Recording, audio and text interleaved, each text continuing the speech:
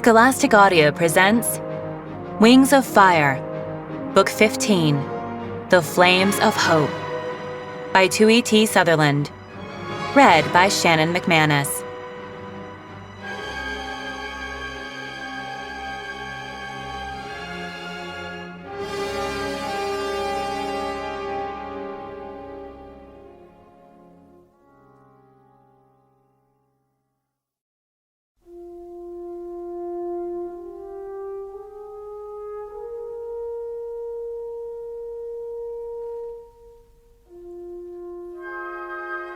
The Lost Continent Prophecy. Turn your eyes, your wings, your fire, to the land across the sea, where dragons are poisoned and dragons are dying, and no one can ever be free. A secret lurks inside their eggs.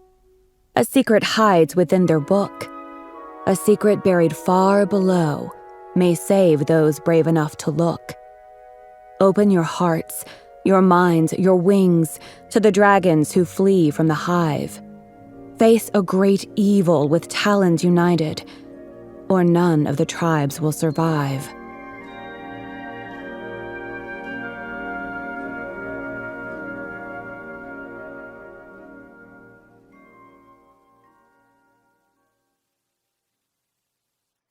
Prologue. The problem with belonging to a village that worshipped a big, ominous hole in the ground is that holes in the ground tended to be very cryptic about their mystical instructions. Messages from the deep didn't arrive all that often, luckily, and they arrived even less often once the leaders decided to abandon the guardian of the abyss. After all, if no one ever visited him, and there were no more ceremonies, how could he, or the abyss, if you believed that part of it, demand anything? Instead, pretend it's not there, forbid any mention of it, ignore the whispers and the shadows, and maybe everyone would eventually forget about the big, ominous hole that had ruled the village for centuries. That was the leaders' plan. In principle, Raven agreed with the leaders. She agreed that the abyss was creepy, and that it was weird to worship a giant hole in the ground, and that it wasn't great to let that hole take a person to keep for itself every 10 years. But its tradition was not a good enough reason to go along with it, even after thousands of years, maybe especially after thousands of years. If it had really been that long, that meant hundreds of humans had been swallowed up by the abyss. The great and wonderful ancestor who had agreed to this in the first place was long, long gone, and maybe he had never done the math on how much sacrifice would be involved. That still felt a little blasphemous. Their ancestor had saved them all. He was perfect and could do no wrong. But maybe he could have made a better deal with the abyss, was all Raven was suggesting. So yes, she agreed with the leaders. It was time to stop feeding the abyss. It was definitely time to stop giving it new guardians. Vol could be the last one ever. But abandoning the abyss and the whole practice of abyss worship was one thing. Abandoning Vol himself was too hard and too sad. Once upon a time, Vol had been a normal person.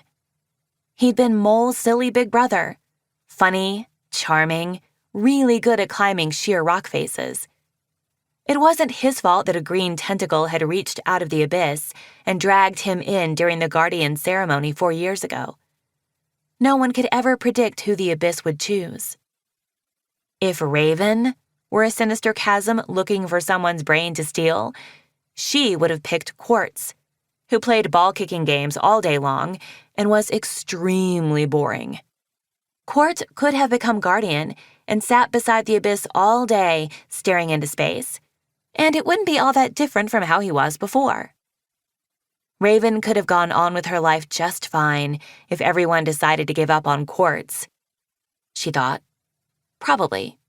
Even that idea made her feel a little sick inside. But Vol? If there were a tiny part of him that was still himself in there, she didn't want him to be alone. She didn't want him to think she'd left him like everyone else. Mole was the only one still allowed to visit him, to bring him food. The leaders couldn't condemn Vol to starving to death, but no one else was supposed to go near him. At first, a few had tried to talk him into leaving the abyss and coming back to the village, and that had gone very poorly. The leaders didn't want anyone else to risk getting thrown into the chasm, so when Raven visited Vol, she had to do it in secret.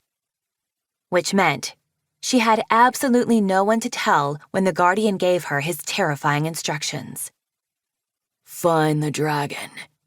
Bring it here, or everyone you know will die. So, all right, first question, what dragon? Any dragon? Was Raven supposed to somehow find a specific particular dragon somewhere, deduce that that was the one the Abyss wanted, and then... what? Tie it up and haul it all the way down to the Abyss? Did the Abyss think she had superpowers? How was a human supposed to make a dragon go anywhere? And again, what dragon? Saying the dragon sounded nastily specific. The Abyss wasn't like, bring me a dragon, as in, anyone will do.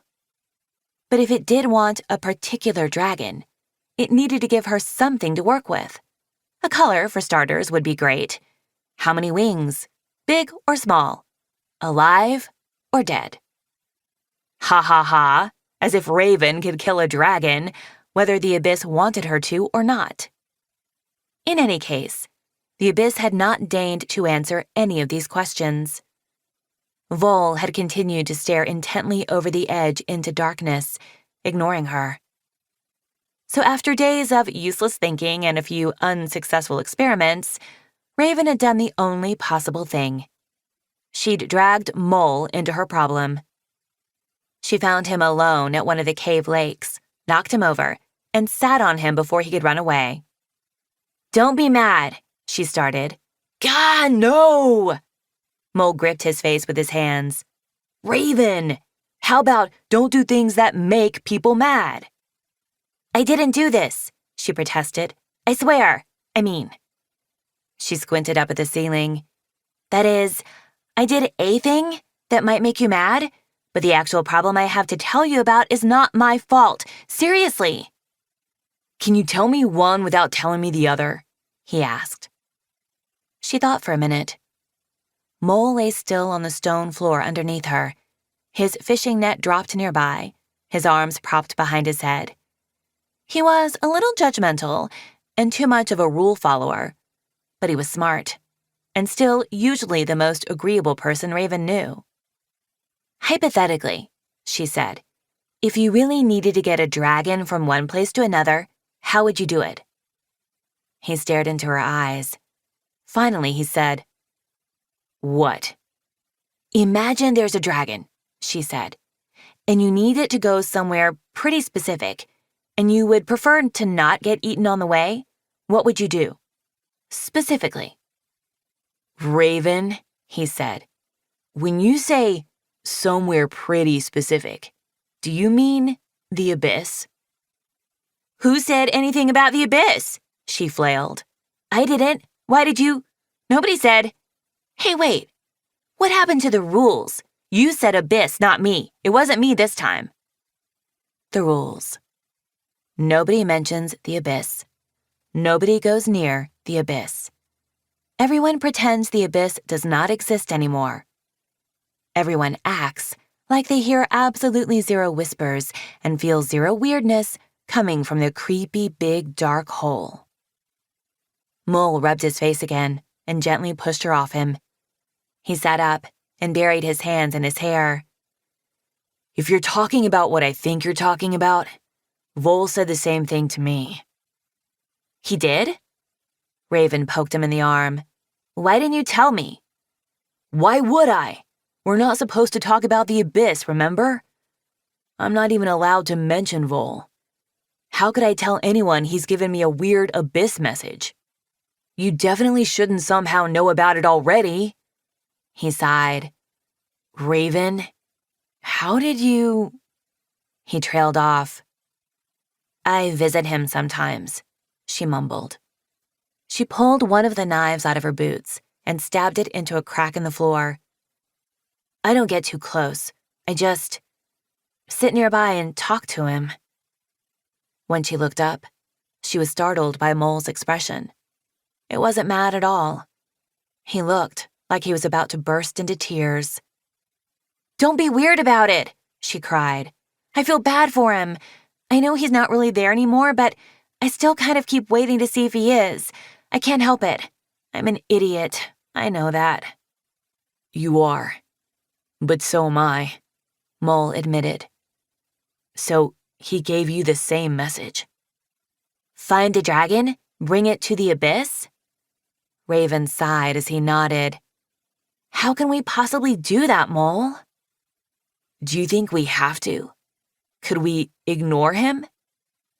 My message ended on a pretty clear, "or everyone you know will die" note, she said, which also wasn't very specific. But I can imagine how a possessed guardian and an abyss full of green tentacles might go about killing everyone. On the other hand, I don't want to make the dragons mad either, Mole said. I'm guessing we need one from that big group that settled in the caves last month. But if we somehow did steal one of their dragons, wouldn't that make the rest all furious and vengeful? I don't know about you, but I don't love the idea of living in a cave system with hundreds of angry dragons. That sounds even worse than an angry abyss. So we have to be clever about it, Raven suggested.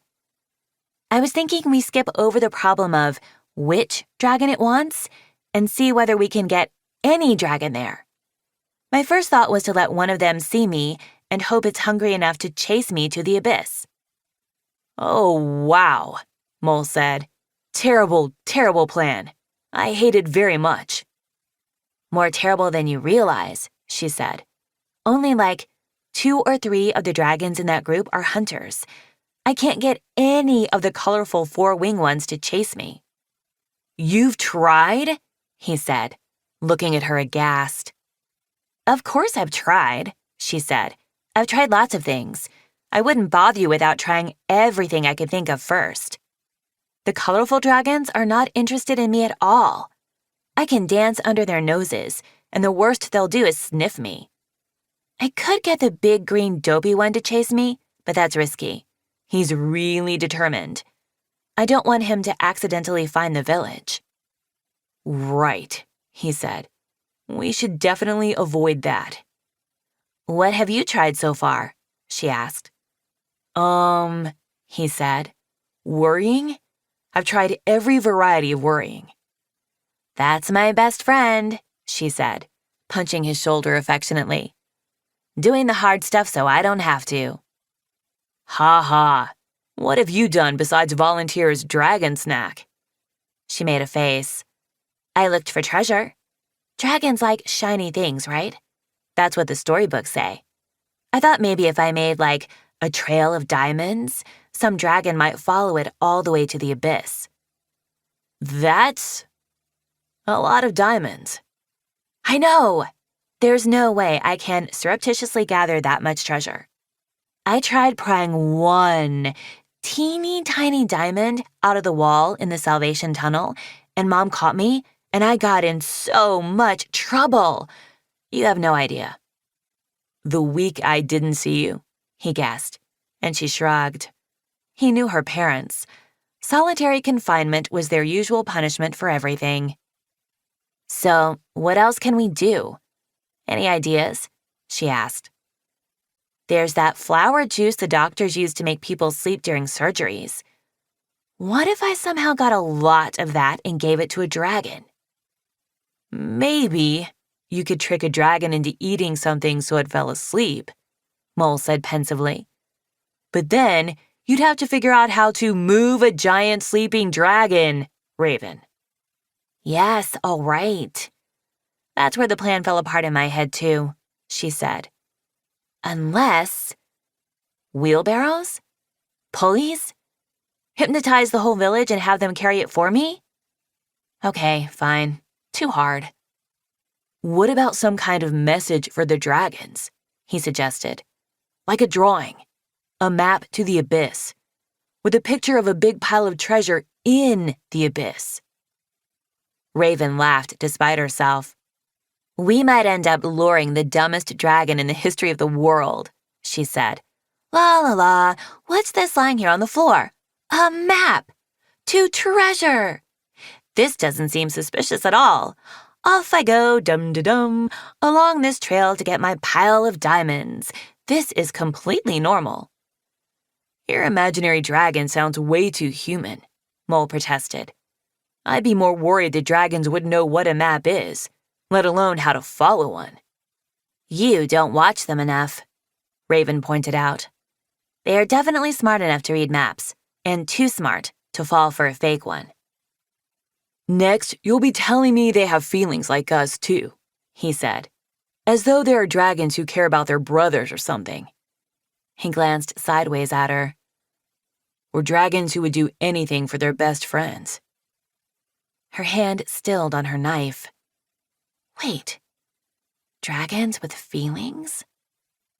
If any dragons had feelings, it was probably those rainbow-colored, butterfly-looking ones. Maybe they did care about one another like humans did, more or less, and if so, maybe she could use that. Maybe this was how they could trick a dragon, by finding its most human weakness. Raven, Mole said, as she tucked her knife back into her boot. She met his eyes and smiled ruefully at him. He was wearing his rules are rules and what am I going to do with you face, which usually meant a lecture was coming. But then he said, I know I should be mad you broke the rules to see Vol, but Raven, I'm so glad I finally have someone I can talk to about this. She felt little cracks spreading across her heart. Mole had been all alone with this secret, just like she had. He'd thought the fate of the village and everyone's lives rested entirely on his own thin shoulders. Poor Mole, when he already had so much to deal with, between being Vol's sole caretaker and the only remaining son and heir of the leaders. She put one arm around him, and he rested his head against hers. We'll figure this out together, she promised. You don't have to do it alone. I have a new idea. Uh-oh, he said, and they both laughed. He reached across her and took her free hand in both of his. Raven, why do you think the Abyss is asking for a dragon now, after all this time? I don't know, she said. That seems like the dragon's problem, not mine. It's one of the things I've been worrying about, he said. Like, if the Abyss is angry, is it a good idea to give it a dragon? What is it going to do to the dragon? And if dragons have feelings like humans, Raven thought, well, I wouldn't want to be given to a sinister abyss. Is this any better than the guardian ceremony? Mole said quietly. Do we have a choice? Raven asked. Won't the whole village be in danger if we don't do what Vol says? Mole frowned, and Raven instinctively reached to rub his temple the way his brother used to. Listen, whatever's going on with the Abyss and the dragons, maybe this will fix it, she said. Maybe this will make the Abyss focus on the dragons and leave us alone. Maybe... Her breath caught in her throat for a moment. Maybe, if we give it a dragon, it will give us back Vol, the way he used to be. Mole sat up with a gasp and stared at her. Do you think so? I don't know. Don't get your hopes up, but we can ask, can't we? He nodded, his eyes drifting toward the lake. Right. And it's only one dragon. He let out a long breath. I hope we're doing the right thing. Part 1. The Land Across the Sea. Chapter 1. Luna wanted to change the world. She knew what it should be like. She knew it could be more just and more beautiful and more safe and more kind.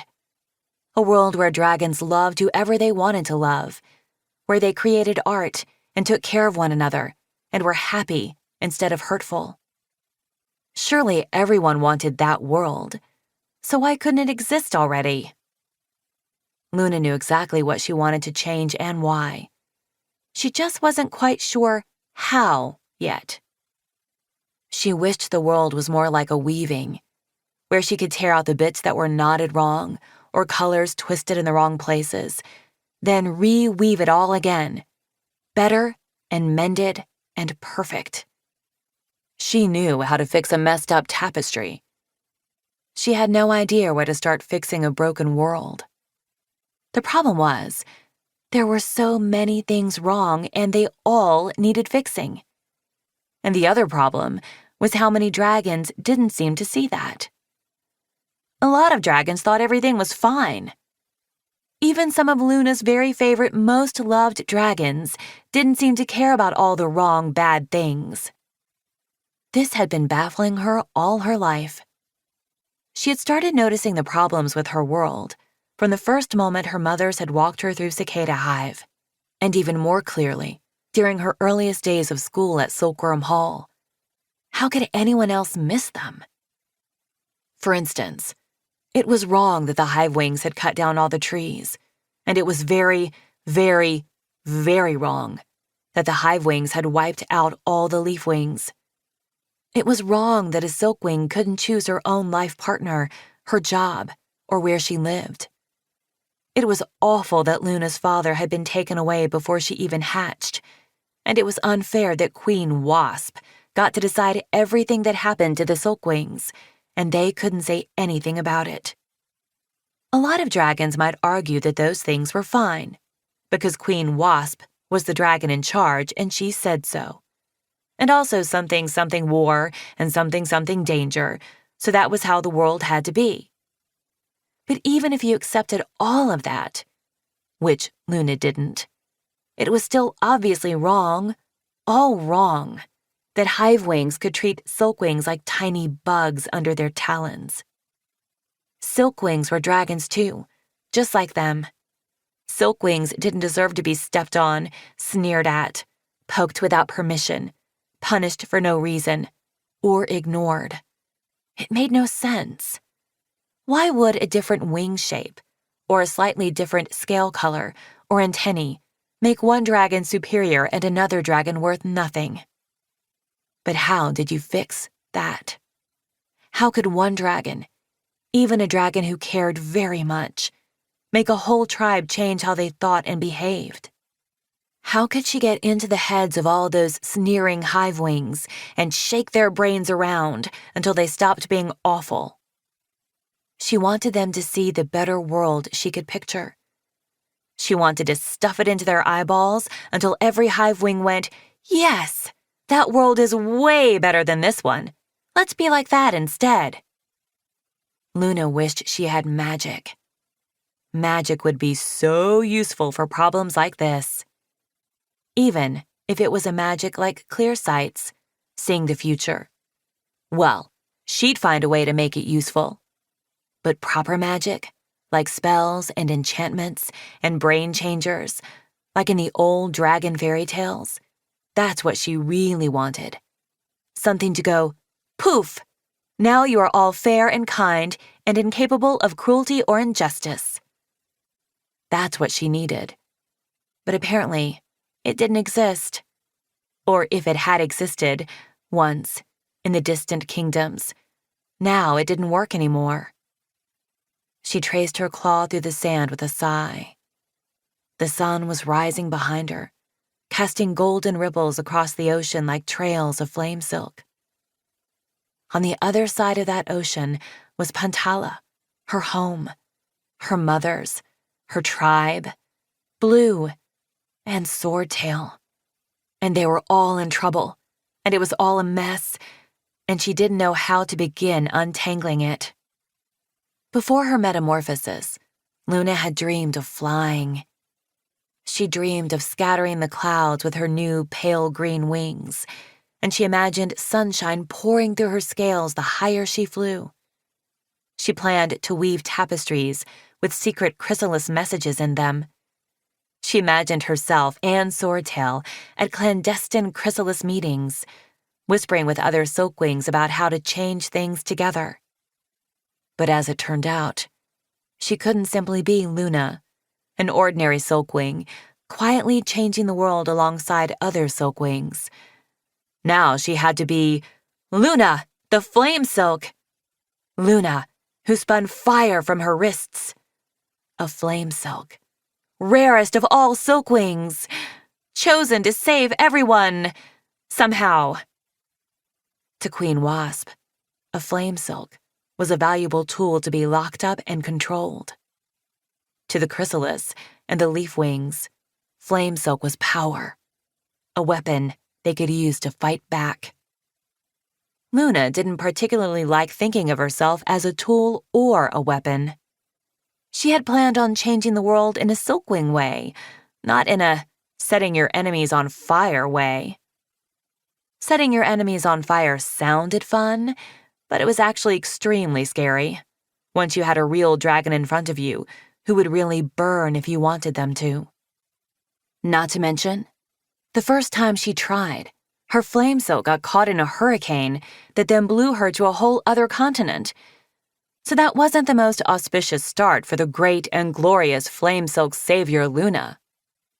But she had to use this power now that she had it, didn't she? She'd been chosen by the universe to be a dragon who could throw flaming lassos. She couldn't exactly be like, "Oh, no thank you. Someone else go set Queen Wasp on fire instead of me, please." This was fine. She just had to rethink her plans to change the world, now that she was a little bit scarier than she used to be, now that she had a destiny and maybe had to save the world all by herself with fire. I'm not all alone, though, even though I feel that way, without Blue and Swordtail. Today, she was returning to Pantala with 9 other dragons, a human, and a mission. One of those dragons went galloping past, charging into the water and plunging his head below the surface. His human stopped near the edge of the waves, crossed her arms and sighed. Did you see one? The rainwing called from the air, swooping overhead. No, of course he didn't, Ren called back. Sky's head shot out of the water again, and he shook himself vigorously, then stood with his snout tilted, as though he was waiting for water to drain out of his ears.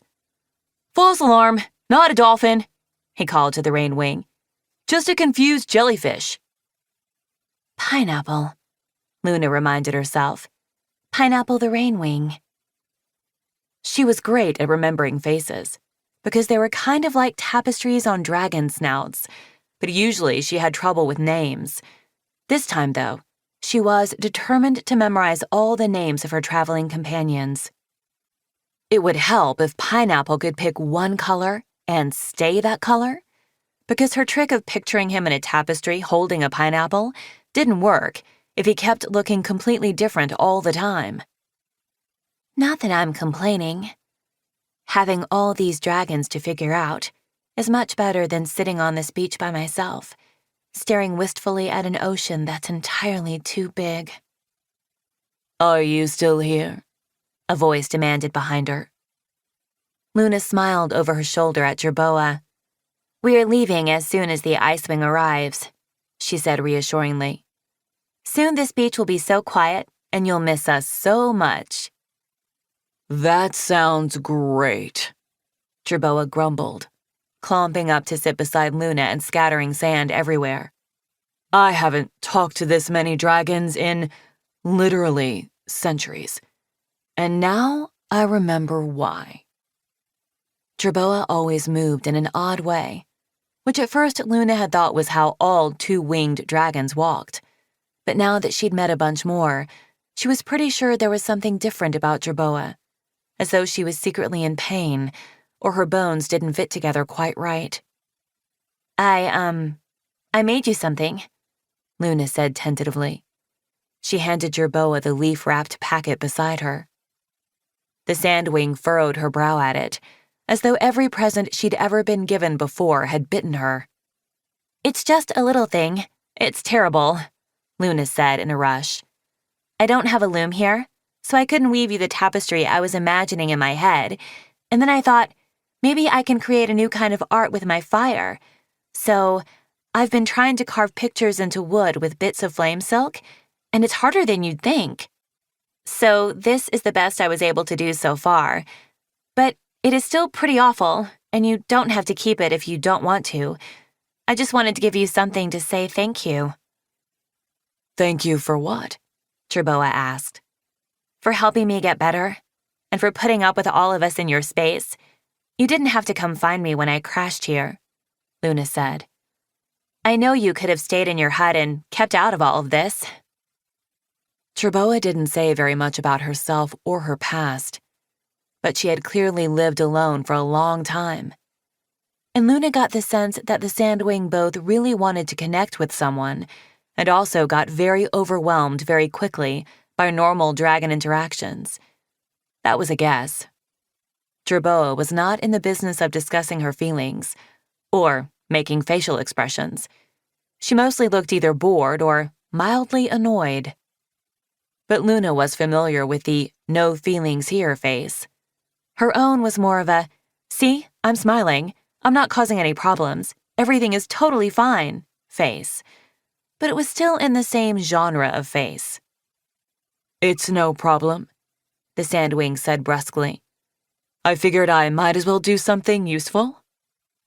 Jerboa gingerly peeled the leaves off the gift, revealing the soft white curve of driftwood underneath. Luna had burned the shape of 2 little dragons into it, each sitting on their own continent on either side of the ocean. One had 4 wings, and the other had 2. They were looking toward each other and waving. Well, they were supposed to be. The one with 4 wings looked like she was about to fall over backward, and the other one's face had come out all wrong, so she looked like she was sneezing. Never mind, Luna said, trying to grab it out of Jerboa's talons. It's an awful, weird-looking art fail, sorry. Stop that, Jerboa said, batting her away. This is my weird-looking art fail. Get your claws off it. When the world is all fixed, I'll make you a tapestry, Luna said. It'll be much better than this, I promise. Jerboa squinted at the dark clouds that were huddled like suspicious hive-wing guards on the far horizon. When the world is all fixed, she echoed. Don't get your hopes up.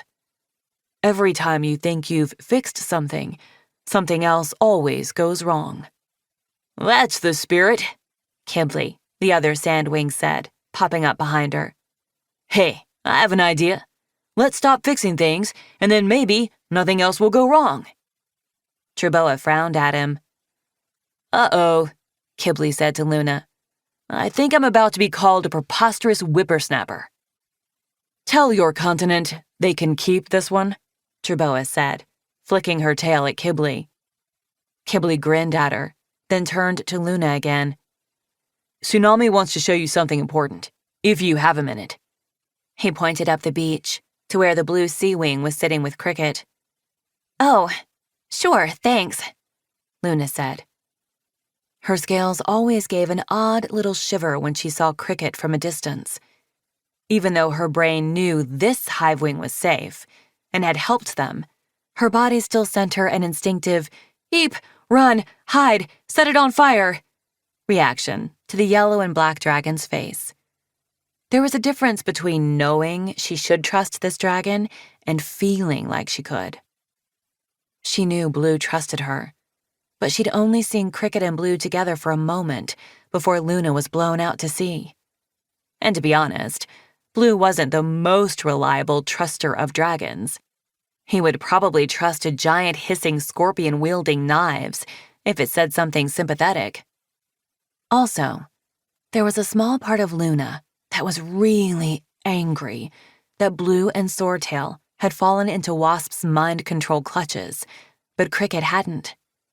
After all that, why should this blissfully lucky hive-wing get to escape yet again, but the dragons Luna loved didn't? It wasn't fair. She couldn't say that out loud, but it really wasn't. "Luna," Tsunami said. Beckoning her closer, she approached. "I'm going to share another Pyrian secret with you, because I think it will help, and I think it's important, and you know what? It's my thing. Well, the Jade Mountain Academy's thing, and I'm the headmaster, basically, and so I don't need any queen's permission is what I've decided, so there." Luna said. "Okay." Tsunami held out a star-shaped sapphire that fit neatly in her cupped front talons. "This is a dream visitor," she said.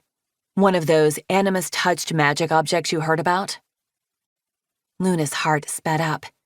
Magic. "What does it do?" she blurted. "Please say it'll save my tribe." She glanced sideways at Cricket, who was unusually silent. Normally, the Hive wing would have been the first one asking questions, but she was staring down at her claws, half buried in the sand. She looked as though someone had set all her favorite books on fire. "I've already let Cricket use it," Tsunami explained. "Why?" Luna thought mutinously. "Why her first and not me? How is that fair, when she's one of the bad guys?" No, don't let anyone see you think that. I'm smiling. I'm not causing problems. Everything is fine." Tsunami went on. "A dream visitor lets you step into the dreams of a sleeping dragon, no matter where they are, so long as it's someone you've seen before. I figured it's probably still nighttime in Pantala, and maybe there's someone there you want to check on?" She carefully placed the sapphire in Luna's talons. Luna's mind was spinning. She could actually see one of them again, right now. It wasn't tribe-saving magic, but it was still amazing.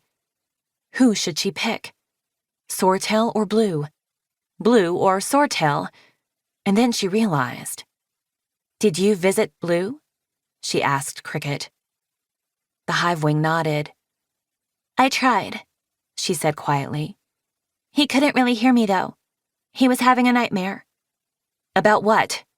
Luna asked sharply. That was her little brother. She should be the one worrying about his nightmares. "A room full of silkwings," Cricket said. "Plants growing out of the walls, strangling them. It can't be real. Can it?" She appealed to Tsunami. "I mean, was I seeing something he actually saw?" Tsunami spread her wings. "I don't know. We have dreams about real things and not real things and both mixed together all the time."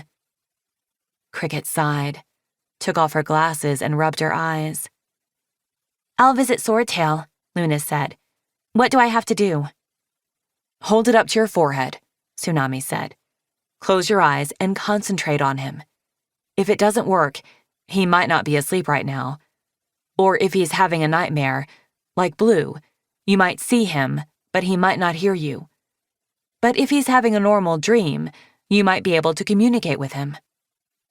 Luna's claws were trembling as she pressed the dream visitor to her forehead. It wasn't magic that could make all Hive wings disappear, which would have been nice. But the chance to talk to Swordtail, after all this time, was a magic she hadn't dared hope for. They'd never gone this long without talking to each other, not since the day they first met 5 years ago. "Swordtail," she whispered, closing her eyes. She pictured his unexpectedly sweet face. Other dragons saw his mischief, his loud jokes, and his reckless arguments with guards or teachers. They might notice that he was strong and brave too, but hardly anyone seemed to see the true Swordtail under all his noisy silliness. It was like the red leaf, the secret chrysalis symbol hidden in the Metamorphosis tapestries. You had to look for it. You had to know to care about it. Swordtail understood about all the things Luna saw that were wrong. Even if he hadn't noticed them before, he understood immediately when she pointed them out. He was the absolute best at going from vaguely interested to completely outraged in the span of a conversation. Swordtail looked back into her eyes, and his whole face lit up. 3 moons. She was really somewhere. Somewhere that wasn't a sunrise-lit beach in the distant kingdoms. Somewhere dark, although a single bright light shone over Swordtail's head. He was standing up on a pedestal, his wings spread behind him, his front talons outstretched. "Swordtail!" she cried. He didn't respond. His claws twitched like he wanted to reach for her, but he didn't move. Oh, she knew where they were now. This was Misbehavior's Way, the place troublemakers like Swordtail were sent to be punished whenever they disobeyed Hive wings. She walked up to the base of the pedestal and touched the letters carved in the stone. They looked like real words until she tried to read them, and then they went wobbly and slipped away from her brain. Like in a dream. "Swordtail," she said. "This isn't real. You're not on Misbehavior's Way. This isn't even what it really looks like." She turned to look behind her. There were no other pedestals, no other prisoners. The stone paths rolled away into darkness, and the darkness hummed like it was full of bees. The light over Swordtail's head was wrong, too. It was too bright, and she couldn't see a fixture or a ceiling, just the light blazing down on him. "Swordtail, get down from there right now," she said. "I don't know why you're dreaming about this." "This is where I'm supposed to be," he said suddenly, sounding resigned and reasonable, which was not a very Swordtail way to sound. "I'm always here, remember? You come and sit with me. You should weave a hammock and live here, because I'll probably be here more and more as we get older." Luna felt like she was about to cry. The 3 times he'd been punished like this before, she'd found a way to go sit with him for as long as she could. On Misbehavior's Way, the prisoners were temporarily paralyzed with a hive wing nerve toxin, so they couldn't move or speak. But they could still hear and see. So she'd read to him, or sing, or tell him about the day he'd missed. "You're not going to end up here again," Luna said. "I'm coming to set you free, Swordtail." No, he said. "I'm coming to rescue you. I'm helpful. That's what—" Wait, didn't I already? He trailed off, looking confused. "You did," she said. "Swordtail, this is a dream, but I'm real. You can get off that pedestal. Get off it right now and come hug me." He thought for a moment. "I like that idea much better than standing here." He furrowed his brow, concentrating. "Moving is tricky, though. Not sure if everyone knows that. Hey, who's the boss of me? Are these my muscles or what? Don't I tell them what to do? Look at them, arguing back, not listening to me. Hey, do what I say, stupid talons." He glared at his claws, but they stayed frozen in place. "All right, hang on. I'll fix this. I am the boss of me. Nobody else tells my talons what to do. Let's all not look at me for a minute while I yell at myself. Luna, talk about you instead. What do you mean, you're real?" "I'm in the distant kingdoms, using magic to talk to you." Luna spread her wings and flew up to him. This pedestal was also higher than the real ones on Misbehavior's Way, but it was only a dream, so she did not feel guilty about shoving him off. "Yar!" he yelped, flapping around to break his fall. "Hey, my wings can move. Check me out. Guess those ants for brains guards didn't stab me the right way this time." "Swordtail!" Luna took one of his talons and tugged him down to the ground. He settled his wings behind him and looked down at their intertwined claws. A thread of silvery gray silk spun out of his wrist and wrapped around hers. Now she was crying. She wondered if she was crying in the real world, too, sitting on that beach with Tsunami. She let a thread of harmless flame silk, the kind that shimmered gold but didn't burn, spin out and wrap around his talons, twining through his own silk. "Listen," she said. "I'm in the distant kingdoms, but I'm coming for you. I'm coming with Sundew and Cricket and some other dragons, and we're going to save you, okay? Do you know where you are? I mean, Really in real life, not in this dream? Cicada hive, he said, blinking. Guarding silkwings until Wasp has enough of her plant to infect them. He tried to laugh. Very boring job, actually. It's a bit like guarding a flower shop to make sure the orchids don't make a run for it. I can see why the hive wing guards were always so excited when I gave them something to chase. Wasp sent you back to our own hive? Luna asked. So the silkwings you're guarding... Yeah. Everyone we know, he said, with an awkward shrug. Your moms are here. They're all right. What about Blue? She asked. Here too, he said, in a quieter voice. But not really, you know? It's like he's gone into a blue cocoon somewhere inside himself. I kind of wish I could do that too. I mean, I want to fight something, but I can't. I can't do anything with these stupid traitor talons. He looked down at their intertwined claws and took a deep breath. We captured Io.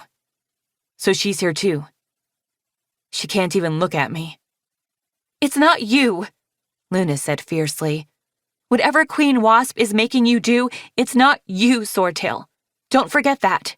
You're still in there, and we're going to get you away from her. I promise. I wish I were really talking to you, he said. These dreams always end with you being dragged away in chains made of lightning. You are really talking to me, you lummox, Luna said, shaking his talons. She wrapped her wings around him and pulled him closer. With a sigh, he rested his head on her shoulder. Swordtail, there's a dragon on this continent who's like Clearsight. She told us this prophecy about Pantala and a buried secret. So we're coming to look for an abyss that we think is connected to the mind control. We're going to fly into the abyss, find a big, obnoxious plant with a grudge, and then Sundu's going to kill it a lot until it's really, really dead. And then the mind control won't work anymore, and you'll be free. All right? Isn't that a great plan? I feel like I missed something, Swordtail said. Me too. It's very confusing, Luna agreed. But it's going to work. We're leaving the distant kingdoms today. So pay attention, and in a few days, you'll be like, oh wow, they did it. The mind control doesn't work anymore. Let's go stab Queen Wasp in the face, and then find Luna and hug her forever. He laughed, shaking his head to clear the tears from his eyes. You do sound like real Luna. Where will I find you after you save us? The Mosaic Garden, Luna said, off the top of her head. That hill where you finally confessed your desperate love for me and said you couldn't live without me? I believe my exact words were, "Hey, Luna, want to be my girlfriend?" he said with a grin. Yes, you're very lucky I can translate Swordtail, she retorted. And let's see. I believe your romantic response was, Swordtail, did you sit on this box of honey drops? Why are they all squashed? And then I was like, Luna, pay attention to me. I am trying to make us an official couple. And you were like, yes, all right. Obviously that's fine. Now go get us some more honey drops and don't sit on them this time. You do have a weird habit of squashing any candy you get your talons on, she pointed out. Or your butt on, more accurately. I don't sit on candy on purpose, he objected. I certainly hope not, she said. That would be weird, Swordtail. She nudged his snout with hers. But it's all right. I love you anyway. I love you too. He squeezed her talons. I think I'm about to wake up. Oh no, she said, starting to panic. Already? Wait. I don't have a choice, he said. She wants us for something. Luna, I'm all right, but if you could come quickly, it would be better. I will, I promise. Tell Blue we'll be there soon, she said. More silk was spinning out of her, wrapping around his wrists, trying to keep him with her. Just hold on, Swordtail. We're coming. We'll... But he was gone. Luna was back on the beach, early morning light brushing the clouds pink overhead. Tears were rolling down her snout, and her talons held a cold sapphire instead of Swordtail's warm claws. Chapter 2. Part of Luna wanted to dive to the bottom of the ocean and bury herself so deep that she would fall asleep and never have to feel anything ever again. And part of Luna wanted to throw the whole Abyss mission out the window and fly straight to Cicada Hive and set everything on fire until she found Swordtail. But by day 3 of their trip, all of Luna was focused on not screaming at her companions to fly faster. She did not think it had taken her this long to cross the ocean between the continents. Granted, she had been unconscious and dragged along by a hurricane, but they could try a little harder. She tried to focus on the plan in her head. Find Pantalan humans, follow them to the Abyss, do something. All right, most likely watch Sundew do something, and then the important part. All the Hive wings giving up and turning on Queen Wasp. Blue rescued from his nightmares, and Luna getting to hug Swordtail for real, and freedom for all the silkwings. There were some wobbly bits in the plan. Luna was trying not to think about the wobbly bits. Think about the happy ending instead. Think about how we're going to change everything. Think about the tapestries you'll be able to weave when this is all over. Luna did a twist roll in the air to catch a quick view of everyone. 10 dragons all together, flying through the bright blue sky. Dragons from 10 different tribes. Not too long ago, she'd thought there were only 2 living tribes in the whole world. This is the kind of art I want to make, she thought. A tapestry of all of us flying together. A tapestry that says, look how much bigger the world is than you thought it was. Look at how different we are, but we're all still dragons. Look at how dragons we don't even know will fly across an ocean to help save us. Don't you want to be like these dragons? Don't you want to reach for different claws, fly alongside different wings? Don't you want to do something brave and kind, because someone has to? I'll call it Talons United from the prophecy, after all of this is over. If we survive. Black wings fluttered in the corner of her eye, and Luna sighed. The good news? She was bringing a mini clearsight back to Pantala with her. The bad news? Moon didn't have quite the personality Luna would have expected from a powerful seer.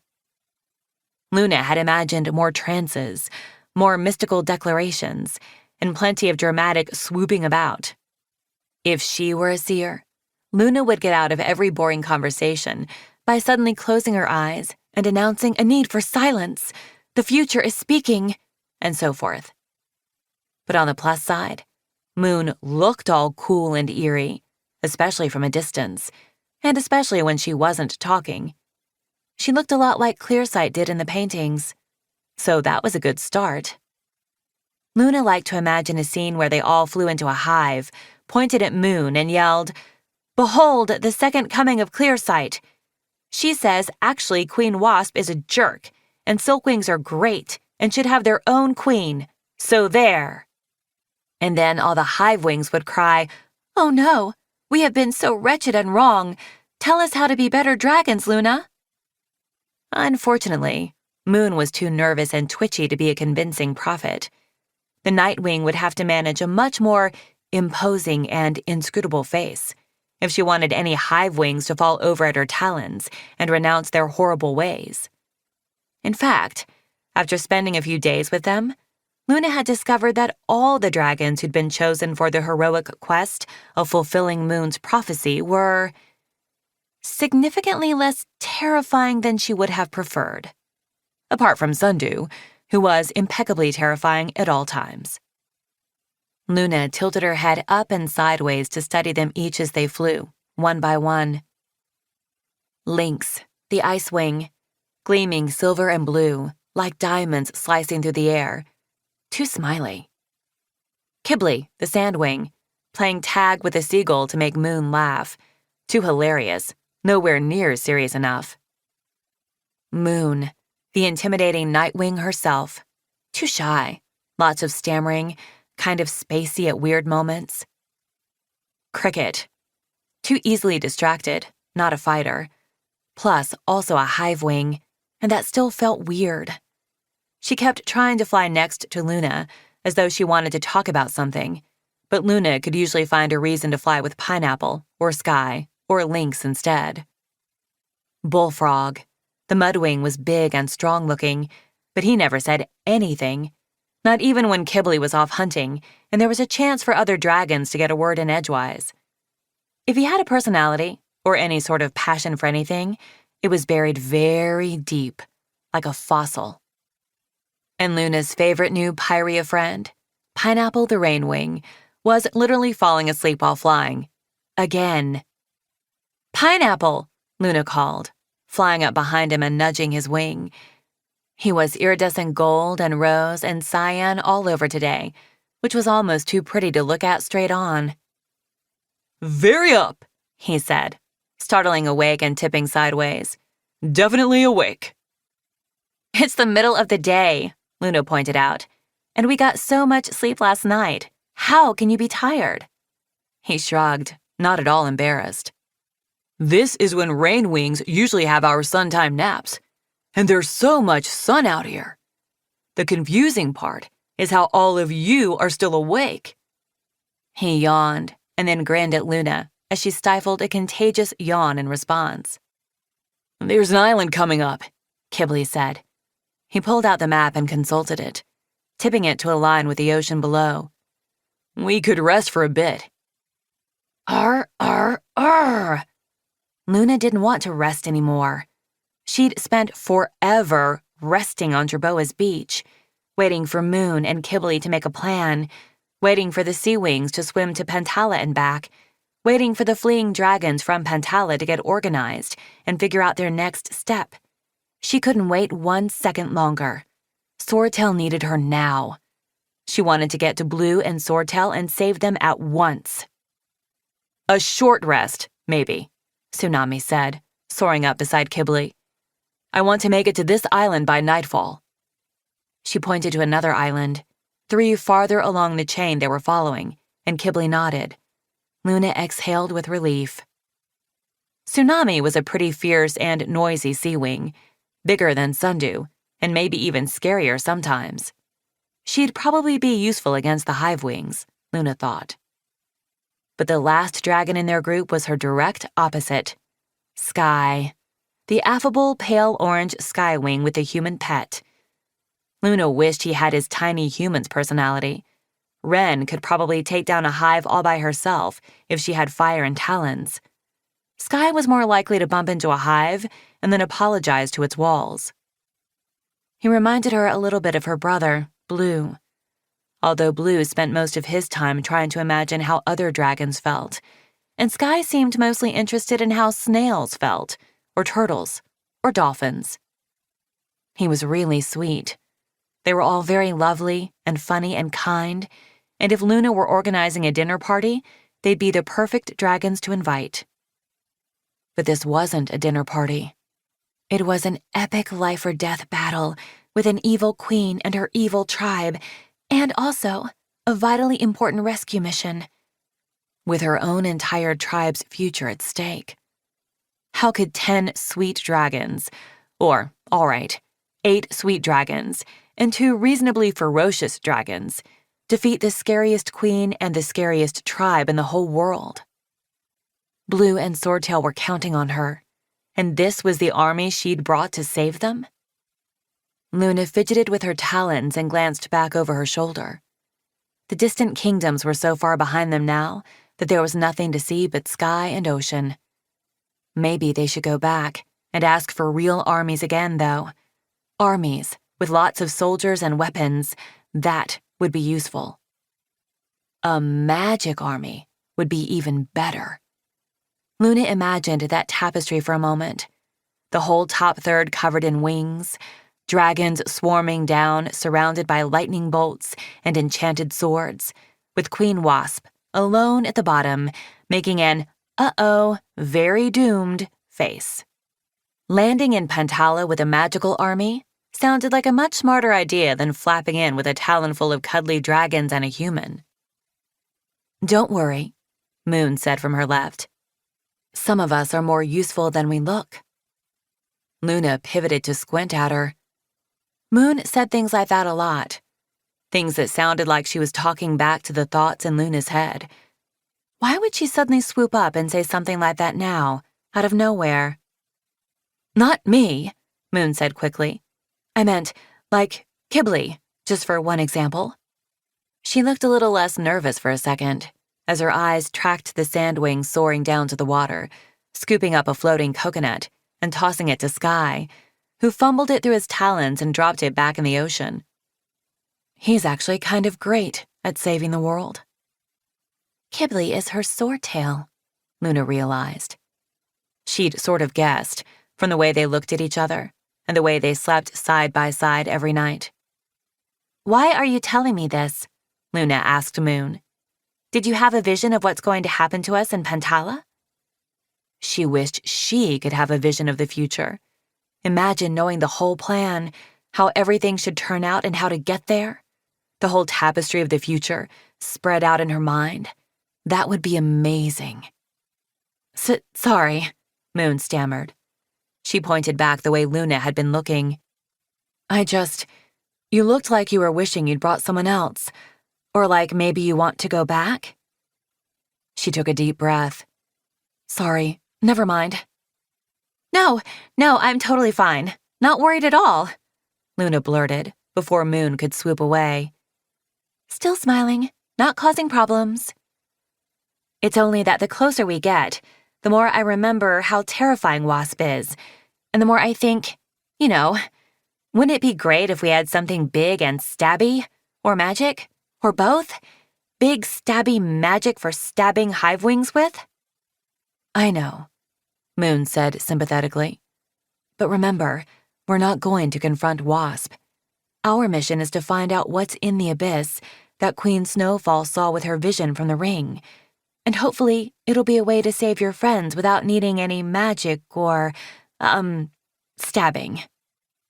The other dragons, especially Kibble and Moon, were convinced that this abyss would solve all their problems. But frankly, Luna had some concerns about what one might find at the bottom of a dark, ominous abyss. The word abyss kind of sounded like it came with guaranteed death and creepiness. She couldn't imagine anything abyss-related that wouldn't require magic or stabbing to defeat. "You haven't had any more specific visions?" she asked Moon hopefully. "Clues about what's down there? Hints about what we're supposed to do? Maybe the tiniest flash of me dancing on Wasp's grave?" "Nothing helpful," Moon said with a rueful face. "But then, she always looks like that," Luna thought grumpily. "Moon has a resting rueful face, like a permanent, 'Oh, I'm so sorry I can't help you even with all my amazing magic. I guess it only works on my problems,' expression." She glanced over at Moon again and caught the little black dragon flinching, as though something had jabbed her in the snout. "We do have a little magic," Lynx interjected from above and to her right. She pointed to the silver bracelets on Sundu's wrists. "When should we start using those?"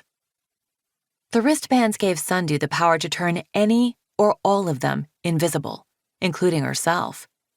It was a small gift of magic from the Icewing Queen, who was a flipping, terrifying dragon if you asked Luna.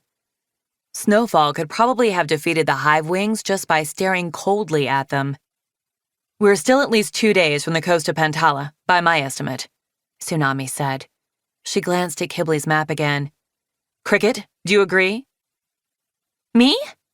the bespectacled Hive Wing said, startled. "Oh, me, yes. I'm sorry. I was a little distracted when we left Pantala, and we were coming from farther north, but we don't want to aim for the poison jungle this time, right? We're thinking Dragonfly Bay? Also, we're moving faster now than we were with all the little and old leaf wings. But yes, right, 2 days. That sounds about right to me too," she added quickly, as Tsunami frowned at her. The tiny human yelled something from Sky's back, but the wind whipped her itty-bitty voice away. "Ren says maybe we should start using them now then," Sky offered cheerfully. "She says better safe than super dead." "What? Oh, sorry." He cleared his throat and said in a much deeper, growlier voice, "Danger could be lurking around every cloud. We could be murdered by zombie bug dragons at any moment." Then he spoiled the effect by bursting into helpless giggles. Pineapple grinned at him. Most of the Pyrean dragons seemed sort of flummoxed by Sky. The least skywingish skywing ever, Tsunami had called him. But Pineapple found Sky delightful, which made Luna like the Rainwing even more. "She's not wrong," Sundew pointed out. "I like the idea of using the magic now," Luna said. "It won't run out, will it? We can use it as much as we want?" "That's right," Lynx said, nodding. "Maybe we could start using it after our next rest stop then?" "I'm not sure how much use it will be, though," Kibbley said seriously. "I mean, even if we're all invisible, I'm pretty sure Bullfrog's nonstop chatter is going to give us away." The silent Mudwing swung his head ponderously around to give Kibbley a puzzled look. "Eh?" he said. "Yeah, that's what I'm talking about," Kibbley said. "That nonstop yip-yapping Bullfrog. They're going to hear you coming from miles away." Sky snorted a laugh that nearly knocked Ren off his back. Bullfrog considered Kibbley for a moment. "Don't think so," he said after a while. "I know it's going to be tough," Kibbley said, "but I'm afraid you'll have to be way quieter." Bullfrog turned his furrowed brow toward the others. "I'm confused." "Kibbley is being ridiculous," Moon explained. "He's trying to find someone to argue with him, since Winter's not here to do it." "Do I talk too much?" Bullfrog asked Pineapple, who was flying beside him. "Do I talk too much?" "I think that was the most words I've ever heard you say," Pineapple admitted. "I'm sorry, Bullfrog," Kibbley said, nudging his wing. "I'm just kidding. You're the stealthiest dragon we have. I think you're awesome." "Really?" Bullfrog said, looking confused all over again. Kibbley was not very much like Blue in most ways, but sometimes Luna saw little things in the Sandwing that reminded her of her brother. They both wanted to be liked so badly. They both wanted everyone they met to feel warm and comfortable and happy around them. Kibbley did it with jokes and banter, while Blue let other dragons push him around in order to keep the peace. That was something she loved about Blue that also drove her up a wall. Luna did not care two honeydrops whether any Hive wings liked her. So what? They were mostly all terrible, the worst, rude and superior and entitled and sneering. Why would she need any of them to think, "Ah, yes, that Luna, what a lovely, quiet silkwing"? No, no, no. She would much rather they thought, "Uh-oh, here comes Luna. Ack! She's probably going to set us all on fire again." Especially if that meant she never had to actually set anyone on fire. But Blue was always friendly and polite to everyone, no matter how awful they were. That's why she'd never told him about the chrysalis. She had a feeling he'd be thoroughly confused by a secret group of silkwings who gathered to talk about fighting back against Queen Wasp. Fighting back wasn't in Blue's vocabulary. At least, not until Luna turned out to be a flame silk. He'd been different when she came out of her cocoon. She hadn't been with him long enough to really see how different. But from the stories Cricket and Sundew told her, Blue had been through a lot while Luna was in her metamorphosis sleep. Kibbley was a little bit like Swordtail, too. Swordtail was funny like Kibbley. He also talked a lot when he was nervous, like Kibbley did. Swordtail didn't need to be liked by everybody, though. He was happy to be loved by Luna and Blue and his sister Io. Everybody else could stuff termites up their noses if they didn't like him for all he cared. Luna wished she could talk to him again. She wanted to tell him about the dragons she was traveling with. What would he think of Pineapple, or Lynx, or Sky? Would he be able to trust Cricket more than she did? Would he find Moon a little unsettling, or would he feel sorry for her and how shy she was? She was pretty sure he would like Kibbley. She could imagine them annoying Hive Wing guards together. Luna had borrowed the dream visitor from Tsunami whenever they'd stopped, but she hadn't been able to find Swordtail asleep again. She wondered what he was doing. Or worse, what Wasp was making him do. She couldn't bear to think of Wasp inside Swordtail's head or manipulating Blue's talons. She had to stop thinking about it, or she might have to dive into the ocean and scream for days, and the whales probably wouldn't like that. "There's the island," Pineapple said, flicking his tail toward the small blur of a white sand curve rising out of the ocean ahead of them. "Thank the moons! I'm so ready to lie down." He grinned at Luna and swooped ahead of everyone. Tsunami checked the position of the sun in the sky. Well past midday, Luna knew from her internal clock, sighed, and sped up to fly after him, shouting, "Not for long, Pineapple! Don't you dare fall asleep!" "I don't think," Bullfrog said slowly, "that I talk too much." "You don't," Moon reassured him.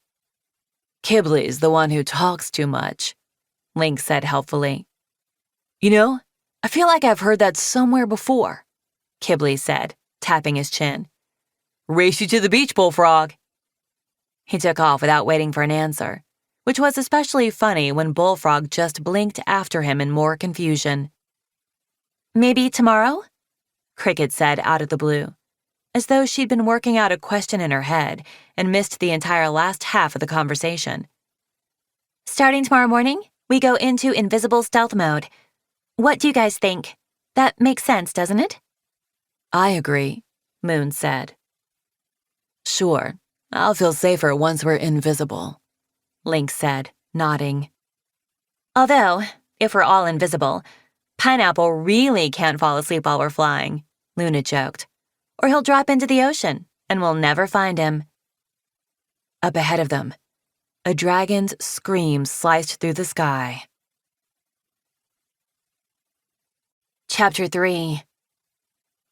Luna froze in midair, her wings beating backward for a panicked moment. She turned instinctively toward Sundew and saw Lynx do the same.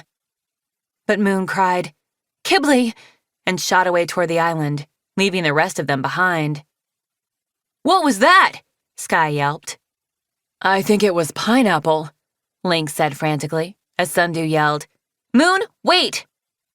The little black dragon was too far ahead already, and now Luna could hear roaring coming from the distant beach. More than one dragon roaring. More than two. More than four. A dozen unfamiliar voices. Too many dragons, roaring in fury and rage and pain. "It's Wasp," she said, her throat closing over the words. "She found us. She found us already." "Everyone stay close," Sundew shouted. She vaulted to a higher wind current, spread her wings, and held up the magic wristbands. "What if we get separated while we're invisible?" Cricket yelped, but Sundew was already touching the diamonds together. There was no time to answer, no time to make a plan. What were they supposed to do if they lost the others? Go on to the next island or go back? There was only one map. If something happened to Sundew, or you got separated from the group, would you be an invisible dragon alone forever? Luna reached out in panic and found Lynx's talon doing the same. They clasped claws just as they both disappeared.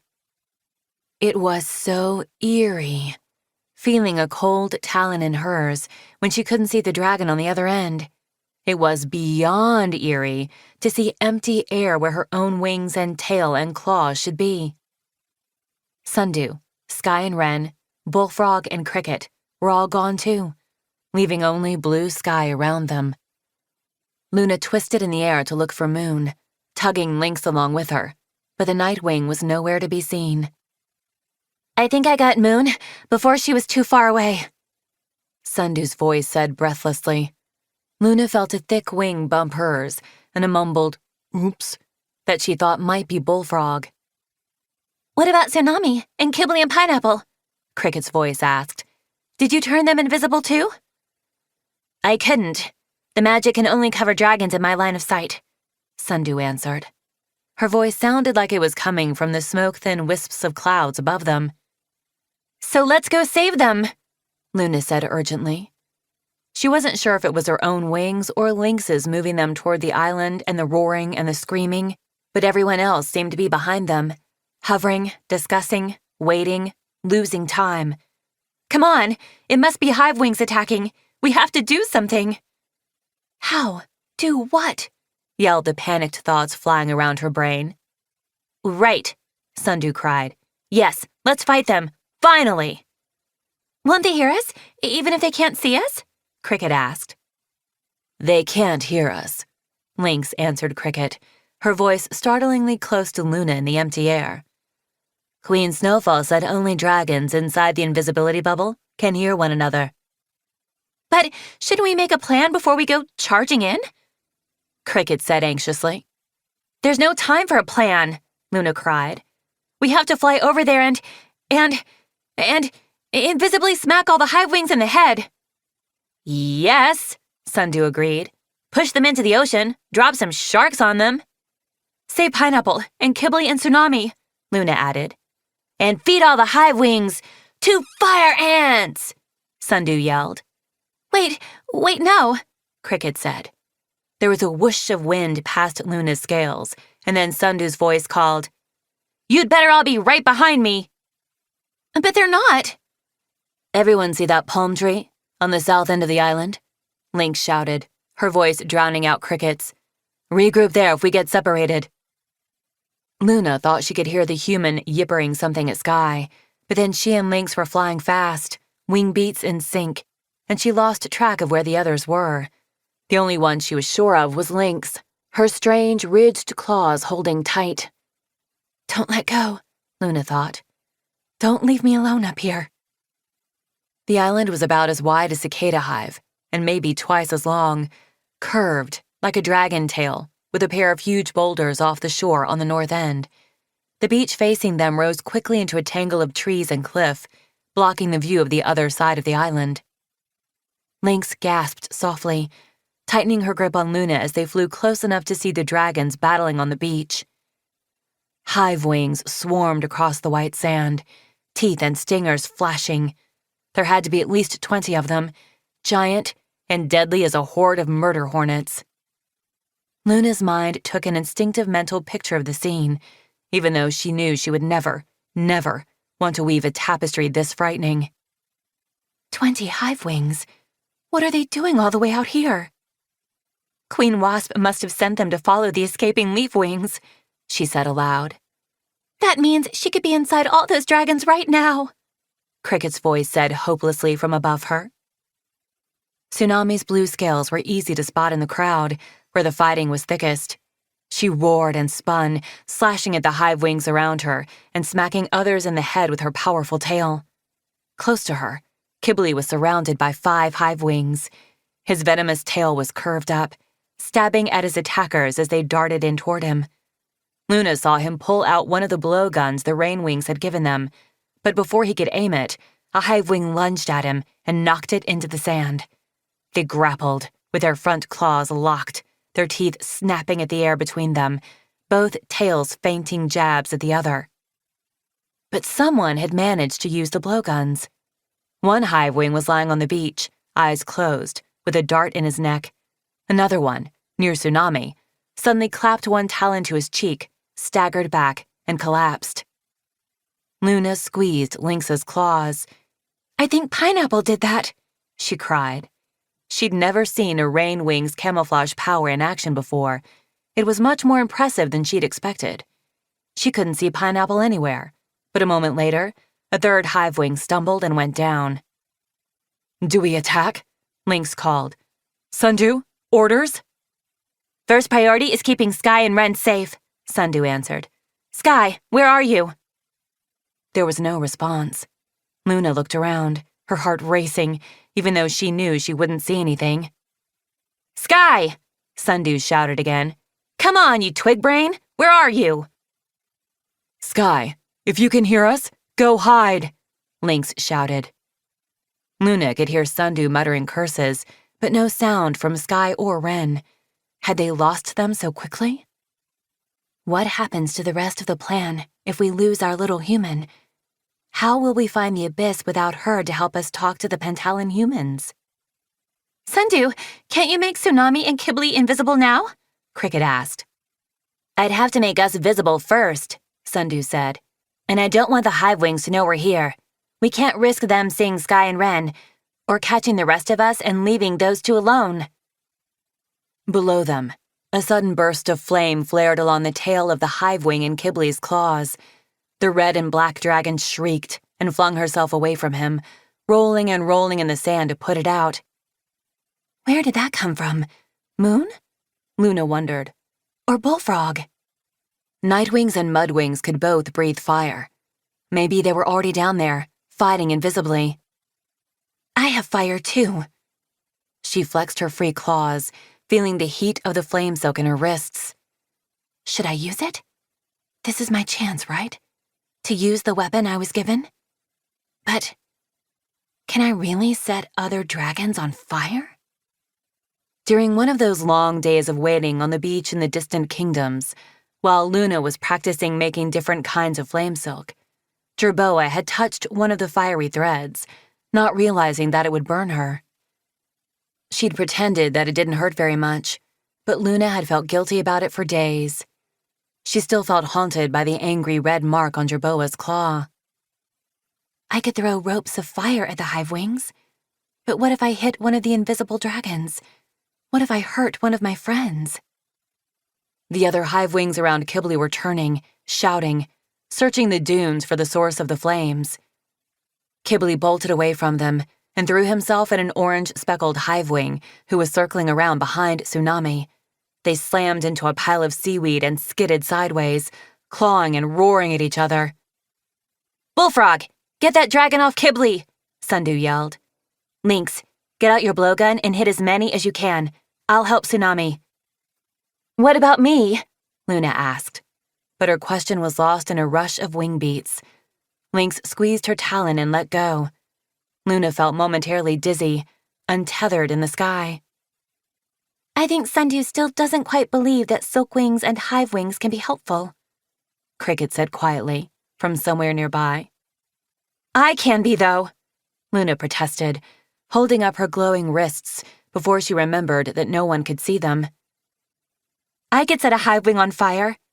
I could, she added, although Cricket hadn't disagreed with her. Could you hurt another dragon like that? Blue's voice whispered in her head. But don't kill them, Cricket said, her voice rising with alarm. Remember, they're being controlled. This isn't their choice. That was a pretty hard thought to keep in mind, as two hive wings slashed at Tsunami's wings, one of them drawing blood, and another one jabbed his spear into Kibli's tail. Luna swooped lower, trying to find a good angle, trying to work up the courage to throw her silk. She was terrified of hitting Tsunami, or Kibli too. They moved so fast as they fought. She also remembered the last time she'd tried to use her flame silk to fight hive wings. It had spiraled out of her control, caught a storm, and ended up carrying her all the way to Pyria. What if it happens again? What if I get blown away while I'm invisible and can't find my way back to everyone? She hesitated, pulling her front talons in close to her chest. The hive wing on top of Kibli suddenly lurched sideways, as if something had rammed into his side. He yelled and slashed upward with his claws, and Luna saw blood droplets spray out from the empty air. Flames from nowhere engulfed the hive wing's tail, and he staggered, screaming, into the sea. Kibli was up again, running back into the crowd of dragons around Tsunami, breathing his own fire now. As he ran, the seaweed underfoot began to slither around the hive wing's claws. Luna saw one yellow and black dragon trip and slam heavily into the sand. Another pair found themselves wound together with long, wet strands and began shoving each other furiously. At the same time, Luna saw another hive wing yelp and fall sideways into the waves beside him, clutching his neck. Maybe we do have a chance, she thought, with a rush of surprise. She landed on a tall boulder and looked down at the strange battle that covered the beach. Maybe we can win without even using my flame silk. Maybe I don't have to do anything. I mean, we have 3 dragons who can breathe fire. Sundew and her leaf speak, invisibility, the tranquilizer darts, and a dragon who can see the future. Although, snakes and silkworms, Moon, why didn't you see this coming? Maybe these kind, funny dragons can fight a bunch of scary hive wings. Something rustled in the trees above the beach, and a new dragon came gliding onto the sand. His talons touched down lightly, and he narrowed his eyes. "There's another dragon here," he hissed. "One we cannot see, possibly more." Luna's heart nearly stopped. The new dragon's wings were gold, dappled with lavender and gray, and long, pale purple antennae were slowly unfurling from his head. That wasn't a hive wing. That was a silkwing, looking all peaceful and harmless, while Queen Wasp's voice slithered malevolently from his mouth. A shudder ran down Luna's spine. Sundew and Cricket had said that Wasp could control silkwings now, but Luna had never seen it herself. She hadn't quite believed it until that moment. The silkwing on the beach twisted his neck around, and then slowly back in the other direction. "What's he doing?" Cricket whispered from the air above Luna. "Why are his eyes closed?" "He's using his antennae," Luna realized. "They pick up movement and vibrations in the air." "Like from invisible dragons?" Cricket said with alarm. "Or camouflaged rain wings?" Luna heard a small clattering sound. "We have to stop him. 3 moons. Loading invisible darts into an invisible blowgun is impossible. Luna, help me. We have to knock out that silkwing." Luna fumbled for her own blowgun pouch, but before she could get it out, the silkwing suddenly flew across the beach and launched himself at one of the sand dunes not far from her boulder. 2 other hive wings spun and attacked the same spot in unison. They all moved in the creepy, synchronized way Cricket had told Luna about, but it was so much more horrifying to see it with her own eyes. They didn't seem like dragons anymore. They looked like knives that someone else was slashing through the air. There was a shriek beneath their claws, and a bright green dragon with white wings suddenly appeared on the sand. It took Luna a moment to realize that it was Pineapple. She had never seen him in those colors before. "Pineapple!" she cried. He couldn't hear her. A moment later, one of the hive wings smacked a rock into the side of the rain wing's head. Pineapple went limp. His white spotted wings splayed awkwardly under the talons of his attackers. Bloody claw marks were scored along his underbelly, but she could see his chest still rising and falling. "What do we do? How do we rescue him?" "There's someone else we can't see," said the silkwing, lifting his head again.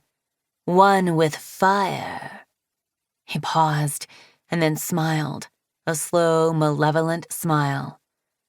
"A lost flame silk, perhaps? Luna, little flame silk, are you here?" Luna felt a sick, yawning pit open up in her stomach.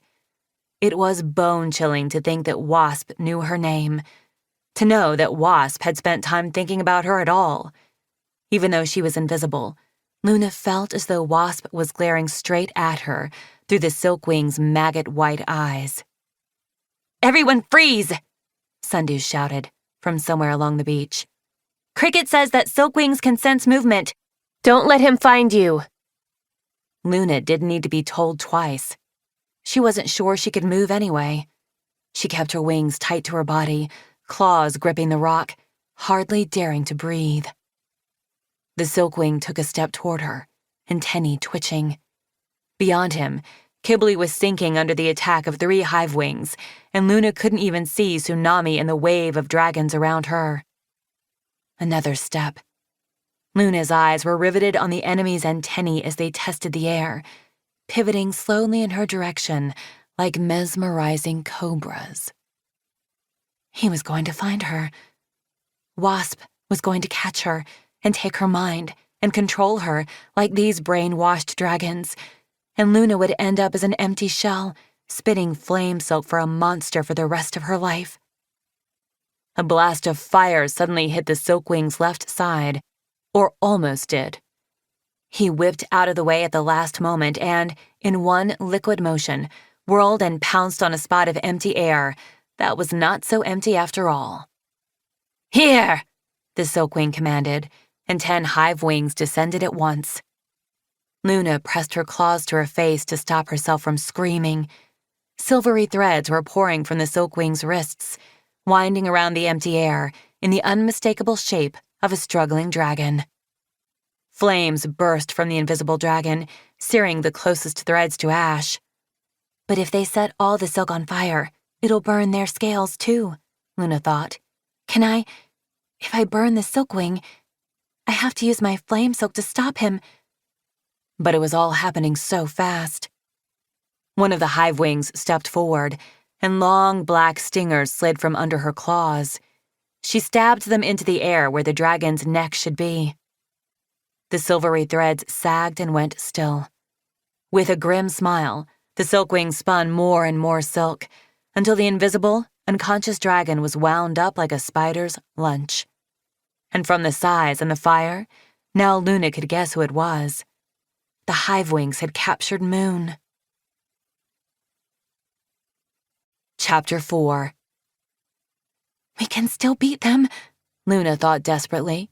It's not over. But when she looked along the beach, she saw that Tsunami lay unconscious on the sand. Another hive wing with long claw stingers stood over her, toxin and blue sea wing blood dripping from the sharp points. Behind them, 5 hive wings had finally managed to pin Kibble down. He thrashed furiously, but even his tail was trapped under heavy red talons. The hive wing who'd paralyzed Tsunami stepped over and sank her stingers into his neck as well. Barely a moment later, he was still. "Sundew," Lynx's voice said from somewhere near Kibble. "Shh," Sundew answered. As the silkwing's head snapped up, the antennae quivering suspiciously. Silence fell over the beach. All the hive wings seemed to be frozen in place, forced motionless by the queen in their heads. Only the silkwing moved, stepping carefully around the fallen dragons, avoiding the seaweed and studying the talon prints in the sand.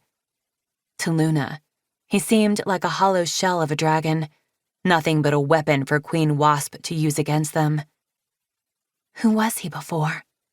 Which hive did he live in? Was he in the chrysalis? Does he know what's happening to him now? "What kind of dragons are these?" the silkwing hissed. He walked slowly around Tsunami and Kibble, pausing to study Kibble's tail with an expression Luna couldn't read.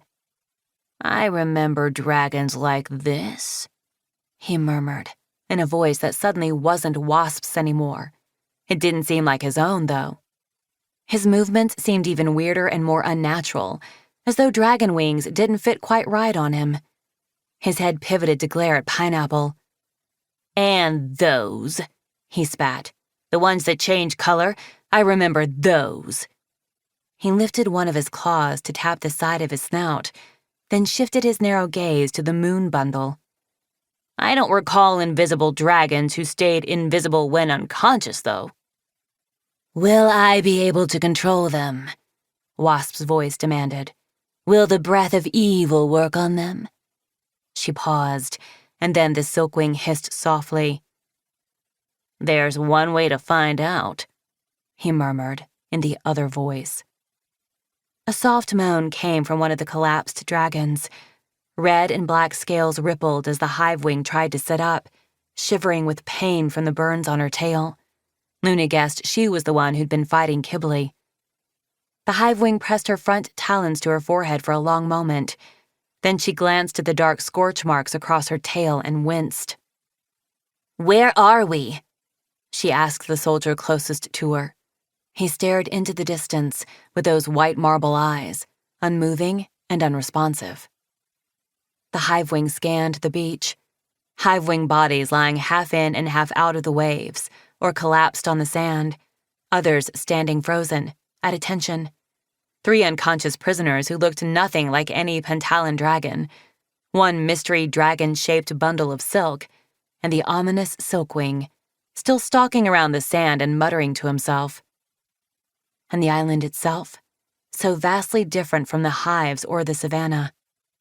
The hive-wing blinked, bewildered. Luna wondered how long these hive-wings had been under Wasp's mind control, and if they had any memory of what they'd done for her. She wondered why Wasp had released this one now, but not any of the others. "Are we in the distant kingdoms?" the hive-wing asked, but once again the soldier did not respond. The silkwing, however, came gliding across the sand to loom over her. "Were there any other dragons here?" the silkwing snapped, back in Wasp's voice. The hive-wing looked confused, and Luna thought there was a flash of contempt on her face, too. She's never had a silkwing talk to her like that. "How would I know?" the hive-wing demanded. The silkwing gazed coldly down at her. "What is your name?" "Earwig," the hive-wing answered sullenly. "Earwig. Ah, yes, of Setsy Hive. I'm inside your brothers now. I could have them kill each other so easily. Or perhaps this one could rip off the other's ears. That would be entertaining. Perhaps if you ever want to see them again, you could try addressing your queen with more respect." Earwig stared up at him, her wings slack with astonishment. "Use your brain," hissed the silkwing. "There were 2 dragons we could see and 2 we could not. Did you sense any others?" Luna held her breath. No, Your Majesty," Earwig said. "I mean, I wasn't really in myself, and there was a lot, happening." The silkwing made an impatient movement that scattered sand across Earwig's burns, and she winced again. "But I don't think so," she added quickly. "Did you notice any flame silk?" the silkwing demanded. An odd, brief struggle seemed to cross his face, and then, in the other voice, he spat. "Or any plants acting strangely?" "Plants acting strangely?" Earwig blinked several times and glanced at the palm trees up the beach. "No?" She didn't notice the seaweed, Luna thought with relief. Queen Wasp must have been so busy controlling the silkwing that she didn't notice it either. Or, there are 2 minds fighting inside the silkwing, and maybe even if Queen Wasp did notice, she's decided not to tell the other one, for some reason. The silkwing peered up at the clouds, and then around at the sand, radiating suspicion. "Sundew!" he yelled suddenly. "Sundew, are you here?" Silence. The sun shone brightly in an empty blue sky. Luna could hear birds fluttering in the trees, but no dragons. Nothing but Earwig's labored breathing. What if the others left, and I'm the only one still here? Her heart sped up, and she tried to think calmer thoughts. But in the emptiness, it was hard to believe she hadn't been abandoned there, alone on her rock, with enemies all around her. "Sundew," the silkwing said, almost charmingly, except that his face didn't even try to make an expression. "We're not finished with each other. I know it, you know it. Why not come on out and face me?" Another long pause. "Don't you want to see your mother again?" The silkwing taunted the empty air. He smirked. "All right, perhaps not her. I don't blame you. I'd chop that branch off, too, if it was related to me. But what about your queen? Or that little blue silkwing you went to so much trouble to steal from me?" Blue, Luna's heart thudded. Blue, blue, blue, trapped in Wasp's talons. The silkwing turned toward her, and Luna feared that she must have moved at the thought of Blue, that a flinch or indrawn breath had given her away. but he crossed to the silk bundle and prodded it, frowning. "This isn't you. Leaf wings don't breathe fire. And that wasn't flame silk, so it's not my Luna either. But if they're not with Sundew, why are these dragons here now?" Earwig looked around at the other frozen soldiers, then back at him. Are you asking me?" He gave her a disgusted look. "Do you know the answer?" "No," she said. "I don't know anything. I don't know who Sundew is, or why we fought these mystery mutant dragons. I'm not even sure where we are." She tried to stand up, but a look of agony crossed her face as her tail moved, and she collapsed to the sand again. The silkwing jabbed one of the unconscious hive wings in the face with his claw. When that got no reaction, he leaned down and sniffed the air around the dragon's snout, then squinted until he spotted the tiny dart jutting out between their scales. "Not dead, then," said Wasp's voice, "but utterly useless to me like this." The silkwing straightened. "The rest of you will have to carry our prisoners back to Wasp's Hive." "All of them? Right now?" Earwig asked. "Shouldn't we rest? My wings feel like we've been flying for days. Is it a long way back? If they have to carry a whole dragon, even these tiny ones, even with 3 hive wings to a prisoner, they're going to get tired fast." "It is unpleasant to converse with a dragon who talks so much," Wasp remarked. Earwig closed her mouth and rubbed her forehead again. "You will stay here and wait for these dragons to wake up," Wasp said, waving the silkwing's talons at the 4 tranquilized hive wings. "Then you will all return to Wasp Hive." He snapped his tail, and the other hive wings began to move in silent unison, splitting up to circle the prisoners and dragging vines from the trees. "Wait," Earwig said. "I don't want to be stuck here alone. What if you're right, and there are other dragons lurking about?" She shivered. "Can't you jump back into me so I can go with you? Just make me like them again." She pointed to the white-eyed dragons who were lashing long vines around Tsunami. Luna would have gasped if she could have moved. Earwig was asking for Wasp to take over her mind. She was inviting the evil queen back into her head. How can she want that? "No." Wasp didn't even turn the silkwing to look at Earwig again. "You are in too much pain.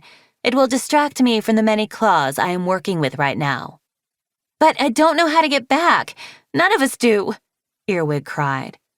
"You can't fly us all the way out into the middle of the ocean and leave us to die." "This conversation is boring me," Wasp said. "Let me be clear so it can be over. I do not care what happens to you."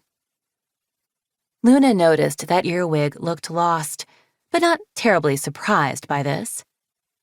The silkwing made a commanding gesture at the marble-eyed hive wings, and they bent toward their captives. As Kibbley was lifted into his net of vines, his head lolled, and the pouch around his neck slid off into the sand with a soft whoosh. A panicked cry tried to claw its way out of Luna's throat, and she had to tense every muscle in her body to keep it from escaping. She'd forgotten that Kibbley was the one carrying the map in his pouch, the map she and Sundew and the others needed to get home to Pantala, the map that could lead Wasp and her army to Pyria, the map that must never, ever fall into Wasp's talons. "Don't find it," Luna prayed. "Leave it lying there. Don't even notice it." The silkwing turned, with agonizing slowness, and stared down at the pouch. Chapter 5. "Please," Luna prayed. "Please ignore it. Please don't find the map." The silkwing nudged the pouch with one claw. It lay flat on the sand, like a deflated leather sack. He reached to pick it up. "It had this in it," Earwig said out of the blue. She held up Kibbley's blowgun, which had fallen near her talons. She shook it a few times, and one of the darts slid out. I think he was trying to jab me. Her claw flicked the dart. Aha, Wasp said through the silkwing. The trick they used on your unconscious comrades, I assume. The silkwing turned to Tsunami and yanked the sea wing's pouch off her neck to peer inside. Yes, they all seem to have them. So it's a weapon they made, not a natural dragon power. Interesting. He shook Tsunami's pouch, and the dream visitor's sapphire tumbled out along with the blowgun. Luna's heart sank. She knew that it was better to lose the dream visitor than the map. Wasp could do much worse damage with the map. And yet, losing the only way to contact Swordtail felt like having all her favorite tapestries torn to shreds. The silkwing held it up to his nose and squinted at it. Strange thing to carry around, he said in one voice, and then went on in Wasp's voice. A gift for me from the distant kingdoms. How thoughtful. He tucked it back into Tsunami's pouch, which he draped over his own head, then beckoned the other dragons with his tail. Time to go.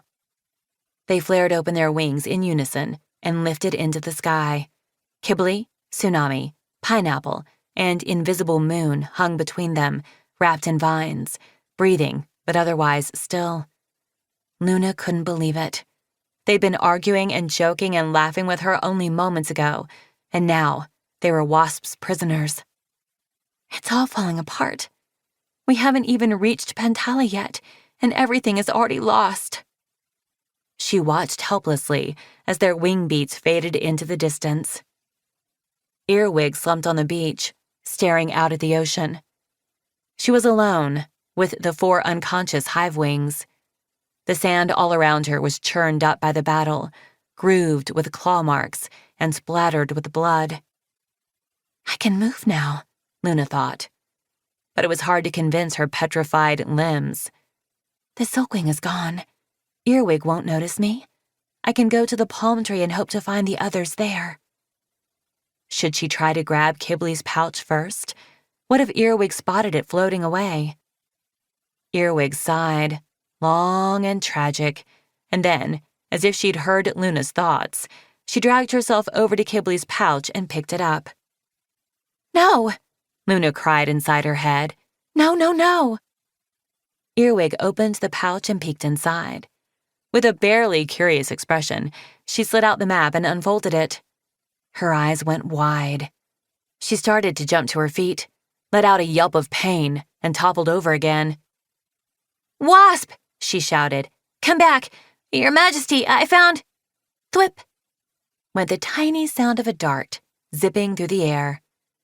Earwig's eyes rolled back in her head, and she flopped over with a thud. Whew, said Lynx's voice, loud and clear in the silence. Nice shot. Bullfrog's deep voice came from the mess of sandy talon prints near where Pineapple had fallen, not far from Luna. She couldn't believe he'd been that close to her, and so silent that whole time. Well, maybe she could believe the silent part. Are we all here?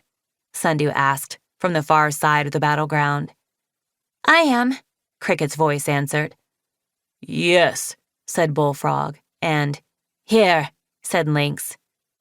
Me too, Luna managed. What are we going to do? Cricket asked, her voice overlapping with Lynx saying, That was awful. I felt like I couldn't do anything. Poor Pineapple, Luna said. She pressed her talons to her snout and took a deep breath to stop her tears. I can't believe a silkwing. She trailed off. Was that terrifying? Me neither, Sundew growled. Ren, Sky, where are you?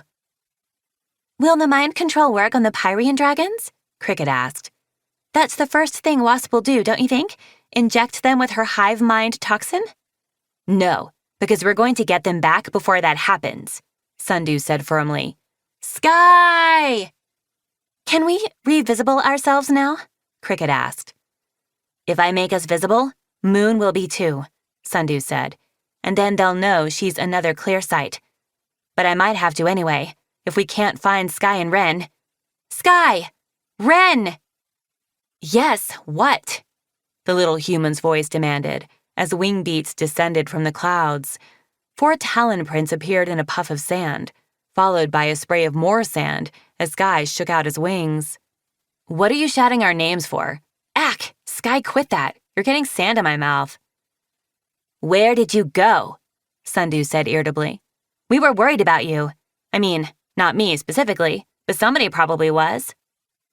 We went to the palm tree to wait for you, Ren answered. I told you, I'm not sending Sky into any battles with creepy bug dragon zombies. No offense, Cricket. Why? I'm not... Cricket started. But we could see most of what happened, Ren went on, and it didn't look great. It was so horrible, Sky's voice added mournfully. I did not like those dragons. Is Pineapple all right? Where did they take them? I thought we weren't going to fight any hive wings, Ren added. I thought our very specific plan was to stay far away from any dragons who might end up mind-controlling us or hurting Sky. Or stealing our friends, Sky added. We didn't go looking for them, Sundew barked. They attacked us. We couldn't not fight back. I know, Ren said. Just... Sky's not that kind of dragon. Battles like that scare him. I beg your pardon, Sky said, ripples appearing in the sand from his ruffling wings. I'm not scared. I mean, my heart is going really fast, and my stomach is flippy-wobbly, and I wish I had a giant turtle shell that I could crawl into and stay there and never see those dragons again, but mostly, I am worried about Pineapple and our other friends. They're still alive, Luna reassured him. They were all unconscious. They're being taken to Wasp Hive, where the queen lives. Wasp prefers capturing dragons to killing them, Cricket explained. They're more useful to her as new soldiers to control than as corpses. Ah, Ren said. I don't like those options. No, thank you. We should follow them, shouldn't we? Luna asked. 100 million no's, Ren cried. Follow them? What did I just say? Of course we have to follow them, Sundew said. We stay at a distance until we can tranquilize or dart the silkwing. Maybe while they're sleeping. Then we can sneak in and rescue everyone.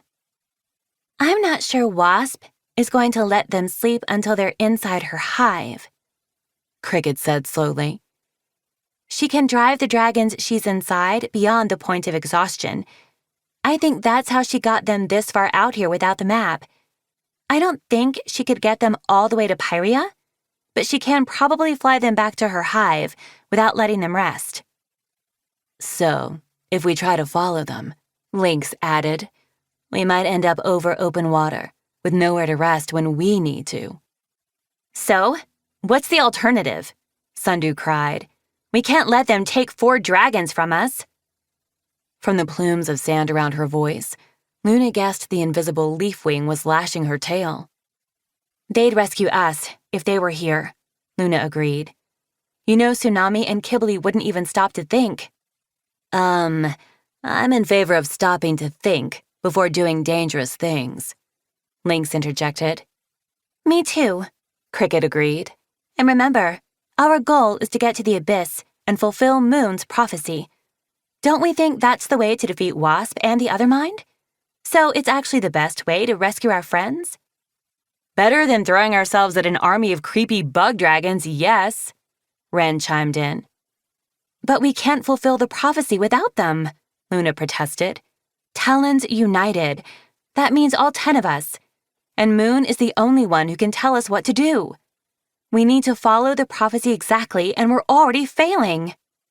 You can't make a tapestry with half your silk missing, she thought anxiously. Actually, Bullfrog's voice said slowly. Clay says prophecies aren't like instructions. And they aren't messages saying, this will definitely happen. He says, a prophecy can give you a hint in the right direction, but you have to choose what you do with it. Everyone fell silent for a long moment. Luna was so startled by the length of Bullfrog's speech that it took her a moment to process the meaning of it. Wait, so prophecies don't tell the future? She asked. Who's Clay? Cricket asked at the same time. A mudwing who was in a prophecy not too long ago, Lynx explained. He saved Pyria. But our prophecies told us what would happen, Luna argued. I mean, the ones in Clearsight's book, they were like instructions. They were exactly instructions. Maybe, Cricket said. We don't know for sure because we never lived in a time Clearsight actually predicted. All I'm saying, Bullfrog cut in, his voice deep and implacable, is that we're the ones who make the prophecy happen, not the other way around. I'm confused, said Luna. I still think we need all 10 of us. I think I get it, Sundew said. You're saying the future is up to us. Whatever happens next, it's because of what we decide to do, not because of some mystical force pointing us here or plopping us there.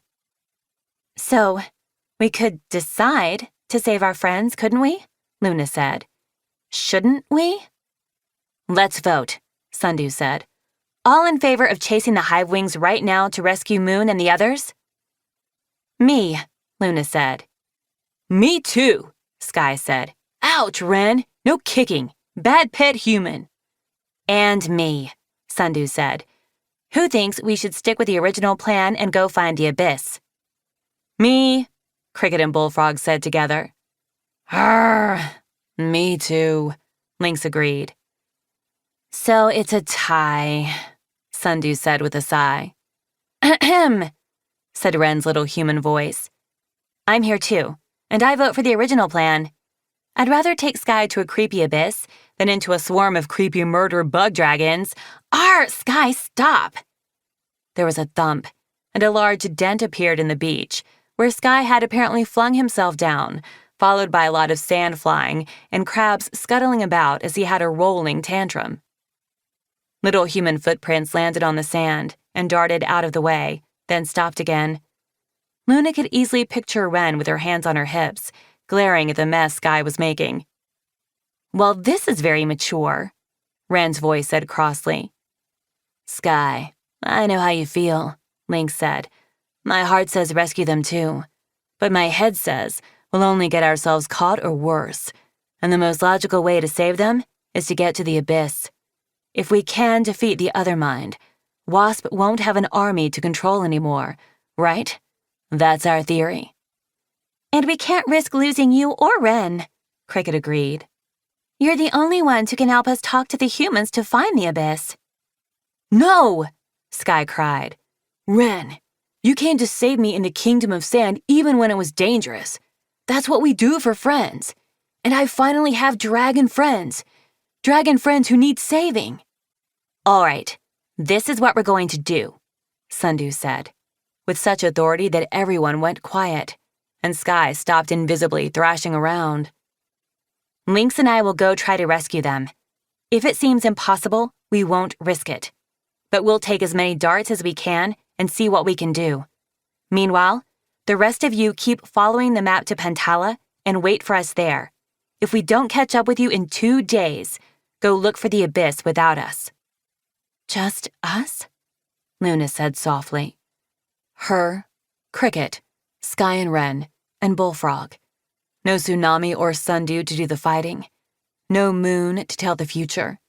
No clever Kibble plans. No reassuring Lynx smiles or pineapple cheerfulness. Don't worry, Sundew said. We'll be there.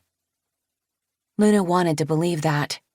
But if anything went wrong, the 5 of them would have to face the abyss alone. The last words of the prophecy echoed in her head. Face a great evil with talons united, or none of the tribes will survive. Chapter 6. Luna was not surprised that it was raining. It was the rainy season on Pantala. She was used to the drumming sound of raindrops on hive walls and silk ceilings. She was not Used to the damp, chilly air spraying her no matter where she tried to sit, though. This cave was not designed for dragons to live in during storms, especially if those dragons had nothing to do except anxiously watch the sky outside for missing friends. Of course, she knew those friends would be invisible, so she wouldn't see them coming. But she couldn't stop sitting near the mouth of the cave and staring out at the thunderstorm anyway. I could make a tapestry of this, Luna thought. Endless rain, an empty beach, a sky that's all clouds and no dragons.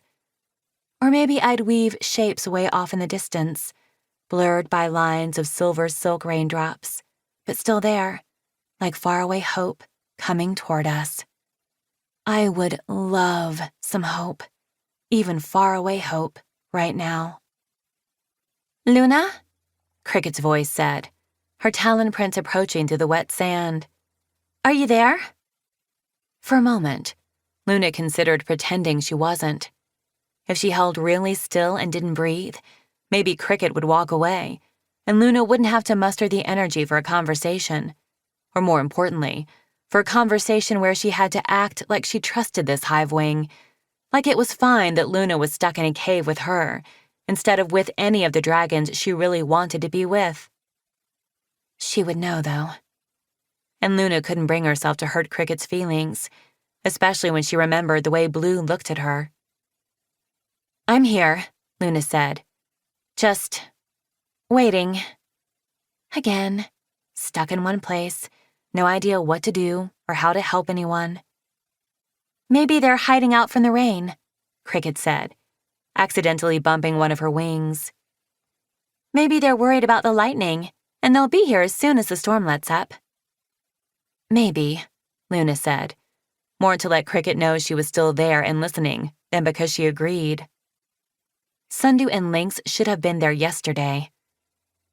They'd agreed to wait for them at the cave that connected to the Flame Silk Cavern, the one where Luna had been blown away by the storm. A whole extra day they'd been waiting, with no sign of the Leafwing or the Icewing. Have they been captured too? It would be so bad for Sundew to fall into the clutches of Queen Wasp. With Sundew's leaf-speak power, the other mind could grow the Breath of Evil plant from one edge of the continent to the other in a matter of weeks. Don't think about that. She's fine. I'm sure she's all right. They'll be here soon. Keep smiling. No problems here.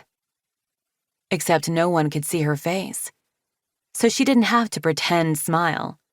The one upside of being invisible. Luna kind of wished she could spin herself another cocoon and go back into it for a while. This happened to her sometimes. It felt as though she had her own rainy seasons and sunny seasons inside her head. Some days, she was full of light and endless energy and knowing what was right and ready to fix everything.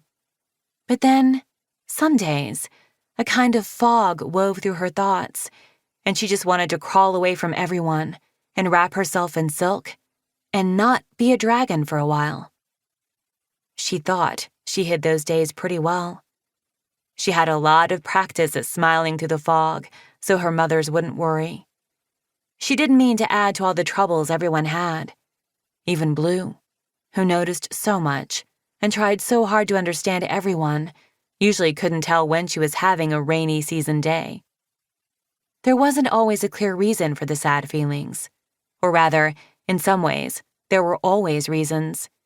Teachers yelling at Luna and Blue in school, Swordtail in trouble again, Luna's mother Silverspot, lying sadly in her hammock after another long day of cruelty from her hive wing mistress. All of them, too squashed flat by the meanness of others, and too exhausted to weave or make beautiful things or dream of a better life. But this time, there was a very clear reason, and so the sadness felt even bigger, like she was letting down the whole world. Losing Pineapple, Moon, Kibbley, and Tsunami, not knowing where Sundew and Lynx were. Silkwings under Queen Wasp's mind control, their mission failing before they'd even begun. And Swordtail and Blue. She really couldn't let herself think about Swordtail and Blue, and how much they needed her, and how much she was failing to rescue them. Or else, the fog cocoon might wrap her up forever, and then she'd be no use to anyone. It also didn't help that she was still invisible. Each day that passed without seeing her own talons or her friends' faces made Luna feel more and more unreal, as though she didn't really exist. Or maybe they didn't. Or maybe nothing did. She felt like she could dissolve into the clouds and no one would notice or care. Swordtail would. He would care so much. He needs me to be real so I can rescue him. My whole tribe needs me to rescue them. Come on, Luna. Sit up and keep going. Luna pulled back her shoulders and fluffed her damp wings. At least being this cold and wet meant that she must still exist, right? Also, being invisible was useful for gathering food without being spotted by the patrols that were constantly overhead. The patrols were still mostly hive wings. Luna had been afraid that mind-controlled silkwings would be everywhere when they reached Pantala, but she hadn't seen very many so far. She knew some of them were in the hives, imprisoned until Wasp had more breath of evil to infect them with poor Blue and Swordtail forced to guard them. Shouldn't I go to them? If this abyss plan is falling apart anyway, shouldn't I fly to Cicada Hive and try to save them? How, though?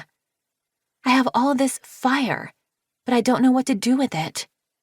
Flame Silk can't get Wasp out of their heads, and what else do I have? Isn't it weird being invisible for this long? Cricket said, her voice more subdued than usual. When it's quiet, I have these moments where I suddenly feel all alone, as though everyone else is gone and I'm a ghost, floating around with no body. Do you ever feel like that? Luna said reluctantly. Maybe a little. She hesitated, but her curiosity won out. What do you do when you feel that way? I come looking for you, Cricket's voice said wryly. I mean, Sky and Bullfrog and Ren help too, but you're the most real to me for some reason. Maybe because we're both from here? Luna answered. She wasn't sure quite what to say to that.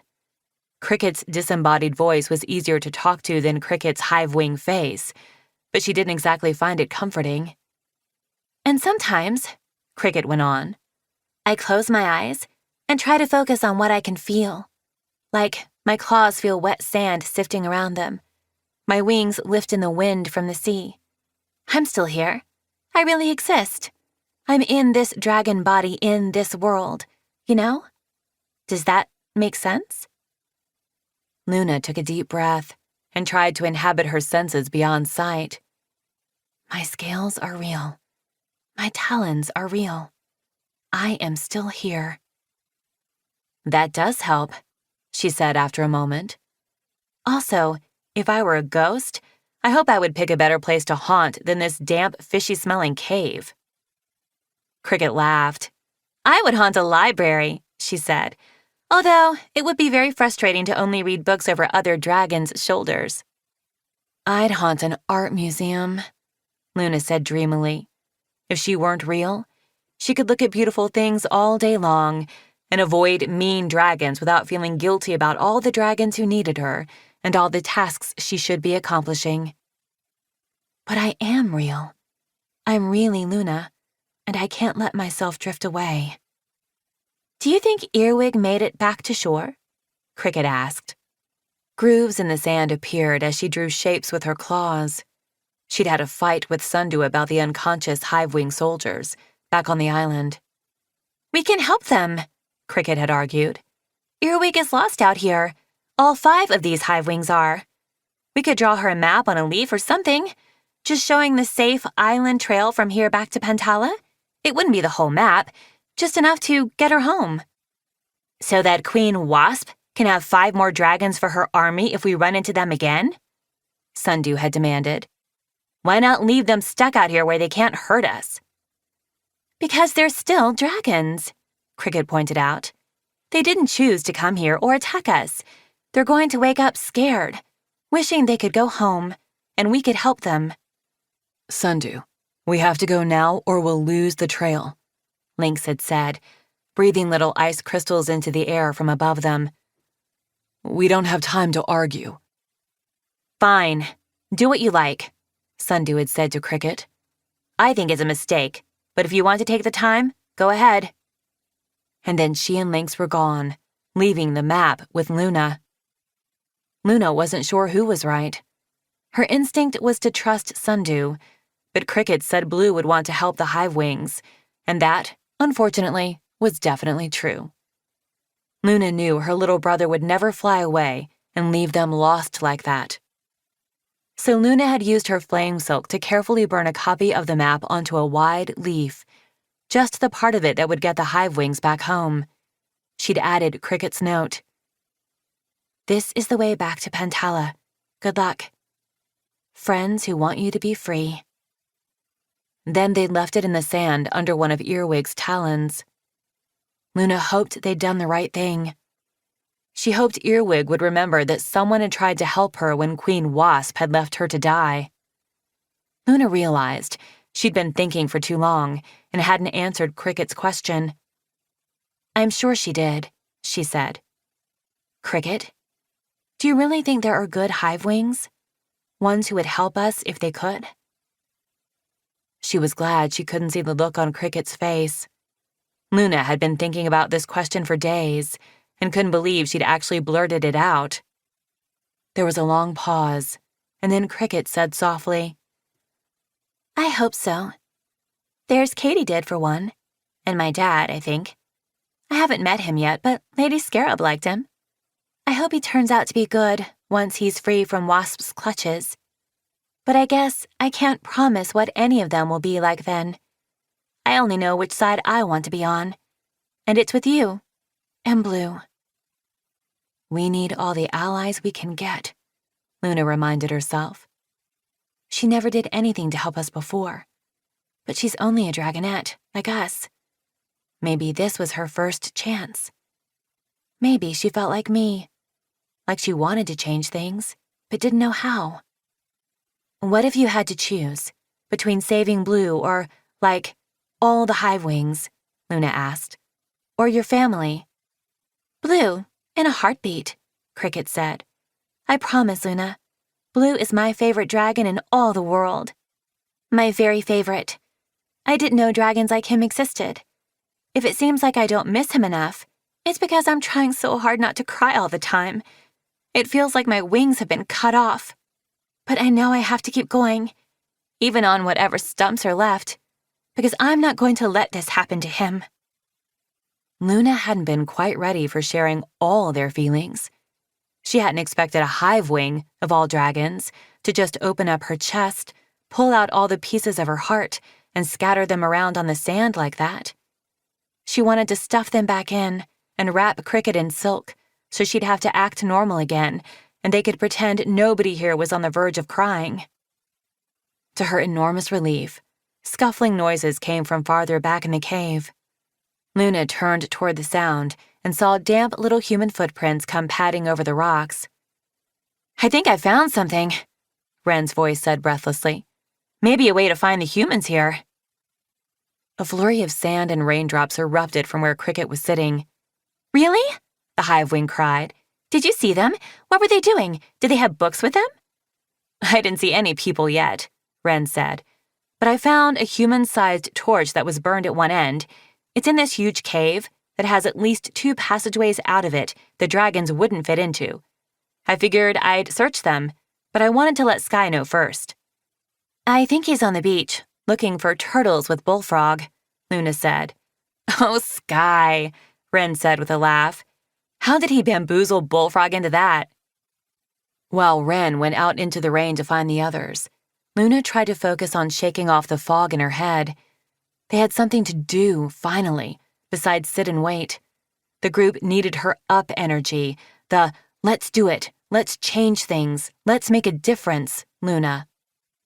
Come on, I know I'm in there somewhere. Invisible wings came into the cave, shaking off waterfalls of wet droplets. Ren's voice squeaked indignantly and said something stern to Sky in their part human, part dragon language.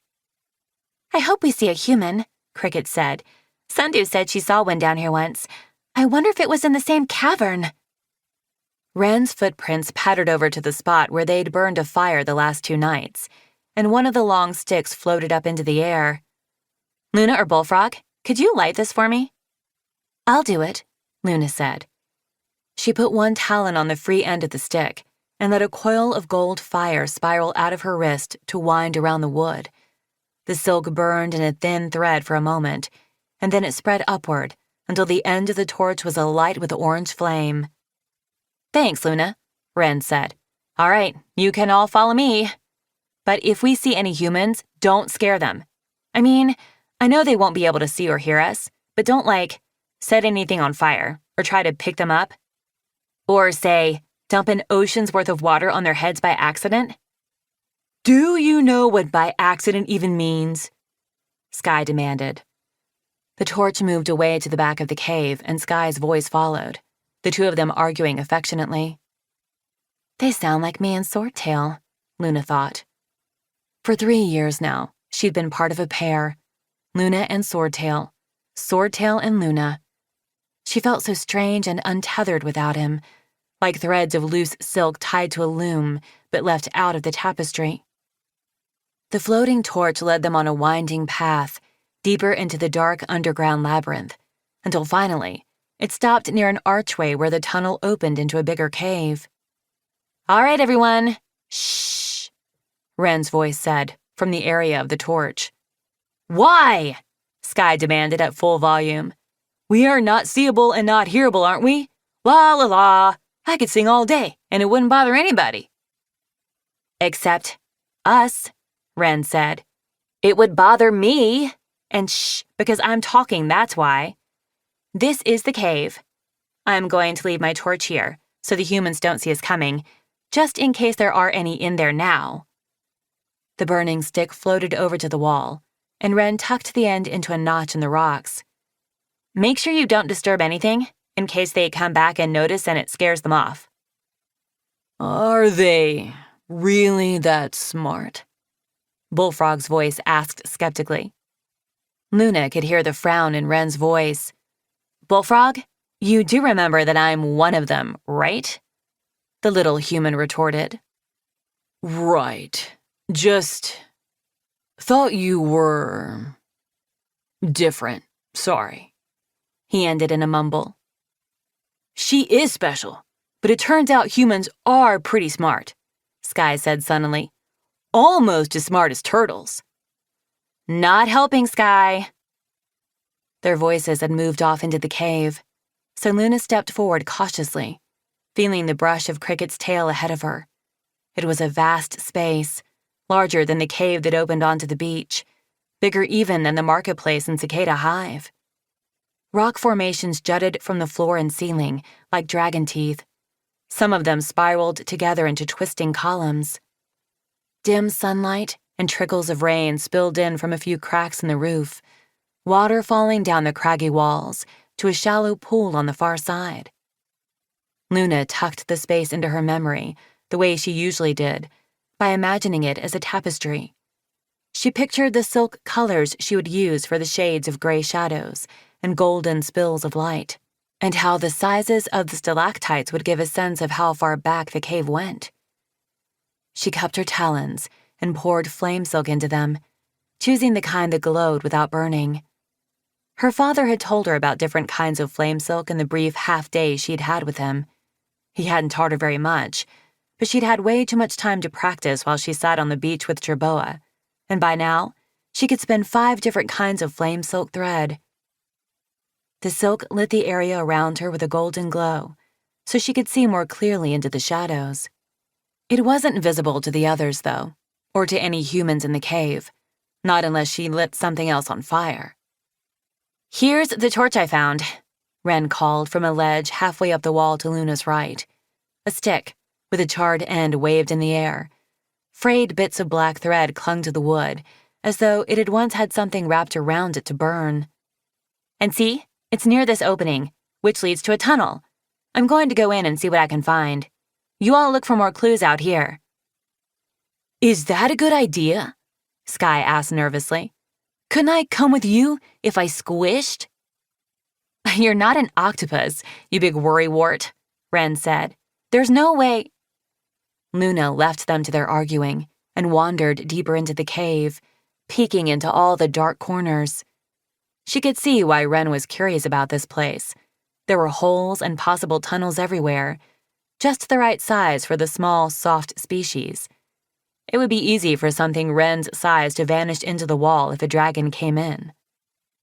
What if the abyss is down a human-sized tunnel? Luna worried. What if it's buried in stone too deep for dragons to reach? She'd come to the far back wall of the cave and was trying to peer into one of the little holes when she heard a faint rustling overhead. Luna stepped back and held up her flame silk, trying to see onto the shelf of rock above her. Farther up, near one of the slants of sunlight, something moved. It felt like the sudden fright of finding a spider pressed into a crack you thought was just a line in the wall. Luna gasped and nearly stepped on her own tail as she tripped backward. On a ledge, way up by the light, lying flat against the rocks, was a pale, soft-looking creature with a thatch of dark fur on its head. They had found their first Pantalan human. Chapter 7. The invisible dragons were crowded so close around the strange human's ledge that Bullfrog kept stepping on Luna's talons. "This is amazing," Cricket said, for the 900th time. "It's not running away or anything. We can watch it for as long as we want. Look at how cute it is. Isn't it so cute? Don't worry, Ren. You're cute, too." "I most certainly am not," Ren's voice said, from up near the human. She'd ordered Sky to lift her onto an outcropping so she could study the stranger. "What is it doing?" Cricket asked. "Is it reading? It's looking at something, isn't it?" "Please try not to lose your mind when I tell you this," Ren said. "This human seems to be comparing a regular book to a dragon-sized book." Cricket gave a muffled gasp, and Luna felt her wings fluttering in the air. "Or reading both of them at the same time or something? But I don't think that's possible," Ren said. "I mean, they're looking very closely at the pictures in the dragon book, but I don't think they can actually read it." "Where did it get a dragon book?" Cricket burst out. "Which book is it? What's the human-sized book about?" "I have no idea," Ren answered. A faraway sound came from beyond the rock wall, and the strange human suddenly sat up and turned toward it. The sound came again. With something that looked astonishingly like a dragon's sigh, the human folded its books into a covered sort of parcel, tucked that safely between two dry rocks, and then darted through a small hole Luna hadn't even noticed. "Oh no!" Cricket yelped. "Why did it leave?" "I think someone was calling them," Ren said. "I'm going to follow and see where they go. Back soon." There was a little thump as she leaped to the human's ledge, and then she was gone too. "Ren?" Sky called nervously, but she didn't respond. Luna heard snuffling noises up by the human's tunnel, as though Sky was trying to squash his snout into it. "Can we look at the books the human left behind?" Cricket asked. "We shouldn't. We might damage them," Luna said. "Ren said not to touch anything in case they notice, remember?" Cricket made a frustrated noise, but she said, "Arr, you're right. Maybe Ren can get them out for us when she comes back." Ren was gone for a long, long time. Bullfrog eventually went out to find food for everyone, and Luna paced around the cavern until she knew every corner. She bumped into Sky several times. He appeared to be doing the same thing. Maybe Cricket was too, but if so, she was better at dodging them. It is so weird to think Blue might have found his someone, and she's a Hivewing who overshares and is obsessed with humans and books. Not exactly who I would have pictured him with. How would I even make a wedding tapestry for them? Their colors would totally clash. No, they wouldn't, she admitted. She couldn't lie to herself about weaving. Azure blue, lavender violet, orange gold, and black. Fine, I bet they'd be really pretty. She suddenly had a startling thought. What if we somehow save the world, but never find Sundew or the magic wristbands? What if we're stuck invisible forever? Blue and Swordtail would have to learn to live with invisible girlfriends. That might be easier, actually. No one would judge Blue and Cricket for liking each other across tribes, and I wouldn't have to think, "Ack, Hivewing," every time I saw her. If I had met her as a voice and never saw her scales, would I like her better? She thought about the days she'd met Swordtail. I'd have fallen for him no matter what he looked like or which tribe he was from, wouldn't I? It had been her first day at Silkworm Hall, and it had started as a sunny season morning in her mind. She'd been so excited to finally go to school, where she could learn to read and weave, and how laws worked, and why things just have to be this way, Luna, and how to make big old mean dragons listen to you. But everything started to go wrong at the entrance to the Hive, when the guards there had roughly clamped on her metal wrist cuff, inscribed with the name of the school. It had been so unexpectedly heavy that she'd yelped, and the Hivewing putting it on had sneered at her. "Too bad for Silkworm Hall, getting a whining little caterpillar like you," he'd hissed. "I'm not whining," Luna had huffed, ignoring Blue when he nudged her in the side. "I don't think it's supposed to be this heavy." "It is," the Hivewing had snapped. "Move along." "Don't let the fog in," Luna had ordered herself. "Don't let one mean dragon ruin your day." But the dragons who ran Silkworm Hall weren't any kinder. Some of the teachers were silkwings, but the administration was all Hivewings. There were prickly guards at the doors, and the walls were thick, with no windows and no sunlight at all. Students crowded the narrow corridors, quiet and listless. She was separated from Blue and given a different schedule. Teachers snapped at her to sit, be quiet, stop asking questions, fold in her tail, eat silently, wait for permission to speak, which never came. By recess, Luna was in the grip of one of the worst sadnesses she'd ever felt. She knew she couldn't let herself cry at school, and if she escaped out the front gates and ran back to the safety of the webs, she'd only be in worse trouble later. But her wrist hurt, and her heart hurt, and she didn't know how she would make it through the rest of the day. Recess apparently meant standing or marching around an open balcony on the side of Cicada Hive. It was boring, but at least there was sunlight and wind. Luna tried to breathe in all the air she could fit into her lungs. "Bit close to the edge there, aren't you?" An older voice growled. She turned and saw one of the Hivewing guards approaching a student who was looking out at the savannah. The little silkwing was not all that close to the balcony railing, and he blinked up at the Hivewing in confusion. "Me?" he squeaked. His scales were light pink and lime green, with hints of darker rose inside his wing buds. Luna had math class with him. Glider, if she remembered right. "Seems a little dangerous, worm." The Hivewing smirked, looming over the wingless dragonette. He inched back, and she stepped closer. The balcony edge was a few steps behind him now. "Without any wings, you could tip right over, and just think how far you'd have to fall. All that time to contemplate the giant splat you'll make at the end." I didn't mean to. Can I please go inside now?" Glider stammered. He risked a glance over his shoulder as she crowded him back. The balcony railing was only as high as the students' wing buds. It looked like it had been built as an afterthought. "Oh, right. Silkwing dragonettes have no wings. We should pretend we care about their safety, but don't waste too much tree stuff on this since we don't really." It would not be hard to fall over it. Or be pushed over it. "We lose at least one dragonette every year," the Hivewing said in a fake sad voice. "Poor little brainless worms who aren't careful enough." She took another step, and Glider squeaked with fear. "Stop that," Luna said. She was startled to hear her own voice lancing through the silk fog around her. It felt like bright little flames of anger were burning holes in her sadness. "Why are you being so mean? You're scaring him just to be awful." Most of the other silkwing students stared at her with wide, terrified eyes.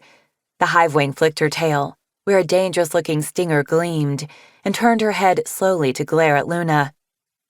"A worm with a voice," hissed the guard. "Gross. No one has ever taught you your place, have they?"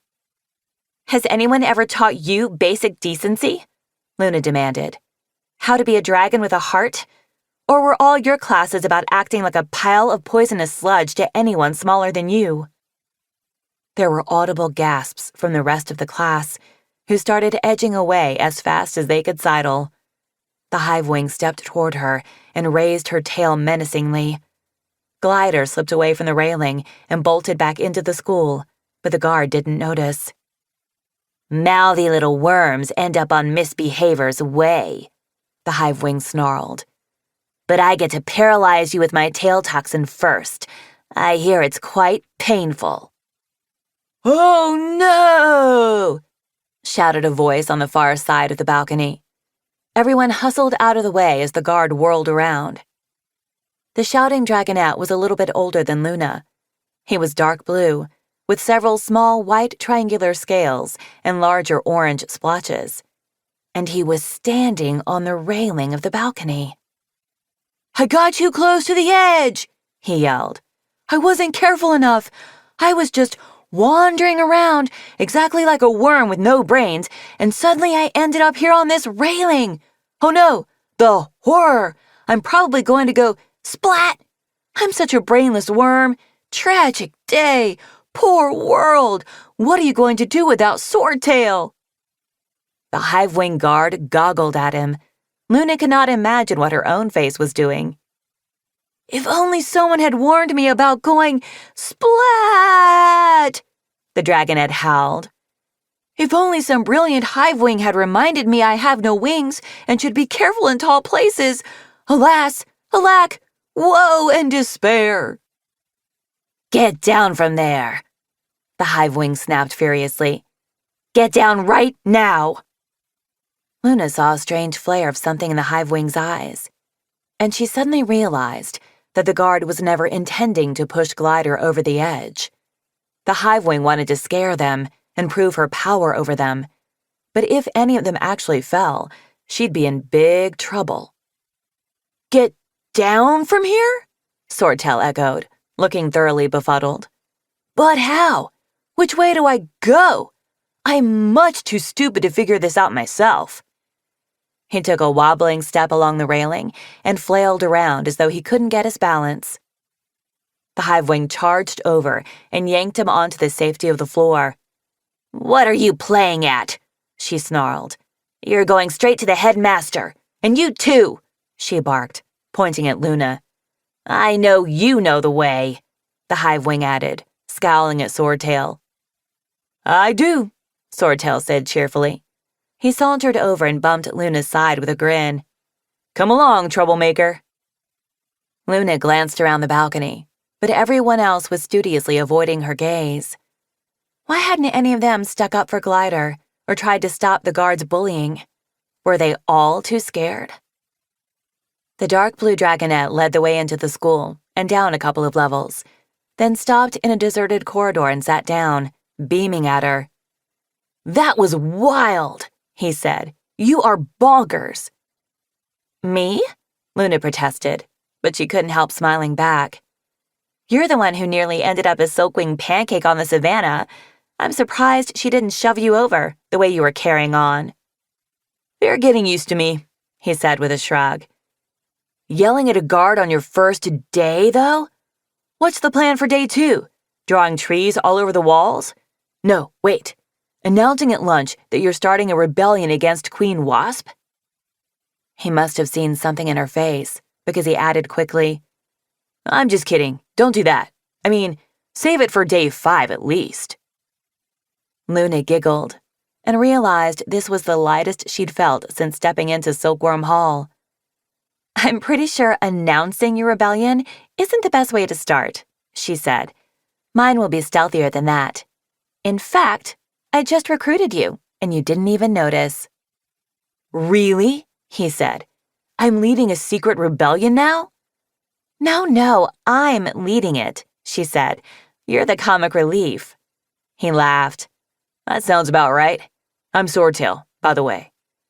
"Oh, I know," she said. "The one this poor world would miss so terribly. Very dramatic. I'm Luna." "It is thrilling to meet you, Luna." Swordtail dipped his head. "I'm so excited there's finally someone here who might cause even half as much trouble as I do." "Speaking of which, I guess we'd better get to the headmaster," Luna said with a sigh. "Let's not and say we did," Swordtail suggested. "The guards never check if we actually make it there. They just want us out from under their own claws. Have you seen the art room yet?" "The art room?" Luna echoed, her spirits floating up to the ceiling. "It's the best part of the day," he said. "I thought you might like something to look forward to." "Yes, please," she said. She followed him around the corner and through a wide doorway into a huge room that was covered in weavings. Looms were set up all over the space, most of them with partly finished projects, waving little rainbow and white tendrils at her. There were still no windows, but one entire wall was covered with a giant woven skyscape, bright blue, with golden clouds and sunlight and hundreds of dragons in flight. Most of them silkwings, Luna noticed. She stepped closer to the skyscape, hardly able to breathe. This was what she wanted to do with her life, make things so beautiful they could fix a dragon's heart. She wanted to use her own talons and silk to weave tapestries as powerful as sunshine. She wanted her art to reach into other dragons and lift the clouds away, to give them a reason to spread their wings and keep flying. This tapestry was the world as it could be. All these silkwings were free. Luna knew it. She felt it all through her scales. Maybe the hive wings couldn't tell when they looked at it, but Luna knew this was the world she dreamed of. "Miss Chlorine did that," Swordtail said. "She's the art teacher. And a silkwing, obviously." "It's amazing," Luna said reverently. "Almost as good as mine," Swordtail said, puffing up his chest and strutting over to a display where a small blue and orange tapestry hung. It looked as though a spider had gotten tangled in the threads and run amok, leaving trails of white zigzags all over the blocky background. "Oh, Luna said. Very, Would you believe there are people who can't read this?" Swordtail said, poking the zigzags. Luna squinted at it. "Those are letters?" she asked. "It says Swordtail," he declared indignantly. "Very clearly." "Of course, yes, clearly," she agreed. She touched one of the empty looms, her claws yearning to strum the chords. "When can I start a weaving?" "Probably today," he said. "It's one of our daily classes. Apparently weaving is one of the few things we're good for, so we'd better learn how to do it well. Lucky for us, Miss Chlorine is great. Don't tell any hive wings, or they'll probably take her away. Mustn't let those wingless dragonettes have any fun or joy." "I hate that," Luna burst out. "Why is it like that? Why do they want us to be miserable? Why can't we decide for ourselves where we go to school, or what we study, or who our teachers are, or whether we have windows in our classrooms by all the moons?" "I don't know," he said, really looking at her. "Because it's always been that way?" "Nope," she said. "Not before the tree wars, it wasn't." "Whoa. Didn't you start school today?" he asked. "How do you already know more history stuff than I do?" "I listen to my moms when they think I'm asleep," Luna said. "Silkwings used to have our own queen and our own cities in the webs between the trees." "Huh," he said. "And then—" "And then Queen Wasp said we couldn't, and knocked down all the trees, and killed all the leaf wings, and told us we had to come live in these sunless termite mounds and do everything the hive wings say from now on, because of some stupid old book of prophecies." "Ha!" Swordtail said. You are going to be trouble, aren't you? I don't care if I am, Luna said. I think they need to know how awful they are, and we need to figure out how to fix everything. All right, he said, coming to lean against her empty loom, his dark blue eyes shining. All right, what? She said. All right, I'm in, he said. I'm with you. Sign me up for fixing everything. Thinking about it now made Luna's heart feel like it was made of flame silk, the brightest burning kind. Swordtail was on her side from the moment they met. He always threw himself into danger to protect her, deflecting the punishment onto himself whenever she made a hive wing angry. His noise covered her tracks and kept their attention while she found the chrysalis. That was why he'd ended up on Misbehavior's way multiple times, and she never had. But he couldn't stand by her now. She was alone, and he was in danger. And I don't have time to be sad. I can't be an extra problem when our problems are so big already. Luna sighed. She could tell by her internal clock that it was well into nighttime when they finally heard the patter of footsteps returning. Ren? Sky cried. Ren, are you all right? Of course I am, she answered from the human's ledge. What could happen to me? I'm invisible, which also means it's going to be tough to ask these humans for help, but it makes spying on them pretty easy. Help me down. Ren sketched a quick map with water on the floor for them, showing the path that went from behind the wall, down through some tunnels, to a central human cave village. There are a lot of people there, Ren said. I think it's actually bigger than Talisman, the village where I grew up, although it's hard to tell because it's kind of like a rabbit warren. A bit like Valor, Sky. Oh dear, Sky said. I hope the humans here are nicer than Ivy's dad. Luna had no idea what they were talking about. Did you see the abyss? She asked. No, Ren answered ruefully.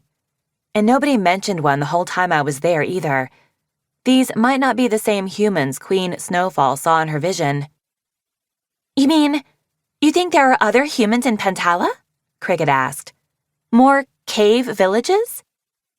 Probably, Ren said. We're kind of everywhere, if you look hard enough. I'll keep spying on these ones for now and see if they say anything about it. The one we saw is named Axolotl. She said the name in human. Luna wasn't sure what the dragon translation would be. Is it a boy human or a girl human? Sky asked. Neither? Both? We'd have to ask them, Ren said. They use they and them pronouns. Like that traveling librarian we met, Sky, remember? Sage. Oh, right, Sky said.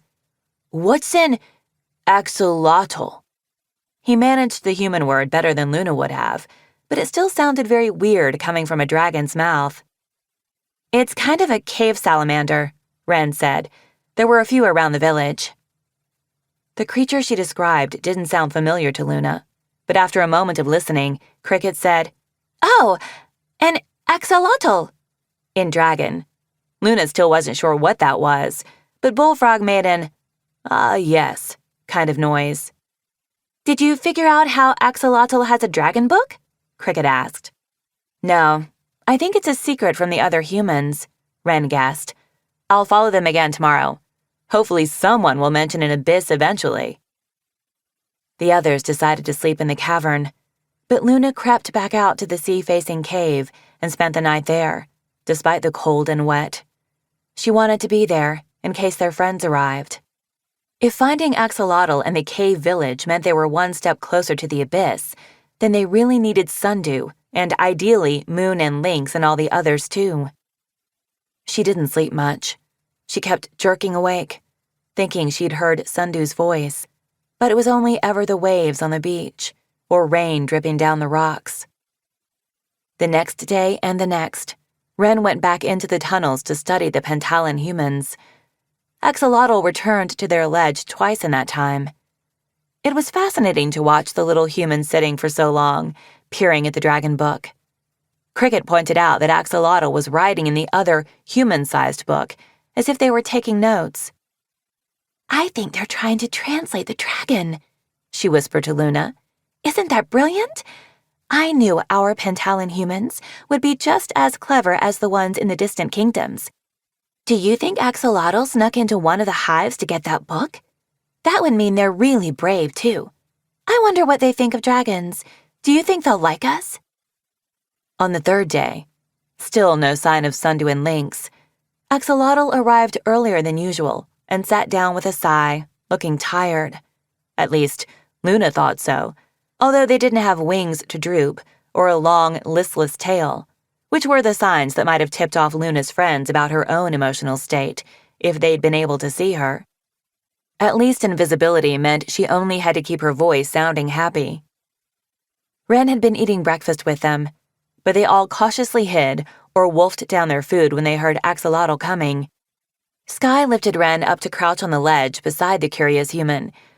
Axolotl pulled out the dragon book and flipped it open again, trailing one of their long, thin appendages, like a claw, but not in the least bit dangerous, down the page.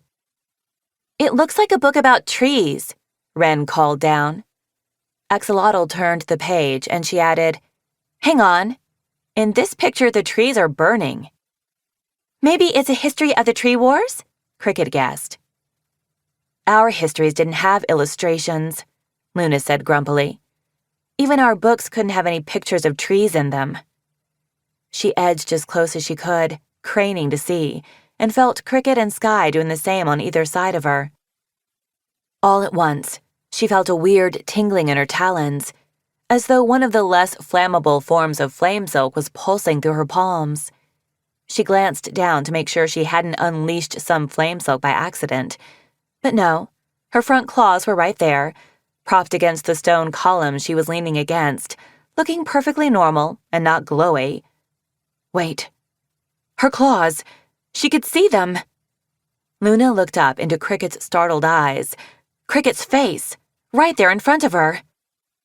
And right at that moment, Axolotl raised their head and discovered Ren, suddenly crouching next to them out of nowhere, and 4 dragons crowded around the ledge, gazing straight at them. Axolotl shrieked, leaped to their feet, tripped over Ren, bonked into the wall, pinwheeled backward, bounced off Bullfrog's nose, shrieked again, and made a run for the tunnels. Bullfrog calmly lunged over the rock shelf and trapped the human under one big talon. Ack! Ren shouted at the mudwing. Stop that! Get off them! She ran over and grabbed Bullfrog's massive front leg, trying to yank it up. It's fine, Bullfrog said impassively. I'm not hurting it. That is a lot of yelling for someone who's not hurt, Sky said, covering his ears. Because they're scared, Ren snapped. Wouldn't you be? If a human and 4 dragons literally appeared out of thin air and then stepped on you? I'm not stepping on it, Bullfrog observed. I'm preventing it from leaving, that's all. Poor Axolotl. Tell them we won't hurt them, Luna said to Ren, that we're friendly dragons. 2 of us are vegetarians. I think that would be a lot more comforting without a giant carnivore standing on them, but I'll try, Ren said. She crouched next to Axolotl and said something in the human language. It took a moment for Axolotl to hear her over their yelling, but finally they went quiet, and their expression went from panicked to panicked but also curious. Ren kept talking rapidly, waving her hands at the dragons. Okay, now get off them, she said to Bullfrog in dragon, shoving at the mudwing's talons. But then it might escape, Bullfrog said placidly. If they still want to do that, we let them, Ren said. She threw her shoulder under one of Bullfrog's claws and lifted it as much as she could. Underneath, Axolotl tried to wiggle free. Because you dragons are not actually monsters, is the point I am trying to make, and you are kind of making the opposite point right now. Bullfrog wrinkled his snout skeptically. Expressions. Luna hadn't realized how much she'd missed seeing facial expressions. But he lifted his talons and stepped back down to the cave floor, Axolotl sat up, feeling their limbs as though making sure everything was intact. They looked at Ren with wide, astonished eyes and burbled something. What did they say? What did they say? Cricket asked eagerly. They can't believe I can talk to dragons, Ren said. They've always wanted to do that. They want to know what you're saying. Sky laughed and said something human-sounding. Axolotl gasped, pointed at him, turned to Ren, waved their hands around, and pointed to Sky again. Now what did they say? Cricket demanded. This is going to take a while, Ren observed, rubbing her forehead. Wait, Luna said. Why are we suddenly not invisible anymore? Maybe the magic wore off? Cricket guessed. I thought Lynx said that wouldn't happen, Luna said. She jumped to her feet. Maybe Sundew made us all visible because she's here. I'll go check. Meanwhile, I will stay here and explain my entire life to yet another strange human, Ren said, sitting down next to Axolotl. Luna dashed back into the tunnels and raced through the winding rock corridors to the beach cave.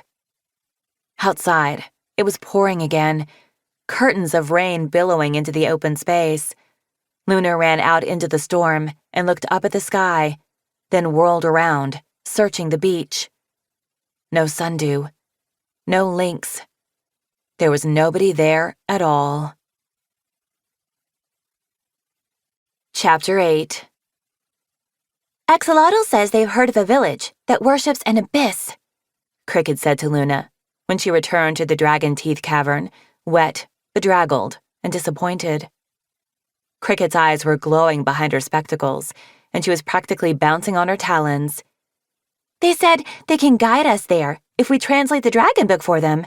Luna, isn't this wonderful? They're willing to help us. Maybe they'll like us so much they'll want to be my best friend, just like Sky and Ren. And then we can learn each other's language and hang out all the time. I mean, after we save the world and rescue Blue, she finished, her expression sobering. The human says we can head for the abyss tomorrow, Bullfrog added. He was sitting by the entrance to the cavern, as far from the humans as possible, with a mildly grumpy look on his face. Luna guessed he had been ordered over here by Ren, so he wouldn't scare Axolotl any more than he already had. Over by the ledge, Sky and Ren and Axolotl were chatting away, like silkwings having a day-off picnic in the mosaic garden. Tomorrow? Luna echoed. But we can't. We have to wait for the others. Bullfrog furrowed his brow at her. Sundew said not to wait. And their day is late, Cricket agreed. I wonder if maybe making us visible again was Sundew trying to tell us we should go on without them. She did say we should look for the abyss if they didn't show up. But we won't have any idea what to do if we find it, Luna said. She tried to keep her voice light, instead of letting the panic seep into it. She hoped her face looked reasonable, rather than like a tapestry of worries. Other dragons, especially Hive wings, didn't like her panic voice or worry face she'd noticed in her 6 years of life. Showing her nerves did not make them kinder to her. Too often, it made them more irritable and impatient instead. Not Swordtail. Swordtail is never impatient with me. And not Blue. I can't even imagine what an irritable Blue would look like. If they were here, they'd understand why I'm so worried. You're right, Cricket said unexpectedly. She poked one claw into a crack in the rock floor and wiggled it back and forth. In fact, Luna would have to say Cricket definitely had a worry face on. She'd never seen a hive wing with a worry face before. I mean, I know exactly how you feel, Luna. I didn't think I'd have to do any decision-making or fighting while we had Sundew and Tsunami and Moon with us. I wouldn't send me to save the world. We have no idea what we're going to find down there, and it's completely terrifying. Bullfrog grunted, and they both turned to look at him. He paused for a long moment, and then said, Same. How come Cricket doesn't mind spilling out all her worries and fears in front of dragons she hardly knows? That's not a hive wing thing. Is this what Blue likes about her? That she shares all her feelings before he has to guess? Here's what I tell myself, Cricket went on, touching one of Luna's talons lightly. We're going looking for the truth. That's something I can do. I can't discover things. Whatever is down there, Moon and Snowfall think we need to know about it. So that's all we're doing, at least in my head. Flying into the abyss, finding answers, flying out again. What if the answers eat us? Luna asked. Then we hope the next dragons do better, Cricket said. Maybe we can leave a message for Sundew and Lynx so they know where to look for us. But we can't just sit here, not when Blue needs us, right? When we have a next step that might take us to him, don't we have to take it, even if we can't see the end of the path yet? Luna covered her face with her talons. Cricket was right, which was very annoying, because Luna would have preferred nearly any other dragon to pull her back into her let's do this state. But it was true. They couldn't stay here in this cave, watching the rain, waiting for someone more heroic to show up. Blue and Swordtail and all the other silkwings needed them to keep going. All right, she said. How do we leave a message? Ooh, let's think, Cricket said, bouncing to her feet. She picked up a rock, put it back down, picked up another rock, tapped it on the floor, and scratched her head. What are you doing? Luna asked. Thinking, Cricket said, unselfconsciously. It has to be something Sundew and Lynx will find, but nobody else. We don't want patrolling Hive wings to see it by accident. So, we can't paint on the wall of the cave, Luna said. Or carve a giant arrow pointing wherever we're going, Cricket added. Because then anyone might find it, Luna finished. What should the message even say? Cricket wondered. Find a human and follow it? I wonder if there's something more specific we can write. I'll tell Ren to ask Axolotl. This was an obvious excuse for Cricket to talk to, or at least near, Axolotl again, but Luna didn't stop her. She spun out a coil of glowing flame silk and held it in her palms, drying some of the leftover raindrops and wondering if she could use it to hide a message somehow. They say it's not far from a giant lake in the south, Cricket said, bounding back to Luna with her spectacles askew. Must be Lake Scorpion, right? We can put that in the message. Did you have any more ideas? I haven't yet. Let's think. Bit noisy for thinking, Bullfrog observed placidly. Sorry, Cricket said at once. I'll shush. They thought quietly for a long moment. A code? Luna thought. A trail of scraps of flame silk, like breadcrumbs to follow? Bullfrog said after a long time. Leaf wings like plants. They do like plants, Luna cried, jumping to her feet. And Hive wings barely notice them. We need a plant to help us. Bullfrog squinted at her. A plan to what now? Sundew can talk to plants, Cricket explained, equally excited. If there's an unexpected plant in the caves, she'll notice. Then we bury the message near its roots and hope the plant tells Sundew about it. The plant, Bullfrog said slowly, will tell Sundew? Something like that, Cricket said. Bullfrog looked skeptical, but he followed them out into the rain and stood guard while they dug up a hardy-looking violet from a clifftop overhead. Cricket's talons were gentle as she extricated it and all its roots.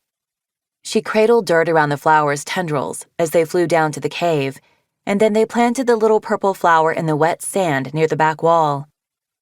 Poor thing, Cricket said. This water is too salty for it. I don't think it's going to like it here. Sundew will move it somewhere safe when she finds it, Luna said. She'll take care of it. Sorry, little flower. She touched one of the leaves lightly, and then she stepped back and brought forth a twist of burning flame silk. Sky and Ren had found a wide, flat piece of driftwood on the beach, and Luna burned their message into its smooth gray surface. Gone to find the abyss near Lake Scorpion. Meet us there. Then Cricket dug a hole near the flower's roots and buried the message. Luna felt like there should be more to say, as though the others had been gone 1,000 years and needed to be told about everything they'd missed. She wanted to tell them to hurry, to be careful, to avoid hive wings, and be kind to any humans they saw. But they knew all that. They would be here already, if they could. The next morning, Axolotl unexpectedly appeared with another human. This one wore an outer wrapping that was almost entirely made of stolen dragon silk. Orange and silver strips wound around the newcomer's pale brown limbs, and more were tied into its long dark hair. Like Axolotl, this human looked like it rarely saw the sun. The glow of Luna's flame silk made it blink rapidly and shield its eyes. "This is Ocelot," Ren explained, after some back-and-forth chatter in human. "She's offered to keep watch for our missing dragons. If we burn another message, she says she'll give it to them." "She will?" Cricket said. "Isn't that really brave of her? Has she been around dragons before?" Ren repeated the question in human, and Ocelot laughed. She held up her arms, draped in dragon silk, and twirled as she answered. "She says she steals from dragons all the time," Ren translated, sounding amused. "And she's not scared of them. I like her."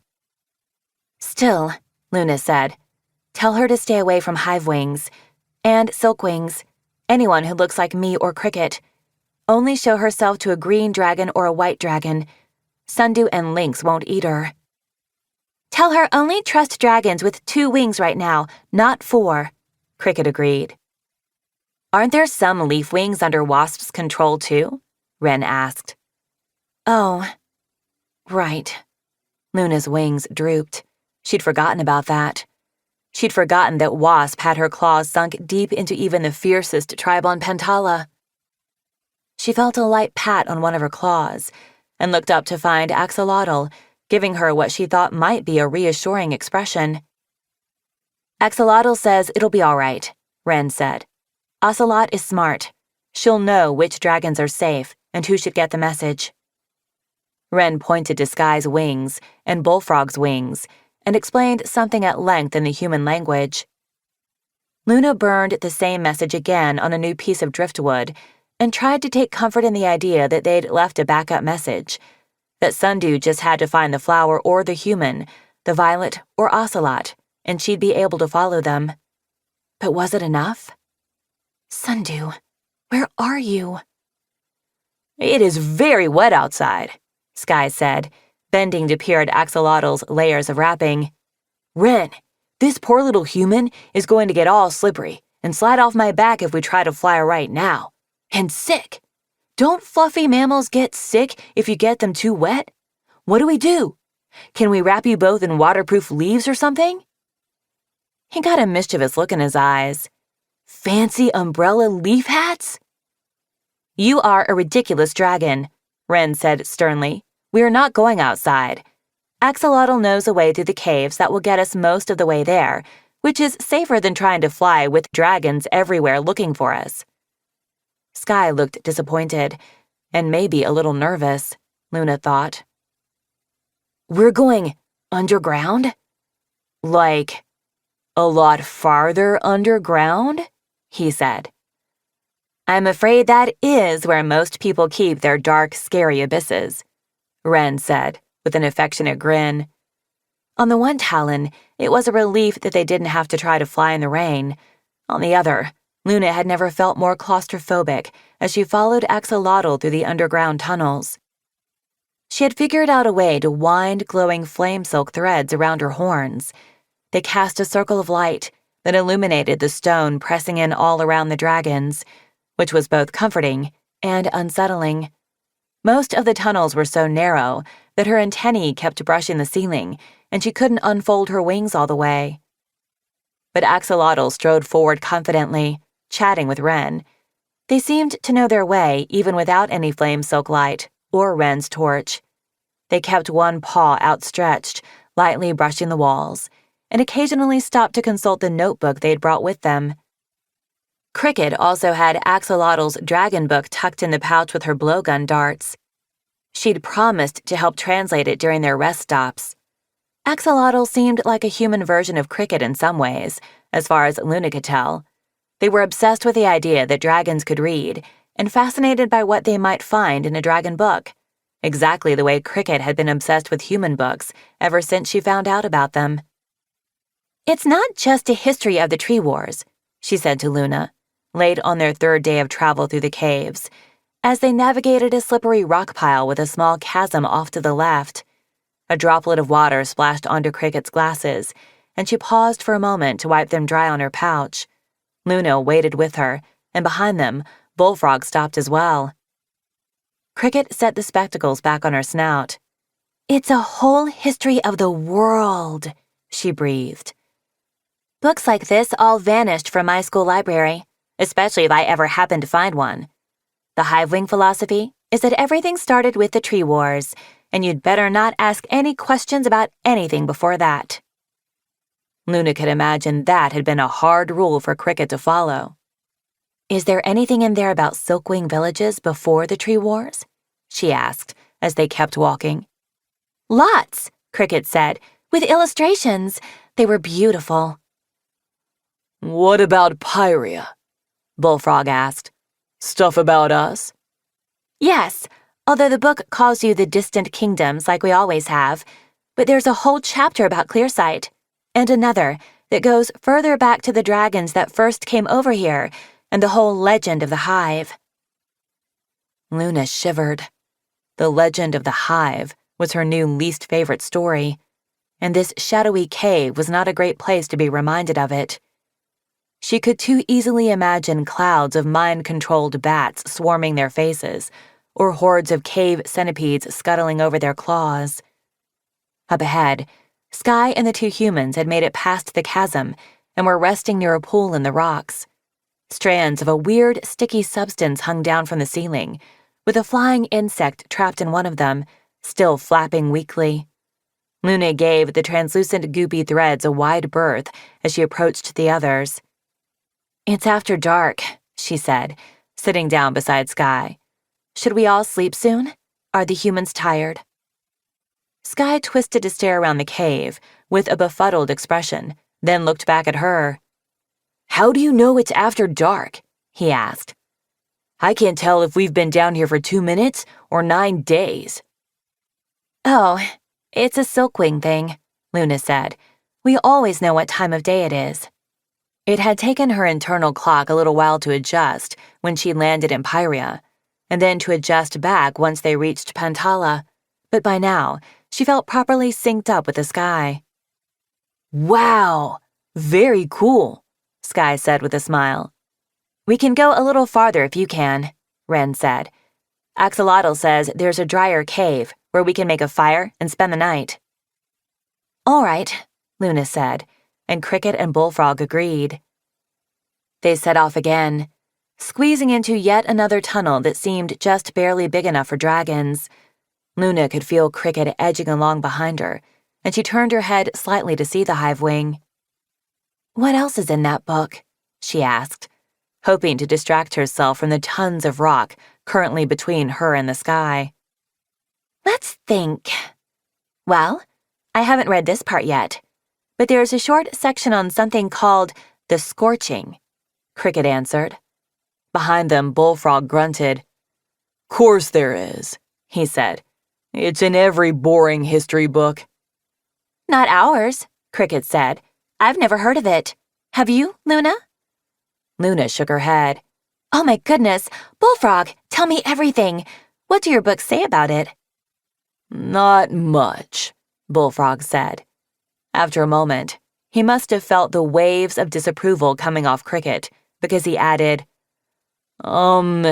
It's how we got tribes and kingdoms and stuff." "It is?" Cricket said. "What? How? Weren't there always kingdoms and tribes?" Luna had reached the end of the tunnel and wiggled out onto a wider ledge that sloped down to a cave floor. She started to slide down it and bonked her head on a stalactite. "Ow," she muttered, rubbing her forehead as she skidded to a stop at the bottom. Bullfrog and Cricket slid down next to her, and they started after the light of Ren's torch, already more than halfway across the cave. Bullfrog, Cricket prodded him. Say more things.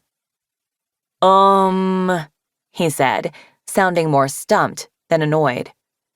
I don't remember much. Not my favorite subject, history. But, Cricket prompted, you do remember… What? I guess there were more scavengers back then, he said. Like… over 5,000 years ago. And no tribes. Dragons lived mostly on their own, I think. And then a scavenger made a dragon real mad. So the dragon ate him. And then the dragon burned a bunch of stuff and got some other dragons to eat a bunch more scavengers and burn a bunch more stuff. And then they made a kingdom. And that was the Scorching. He thought for a moment and then added, Yup. Wow, Luna said. Those poor humans. Bullfrog scratched his head. I mean, he said, I think they started it. One human, you said, Luna pointed out. One human made a dragon mad, so the dragons ate and burned everybody else? That's kind of intense. I wonder what the human did, Cricket said. What could make a dragon that angry? Stealing treasure? Scaring away prey, Bullfrog guessed. Like… really good prey. Probably cows. Maybe it killed someone the dragon cared about, Luna guessed. Bullfrog said. Pretty hard for a scavenger to kill a dragon. He paused for another moment, then added, I guess one managed with Queen Oasis, though. What? Cricket said avidly. Who? No, Bullfrog said, pointing at her. No, no, no. Not your walking history book, me. He hurried away to catch up to Ren and Sky. Any idea? Cricket asked Luna, then sighed when Luna shook her head. Doesn't it drive you mad? All the things there are to know, and how much we don't know, and how hard it is to find things out? I guess, on the scale of all our problems, that one doesn't bother me so much, Luna admitted. They reached the bottom of a sheer cliff and spread their wings to fly up to the top of it, where Sky had already lifted the humans. It would be nice to find a book called What's in the Abyss and What to Do About It, though, wouldn't it? Cricket said wistfully. Yes, Luna agreed, and also how to free your mind-controlled friends. 101 ways to kill an evil queen without, having to be all mean or violent about it, Cricket suggested, and Luna was surprised into laughing. Do you worry about that too? She asked Cricket. How to defeat bad guys without being bad guys? Cricket answered. All the time. Luna held out her talons. How to use a gift like fire to win a war, but without hurting anyone? How to care about all dragons, the way Blue does, Cricket said as they landed, but fight them the way Sundew would if they hurt someone? This was so almost exactly the thought Luna had been having that she reached out and grabbed Cricket's arm. Once, Luna and Swordtail had been talking about the Salvation Wall, and he'd said the exact thing she'd been about to say. She'd gotten so excited that she had jumped on him, yelling, My brain words! Words of my head! That had been their joke ever since. Whenever they agreed about something, one of them would declare, My brain words, or Words of my head, and they'd both fall over laughing. She came within a breath of shouting, My brain words! At Cricket, before remembering that was only for Swordtail. And then she had to stand there for a moment, eyes closed, until she no longer felt like she'd been punched in the stomach. Are you all right? Cricket asked. Yup, Luna said, letting go of her. Still smiling, no problems here. Yes, just what you said, exactly. But mostly, how to save Blue and Swordtail. She turned her wrists up to the ceiling again to study the fire gold dots below her scales. I will set dragons on fire for them, if I have to. Me too, Cricket said. Well, all right, no, I can't, but I will throw books at anyone who's mean to them, so there. Big, heavy ones, so watch out, jerks. All right, Luna thought, hiding a smile. And for the first time, she thought, maybe I kind of get what Blue sees in this hive wing. Between those superpowers, we'll definitely get them back, she said. Today, now, she mostly believed it. She could feel the rainy season fog fading and little cracks of sunlight hope pushing through her brain. Ironic, considering she hadn't seen the actual sun in 3 days. They had been walking along the clifftop for a while, under a vast ceiling studded with spires and glowworms, when Bullfrog suddenly stopped. Luna nearly stepped on his tail. Shh, he said, staring at the inky blackness beyond the flame silk glow. Luna and Cricket froze. Ahead of them, Sky and the humans did the same. Was that a flicker of wind in the silent cave? Luna's antennae unfurled instinctively, checking for strange vibrations in the air. Whoosh, shoo, whoosh, whoosh. There was something, a very still, distant sound, like someone hidden in the spires overhead, just breathing. And then the hidden something shifted, leaned forward, and began to glide on silent wings toward them. Chapter 9. The humans! Luna shouted, lunging past Bullfrog. Sky, protect the humans! There was a flurry of shrieks and wing beats, and muffled cries from Ren and Axel as Sky threw himself on top of both of them, covering them with his wings. Bullfrog rose up on his hind legs, front claws slashing at the air, hissing. A dark shape shot over their heads and smashed into Cricket. She was thrown back against the stone wall with an awful thud. Luna whirled and raced over to her. As the light of her flame silk got closer, she realized the dark shape was a dragon. A leafwing. A large, furious leafwing, who now had Cricket pinned to the floor with his talons around her neck. Stop! Luna yelled. Don't hurt her. She's with us. We're friends. We're all on the same side. By all the silk, stop it! She rammed her shoulder into the leafwing's side, but he only lifted one wing to glance at her sternly.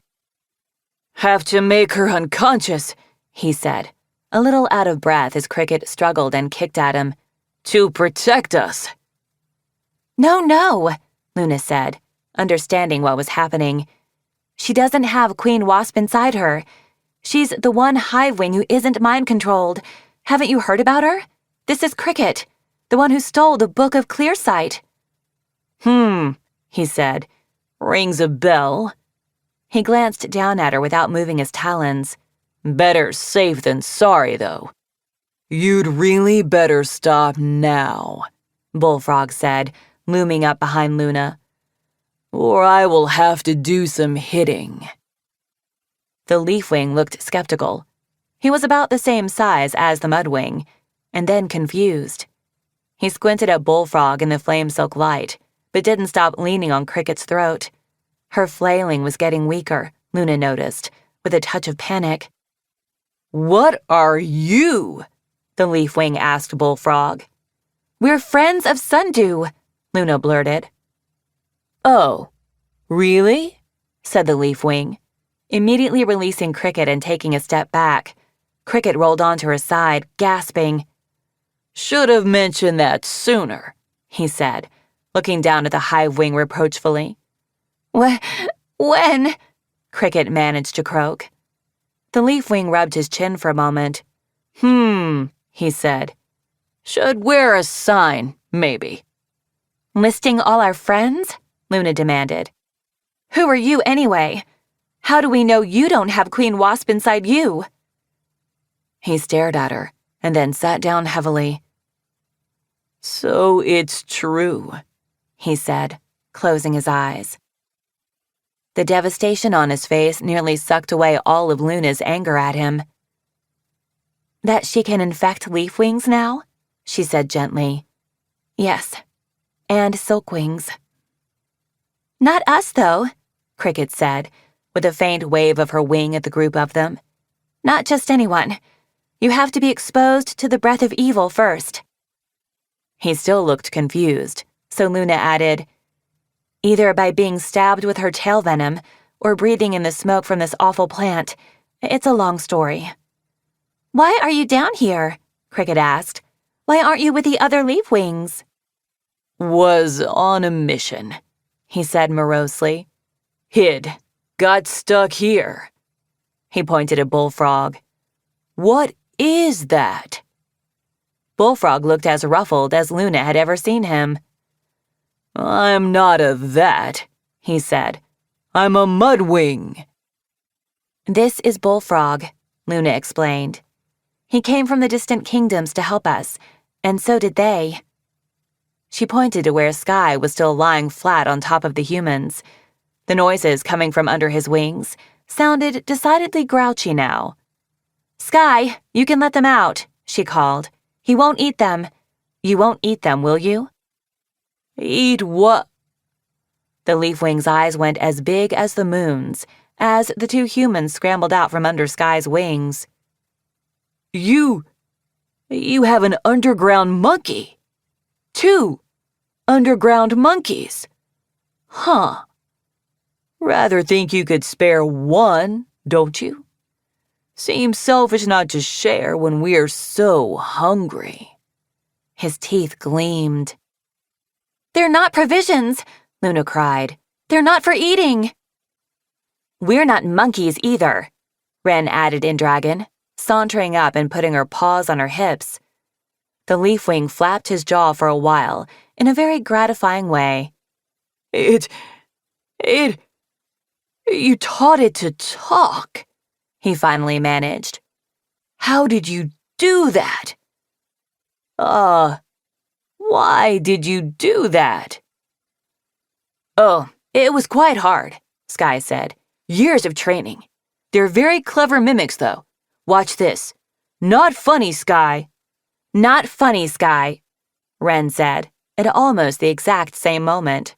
She frowned at Sky, then at the leafwing. I'm not a parrot. I can speak dragon, and you shouldn't eat any humans. We're just as smart as you are. Ha! Said the leafwing. Ha! Ahem. Huh. This is very odd. I think I should take you to Hemlock. He'll sort this out. He gave Axolotl a measuring look. What about that one? You sure I can't eat that one? You're thick, aren't you? Ren said. The leafwing growled resentfully. Doesn't seem fair, he said. There's hardly anything I can eat down here. Now you're taking a whole species off the list? Rude, that is. I'm pretty sure it's more rude to eat something that can talk to you, Ren said. No earring! No! Axolotl suddenly shouted in dragon, popping out from behind Sky's leg and then immediately ducking back. Sky collapsed in giggles, nearly landing on the small human, who looked affronted. The leafwing blinked at them. What? They mean no eating, Ren said, clearly trying not to laugh. We're working on it. No eating, she growled at Axolotl. No eating, they growled back, in a pretty decent dragon accent, Luna thought. She'd noticed that Axolotl picked up written language more quickly than things they heard. Cricket had been looking at the book with them each night, and Axolotl was already recognizing several letters and a few words. If they actually had more time to sit and study, Axolotl might be able to communicate with dragons in writing, more or less, within a month or so. Wait, Cricket said, struggling to her feet. Did you say Hemlock? Sundu's dad? Are you with Bryony and the silkwings that fled Bloodworm Hive? He blinked at her a few times. How'd you know all that? The dragon in the distant kingdoms had a vision about all of you, Cricket explained. I don't think she mentioned you, though. The leafwing drew himself up and looked annoyed. I'm Pokeweed, he said. I'm essential to the mission. Pokeweed, Cricket echoed. Huh. Nope. We are heading for a human settlement near an abyss, Luna said. This one is guiding us. She waved one wing at Axolotl, who was staying as close to Sky's side as possible and making little muttery dragon-like noises. A what? Near a what? Pokeweed scratched his head. An abyss? A really big, dark chasm, Cricket told him. Have you seen one of those down here? Pokeweed waved his wings around. So one big, dark chasm, isn't it? This one would be bigger and darker and more down, Luna said. Like way down. Seems weird, Pokeweed said. Weird thing to look for.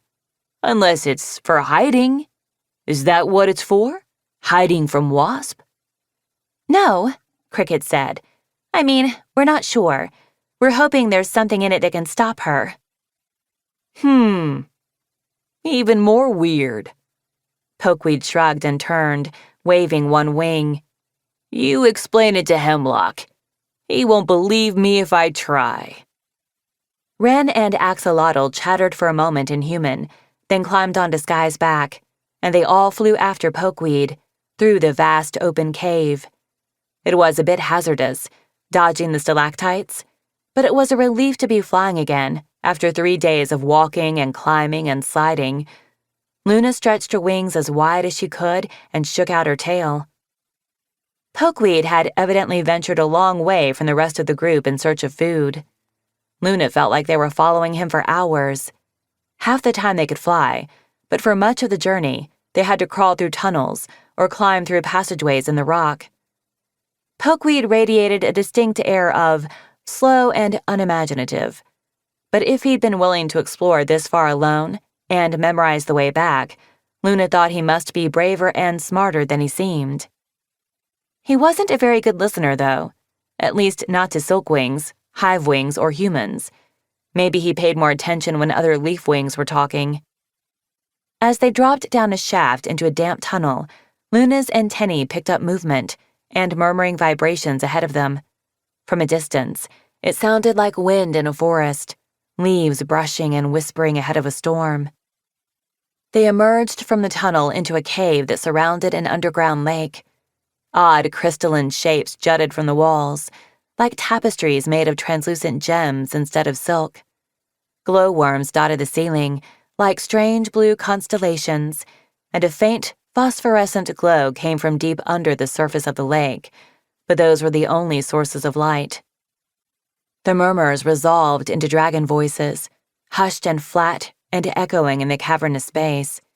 She couldn't see them all, but Luna's antennae sensed there were over 100 dragons in this cave alone, with more scattered in caves and tunnels that branched off this one.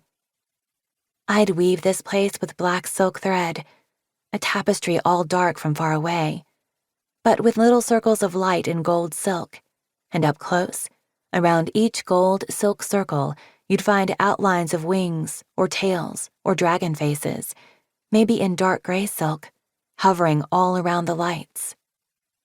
A quartet of small silkwing dragonettes was sitting near the tunnel, on the shore of the lake, dabbling their talons listlessly in the water. They looked up as Pokeweed stepped into the cave, and then they saw Luna, and their eyes went huge.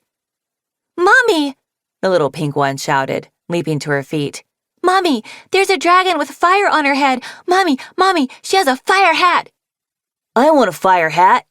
cried the small orange one beside her. "Nobody ever lets me set a hat on fire and put it on my head. Not fair." "It's not a hat," the lime green one barked imperiously.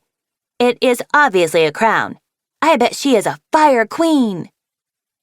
The fourth dragonette, who was lavender with speckles of dark blue and turquoise, bolted straight up to Luna's feet, sat down, and stared up at her. He looked a bit like her earliest memories of Blue, between the colors of his scales and his trusting expression. Luna said. Hello? Hi, the dragonette said softly. The reflection of the flame silk glowed in his awestruck eyes. Luna realized more dragonettes were cantering her way, all of them with similar bedazzled expressions. Behind them came several grown silkwings, who looked more tired than anything else, but at least a few looked happy to see her, she thought. Thank the moons, said one of the older dragons, clasping her front talons together. The last of the flame silk we brought with us faded days ago. And it's been so dark, said the pink dragonette. I do not like it so dark. Yes, you do, said the orange one. You said yesterday that it wasn't so bad, and you called me a fraidy slug. I'm the one who doesn't like the dark. If anyone's getting a fire hat, it should be me, because you're mean. You were mean first, shouted the pink dragonette. Mommy, tell him he's the mean one. The dark is whispery, breathed the dragonette at Luna's feet, inching a bit closer to her. She noticed that he had a little star-shaped white scar on his forehead, over his left eye, and another on his shoulder, near his right wing bud. Poor little dragon, she thought. What happened to you? He also wore 2 of the heavy wrist cuffs instead of just 1. She gently lifted one of his talons to read the inscription on the cuff. Weaver Hall. That must be his school. The other said, Construction Apprentice. Apprentice? He can't be more than 2 years old. How could a dragon this tiny be part of a construction crew already? She knew, from Swordtail's stories, that it was a dangerous, exhausting job, working with the tree stuff on the hives. Maybe that was how this little dragon had gotten his scars. He gazed up at her hopefully as she set his talon down again. I've never met an actual flame silk, said another dragon, who had wings but didn't look much older than Luna. Did you really make that? I did, Luna said. Hi, I'm Luna. Luna? A pale yellow dragon limped forward, and the others stepped back respectfully to let her through. The one Swordtail and Blue were looking for? Tao! Cricket yelped. She bounded past Luna and threw her wings around the startled yellow silkwing. The closest dragons in the crowd saw her hive wing scales and jumped back, hissing. Cricket? Tao cried. No way! How are you here? She turned to the other silkwings, putting one wing protectively around Cricket. This is the hive wing who found out the secret of the mind control, the one who told everyone the truth about the Book of Clearsight. Remember the paint on the posters in Jewel Hive?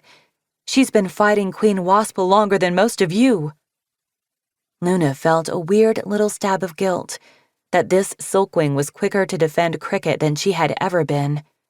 Then again, it was reassuring to see that Blue wasn't the only silkwing who liked and trusted Cricket. You've read the Book of Clearsight? One of the silkwings asked Cricket. Did you really see Queen Wasp stabbing eggs in the hatchery? Asked another. She can't get inside your mind at all? All this excitement about us, Luna said ruefully to Cricket. And they haven't even seen the humans, or the Pyria dragons yet. She looked down and saw that the dragonette at her feet had, in fact, noticed Sky and Bullfrog. He had edged close enough to her that he was almost sitting on her talon, and he was now staring past her at the other 2 dragons, who were hanging back in the shadows of the tunnel. What we really want to know is what's happening up there, Tao said, taking one of Cricket's talons in her own. Is anyone else alive? What happened to the leaf wings? We have a lot to tell you, Cricket said. Is there someone in charge of everyone here? Depends on who you ask, Tao said, rolling her eyes. The leaf wings think they're in charge.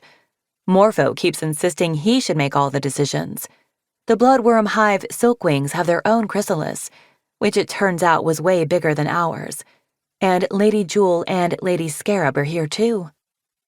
But we don't have to listen to any hive wings anymore, a green-gray dragon said mutinously, now that they don't have their wide-eyed, stinger-clawed goons to push us around. Lady Jewel is the reason we all escaped, Tao said stiffly. She's not our queen, but we don't have to be rotten to her. Chrysalis? Luna said hopefully. I was going to join the cicada hive chrysalis after my metamorphosis. Are any of them here? Tao shook her head. Sorry, little dragon. No one from cicada hive, as far as I know. Pokeweed suddenly appeared, with 2 other leaf wings and a feather gray silkwing. Luna hadn't even realized he'd been gone. Oh, wow! Hello, said the smaller leaf wing. Visitors from the outside world. Please tell us you come with good news. I'm Bryony. This is Grayling, and this grumpy face is Hemlock. Stern face, Hemlock corrected her. Not grumpy. This is an intimidating face. Pokeweed says you know Sundew, he said, turning to Luna. Is she all right? She was when we left her, Luna said honestly. She was supposed to meet up with us a few days ago, but she didn't show. We left her a message. We were hoping she follows us here. We've been to the distant kingdoms, Cricket said. We came back with dragons to help us, and underground monkeys who can talk, and a vision about an abyss that we have to find. Tao looked too astonished to speak. Bryony and Hemlock exchanged bewildered glances. Let's sit, Bryony said, waving to a circle of boulders nearby. We want to hear everything. Luna started to turn toward Sky and Bullfrog, but the little dragonette suddenly jumped forward and wrapped his tiny claws around her leg. He pressed his face into her scales and whispered something. Oh, goodness, Luna said. Hey, cutie, can I have my leg back? Please let me stay with you, he mumbled. I'll be really good, I promise. I won't be any trouble, and I won't complain about anything, I promise. Luna felt a stab of sad, familiar sympathy. Won't someone be looking for you? She asked, touching the top of his head lightly. The dragonette shook his head. No, they're gone. Luna wondered if that meant dead, or captured by hive wings, or just out gathering food. It was hard to tell from the dragonette's quiet voice. She wondered if a dragonette with parents would have been forced onto a construction crew, though. Poor little guy. It's only me, he said, in an even smaller voice. Just Dusky. I can be really quiet, really. You won't even notice me. Please? He hesitated, then added softly, I don't want to be alone in the dark anymore. I'm afraid I'll get lost, and no one will ever find me. Luna thought about being a small dragon, with no family, in a giant cave in the dark, because your home burned to ashes in the sky, hiding from monsters who were suddenly even scarier than they'd already been your whole life, because now you could be turned into one of them. She curved one of her wings around him. Of course you can stay with me, she said, and it won't be dark. Don't worry. I can make lots and lots of flame silk. Here, look. I can make a kind that gives light but won't burn you. Hold out your talons. Dusky warily held out one small talon, and she uncoiled a little thread of glowing silk into his palm. He brought it close to his eyes, took a deep breath, and then clutched it to his chest. Will it make the whispers stop? He asked softly. The whispers? Luna echoed. In the dark, Dusky said. There are whispers all the time in the dark. Luna felt a chill run all through her scales, like trickles of icy water. What do the whispers say? She asked, although she wasn't sure she wanted to know. Dusky tipped his head up to look at her, with large, dark eyes. His voice, when he finally spoke, was so faint that it seemed to come from the clustered shadows outside her light. "They say, 'You're mine now, little dragon.'" Chapter 10. Luna slept poorly that night. In fact, she wasn't sure she slept properly at all. And in the morning, she didn't know if she'd really heard whispers all night long, or if she'd dreamed them. It probably didn't help to have a twitchy little dragonette curled up against her side, but she couldn't bring herself to send Dusky away. He'd looped the flame silk she gave him around his wrist like a talisman, and he stayed so close to her that she'd tripped over him 3 times on her way to the lake and back to her sleeping spot. He didn't say very much, but he did jerk awake several times during the night, startling her out of any almost sleep she might have been in. She had hoped that making so many coils of flame silk would have tired her out enough to sleep through anything. They'd spent hours sitting with Bryony, Hemlock, Tau, Grayling, and Lady Jewel, explaining everything that had happened in the poison jungle and the distant kingdoms. The humans had fallen asleep before the end of the story, both of them tucked protectively under Sky's wing. And that whole time, Luna had burned off wrist cuffs and made flame silk for the hidden silkwings while Dusky sat on her tail. She'd decided to name the 5 kinds she could make and give the dragons options. The simplest one she called gold silk, which was much like the silvery silk most of her tribe could make, except that hers shimmered with a golden color. But it didn't glow or burn, and it could be used in normal tapestries. It wouldn't be much use to these dragons except for adding another color to anything they were weaving. The next kind she called firefly silk. It gave off a little bit of light, like holding a firefly in your talons, but it didn't burn. Then there was glow silk, the kind she'd given to Dusky. It felt a little warm, and it glowed brighter, closer to a normal fire, but anyone could hold it. When she demonstrated that kind, all the watching silkwings asked for some. They delightedly wound it around their own horns. A few wove it into necklaces or bracelets. As Luna was helping one little dragonette tie it around her ankle, she realized that Lady Jewel was hovering right over her shoulder, peering at it. "I've never seen flame silk like that," the Hive wing said. She held out one talon. "May I?" Luna felt a little flare of anger. This was one of Wasp's relatives. Jewel had happily ruled her hive with Wasp's power behind her, keeping silkwings as servants and enforcing Wasp's terrible rules. She'd never tried to make anything better for silkwings before, and the only reason she was here now was because she knew Wasp might try to mind control her if she were caught. Maybe Jewel saw some of that in Luna's face, because she added, more humbly, "Please." Tao says she helped all her silkwings escape, Luna thought, and that she's not as bad as other hivewings, and that Queen Wasp took her children too. Tao trusts her. That doesn't mean I have to, but she doesn't have to be my enemy either. Luna gave her a small curl of the glow silk. "Thank you," Jewel said, peering at it. "This is extraordinary. I thought there were only 2 kinds. One that neither glows nor burns, and one that burns like regular fire. But this kind would be so much safer for the lanterns. Can all flame silks make this?" "I don't know," Luna said. "Your cousin keeps them all imprisoned in a cavern, where they spend their lives slaving to make her as much flame silk as they can, so I haven't had much opportunity to get to know any others." Jewel ducked her head, looking chastened. "Right," she said. "Of course. Sorry." "But you can make the kind that burns, too?" Hemlock asked. "I can make 2 burning kinds," Luna said. "I call this one blaze silk. I think it's what you'll find in most lanterns." She made a little curl of the thread that burned and glowed like a normal fire and held it up over Dusky's head when he reached for it.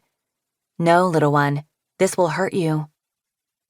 Hemlock held out a stone jar, and Luna carefully slid the blaze silk into it. "And this? is the last kind, she said, which I wouldn't use very often. The thread that came from her wrist was so bright that everyone near her shielded their eyes. It looked like a bolt of lightning sizzling in her palm. I call it sun silk, she said. I can only make a little bit at a time. She shook her head as Hemlock produced another stone jar. It can burn through that too. I have to drown it. The dragons all moved aside, even Dusky, as she placed the silk lightly on a corner of her wing and carried it down to the lake, where she held it under the water until the fire went out. Blaze silk is more useful if you're trying to start a normal fire, she said, returning to the circle of boulders. Do you want some of that or just glow silk? Both, please, Bryony answered. If we can start a fire and keep feeding it, it'll last beyond when the flame silk fades. Should have thought of that when we had flame silk before, Pokeweed muttered. We didn't think we'd be down here that long then, Bryony reminded him, which made all the faces of the dragons around them go very gloomy. The silkwings here were from Bloodworm Hive, Jewel Hive, and Mantis Hive.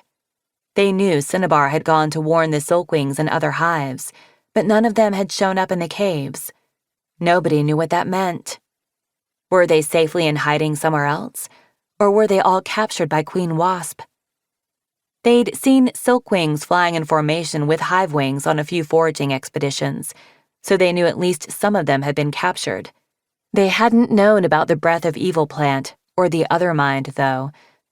Luna could tell that several of them didn't really believe that there was another controlling malevolence out there. They thought it was still Queen Wasp, despite Cricket's strange story about the possessed leaf wing in the eye of the poison jungle. Everyone was fascinated by Moon's prophecy, though. Luna saw a shiver of hope go through them, all these starving, homeless dragons, suddenly sitting taller and touching their glow silk or brushing their neighbor's wing. They'd lost their faith in the Book of Clearsight, but not their belief in the magic of prophecies.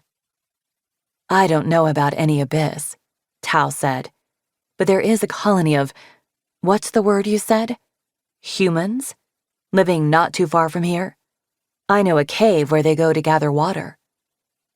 You do? Pokeweed huffed. You never told me about it. Well, I was afraid you might eat them, Tao said in a reasonable voice. Yes, exactly, Pokeweed snapped. That was the whole point. And if you had, you'd be feeling very horrified right now, Tao pointed out. I would hope. Pokeweed subsided, muttering, Wouldn't be quite so hungry, though. Several of the silkwings gave him a disgusted look. Ren and Axel were lucky that the first giant crowd of dragons they'd met were mostly from Pantala's vegetarian tribe. None of the silkwings had had any trouble accepting that humans were clever, could communicate, and shouldn't be eaten. Of course, that was how they felt about zebras, wildebeests, lobsters, and meerkats, too, as Sky pointed out to Ren with immense glee. Lady Jewel, on the other hand, had looked decidedly green around the gills when they introduced the humans. She kept staring at Ren and Axolotl, like she hoped they would suddenly throw off their mammal skins and turn out to be dragons in disguise after all. Can you take us there? To the human colony? Cricket asked Tao. Tao nodded. Tomorrow, she said, after you sleep. Are we near Lake Scorpion? Luna asked. Could you send some dragons to watch the sky there, in case Sundew and Lynx and the others come looking for us? Yes, Hemlock said immediately. I'll go myself. It's not far. We'll send some of the Bloodworm Hive chrysalis with you, Grayling said. It's a huge lake. You'll want dragons stationed all around it, so you don't miss them. Hemlock flicked a glance at Bryony, her green tail crisscrossed with Grayling's, and nodded. Luna's flame silk filled the caves with light and warmth, and a fire crackled in the center of the circle of boulders. It was noisier, too. The light seemed to bring the dragons back to life, and the caves were full of voices. But were they all dragon voices? Was Luna just imagining it? Or could she hear the whisper that Dusky heard, threading underneath them all? Come to me, little dragon. You're mine. Find me. Around sunrise, Luna groggily opened her eyes and found a pale brown and gold silkwing crouched beside her, looking at Dusky. The dragonette was finally truly asleep, flopped out in the curve of Luna's side, with his flame silk bracelet still curled close to his chest. Sorry, the brown silkwing whispered when he saw Luna's eyes. I didn't mean to wake you. I'm Whitespeck. I just wanted to check on Dusky. Are you his family? Luna asked. He shook his head, his wings drooping. They're all dead, or missing, he said, even more softly. He hesitated, then said, Dusky's mother was shipped off to Vinegaroon Hive before Dusky even came out of his egg. And then Dusky's father died in a tree-stuffed construction accident a year ago when Dusky was 1. Oh no, Luna breathed. But his wrist cuff said, Whitespeck sighed. Bloodworm Hive's rules were very strict. 1 member of each household must be employed on Lady Bloodworm's pet projects, even if that household consists of only 1 small orphan. The day after his father died, they came and dragged him off to work on the same construction site. He has to split his time between there and school. That's awful, Luna whispered. It's why I joined the Chrysalis, he said. Dusky's father was my friend. So, I've been trying to watch out for Dusky ever since. But I don't have a partner or anyone else to help. I was sent to Bloodworm Hive from Tutsi Hive and left my whole family behind. And they won't let me adopt him, so I can't do as much as I would like to. He paused, took a deep breath, and added, Sorry, too much information. No, I'm glad you told me, Luna said. I was wondering about him, but I didn't want to make him talk about it if he didn't want to. I'll get you both something to eat, Whitespeck said, standing up. I'm all right, Luna said. She knew there wasn't much to go around, and these dragons had been hungry a lot longer than she had. But if there's anything for Dusky, that would be great. Thank you. As they prepared to follow Tao to the human colony, Luna tried to talk Dusky into staying behind, but he clung to her and wouldn't let go. I think it's all right, Ren said, patting the little dragon on the head. He shied away from her hand and buried his face in Luna's scales. The dragonette seemed to have no problem with any of the strange-looking newcomers, or Cricket, but he was absolutely terrified of the humans. We are just going to look at the cave and see if we can find any people. No Abyss today. He can come along for this fact-finding part. Please let me come with you? Dusky asked. He gave Luna giant, sad eyes. I won't be any trouble, I promise. All right, Luna relented. She lifted him onto her back. But be really careful, okay? I will be the best, quietest dragon ever. I promise, he said, snuggling into her neck. They found Axolotl surrounded by dragonettes, who were arguing over who would get to keep the clever human as a pet. I saw them first, said the pink one. And look, they like me best. Axolotl held out their hand for her to sniff. Instead, she seized their hand in her talons and yanked them down so she could climb onto their shoulders. Not fair, bellowed the orange one. Dad, I want a pet human. Nobody ever lets me adopt weird-looking cave mammals. No eating? Axolotl said cautiously. They patted the tail of the little pink one, where it draped across their collarbone. Eee! Look how clever they are, the pink one cried, wrapping her arms around Axolotl's head. And squishy. I just want to love them and cuddle them and smoosh them. Oh dear, Ren said. I didn't realize I'd have to teach Axolotl how to say no smooshing as well. She waded into the pile of squabbling dragonettes and firmly peeled them off Axolotl, who looked disheveled, bewildered, and a little enchanted. "Not a pet," she scolded the little dragons. "Humans can be friends, but not pets." "Friend!"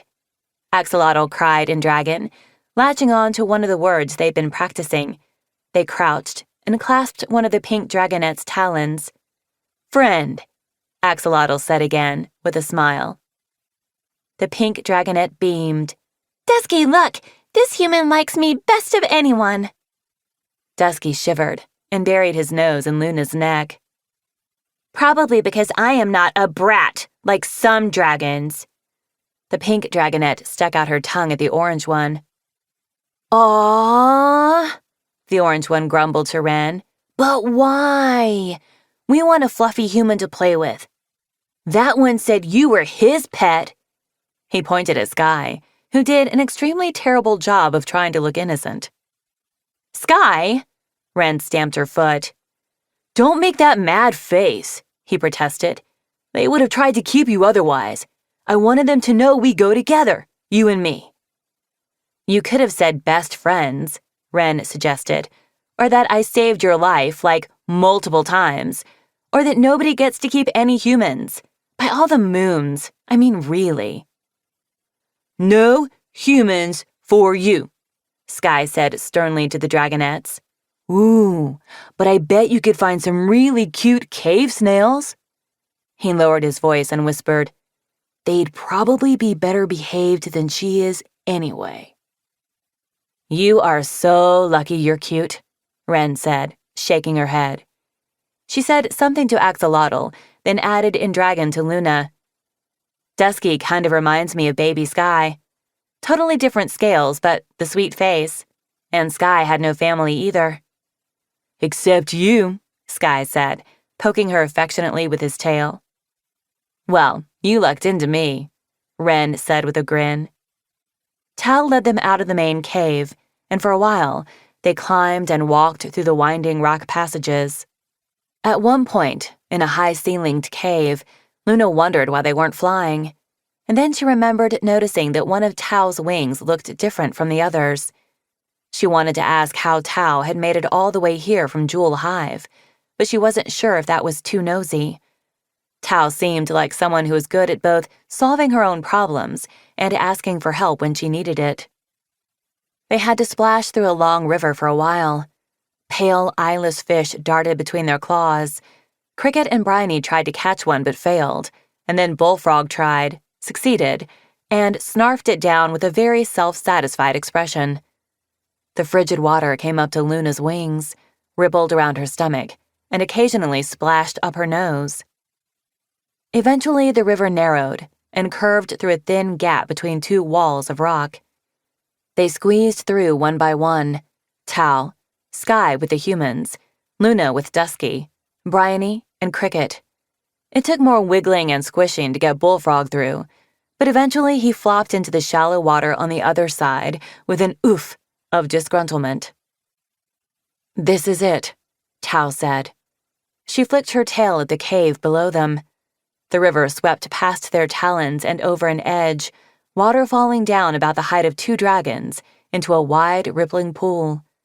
Luna could see more pale fish flickering in the dark water, but she didn't see any humans. Cricket splashed out of the water and crouched at the edge of the rock, peering down. "You've seen humans here?" she asked Tao. "A couple of times," Tao answered. "Can't you smell them?" Luna sniffed, but it was hard to separate out any new furry smells from the sense of Ren and Axolotl right beside her. "There's something else." Tao turned to Bryony, who offered one of her wings to support Tao's shorter wing as they glided down to the cave below. Luna and the others followed as Tao stepped around the shore to the far side of the pool and reached into the water. She pulled out a small contraption. It took Luna a moment to realize it was a sort of cage. It was designed so fish would swim in, but couldn't swim back out, and it currently held 3 squirming fish. "Whoa," Cricket breathed. She hurried over to study it, blinking behind her spectacles. "Humans made this?" Ren can make things like that, Sky said, sounding hilariously defensive. She can make anything. She catches fish with weird inventions all the time. There are several of these, Tao said. She lowered it back into the water. I believe the humans come from there, she added, pointing to a hole higher up the wall. Now that she was looking, Luna could see an odd sort of path descending from the hole to the shore of the lake, made of stairs, chiseled into the stone. Maybe Axolotl and I should stay here for the rest of the day, Ren suggested, so we can meet anyone who comes to the lake, without a bunch of giant drooling dragon faces looming around to scare them off. Sky snorted huffily. A small scuffing noise came from behind them. Luna whirled around, accidentally splashing Dusky, and stared into the dark corners of the cave. The stalagmites cast long shadows in the light from her glow silk, and for a moment, she thought she saw movement. There. No, there. No. Maybe it was nothing. And then something glinted overhead, catching the light. She lifted her gaze and locked eyes with a gaunt, shaggy, eerie thing. It saw her see it, but it stayed perfectly still, without a flicker of movement or muscle tension, as though it was not afraid of her at all. It was shaped like a human, she thought, but it held itself in a weird, spider-like way, knees and elbows bent at painful, sharp angles. Its arms were as thin as her antennae, and when it crouched, as it did now, its matted hair and beard brushed the ground. Its skin was as pale as the eyeless fish, but less natural, as though all the blood had been sucked out of it. And its eyes. They seemed to be covered in a green film like algae, but they also seemed to be staring straight into Luna's soul. She couldn't help crying out in alarm and jumping back, stumbling farther into the pool. The human still did not flinch, but a crack opened in its hairy face, then widened to reveal rotting teeth and something like a cruel imitation of a smile. "What is it?" Bryony asked, splashing over next to her. Luna pointed, and all the dragons turned to look up at the strange creature on the ledge. Ren held out her hands and said something calm and soothing in human. When there was no reaction, she added in dragon, "Do you understand this language instead? They won't hurt you." The creature lunged to its feet suddenly, hissed at them, and bolted away through a crack in the wall. Chapter 11.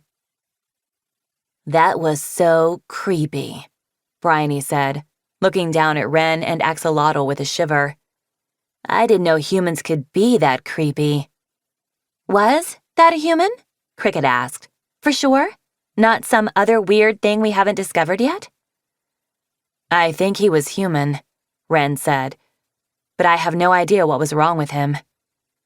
She said something to Axolotl, and they raised their hands, looking equally puzzled. Dusky had his face buried in Luna's neck again, trembling.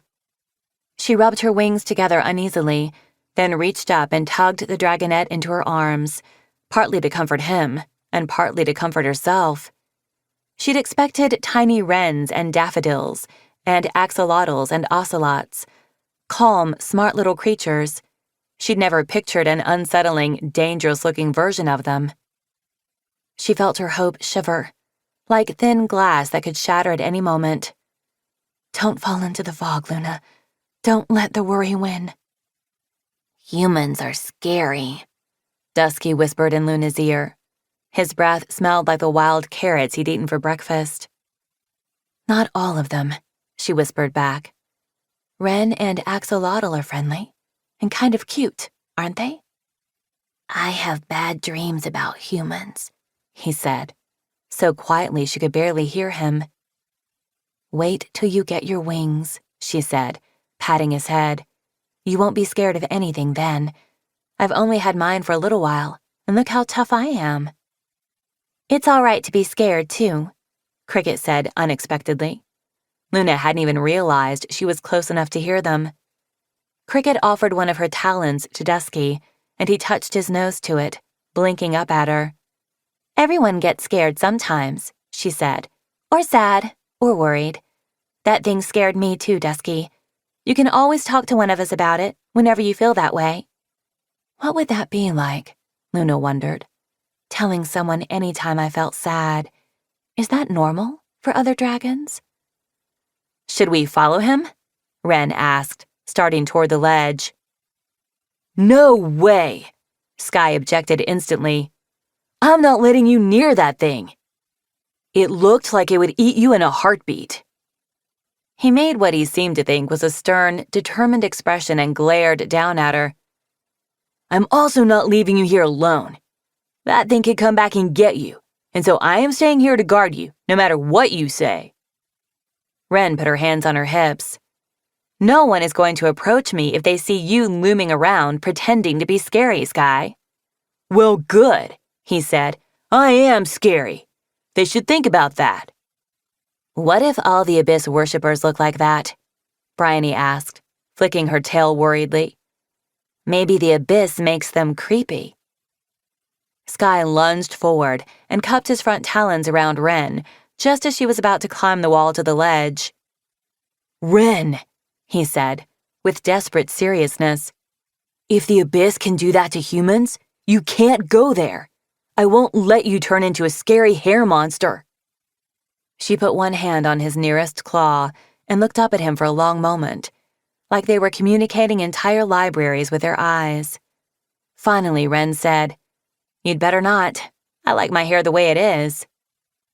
We could turn around, Sky said hopefully, and go home. You wanted to help, Sky, she reminded him with a gentle nudge. Listen, you protect me from becoming a scary hair monster, and I'll protect you from becoming a wide-eyed murder zombie. Deal? He sighed. All right. But if there are any reckless heroics involved, it's my turn to do them. As they talked, Cricket had flown up to the ledge where the hair creature had been hiding. She paced along it, touching the rock wall and studying the shadows.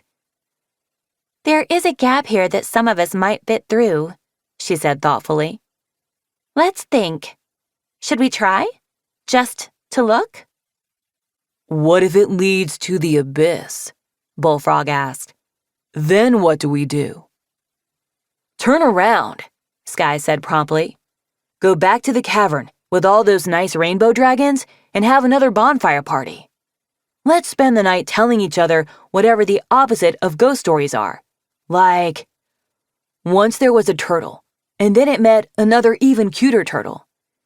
And then they had the absolute most adorable turtle babies, and they lived forever in a sunny place, and no one ever thought about eating them even once their whole lives. The end.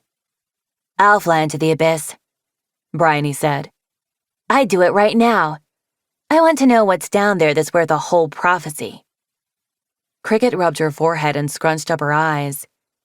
We have to, don't we? She said. A secret buried far below may save those brave enough to look. It's right there in the prophecy. We have to go look. But Sundew, Luna said, and Tsunami, and Moon, and Lynx and Pineapple. How can we go without them?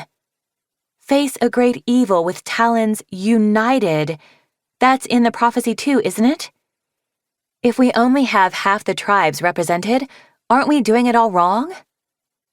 That's true, Sky said hopefully. We could give them a couple more days to find us, couldn't we? More sitting and waiting, Bullfrog grunted. No thanks. What if we look, Cricket suggested, but we don't face anything yet. We scout it out carefully first.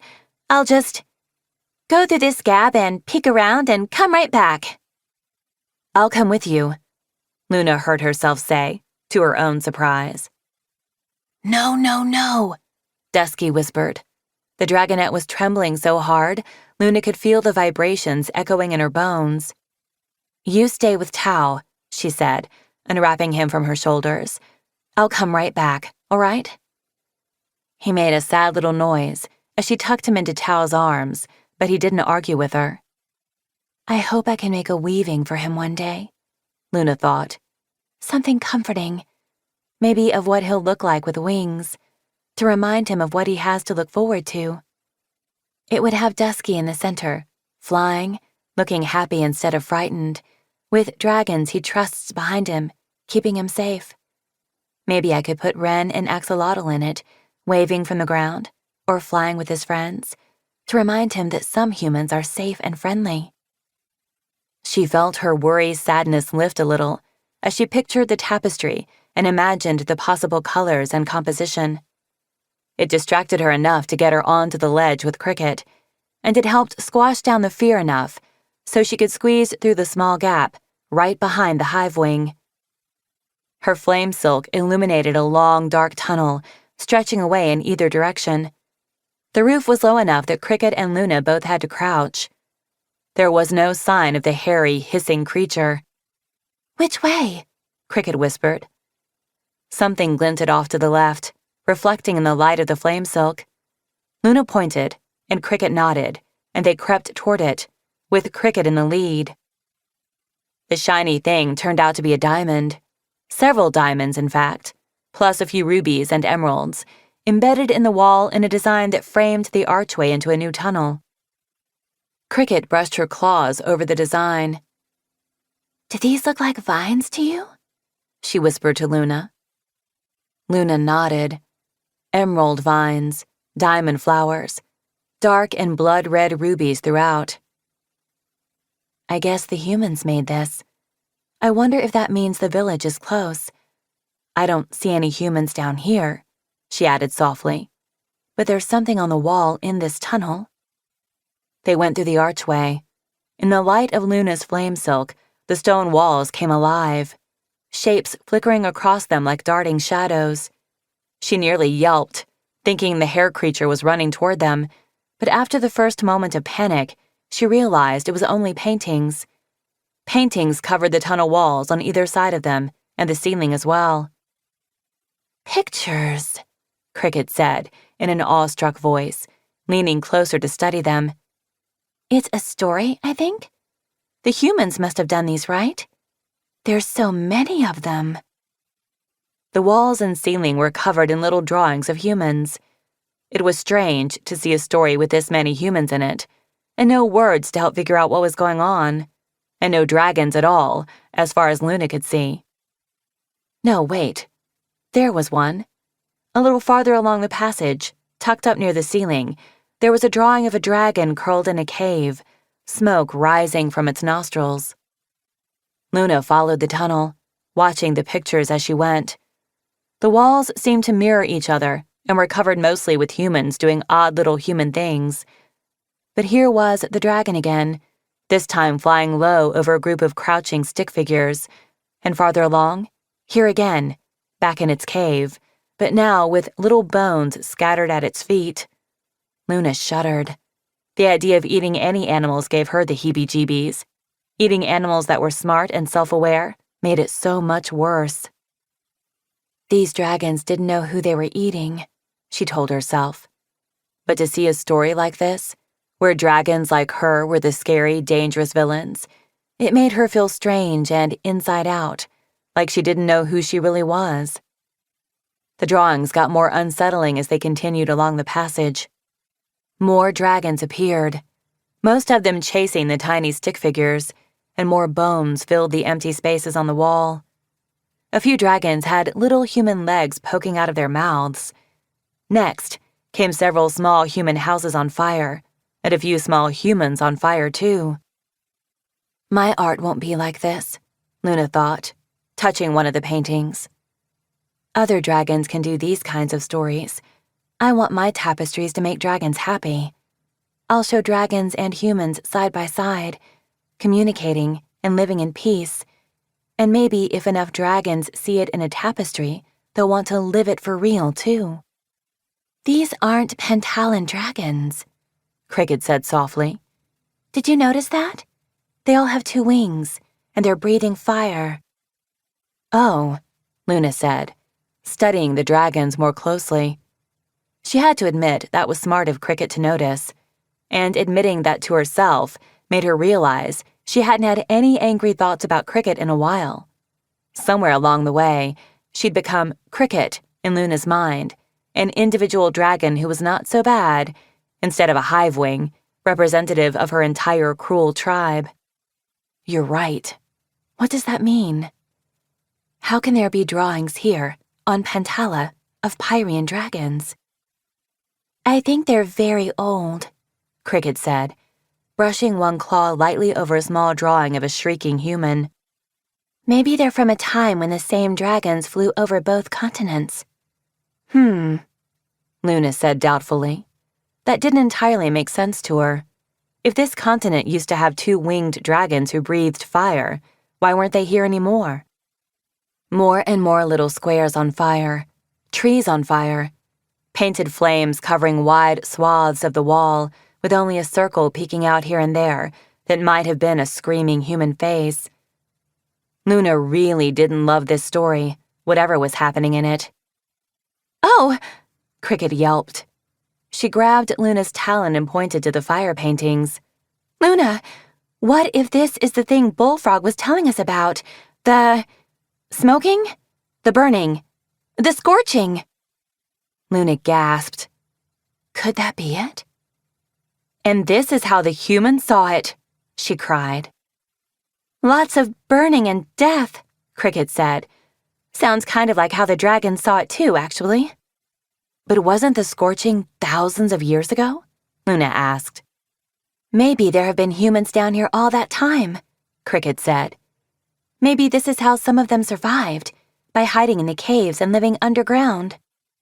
I wonder who this is, Luna said, pointing to a little figure all by himself in a space on the wall, with a circle of figures at a distance around him.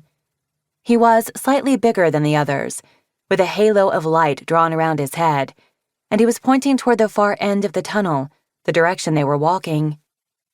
A little ways on, she saw him again, standing alone on a small crescent on top of what looked like waves. Lots of other humans were behind him, following him, stuffed 10 apiece in their own crescents. She could tell it was the same figure, even if he hadn't had the halo, because in both paintings, he was holding a green box and wearing thick black gloves. At least, she thought that's what it looked like. Either that, or he had giant paws. Crossing the ocean, Cricket murmured, darting along the wall. Coming to Pantala. And look, way along here. They've reached land again and are going into a cave. She paused and touched the painting lightly, then turned to look at Luna with worried eyes. Does it seem like there are a lot of plants painted around this cave? It did look very leafy. There were vines curling around the entrance and under the humans' feet as they followed their hero into the mouth of the cave. The leaves and vines were streaked red and green, with little white flowers scattered around them. Luna nodded. Lots of one particular plant, she said slowly. Cricket let out a long breath. That's not just any plant, she said. I'm pretty sure that's the breath of evil. Luna! A little voice screamed from the tunnel behind them. Fire dragon! Luna! I'm here, Luna called. Recognizing Dusky's voice with a jolt of alarm, she ran back along the painted tunnel. Dusky, stay there, I'm coming. Luna! He shrieked again. She flew through the archway and around the corner into the first tunnel. She saw Dusky's flame silk bracelet first, glowing warmly in the dark passageway, moving away from her. Then she saw the human holding Dusky, and the thick, twisted net Dusky was caught in, his little claws pinned to his sides. And the other human, standing between her and the captured dragonette, holding a torch and a sharp, gleaming knife. Neither human was the hairy, hissing creature, but they were not Ren or Axolotl either. These looked spiky and dangerous in their own way. The closer one had short, straight dark hair and black feathers woven into the leather of her outer wrappings. Her face was thinner and sharper than Ren's, and she had a tiny emerald embedded in the side of her nose. She called something to her partner, who wrapped his arms more firmly around the net and Dusky and took off running. "No!" Luna yelled. "What are you doing? Stop! Ren! Ren, help!" She ran full tilt toward them, but the feathered human flung down her torch in a blaze of flames and darted after the other one. They were gone, and they'd taken Dusky with them. Chapter 12. "Ren!"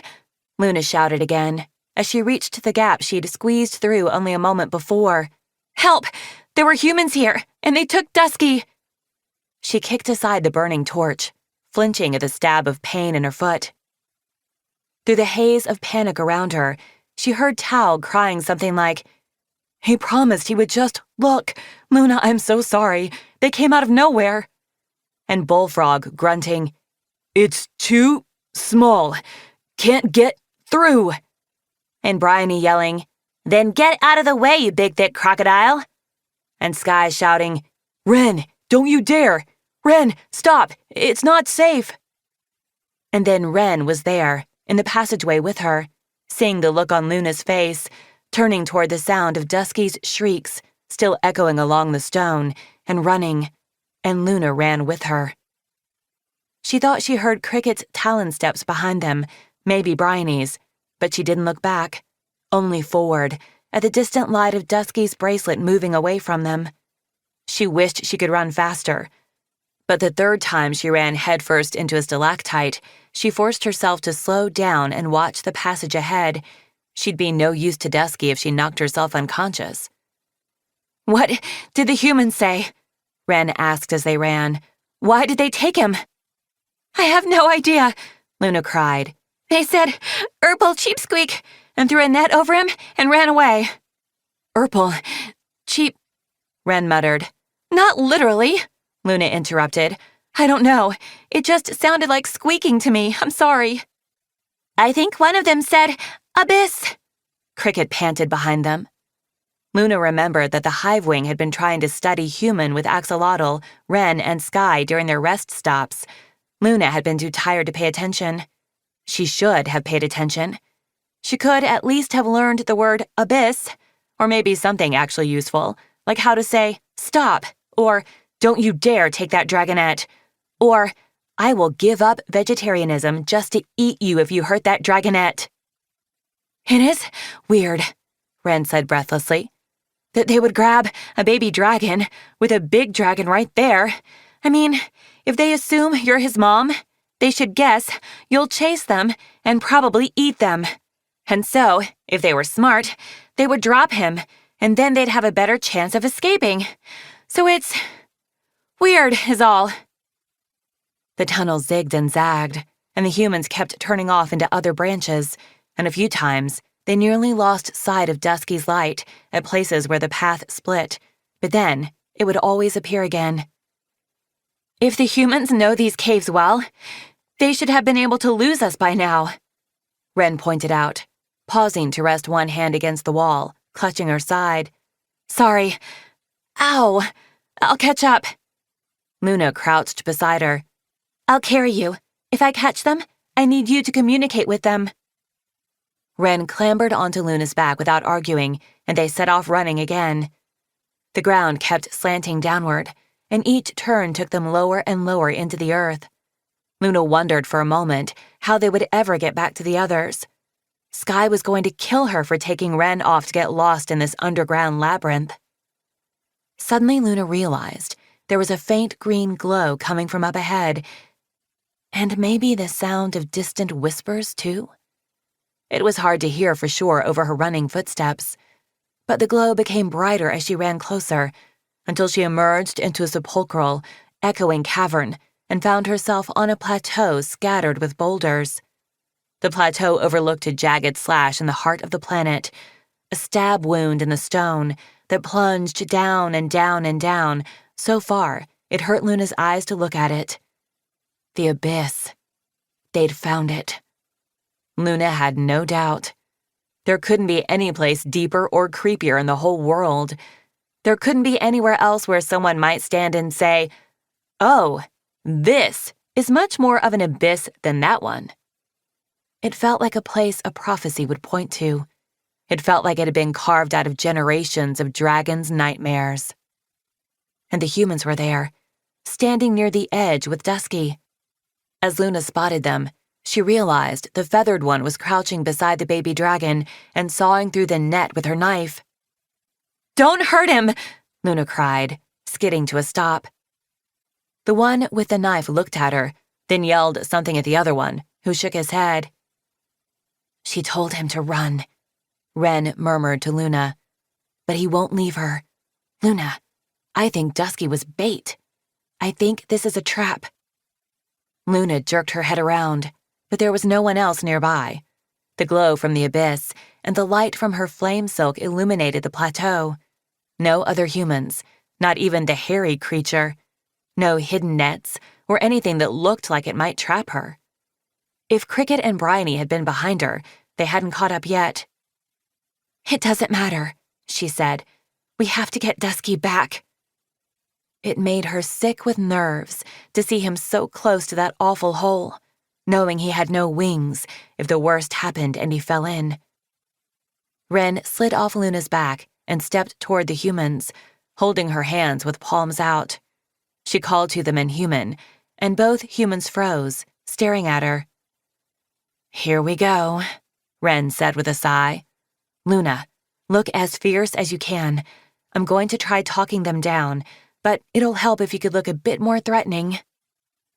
She took another step toward the humans and said something else, and the one in black feathers responded. "Look fierce and scary." Luna fluffed up her wings, hoping that would make her look bigger, and frowned. She always found frowning dragons a little scary anyhow. What else could she do? "Oh, right, my terrifying superpower." As the humans said bristly-sounding things back and forth, Luna lifted one talon and let a smoking thread of blaze silk spill into her palm. It wound into a ball, and she cupped the fire between her claws.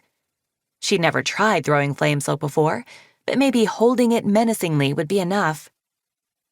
The feathered human looked around the plateau and shouted something. Her partner shook his head and responded in a quiet, sad voice. "What's happening?" Luna asked Ren. "Why aren't they giving Dusky back?" "They're waiting for someone," Ren said. "They called him the Guardian of the Abyss, but his name must be Vol because that's what that one just shouted. I think her name is Raven. She says the Guardian told them to bring the Abyss a dragon, or the Abyss told them, speaking through the Guardian. Something like that." She listened to the conversation the other humans were having for a moment. "Apparently he's always here. It's creepy that he's missing. He's never left before. They didn't even think he could." Luna felt a horrible chill, like Arctic spiders tiptoeing down her spine. "The Abyss talks to them?" she said. "It asks for things? Do they know what's down there?" Ren spoke to the humans, and the one without feathers answered her. "They don't know," Ren relayed to Luna. "Only the Guardian can go into the Abyss. I'm not sure how, but they get instructions through him." Ren shook her head. "I'd say it's all a made-up cult thing, but since it's in your prophecy, then I guess there really might be something down there." The breath of evil, Luna thought. The source of the other mind. It has to be, doesn't it? "Well, it can't have Dusky," she said firmly. "Tell them no. Tell them I will set them on fire right now if they don't give him back." Ren put her hands on her hips, and whatever she said in human, it sounded very commanding to Luna. Raven and the other human looked at each other for a long moment, and then Raven sighed, knelt down, and cut the rest of the net off Dusky. "Luna!" he yelped as soon as his snout was free. He wriggled away from the ropes as the humans stepped back and pelted across the plateau toward her. "Dusky!" Luna cried with relief. "It's all right. We're here." She set down her ball of flame silk and stepped forward, talons outstretched to catch him.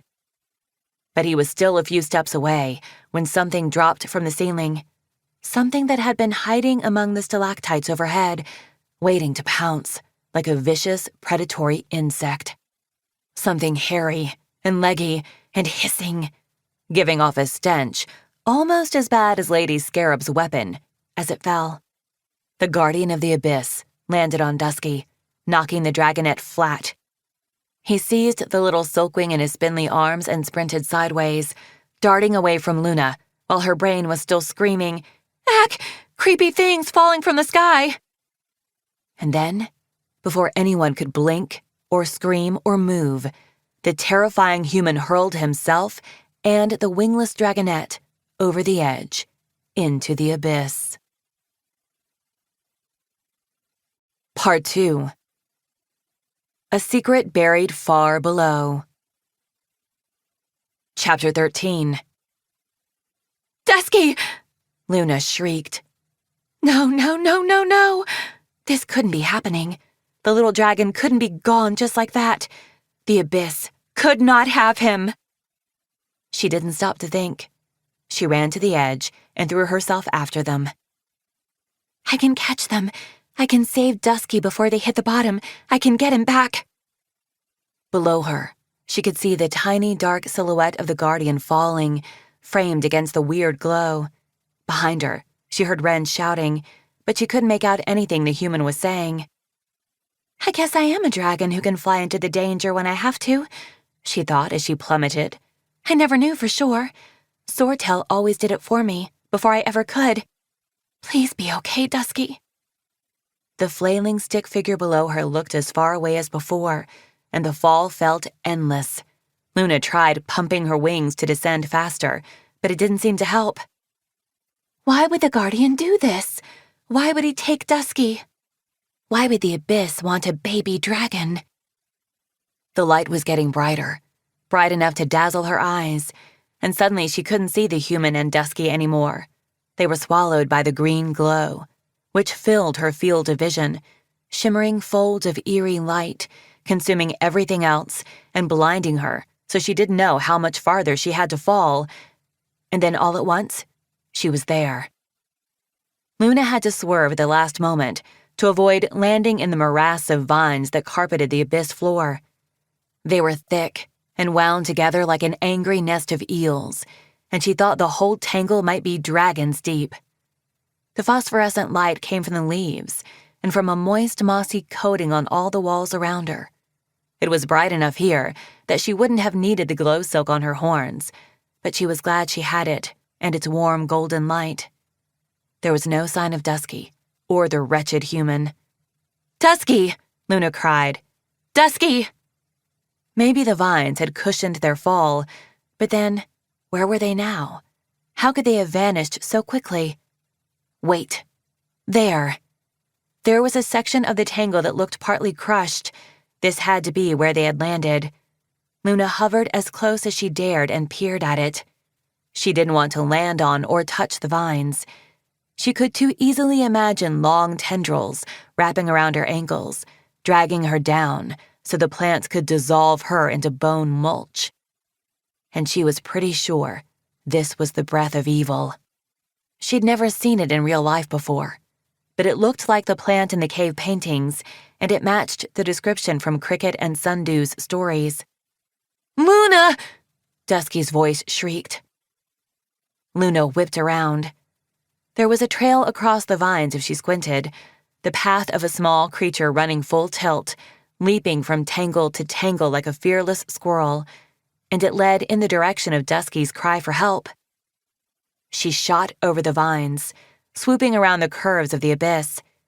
Maybe the abyss monster could fall faster than she could catch him, but he couldn't outrun her wings, especially while carrying a baby dragon. As it turned out, though, he hadn't had to run far. The vines and the trail converged on a cave in the wall of the abyss. Or rather, the vines seemed to be exploding from it, swarming out in both directions.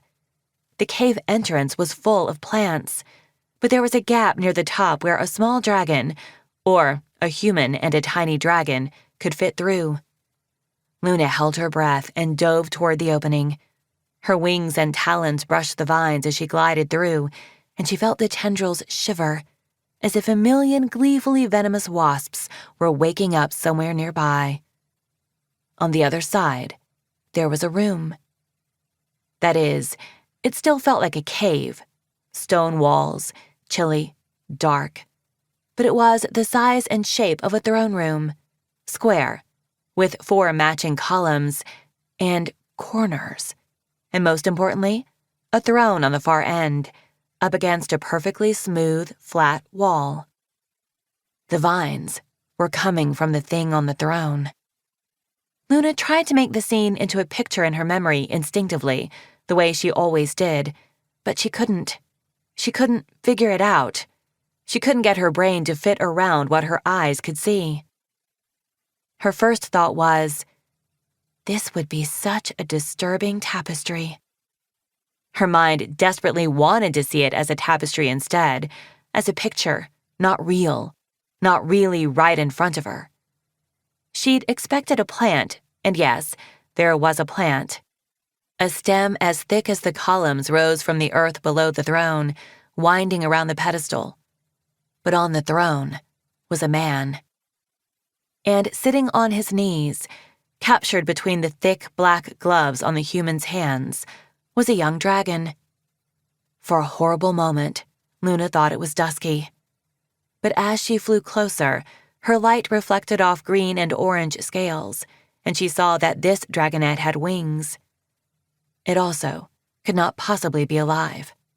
The plant was growing straight through the dragon's skull, emerging, horrifyingly, from a split at the top of its head, and then continuing on through the human's skull. Behind the human's head, the vines divided and cascaded away, like a parody of Ocelot's hair, like tentacles exploding outward. Some of them swarmed toward the cave opening, while hundreds of others clambered up the walls and disappeared into cracks overhead. What? Luna breathed. At the foot of the throne, on the vines that covered the floor, a hairy shape twisted around to glare at her. In his arms, Dusky flailed, whimpering. "Dusky," Luna said, starting forward. "Stay back," hissed a voice in dragon. The voice came from the guardian's mouth, but sounded like the possessed silkwing on the island where they'd been attacked. Luna froze. Who is talking to me? The other mind? "Who are you?" Luna said. She focused her gaze on the throne, on the grotesque tableau of the dragonette, man and plant, fused together. Their blank, staring eyes seemed to be fixed on her.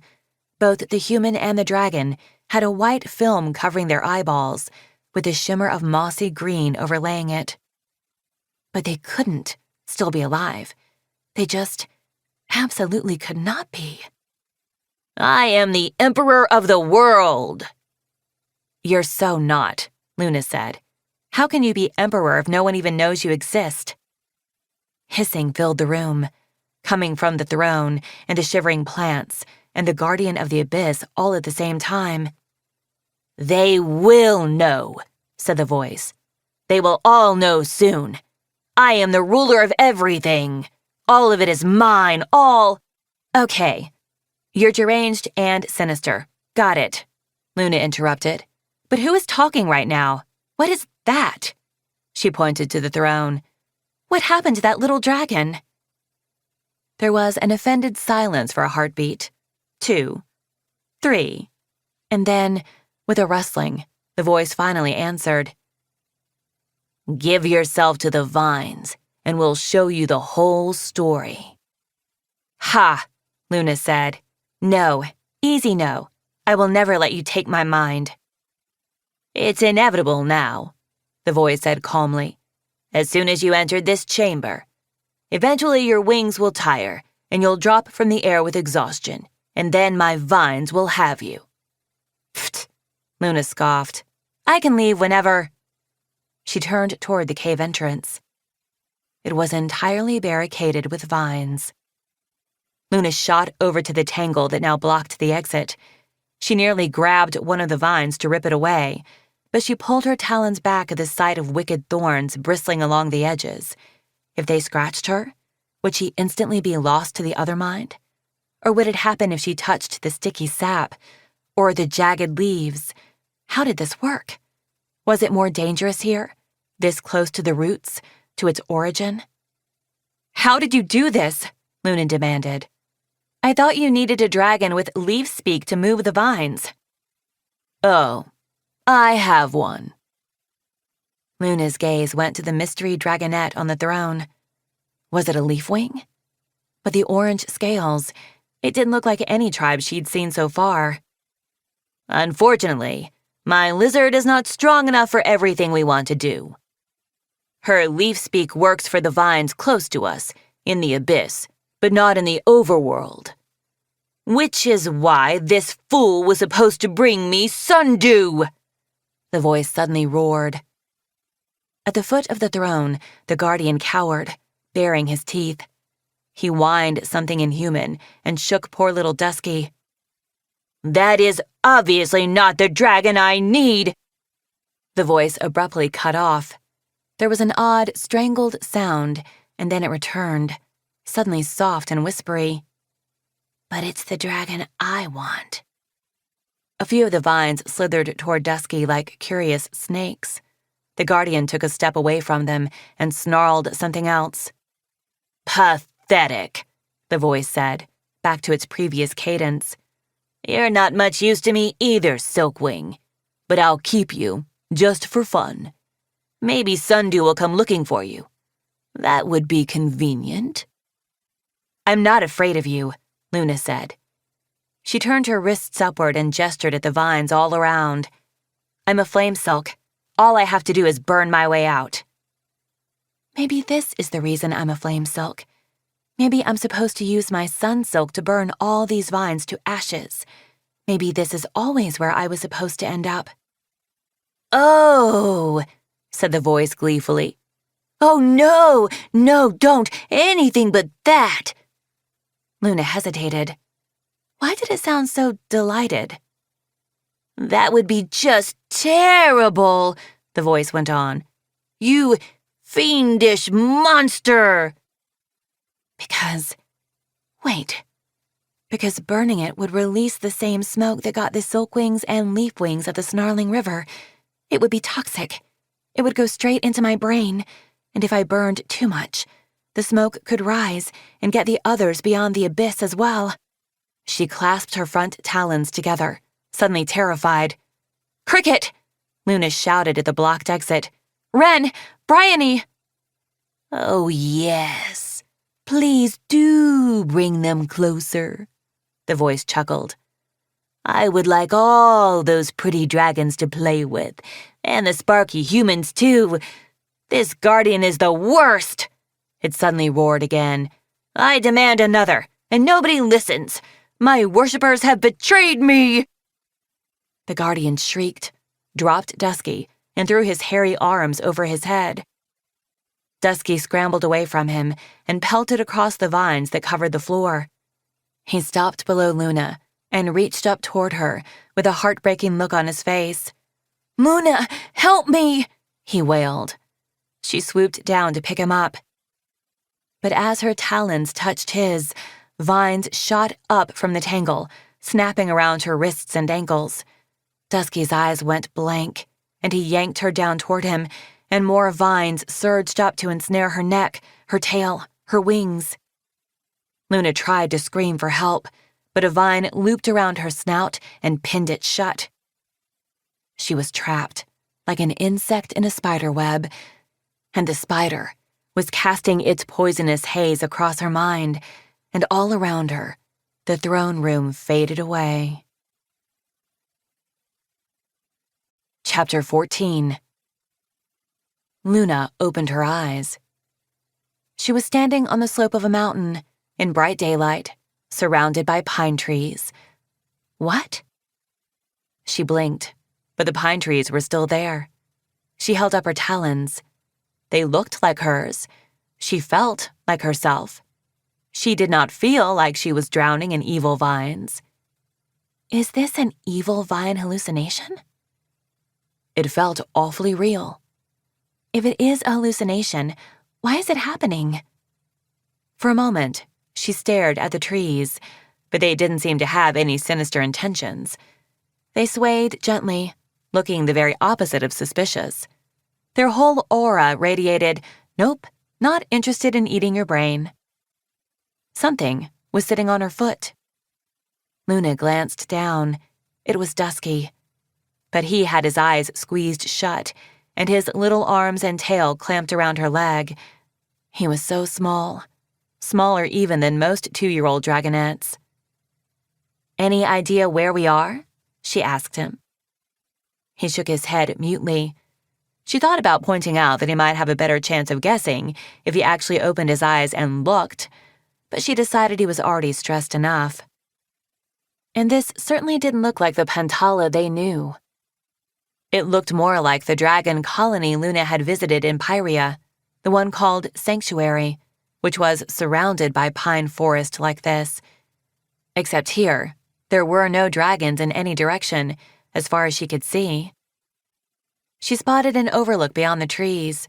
Luna paced over to it, dragging Dusky along with her, which was not difficult. He seemed to weigh no more than a pine cone. They gazed down at the land below them. Luna had expected to see a continent choked with vines. She'd thought she'd find the Breath of Evil plant spreading from here to the horizon.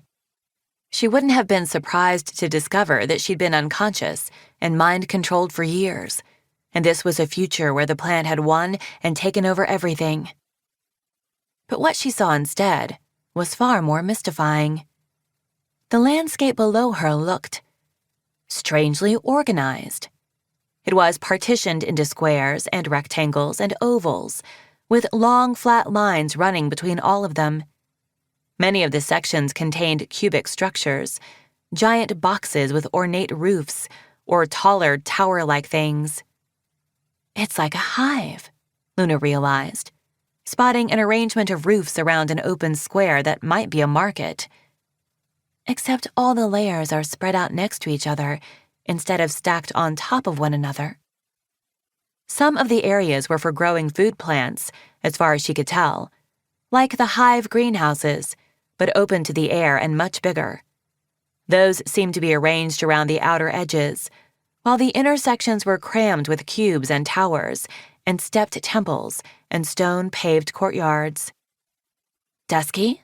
Luna said, nudging him with her snout. "What are we looking at?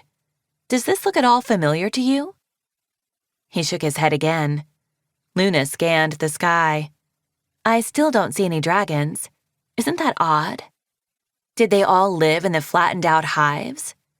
She dropped her gaze again and realized that there were shapes moving among the structures and along the long, flat lines. They were so small from here that they looked more like ants than anything else. But she didn't think they were dragons. They didn't move like dragons. None of them were flying, and they weren't shaped right. She tried extending her antennae all the way to see if she could pick up any clues. The only vibrations in the sky overhead came from birds. The largest was a hawk, drifting lazily far above them. But somewhere nearby, were those voices? They were pitched a little too high and fast. Not dragons. Humans. Luna scooped Dusky into her arms and flew up into one of the trees, perching on a branch where the needles were thick enough to hide her from the ground.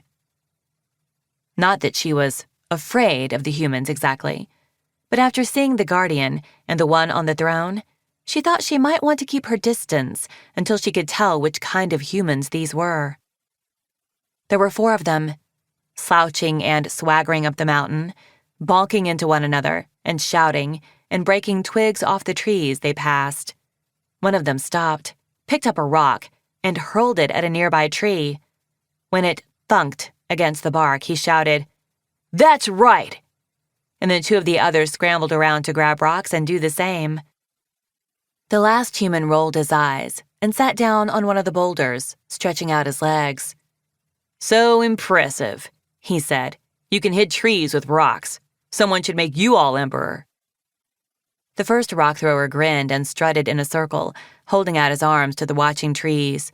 "Not all of us," he said. "Just me, Emperor Coyote." Wait. A shock zipped through Luna from snout to tail. I can understand them. They're speaking human, but I can understand them. This had to be a hallucination, then. She hadn't magically learned human while flying around under the vine's mind control. Such a weird hallucination, though. "I'd be a better emperor than you," shouted one of the other humans, leaping on the first one's back. They tussled for a moment, yelling, "Emperor Coyote!" and "No, Emperor Argyle!" and ended up on the ground in a flailing pile of limbs. These humans were so loud. Luna had not seen any like these before. The other humans she'd met were careful and quiet, slipping around the edges of the world so they wouldn't get caught or eaten. Even Ren, who seemed fearless, still held herself in a watchful, cautious way, as though she might need to dart to safety or fight off an attack at any moment. These four, though, took up all the space and all the air and filled it without hesitation. They never checked the sky. They never looked around to see if anything was coming for them. They acted like it had never occurred to them that something might eat them, as though dragons didn't even exist. Luna shivered. Do dragons exist in this strange place? She wondered. Why haven't I seen any? The one on the rock rolled his eyes at the scuffling humans on the ground. "Very regal behavior," he said. The first one shoved his friend away and bounced back to his feet again. "There are 3 empires," he said with a shrug. "We can each have one." He waved at the other 2, casually excluding the one on the rock. "If this plan works," said his seated friend, coldly, Luna thought, "then there will be only one empire left, and only one emperor over this whole continent." He stood up, brushing pine needles off the long, silky outer wrapping he was wearing. They all wore similar wrappings, Luna noticed, fancier, cleaner, and more elegant than anything the humans she knew wore. Little swirls of silver thread decorated the edges of the wrappings in delicate filigree patterns. These wrappings did not look like they would work very well for climbing trees in a hurry. "This plan is ridiculous, Cottonmouth," said the bossy one. He started to lead the way up the slope again. "Nobody has seen a dragon in at least a year. Nobody has any idea where they live." Luna barely stopped a gasp from escaping her. They're looking for dragons. Why haven't they seen one in a year? Where is everybody? She wanted to follow them, but she was a little nervous about what these humans would do if they saw her. She thought for a moment, then climbed higher up the tree and along a branch into the next one, with Dusky clinging to her neck. Her childhood in the webs around Cicada Hive meant she had no trouble clambering and leaping nimbly from one tree to the next, and the absolute racket the humans generated made it easy to follow them. She was pretty sure they wouldn't hear her, even if she slipped and crashed all the way to the forest floor. The humans hiked for a long time, arguing cheerfully about some kind of ball game, before finally stopping to rest, not far from the mountain's peak. This was one of the shorter mountains in the range, Luna could now see. Much taller ones extended off to the north, some with snow visible on the jagged claws they reached toward the sky. From here, she could also see more of the unfolded hives down below. They covered everything. Every spot of land seemed to be cordoned off, built on, growing something in straight lines, or swarming with the little ant figures. Definitely not dragons. Luna was pretty sure they were humans. Human cities. Just out in the open, where anyone could swoop down and eat them, like a giant buffet set up for dragons. She wasn't even sure she was in Pyria after all. She remembered a mountain range like this, bisecting the continent, near Sanctuary. But they'd flown over a vast desert to get to it, the whole kingdom of sand, covering most of the territory west of the mountains. And yet, from up here, she couldn't see any sign of a desert to the west. She could see the sun slowly sinking toward the horizon, but everything in that direction was either green or the gleaming white and gray stone of the human cities. "We should get back to camp," said one of the humans. The 4 of them were sprawled around a clearing, leaning against the trees and eating snacks from the bags around their waists. "There obviously aren't any dragons up here, like you predicted, Coyote." "I know, right?" said the bossy one. He tossed a nut into his mouth and stretched. But we can say we checked it out, as the commander ordered. I wouldn't call this the most thorough scouting expedition, Cottonmouth said in his flat, disapproving voice. Feel free to carry on alone, Coyote said grandly, waving one hand at the rest of the mountain left above them. But I'm telling you, if there were a dragon this close to the Emperor's city, we'd know about it. I bet they've run off to hide in the far north, around the edges of the Diamond Empire. That's where they are. Fine with me, said one of the others. Maybe they'll eat the Diamond Army and save us the trouble of fighting them. Pfft, said his friend. I'm not scared of the Diamond Army. We smashed them the last time they tried to come through the pass. And they smashed us the last time we tried to cross to their side, Cottonmouth pointed out. And they're stuck at the river border with Empress Jaguar. None of the empires can expand. We're all trapped, pushing and shoving each other back and forth over the same few miles of territory. That's why we need a new advantage. That's what makes the Emperor's plan so genius. You keep calling it the Emperor's plan, Coyote scoffed. But everyone knows you're the one who slithered it into his ears. Blah! One of the others cried, throwing an orange at Coyote. The human deftly snatched it out of the air, produced a knife from his boot, and started peeling it. The Emperor is very wise, Cottonmouth said calmly. It is a credit to his wisdom that he listens to even his lowliest advisors. Well, I don't see how this genius plan is going to work if we can't find any dragons, said the fourth human, yawning. We will find them, Cottonmouth said. I am quite sure of that. And then he looked up into the trees, straight into Luna's eyes.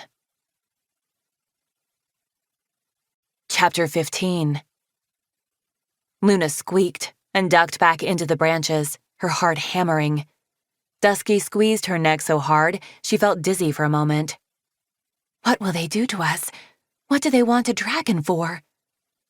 There was a moment of silence down below, and then one of the humans laughed and said something mocking, imitating Cottonmouth's pretentious tone.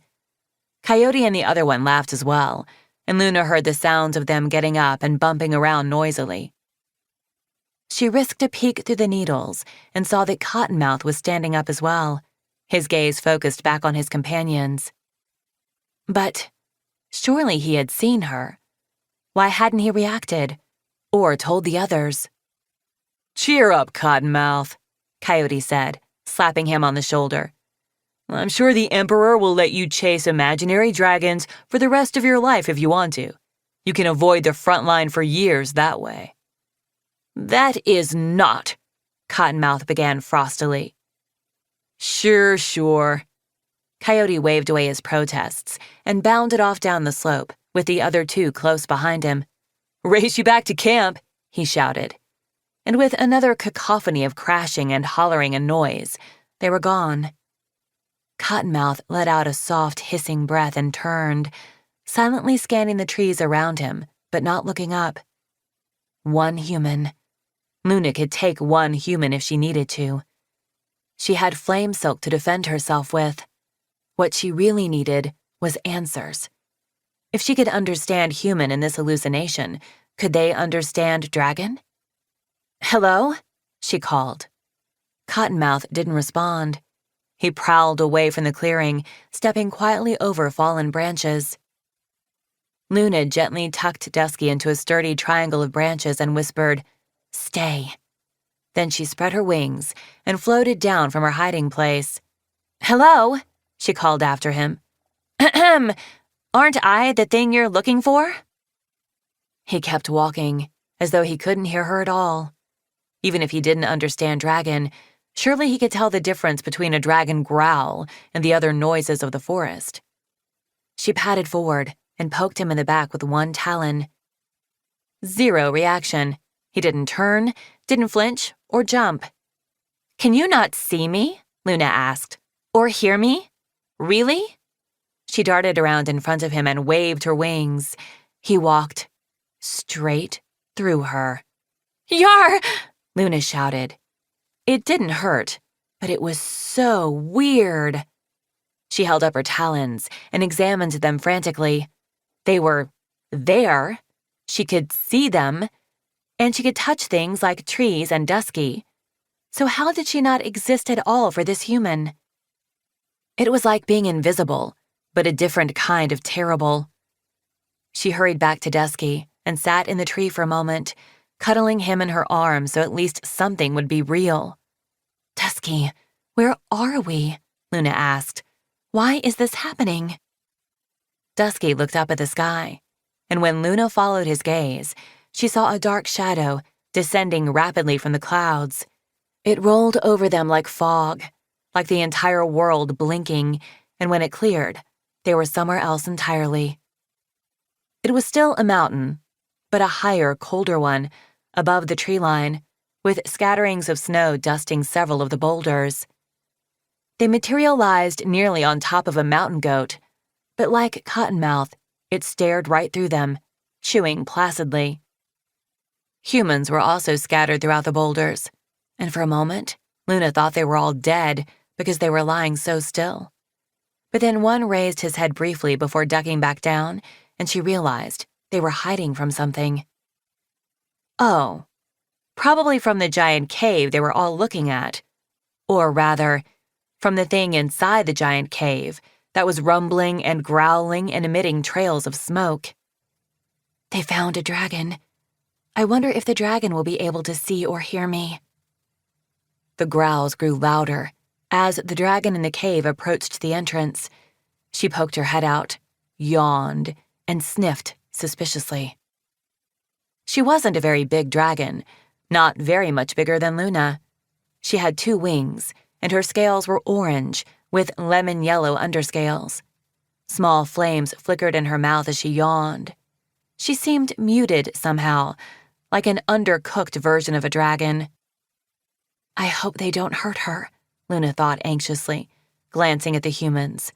They were all holding sharp, pointy things and looked very intent on something. Be careful, Luna called. Dragon, can you hear me? There are humans here, and I think they're planning something. But the dragon's eyes passed right over her, and nobody reacted to her voice except Dusky. He burrowed into her neck and whimpered, I told you humans are scary. The orange dragon stretched her wings and lifted up into the sky. She circled for a few heartbeats while the humans stayed frozen, and then she flew off toward the east, lit by the rising sun. Now, one of the humans called in a low voice. The 3 humans nearest the cave leaped out from their hiding places and ran full tilt into the dark opening. Luna realized that one of them was Coyote, but he looked older, more lined and grizzled. Several long moments passed. The human who'd spoken climbed over his rock and darted closer to the cave, staying near cover, and Luna saw that it was Cottonmouth. He also looked older, with a new scar across one temple and longer hair. The wrappings on these humans looked rougher too, like they'd been dragged through thorn bushes, with no silver filigrees this time. But Cottonmouth had new gold medallions on each shoulder of his cloak, and a bright green feather tied into his brown hair with gold thread. He stared at the cave as though he could drag something out of it with the force of his eyeballs. And then, finally, the 3 humans came back out of the cave. 2 had their swords drawn, watching the sky. Coyote walked between them, carrying a dragon egg in his arms. A slow smile spread across Cottonmouth's face. He waved another trio of humans forward, carrying a box, and Coyote slid the egg into the padded interior. I knew it, Cottonmouth said, bending over the egg. He brushed his paws over the eggshell. Yeah, Coyote said. You were right. The Emperor will be thrilled.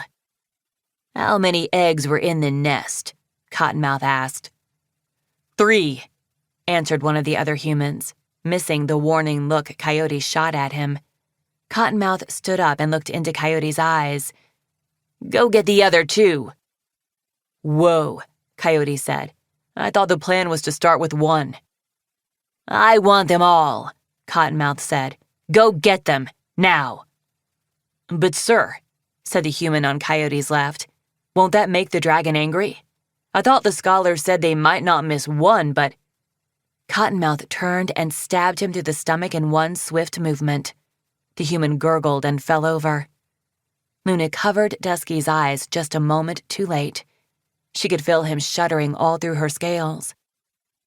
Fine, Coyote said, throwing up his hands. He turned and stalked back into the cave. Cottonmouth gestured, and 3 other humans ran after him, while the rest of the troop produced 2 more boxes. Luna closed her own eyes as the 2 remaining dragon eggs were lowered into the boxes. That poor orange dragon, she thought. She'll come back from hunting, and all her eggs will be gone. I wish I could save them. What are the humans going to do with them? Dusky, she whispered. I think this has something to do with the human and the dragonette we saw, but I don't understand how it's connected to the plant and the other mind. Maybe the shadow would take them to the next part of the story, if they kept watching. She took a deep breath and opened her eyes again. They were on an island beach now, their talons sinking into hot sand. The island was small, curving around a bright little bay, the water blue and shimmering. In the shallows, 2 dragon eggs rested in a rock pool, mostly underwater. Oh no, Luna whispered, pressing her claws to her snout. It was already too late. A group of humans were gathered around the rock pool, lifting the eggs into snug jars full of seawater and padded with kelp. Cottonmouth and Coyote were not with them. These humans looked slightly different. They wore sleek dark fur pelts over their seal-brown skin, and their hair was shades of blue and green. One wore a simple silver headband with a jaguar symbol in the center of her forehead. Quickly, she snapped. That sea dragon could return any minute. That's what all these warriors with spears are for, grumbled the human next to her. There's no need to kill them if we don't have to, said the jaguar lady. The Empress said stealth. She said don't let them know it was humans who took them. She pointed to the sand near the rock pool. Wipe away those footprints before we go. Luna thought this was fairly ridiculous. Surely any dragon could smell the heavy scent of human this many would leave behind, even hours later. Are the other empires being this careful? Asked one of the humans. We don't know, said the leader grimly. The spies found out they're stealing dragon eggs, but not much else. We don't know if they've succeeded in taming the dragons after they hatch, or what else they might be trying to do with them. Stirring up trouble they can't handle, if you ask me, said one of the others, and then the shadow flickered down again. When it lifted, Luna and Dusky were in a rocky, sandy area at the base of a reddish stone cliff. Halfway up, a group of humans were hastily passing eggs out of a cave into boxes, then lowering them to the ground below, where an army of soldiers on horses waited. Cottonmouth and Coyote were there. Coyote scanned the sky, while Cottonmouth kept his eyes fixed on the eggs. If it hasn't worked yet, Coyote growled, why do you keep trying? This is a pointless waste of soldiers and scientists. All we've gotten so far is mauled faces and burned-out laboratories. I will figure out how to control them, Cottonmouth said. There were 2 more feathers woven into his hair, alongside new strands of gray. The grooves in his face were deeper now, especially along his forehead and between his eyes. We have to scare them into submission. They will be my weapons, once I break them. Coyote looked at him uneasily. You mean the Emperor's weapons? Cottonmouth smiled tightly, leaning forward to watch the last of the eggs reach the ground. There were 6 of them this time, Luna saw with dismay. Let's go, Cottonmouth called, as soon as the boxes were lashed to their horses. He turned his own horse, and Coyote caught the reins to stop him. What about the soldiers still up there? Coyote asked. They can catch up, Cottonmouth said dismissively. He twitched the reins out of Coyote's hands and kicked his horse into a gallop. Coyote looked back at the figures, slowly inching down the cliff on the long, dangling ropes. But after a moment, he sighed, turned his horse, and followed the others. So only Luna was left to see the dragon's return. This dragon was bigger, sandy tan flecked with black, and Luna thought she glimpsed a barb at the end of her tail as the dragon swooped into her cave. She exploded out again a moment later, roaring with fury. The last few soldiers on the cliff didn't stand a chance. Luna covered Dusky's eyes and closed her own as fire blasted from the dragon's mouth. The next moment, they were standing in a stone pyramid with a sand pit in the center of it. Windows high in the wall illuminated words painted in gold on the ceiling, the odd human letters rearranging into language in Luna's brain. Obedience, said one wall. Self-preservation, said another. The Emperor protects us all. Human soldiers lined the walls, too, wearing heavily padded leather armor and bristling with spikes and sharp weapons. In the center of the sand pit, a dragon egg was hatching, all alone. Luna could remember a few details about her own hatching. The gentle rocking of the silk hammock that cradled her egg, the talons that lifted her free of the eggshell, her mother's wings enfolding her, and a feeling of light, warmth, color, security. There was none of that here, in this cold stone room full of spiky humans. One human stood close to the egg, but his face was shielded with a metal helmet, and armor plates covered his entire body, so Luna couldn't tell if it was Cottonmouth. He held a long metal stick in his paws, hovering over the egg. As the tiny hatching dragon pushed the shell aside and wobbled out onto the sand, the human pounced. A wire circle at the end of the stick closed around the dragonette's neck. The dragonet squeaked with fear and surprise. It tried to turn, looking for a comforting figure, but the human used the stick to force it to the ground. I don't need to see this, Luna said, as Dusky buried his face in her neck again. She covered his ears so he wouldn't have to hear it either. I don't want to see this. Show us something else, please. The human prodded the dragonet with a different stick, then shoved it back onto its feet. The dragonet staggered in the sand, hissing, and snapped its teeth at the human. Brave little dragon, trying to fight back already, Luna thought. She remembered Coyote's words about mauled faces, and she hoped many humans here had been clawed by their small captives. But it was awful, too, that the dragonets climbed out of their shells directly into violence and pain. They shouldn't have had to use their teeth and claws yet. They should have had time to be taken care of first. Finally, the shadow flickered through, and now they were in a clinical box of a room, long and lined with tables on either side. On top of the tables were cages, each one with a dragon egg in it. Luna hissed in a breath. There were so many, 20 at least, with 10 more cages containing broken eggshells where those dragonets must have hatched. The door at the far end was flung open suddenly, and Cottonmouth stormed in, with a man behind him carrying another egg box. In here, Cottonmouth said, throwing open one of the cages. I don't believe there was only one egg in that nest. That dragon was enormous. Biggest I've ever seen, the man said anxiously, unpacking the stuffing around the egg. How could a dragon that size have only one egg? Cottonmouth demanded. And why would it hide it so carefully? Are you lying to me? Did my stupid brother decide to leave the rest behind? I'm not lying, the man cried. He stopped short of touching the egg and clasped his shaking hands together. I promise you, sir, we had the hardest time getting to it. I promise we wouldn't have risked being sent back. Cottonmouth snorted. That I can believe. Well, it had better be worth it then. He leaned closer to the shell, glaring at the faint shimmer of orange scales underneath. At least it's a big one. When I break this dragon, it will burn the Diamond Empire's armies to ash for me. I heard... the other man began, then broke off unhappily. What? Cottonmouth snapped. I heard the Diamond Empire and the Jaguar Empire are both trying to tame dragons too, the man mumbled. Cottonmouth laughed bitterly.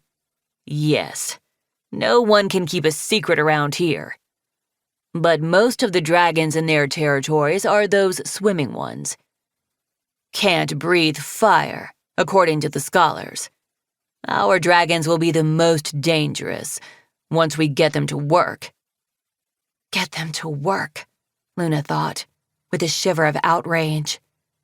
As though dragons are nothing more than defective looms or broken carts, as if baby dragons just need a little prodding and fixing to be useful. The shadow again, this time casting them into darkness for long enough that Luna wondered if that was the end of the human story. But at length, it lifted again. Now she was in a field of tall green plants. All around her, humans picked interestingly small tomatoes and pea pods, filling baskets and chatting as they worked. The blue sky soared overhead, sunlit and peaceful.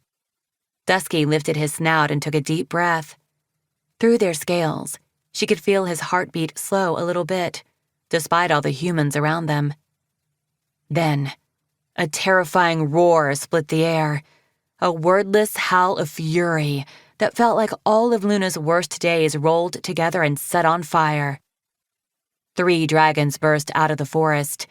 They flew low to the ground, close enough that Luna could smell the smoke rising from their snouts, close enough that she could look into their eyes as they shot past.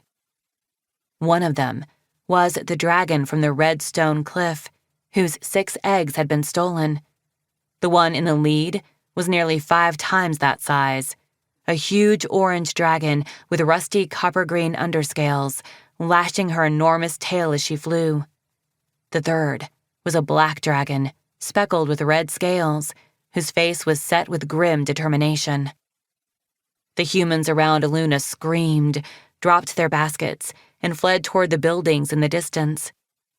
The dragons opened their mouths and set the fields ablaze. Luna clutched Dusky closer, but the flames burned around them without singeing their wings. The plants shriveled and turned to ash as the fire raged across the whole area, but Luna and Dusky stood unscathed. "I knew it," Luna whispered. She looked up as the dragons circled, now breathing their fire on the closest human dwellings. Stealing the dragon eggs. That's what the humans did to make the dragons so mad. Dusky, this is the beginning of the scorching. Chapter 16. Luna was not sure why or how she was watching these slices of the past, but she could see how the story had changed over the thousands of years that had passed since the scorching. Dragons had poured it into a myth, covering it like layers of tree stuff, keeping the memory that a human had done something terrible, but wiping away the details of what had happened to their eggs. Perhaps over the years, dragons hadn't believed that humans could steal so many, or that humans could have built a society this advanced, or that humans could be dangerous at all. And the humans had changed it too, if the story in the cave paintings was their version. Those paintings hadn't shown the cause of the scorching. They hadn't included any greedy humans stealing eggs or torturing newly hatched dragons. In the human version, the dragons attacked them unprovoked. Luna remembered the little drawings of dragons eating humans and burning everything. The humans had painted themselves as victims, dragons as barbaric monsters.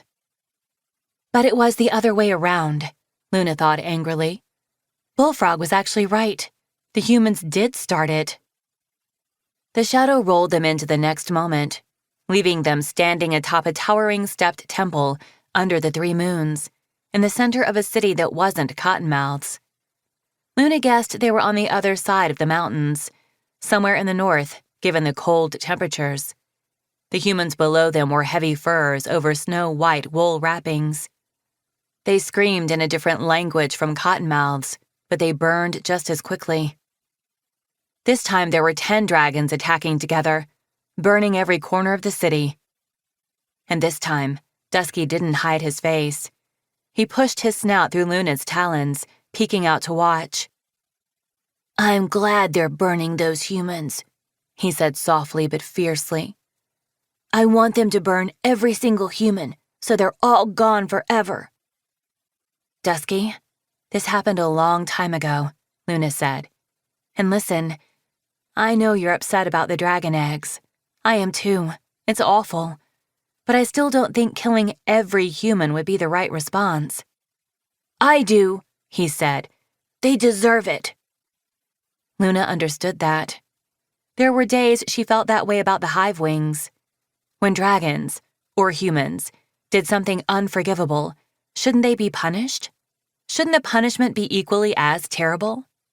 After the Hive wings tried to wipe out the leaf wings, didn't they deserve to be exterminated in response? And if the humans stole the dragon's children, shouldn't the dragons...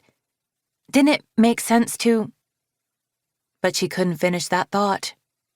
She couldn't look down at the burning city, all these hundreds of humans, and really believe it was right, even after what she'd seen them do to the newly hatched dragonette. She couldn't think of Ren and Axel and wished they'd never existed. Now that she'd met them, she believed that some humans were worth saving. Just like, now that she knew Cricket, she couldn't wish for the destruction of all Hive wings. Maybe Sunday was right, that silkwings are too soft, too forgiving. But I don't forgive them. I just want the punishment to fit and to go where it's deserved. I don't want to be one of these dragons, burning everything and hurting everyone for revenge. With an awful lurch, she wondered if anyone had saved the dragon eggs in the human cities. Perhaps the dragons thought their dragonettes were already dead. In their rage, they didn't realize they were also destroying any hope of finding them again. Luna shivered. The burning city faded, and she was on another beach. But it was still nighttime, a different nighttime. The moons were in different phases now, and it was raining. A wet, trembling group of bedraggled humans were gathered by the water, climbing into things that looked like large wooden bowls floating on the surface of the ocean. Luna had seen them in the cave paintings, the crescents that carried the humans across the sea. Several of the humans had long sticks with flat ends that they used to push the bowls forward, out into the waves. Other humans were watching the sky, armed with swords and spears that Luna thought would not be much help against the fiery vengeance of the dragons she'd seen. The humans were probably more protected by the rain than by those tiny, sharp things. One human, in a long cloak, with the hood pulled up, stepped into the largest bowl and turned back, reaching as a box was passed to him. Luna caught a glimpse of thick black gloves, and she darted closer to see his face. Yes, it was Cottonmouth. He must be the one leading them all across the ocean in those paintings. Him and this box. Luna was sure the box held a dragon egg. The largest one, she guessed. The one she'd seen him bring into his cage room. Even after all this, after all the burned cities and death and destruction, he hadn't given up on his plan. "What is wrong with you?" she thought furiously at him. "If you're so clever, couldn't you imagine a better world instead of a worse one? Why did you work so hard on something that would cause so much misery? For power? Couldn't you have put all that energy into making peace with other humans instead and left the dragons alone? Don't you realize you destroyed your own world?" Cottonmouth looked up at the cliffs, looming over the beach. "Any sign of my brother?" he asked one of the humans near him. The human shook her head. "Sorry, sir. No word from Coyote since he rode to warn the southern villages." Cottonmouth pressed his lips together. "Then we leave without him." He strode to the front of the floating crescent and sat down, tucking the box between his knees and setting his hands flat on top of it. Other humans scurried to get in behind him and push off from the shore. Not quite the heroic story of the cave paintings, Luna noticed. He wasn't standing alone, nobly leading them across the ocean. He was crouched, filthy and wet, muttering to the box as other people did all the work to get him out to sea. But he did have a lot of other humans with him. Luna stepped back to watch as they all paddled away into the surging waves. Maybe they'll drown on the way, Dusky said hopefully. Luna knew at least some of them would make it. If the cave paintings were right, Cottonmouth would be one of them, still carrying that box. "Is there more to this story?" she asked the sky. "Are we almost done?" It was depressing, being trapped in Cottonmouth's spiteful life at the end of a whole world. The shadow flickered over them again and lifted, leaving them in a sunlit jungle. They were standing beside a sheer rocky cliff face, pockmarked with caves, and all around them, the muggy air buzzed with insects. Lana turned slowly. There were so many trees here. Could this possibly be Pantala? Was this what it looked like before Queen Wasp and the Tree Wars? Through a gap in the vines, she glimpsed a huge, sparkling stretch of water. It was still and calm, not whirling with waves. So if it wasn't the ocean, could it be Lake Scorpion? Voices approached, chatting quietly in human. As Luna turned toward them, suddenly a figure surged up from the ground very close to her talons. He'd been so hidden by the undergrowth, she'd nearly stepped on him. Not that he would have noticed. "Stop!" the figure shouted. "Don't move!" Luna found herself freezing, along with the two humans who'd just stepped into the glade. They glanced at each other, then back at the man flapping his hands frantically at them. He was wrapped in leaves and an odd leaf hat, but Luna realized that under all of that was Cottonmouth. "Sorry, sir," said one of the humans. "We were going to check the caves for a place to hide." "One of the night guards thought she saw a dragon fly overhead," said the other. "She said maybe they followed us, and not even crossing an ocean will keep us safe from them." "She's wrong. There are no dragons here, but it doesn't matter," Cottonmouth said, one of his hands shaking as he pointed at the others. "I've found the answer. I know what to do. I know how to get the dragons to bow down to us." He sounded insane to Luna. But the humans heroically managed not to look too skeptical. After a moment, one of them politely said, "Oh? This plant." Cottonmouth crouched on the jungle floor and stared intently at something. "Look, it takes over the minds of insects. It controls them. These ants will carry the seeds to a high place and then die, so the plant can grow out of their bodies. These caterpillars will go wherever it tells them to, swallow the seeds, and then feed the plant with their own body as it grows. Isn't that magnificent? The plant spreads and survives by ruling other creatures, by dominating them. It's perfect." Now the humans did look at each other again. One looked worried, the other disturbed. "That's..." one of them started, trailing off. "Unnerving," finished the other. "Sounds like a pretty creepy plant. Sir." Cottonmouth made an impatient gesture. "Don't be absurd. I can make it work on dragons. It's exactly what I need." He snatched up a metal implement and began digging up one of the plants, an eerie glint in his eyes. Luna felt Dusky bury his head in her scales again as the flicker came and went. And now they were in a cave, lit by oil lamps. The walls were rough, and the stone beneath her talons was damp. Out in the tunnels, she could hear clanging and muffled shouts, as though the humans were busy building or digging or whatever busy thing they were up to. The air smelled faintly of rotting greenery, and the place was a mess.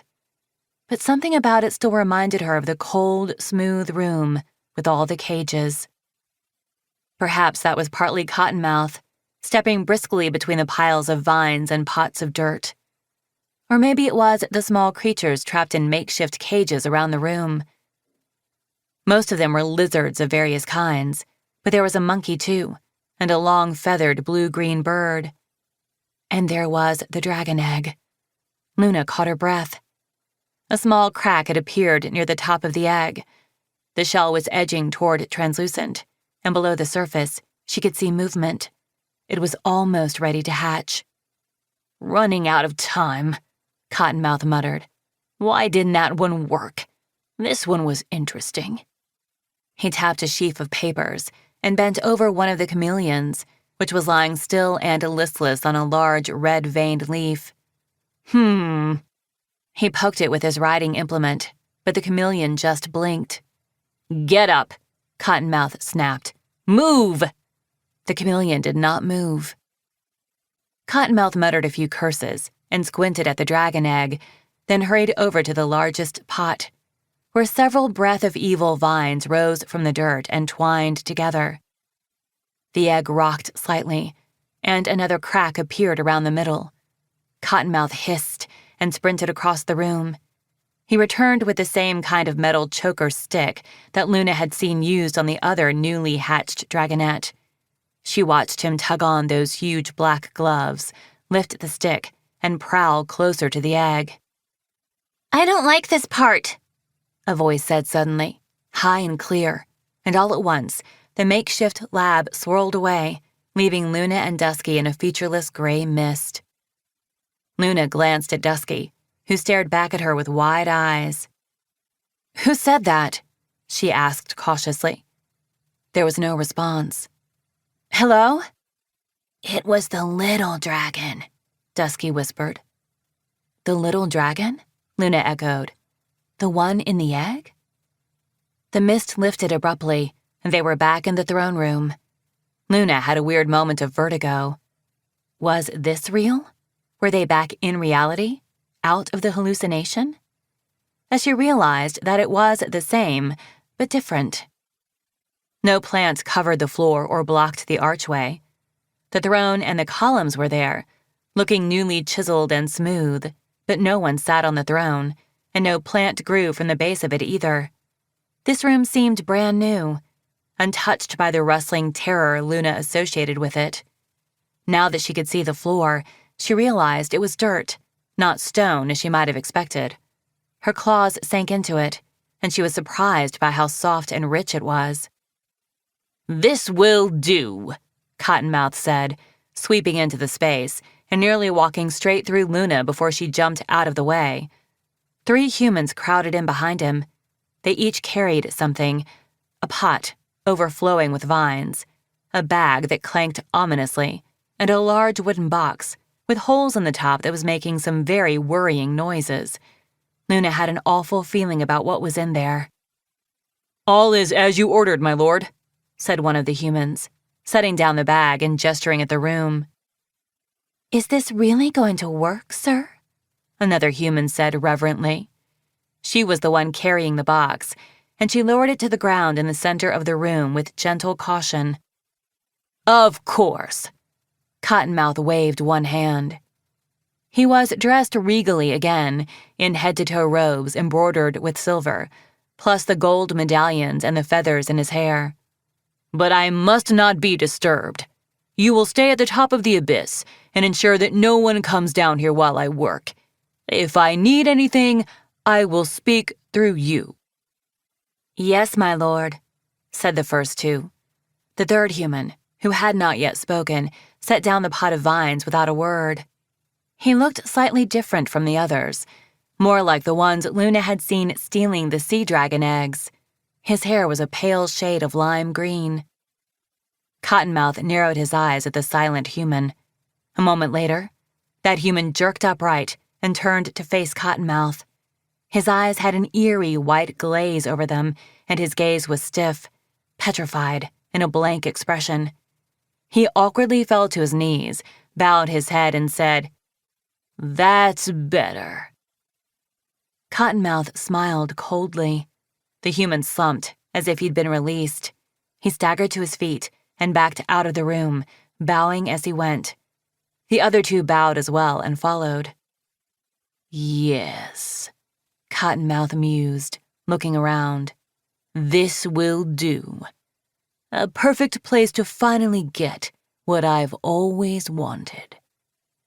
He took the pot over to the throne and transplanted the vines into the dirt there, patting them down like a gardener who actually cared about his seedlings.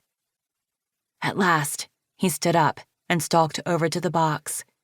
He unlatched the top and threw it aside. A small dragon head popped out and hissed at him.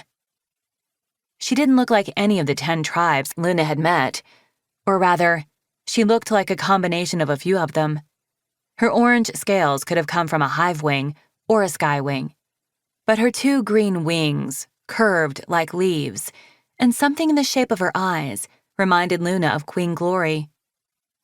"Don't you hiss at me, lizard," Cottonmouth growled.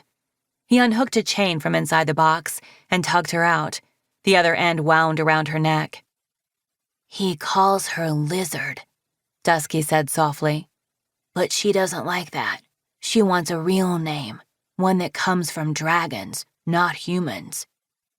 "I can speak for myself," the dragonette said, in dragon, looking straight at Dusky. Chapter 17. For a brief frozen moment, everything in the room stopped breathing. "No, you can't," Cottonmouth growled at the dragon in human, breaking the spell. "Stop interrupting. Our guests asked for our origin story, and I haven't had a chance to show my genius to anyone since the last Guardian, so you shut up." "I won't," Lizard snapped at him. "I have been stuck with this story and all these memories for 5,000 years, and it's boring, and I hate it, and I hate you." "Well," he snarled, "as you well know, the feeling is mutual." "It is not, though," she said, "because you did this to us. So I am entitled to hate you way more than you hate me." Movement beyond them caught Luna's eye, and she realized that the vines were growing visibly, sprouting new tendrils and starting to climb the base of the throne. Is that supposed to happen? She wondered. I mean, did they really grow that fast? "Yes," Lizard said venomously. "Stupid weed." "Oh, wow," Luna said. "You really can hear us now? This part is actually happening, like, right now?" Lizard rolled her eyes and stomped over to Dusky, dragging Cottonmouth behind her. "We gave you ours. Now give me your memories," she ordered. She reached out and tapped Dusky on the head with one of her claws. He said.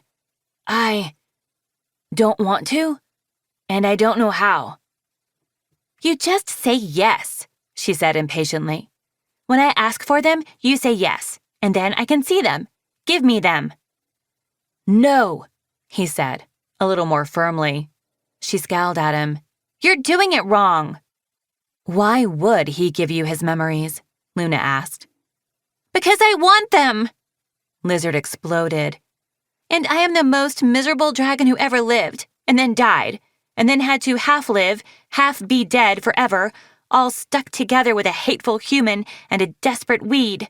So I should get to have anything I want. Give them!" Dusky widened his eyes at Luna. "But how did that happen?" Luna asked. She looked up at the throne and the vines slowly curling around it. "What's the end of the story?" "What happened is he was stupid and accidentally let the plant get us both," Lizard hissed. She pointed at the throne, and the scene around them shifted. For a gray, falling moment, Luna could see the plants again all around her, and the horrible tableau of the vines growing through the human and dragonette, and then the newer room shivered back into place. The sensation of vines wrapped tightly around her wrists and neck lingered, though, like the ghost of a strangling. "No," said Cottonmouth. "What happened is that lizard was insufferable and rebellious and ruined everything." He inhaled and exhaled slowly. "But who cares? I made it work. So what if this meat shell couldn't move anymore?" He waved dismissively at his body. "I couldn't walk or climb the abyss or go outside, but I soon realized that with this plant I could take anyone, be anywhere I wanted. I could be 1,000 different creatures at once. The whole continent was mine. I was emperor at last, of even more than I'd expected." "Ha! Emperor of bees and seagulls," Lizard snorted. "There were no dragons here then. No one anywhere except your little band of shivering cave dwellers, and you kept them scared so they wouldn't go outside." Cottonmouth curled his fists. "I kept them safe. Otherwise, when the dragons came again, they would have died, just like everyone did last time. Dragons," he spat, "burning my vines, destroying my seeds, cutting me back, and taking my continent, ruining everything like they always do." "This old wine," Lizard said, rolling her eyes. "You poor human. Can't summon a cloud of possessed bats anymore? What a tragedy." "I should have wiped out your whole species from the start," Cottonmouth said grimly. "You should have left us alone," Luna cried. "The scorching wouldn't have happened if you hadn't stolen all those eggs." "That's where you're wrong," Cottonmouth said, swinging around to glower at her. "Dragons are dangerous by nature. They're too big and powerful. They would have crawled out of their caves and attacked us and taken our land eventually. I knew we had to find a way to control them before they became too much of a threat." "Well, great job," Luna said. "Seems like that worked out really well for you." He glared at her, drawing himself up and twitching the chain with Lizard on the end of it. "You seem to have forgotten that I am winning this war. I have 3 tribes of dragons in my grasp, and soon I will reach across the ocean and take all the ones on my home continent as well. Thanks to you and your friends, I'll figure out how to get there. I'll get Sundew and spread my plant across the whole world. I'll inject myself into every brain until every dragon and every human belong to me. You will all be my fingers, my little playthings. Nothing more." Luna paused. "I'll get Sundew," he said. "I'll get Sundew, which means he doesn't have her yet. She's still safe from him, wherever she is." Luna felt a wave of relief. As long as Sundew was free, there was hope. There was still someone out there who could save Blue and Swordtail. "Were those all your memories we just saw?" she asked. "They couldn't be. You weren't in all of them." "Some of them were lifted from humans I absorbed long ago," he said. "Ones that escaped to this continent with me and then offered themselves to my service." Yikes, Luna thought. Let's just breeze right past the word absorbed there. "I thought the plant couldn't get into our minds," she said slowly. "Cricket said Wasp controls the Hive wings' bodies, but can't hear their thoughts or see their memories." "That is true," he said, with a satisfied smile. "I never told her she could get those. She's a clever instrument, but it never even occurred to her to try burrowing into her puppet's brains." "Okay, ew," Lizard interjected. She wrestled the chain off her neck and threw it on the floor. "Why do you insist on phrasing everything in the grossest possible way? It doesn't even work like that. He can't just dig them out. It's like I told you. One of us has to ask, and the dragon or human or scorpion or slug or whatever has to agree to let us in. It's not easy. Mostly they say no, and there's nothing he can do about it. Ha ha." "My human worshippers tend to be more amenable than my dragon toys," Cottonmouth said, tapping his fingers together. "But I am about to have hundreds of silkwings, and they are a weak, fearful tribe. I'm sure most of them will say yes without a moment of resistance." Luna hoped that wasn't true. Her tribe was gentle, but that didn't mean they couldn't be strong. Blue was the gentlest, sweetest dragon she knew, but he would put up a fight when it mattered. She was sure of it. They were like strands of silk, soft and insubstantial on their own, maybe, but when you wove them together, they could support hundreds of dragons. I don't understand how this works, she said, turning toward Lizard. If you're all stuck together, do you control anything? Does the plant? Or is that human the one doing everything? The plant just wants to spread as far as it can, Lizard said, wrinkling her nose. It doesn't have thoughts exactly, and it can't do anything on its own.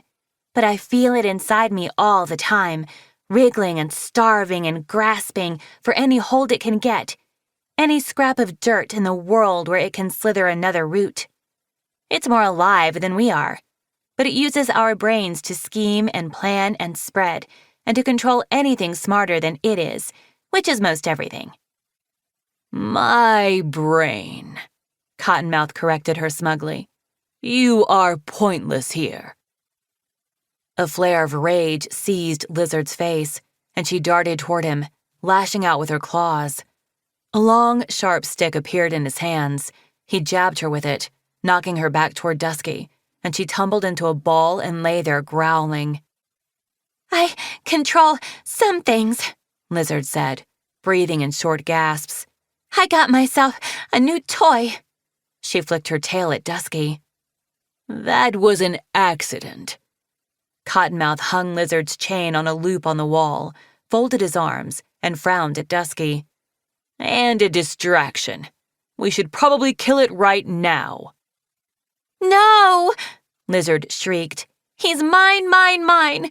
You're a hateful bag of worms. If you hurt him, I'm going to let her go. She pointed at Luna. I don't need your tantrums right now, Cottonmouth hissed.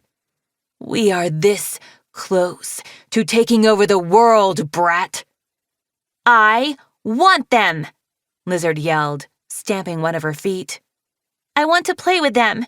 You go stuff your nostrils with mushrooms. Cottonmouth rubbed his eyebrows, grimacing. If you can shut up and stay out of my way, he growled, you can keep them, for now. But I have a lot of work to do, so they had better not be a problem. They won't be, Lizard said, suddenly calm again. Go away and do your boring things. Cottonmouth snorted and strode across the throne room. He climbed a set of steps carved into the side of the base, settled himself on the throne, rested his hands on his knees, and closed his eyes. There was a pause. Lizard glared at the oblivious human, switching her tail furiously back and forth across the floor. What's happening? Luna asked. He's checking on all his creatures. Lizard rolled her eyes. He thinks he's so great, controlling 1,000 bodies at once. But it gets way harder the more there are, especially when they're smarter than, like, mice or centipedes. Usually he has Queen Wasp helping him, but she only manages the ones she injected. So he has to control all these new silkwings and leafwings himself. If he doesn't keep his boot pressing on them all the time, they try to escape. I mean, they can't, but they'll try. And then he'll have to focus on them and fly them back. It makes him tired and grouchy, and it's very funny to watch. How are you able to speak dragon? Luna asked. And why do we understand him and the people in the story who were speaking human? I learned it from the dragons he's taken over the years, Lizard said, as if that were so very obviously obvious. And you're in our mind space now, so you see and hear and understand anything we want you to. Mind space? Dusky echoed. Lizard waved impatiently at the walls. The place we are stuck, where our minds go so we can talk to each other. We can make it look however we like. Luna glanced at the cold, empty walls of the throne room. You both can? If you have a choice, why would you make it look like the place where you're actually stuck? I suppose we could do this instead, Lizard said in a bored voice, and suddenly they were standing in a silkwing playground outside a school that said Weaver Hall on it, with a balcony open to the clear blue savanna sky off to their right. The only incongruous part was Cottonmouth, who was now sitting in the same position, with the same expression, at the top of a slide. Dusky yelped with surprise. "This is my school, my playground." "Boring, though," Lizard said. "It's not real, and I can't really play here or have real friends, so what is even the point?" Dusky gave Lizard a wide-eyed look. "How do you know this place? Did you get my memories?" "Not yet," she snapped. "You have to let me have them, you bozo. But I've seen this place through Hivewing eyes. I saw you here. I used to watch you whenever I wanted to." "That's heebie-jeebie," Dusky said, frowning at her. "That gives me the heebie-jeebies," Luna corrected him, and he transferred his frown to her with an extra dose of "what on earth are you talking about" on top. "So, you can see through the eyes of anyone who's been infected by the plant?" Luna asked Lizard. "Like, right now, you could jump into someone and see what they see?" "Yes," she said, in that same bored tone. "Fine. Who?" "His name is Swordtail," Luna said hopefully. "He's a silkwing in Cicada Hive right now, with my brother, Blue." Lizard said. She shot Luna a sly sideways look. "If you give me your memories, I'll know what he looks like, and it'll be easy to find him." "I don't think I should do that," Luna said. "Not if that means Cottonmouth can have them too. Besides, you definitely know Blue and Swordtail. They've been part of all the trouble lately." "Yeah, I do," Lizard said, dropping the act. "I've never seen Cottonmouth so angry. I hoped he would have some kind of apoplexy attack and die." She closed her eyes and put one claw to her temple. "What would happen to you if he did?" Luna asked. "Knowing my luck, it would be too much happiness for me to handle, and I would probably immediately also die. Of joy," Lizard said. "Here they are." Luna felt dizzy from the sudden transition to another new place. It took her a moment to recognize the market in Cicada Hive. She'd never seen it from up on one of the guard balconies before. The murals and posters of Queen Wasp still loomed overhead, and the flame silk lanterns glowed as they always had. But an eerie quiet filled the cavernous space. All the shops along the outer wall were closed and barricaded. From here, Luna could see the empty windows of the Sugar Dream, where she and Blue had gone to get honey drops on her metamorphosis day. "The last normal day we'll maybe ever have." Instead of busy stalls and bustling shoppers, the center of the market held hundreds of quiet, seated silkwings. Their heads were bowed, and their wings were folded down. Several had tiny wingless dragonettes sitting between their front talons, leaning against their legs. A few silkwings were walking between the dragons, handing out dried seaweed and packets of nuts tied up in twists of silk. Beside Luna on the balcony, Lizard flicked her tail, staring down at the dragons below. Dusky stood on her other side, clutching the railing nervously. Across the hive, Luna could see Cottonmouth sitting on another balcony, eyes still closed. "Are you inside Swordtail right now?" Luna asked. "Pfft," Lizard scoffed. "No, I'm in a Hivewing. It would be stupid to jump into him, because then you'd only see me. No, your dopey dreamboat is down there." She pointed to the exit across from them, which led to the spiraling tunnels that connected the hive levels. Standing in the entryway, holding a spear, looking burly and blank, was Swordtail, and right next to him, looking much less burly but equally blank, was Blue. Luna gasped. It was bad enough to know they were possessed by the Queen, or by Cottonmouth and Lizard and the breath of evil, however that worked. But it was heartbreaking to see it. "Swordtail," she breathed, leaning over the edge. He looked thinner and so tired, but so perfectly himself. Even zombie Swordtail looked like he might tell a funny story or start laughing at any moment. It wasn't completely gone, the spark in his eyes, or the tiny smile at the corner of his mouth. Unless Luna was imagining things from a distance. But she kind of had to. so that she wouldn't fall apart. "Don't bother flying over there. He can't hear you," Lizard said, guessing Luna's thoughts. "Not unless I come along and make this hive wing say whatever you want to say, which would freak him out and be so funny. Imagine a hive wing guard suddenly proclaiming, 'Oh, Swordtail, I love you. Look at your dreamy snout. Ha! This is a great idea. Let's do it.'" Yeesh, Luna said with a shudder. Maybe as a last resort. Can't you bring him into this mind space, like the two of us? She gestured to Dusky.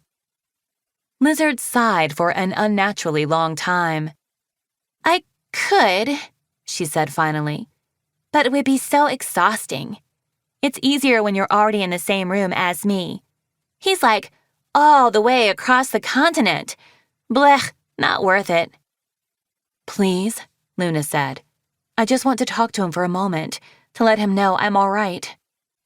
This earned her a skeptical, assessing look from the small dragon. "You're really not, though," Lizard pointed out. "You're trapped in vines in an ancient throne room at the bottom of the abyss, and you've been infected by the plant, and you're definitely going to die down here, and then your bones will decompose and feed our roots. Won't he find that pretty depressing?" Luna had no idea what to say to that. She hadn't quite accepted the idea that she was really trapped in vines, or even infected by the breath of evil. She felt like she was really here, not really there. She felt entirely herself, not possessed by anyone else.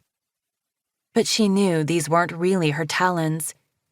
She knew this was only her mind, floating in the weird vision space that Lizard and Cottonmouth had created.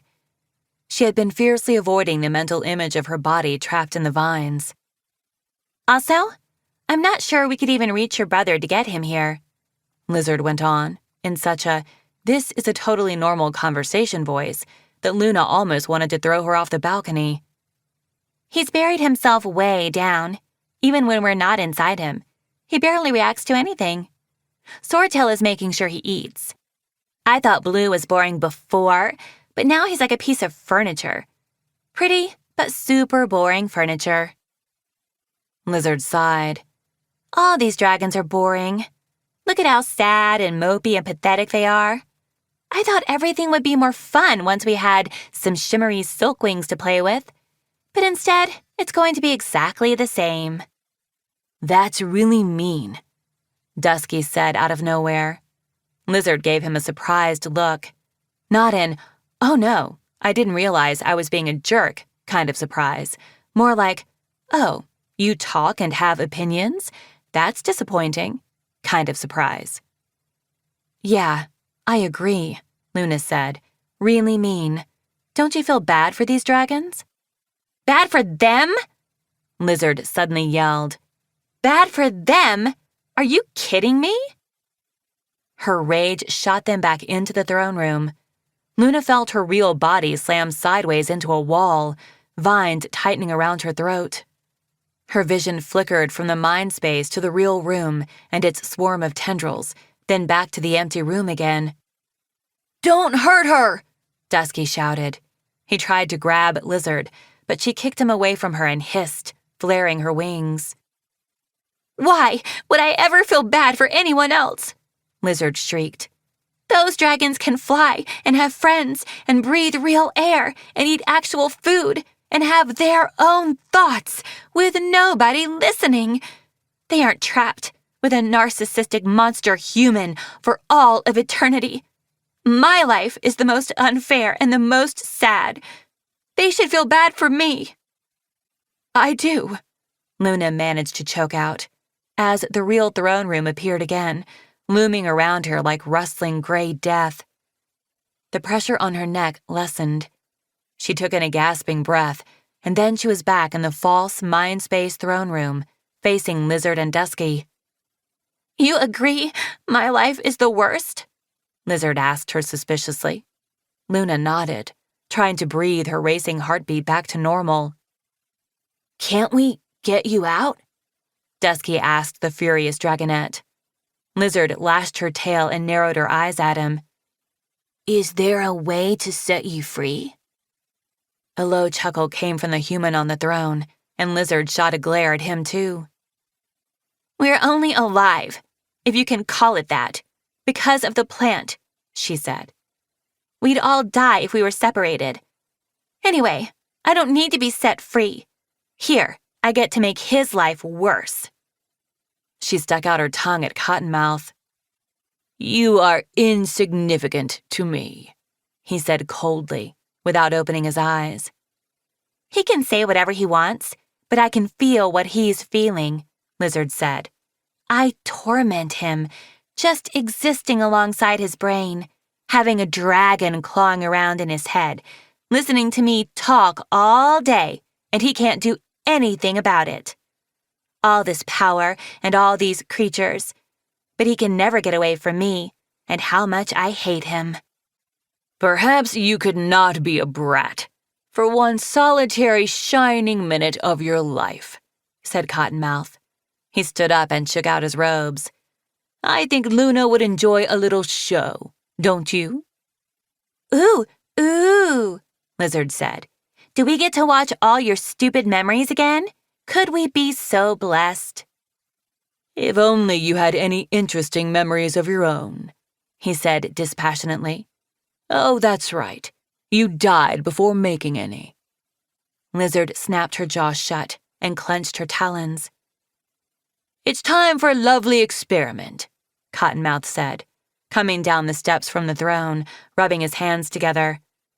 "I know we're all wondering whether the mind control will work on dragons from, what is it you call my old home, the distant kingdoms? Let's find out, shall we?" He snapped his fingers. The room folded away, and a new scene flickered up around them. They were inside a hive, Luna realized by the patterns on the walls. The view out the windows also told her they were on one of the highest levels of this hive, and near a coastline. The savanna was gold and rust-colored in the sunset light. A flight of swallows swept in arcs around the sky, like in a tapestry Luna had woven for art class long ago. Queen Wasp sat coiled on a polished obsidian throne. Lizard stood on one side of her, Cottonmouth on the other. And crouched in front of them, bound with the breath of evil vines, were Tsunami, Pineapple, and Kibble. Chapter 18. "Oh no," Luna breathed. She darted forward, but none of the 3 Pyrian dragons reacted to her presence, and when she reached for their talons, hers drifted through them like she was made of smoke. "We're not really here," Lizard said, almost pityingly. "Except him. He's inside one of Wasp's attendants." She flicked her tail at Cottonmouth, who was holding his head in a weird bird-like way, tilting it back and forth and sideways to glare at the prisoners. "Can you do something?" Luna begged, crouching beside Lizard. "Can't you take over control and set them free?" "No," Lizard said sulkily. "And even if I could, why would I? I don't care about those dragons. They have nothing to do with me." "They're my friends," Luna said. "So?" Lizard yawned, showing off bright white little teeth. "I don't have any friends, remember? Besides, maybe they'll give me their memories." Luna turned back to her friends, feeling a wave of despair crash down around her. She couldn't just watch this happen. There had to be something she could do. "At last," Queen Wasp hissed, ticking her long claws against the bowl she was holding. It was made of white porcelain, and when Luna edged closer, she could see a layer of green residue at the bottom. "I have my power again. Time to add to my army, starting with these unusual, hideous worms." She set down the bowl, and a vicious-looking stinger slid out of the end of her tail. "Wait," Cottonmouth said. Wasp whipped her head around to glare at him. "No one gave you permission to speak, Malachite." "It's not Malachite," Cottonmouth said harshly. "It's me. I'm here to speak to these dragons. Stand down, or I will make you cut your own throat. Luna realized that the queen and everyone else in the real world still saw Malachite, the dragon. Only she, Dusky, and Lizard saw Cottonmouth in his place. The queen's wings buzzed, an almost inaudible vibration in the air as they rubbed together. After a long moment, she said, "You can't do that." I can, he said. I don't need you anymore. Shall we find out what I can make you do? Queen Wasp bared her teeth and flicked one talon toward the prisoners. Very well. Speak to them if you must. Unbind their mouths, Cottonmouth ordered one of the guards. Wasp twitched slightly, her claws flexing. That seems unwise. I need answers from them, Cottonmouth said. They won't do anything stupid. They know how outnumbered they are. The guard looked from Wasp to Cottonmouth, and then the white film slid over his eyes, and he hurried to the prisoners to pull the bindings off their snouts. Cottonmouth stepped forward, and the Pyrean dragons looked up at him, Tsunami defiant, Pineapple pale greenish-blue with anxiety, Kibbley managing a mask that was cheerful, curious, and faintly bored at the same time. "Tell me where Sundew is," Cottonmouth commanded. "We'll never help you catch her," Tsunami snarled, at the same moment as Kibbley said, "Who?" There was a brief pause, and then Tsunami said, Who? "Right, who? No idea who you're talking about. Never heard of a what's-it." "Good save," Kibbley said to her. "Did she go all the way to the distant kingdoms to get you?" Cottonmouth asked, his eyes glittering. "Are there more of you?" "I'm told one is quite enough of me," Kibbley said. "It's a vicious lie, though. I think 500 of me would be adorable, actually." 3 moons, Tsunami said. "I cannot imagine anything more exhausting." "Pineapple agrees with me," Kibbley said, nudging the rain wing's tail with his own. "He's survived a lot already. He's never even used all his skills against another dragon before. He can handle however many Kibbleys life throws at him." "I am thinking about throwing you at something," Tsunami muttered. Pineapple blinked and gave Kibbley a small sideways smile, and some of the green faded out of his scales. He took a deep breath, and shimmers of purple appeared around his ears. Queen Wasp stirred slightly behind Cottonmouth. "There are more of them. Someone stole the invisible one." "Moon," Luna thought. "Sundew and Lynx must have rescued her." She wondered if there was any chance the other 3 were here in this throne room right now, invisible. Maybe they would swoop in and rescue everyone. There were a lot of hive wings lurking around along the edges of the walls. That would be a problem. But maybe Sundew could smash some poisonous flowers into their noses and knock them out. That would be very awesome. "Was that Sundew?" Cottonmouth asked the prisoners. "Was she here, in this very hive, and did the incompetent dragon behind me let her get away?" Kibbley and Tsunami exchanged glances. "I feel like you're not actually talking to us anymore," Kibbley offered. "You took that silkwing guard off to do something else." Wasp spat at Cottonmouth. "My hive wings aren't equipped to watch for invisible dragons. It's your fault." Cottonmouth suddenly vanished from his spot in front of the prisoners, leaving a bewildered-looking orange hive wing with red wings in his wake. The hive wing blinked, reaching for the spectacles on his snout, as the human reappeared where Wasp had been sitting. Cottonmouth reached up and clamped one hand around his own throat. A brief, silent struggle played out on the throne. "This is always weird," Lizard said conversationally to Luna and Dusky. "When he's punishing someone, he has to jump into them to do it. So inside the mind space, it looks like he's doing it to himself. He'll stop when it starts to really hurt, though. He's a total coward about feeling any pain. The hive wing that Cottonmouth had been in a moment before, Malachite, Luna remembered, looked down at the prisoners, then back at the throne. A moment later, he was crouching beside Tsunami, trying to slice through the vines with his claws. "What's happening?" he whispered to her. "Do you know Katie did? How long has it been since—" "Cottonmouth," Lizard said in a bored voice.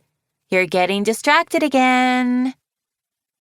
The human glanced over at Malachite, spat out a curse, and let the queen go. She reappeared on the throne as he jumped back into Malachite.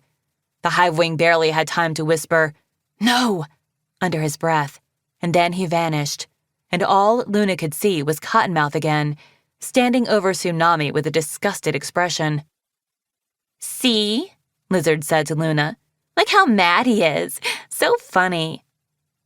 Tsunami strained at the vines, but Malachite hadn't managed to saw through enough of them for her to break free. "Let's get this over with," Cottonmouth said, "before you let any more of them escape." From the throne, Wasp glared at him with deep, glittering eyes. Thin trails of dark greenish blood oozed down her neck from where her own claws had dug into her scales. "I have your permission to go ahead now, do I?" she snarled. "Yes," Cottonmouth said brusquely. "Start with the annoying one." "Start with me," Tsunami growled, "if you dare." "Hey, hang on," Kibley said. "Who else do you think he meant?" He grinned at her. Queen Wasp slithered off her throne and stepped toward them, raising her tail stinger high. No, Luna thought. "Sundew, where are you?" "Lizard," she pleaded. "Please, do something. Please help." "Stop bothering me," Lizard snapped at her. "I'll give you my memories if you help set them free," Luna blurted. Lizard's eyes narrowed, calculating. Suddenly, Kibley shouted, "Pineapple, now! The queen!" Opened his mouth and roared fire in Cottonmouth's face. Cottonmouth shrieked and vanished, leaving Malachite writhing on the ground, trying to beat out the flames. Beside Kibley, Pineapple's jaws hinged open farther than anything Luna had ever seen a dragon do, and a black spray of liquid shot from his top fangs. It splattered all over Wasp's face, hissing like acid against her scales. Chaos erupted. Wasp screaming, hive wings shouting and crashing into one another, the fire spreading from Malachite to the woven carpets on the floor, to the tapestries and tree stuff of the walls. Dusky bolted over to Luna and climbed onto her back, burying his face in her neck. Through the rising smoke, Luna saw Cottonmouth flicker into one hive wing guard, then another. One moment, they would all snap into synchronized motion, eyes white, and then, a moment later, they'd fall out again, stumbling and blinking. "Oh, this is perfect," Lizard cried gleefully. "He controls those hive wings through Wasp, but when he tries to reach them through her, he has to feel her face melting off. Ha ha, amazing!"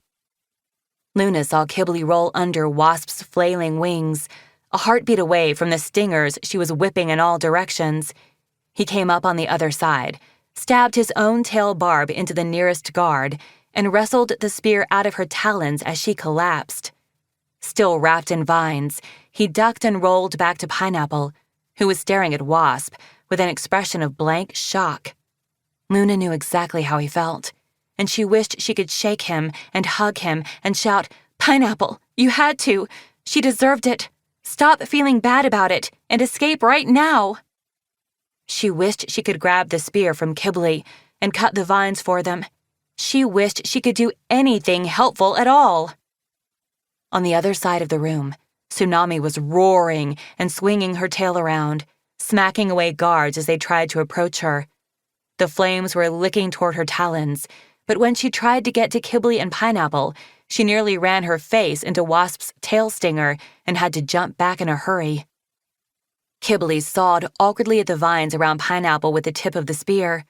Luna saw him glance at the trail of fire spreading across the carpet. With a shiver of horror, she thought, No, Kibli, don't burn the vines. But he turned away from them, so either he remembered about the smoke on his own, or he didn't want to risk burning Pineapple. Wasp staggered back to her throne, clutching her face. She flickered. Cottonmouth, Wasp, Cottonmouth, Wasp. And then, for a moment, Cottonmouth was there, his human face contorted in agony. The Hive-wing guards all froze, and their eyes went white, marble, white. Oh no! Luna wrung her talons together. He's going to fight through the pain. He can't let them escape. Lizard appeared at her side and looked up at her speculatively. Did you mean it? She asked. You'll give me your memories? Yes, Luna said. If you help them get free, I'll give you all of them, whatever you want. Me too, Dusky whispered. Lizard grinned fiercely. She blinked out of sight and then suddenly reappeared across the room, where a malachite had been lying. She lunged to her feet, grabbed a discarded sword, bolted over to Tsunami, and sliced through the vines around her. It was not carefully done. Luna could see blue blood welling up along Tsunami's scales from the cuts Lizard made, but Tsunami was free, and now she could fight her way through the hive wings with her claws. A moment later, Tsunami and Lizard were at Kibli's side, cutting away the vines around him. As the vines fell away from Pineapple next, the rain wing's scales shimmered into camouflage, and Luna could only see him in flickers of movement and changing color. The 3 Pyrian dragons ran for the window. White-eyed hive wings blocked their way, and they fought, outnumbered 10-3, as thick smoke filled the room. To her horror, Luna saw the fire reach the discarded vines, and a greenish smoke start to rise from them. Get out quick, she prayed. I think that was pretty helpful of me, Lizard said, appearing next to Luna again with a self-satisfied smile on her face. You're welcome. Across the room, Malachite staggered, shaking his head. He looked around at the burning throne room with a bewildered expression, then turned and ran out through the archway to the rest of the hive. But they're not, Luna started, and then Kibli sent out another blast of flames, and another spray of black venom splattered over the hive-wing guards. Everywhere a droplet fell, a hive-wing screamed and jumped aside, his or her eyes flicking back to normal. A path opened through the crowd of guards. Tsunami charged into it, battering hive wings aside with her tail and wings and talons, and then she whipped around, grabbed Kibli's arms, and threw him into the sky. A rush of camouflaged wings shot over her head, and Tsunami turned and leaped out into the air too. They shot away over the savannah, into the falling night. After them! Cottonmouth screamed from the throne, and then he vanished, leaving only Wasp, who dug her claws into her face and roared with fury and pain. Half the hive-wing guards launched themselves after the escaping prisoners, but 5 of them lay howling on the floor, clutching burns or venom wounds, and 3 others had fallen elsewhere in the room. Someone should get them out of here, Luna said to Lizard. They'll die of the smoke or the fire. The whole hive could burn if someone doesn't do something about it. Lizard wrinkled her snout. What do you care? She asked. This is Wasp Hive, not Cicada Hive. There aren't even any silkwings here right now. She cocked her head as if listening. Oh, lots of leafwings are coming, though. Cottonmouth went to get the dragons he can control without going through Wasp. What if Wasp dies? Luna asked. Would he lose all the hive wings? No, Lizard said contemplatively. I think then he'd control them directly. He's already got the ones who breathed the smoke at the poison jungle. It wouldn't be hard to make extra sure he had everyone, especially if he could find stupid sundew and grow more of the plant. Luna crossed to the window, walking straight through some of the hive wings on the floor. Tsunami, Kibli, and Pineapple were almost out of sight, but dragons were streaming toward them from every corner of the sky. How will I know if they're all right? She said, twisting her front talons together. They're not, said Cottonmouth's voice in her mind. I absorbed one of them before they escaped, He chuckled mercilessly. They'll all be here soon enough. Part 3. Talons United. Chapter 19. You're lying, Luna said fiercely, turning in a circle. They got away! They got away! There wasn't enough smoke to infect them before they escaped. Perhaps, said Cottonmouth. But one of them also accepted a drink from the guards while in prison. A special, slightly greenish, bitter-tasting drink. Not very clever. I mean, of your friend. It was extremely clever of me. The sky in front of Luna shifted and slowly melted away until she was back in the throne room again. This was the real one, in the present, she realized, as she saw the vines covering the walls and blocking the door. The husks of Cottonmouth and Lizard sat in their eternally petrified spots on the throne. Thick, thorny vines pressed into her scales, pinning down her wings and arms and tail and neck. She felt like a stone knotted into a tapestry, or an insect wrapped up for later in a spider's web.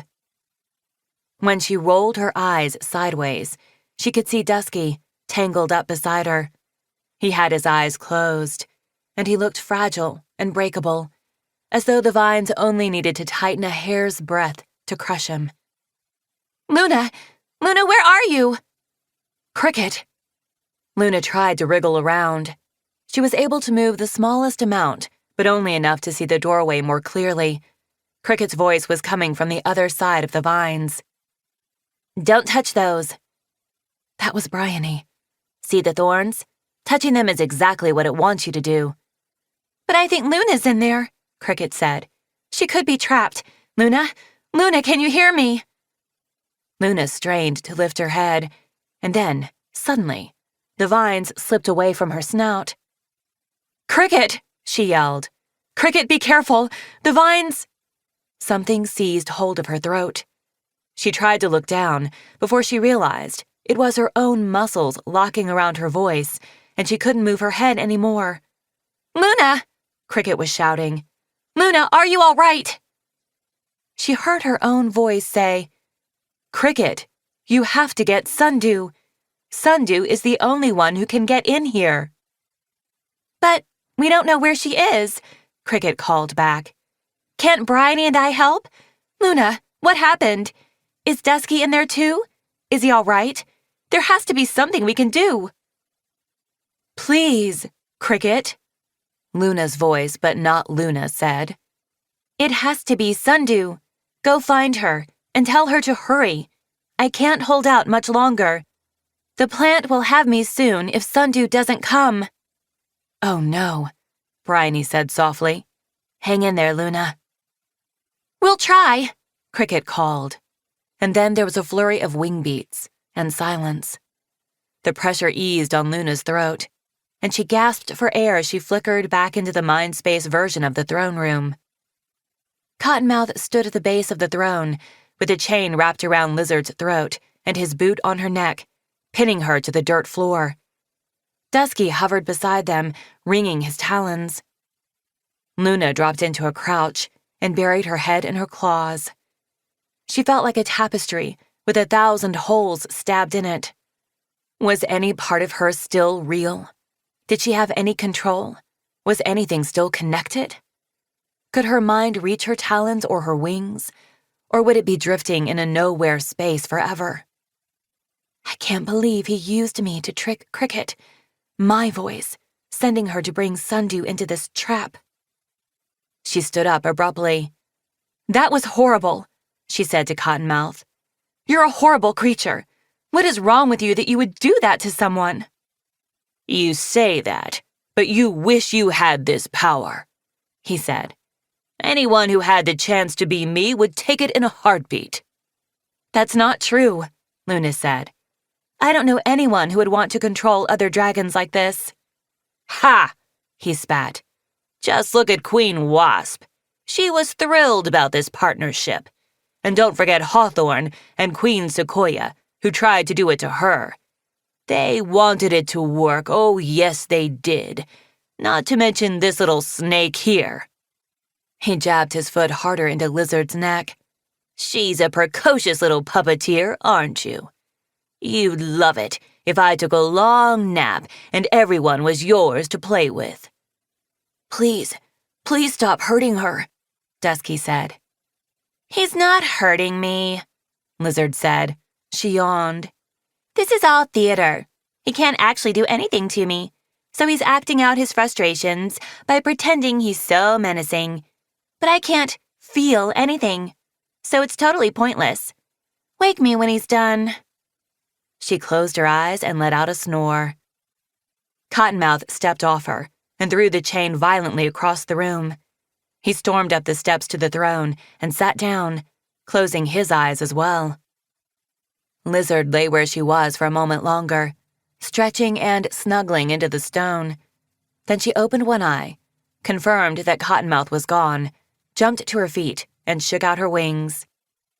I guess we're done with Cottonmouth Plays Emperor for today, she said, with a toss of her head. Now he's going to be busy chasing those funny-looking dragons around for a while. She reached out her front talons, curling her claws in. Time to give your memories to me. Give. Wait, I need to ask some questions first, Luna said. No, Lizard shouted. You promised. I did, Luna said. I will give them to you. I just want to understand some things. Gah! Fine. Hurry up. Lizard stomped impatiently around Dusky, flapping her wings. If we give them to you, will we lose them? Luna asked. I mean, do we disappear? Or forget everything? No, Lizard said. Stupid question. It only means I can watch your memories the way you watched stupid Cottonmouths. You will barely even notice. What is the problem? But then, he'll be able to see all our memories too? Luna asked. Can he wander through them and see any memory he wants to see? Yeah, but why would he? Lizard asked.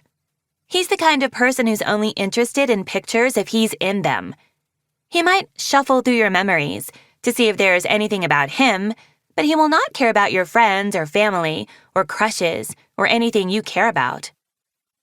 I'm not sure that's quite true, Luna thought. I care about a few things he probably would be very interested in. What about the chrysalis? She asked. What if he uses my memories to catch everyone who is in the chrysalis and cicada hive? Lizard rolled her eyes and gave Luna a look that was somehow extremely pitying, yet not at all sympathetic at the same time. There is no more chrysalis, she said. Soon, all those silkwings will be exactly like the hive wings, and we'll control all of them. Who cares about your little rebel group when we've already crushed them into dust?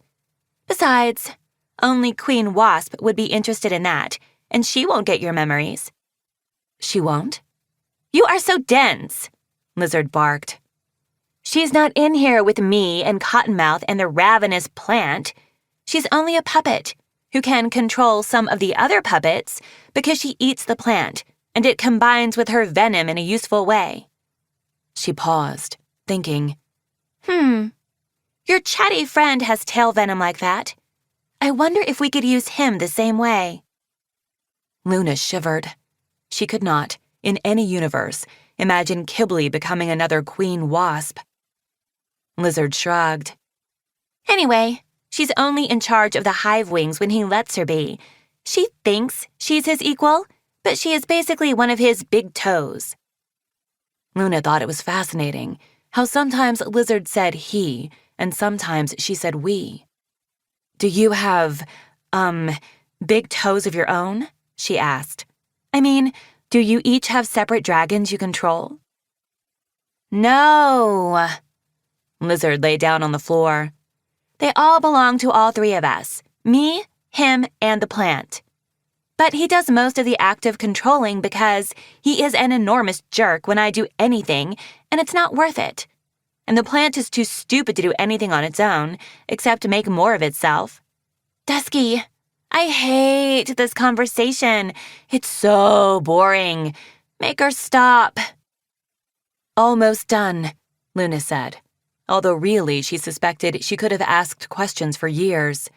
She felt like Cricket must feel all the time, overwhelmed by everything she wanted to know. This is important, Lizard. If I saw something in one of my memories, would Cottonmouth be able to go into that memory and study it? That is, like a book I opened or something? Could he go in and read the pages, even if I didn't read them or don't remember them word for word? She hoped that was vague enough, but would give her a clear answer. She needed to be sure that Cottonmouth couldn't use her memories to copy the map from Pantala to Pyria. She'd only seen it briefly a few times, and she definitely wouldn't have been able to draw it herself. But what if Cottonmouth could freeze one of those moments in her mind and memorize it? Lizard thought for a while, flicking her tail. Luna was glad she didn't give a flippant, angry answer. The little dragon could probably guess that Luna needed the answer to be no, and the fact that she didn't just say that right away meant that hopefully she would be truthful. Luna wasn't sure what she would do if the answer was yes. She'd promised Lizard her memories, but she also could never let Cottonmouth get his tendrils on that map. I don't think he could, Lizard said. I haven't seen him do anything like that with the memories the humans have given him. Could you try it? With some of the memories you already have? Luna asked. Choose a dragon holding a book or a scroll and see if you can read it. Lizard scowled and scuffed her talons through the dirt. I can't do that, she muttered finally. Why not? I don't have any dragon memories, all right? Lizard snapped. No dragon has ever said yes before. They just won't give them to us, and I don't know why, and it's so aggravating. Luna blinked at her.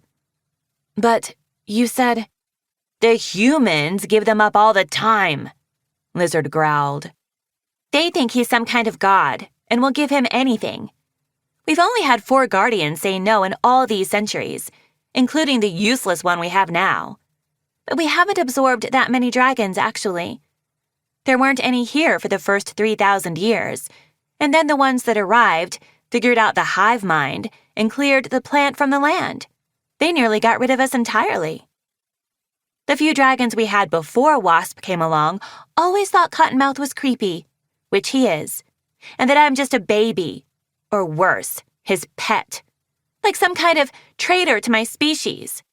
So they never say yes. And I've wanted dragon memories of my own for so long. She rubbed her snout, ducking her head away from them. You promised. Luna didn't know what to think. She wanted to be sure the map would be safe, but she also felt so sorry for this awful little dragon. She's never known what it's really like to live a dragon life. She's never been part of the tapestry. She's like a thread of silk that didn't get woven in anywhere. Take mine first, then, Dusky said. See if you can read any of my books. Lizard turned to him eagerly, her eyes sparking. That's a yes? I can have them? He nodded, and she grabbed his front talons, lacing their claws together. A long, hushed silence followed, and then Lizard exhaled, let go of him, and pressed her talons to her temples. Wow, she whispered. Luna was about to ask what it felt like, when suddenly she was surrounded by brilliant sunlight. Lizard stood beside her, blinking rapidly. They were high up in the web canopy, with silkwings peacefully climbing or sleeping or weaving in cells and hammocks all around them. My tribe. Luna's heart skipped a beat. She'd almost forgotten what normal life had been like in the webs, away from the hive wings, the shimmering scale colors, the soft silk under her talons, the quiet murmurs of dragon families all around them, the sunlight. She'd missed this. It was only hours and snatches, though, she reminded herself. These dragons didn't get to choose their homes or families or work assignments. They're finding happiness where they can, but they should have freedom too, and a chance to be truly happy. She didn't recognize the nearby hive, but if this was Dusky's memory, She guessed it was bloodworm Hive. She turned, balancing lightly on the canopy, and spotted a version of Dusky so tiny she almost couldn't believe he was real. He lay curled between the front talons of a lavender and silver silkwing, tangling a ball of silk thread with his claws. The silkwing smiled down at him. "Try again, Dusky." Dada, said baby Dusky. No, I'm Dada. You're Dusky. Dada, hee-ha! Dusky batted the ball into his dad's nose, and his dad snorted and shook his head with a laugh. The baby beamed with delight at the funny noise. I Dada, he said confidently. You can't be Dada, his father explained, wrapping the thread around one of Dusky's little talons. Dada is the boss. That's me. Dada makes all the tough decisions, like what we're having for dinner. Ba-ba-bas, Dusky shouted. I don't have any bananas, you little barbarian. It's yams or garbanzo beans again, I'm afraid.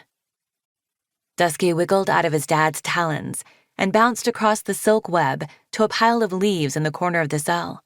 He threw himself into the leaves and dug furiously for a moment. Finally, he emerged in triumph, brandishing a very brown, rather squashed banana. Oh dear, his dad said, laughing again. I guess we do have one dead banana. Did you hide that? And how long ago, troublemaker? ba-ba-ba, Dusky said happily. He pointed to himself. I Dada. All right. I bow to your impeccable logic, his dad said, nodding thoughtfully. Dusky trotted over and sat between his dad's talons again, cradling his mushy banana. His dad leaned down and nudged him with his snout. I love you, Dusky. The scene vanished as quickly as it had begun, flinging Luna back into the throne room mind space. Yuck, Lizard declared. Arr! Why? So boring! Boo! Hiss! She threw herself down on the floor and covered her face with her wings. Dusky stood staring into space, his claws trembling slightly. Luna crouched beside him and tucked two of her wings over his back. Did you see that too? She whispered. He nodded, and a tear slipped down his nose. Oh, Dusky. She hugged him close. Your dad was wonderful. He nodded again and leaned into her, crying silently. Maybe, after all of this is over, we can find his mom, Luna thought. Whitespeck said she was shipped off to Vinegaroon Hive. Maybe we can look for her there. She realized with a jolt that she was still thinking about an after, as though they had a future.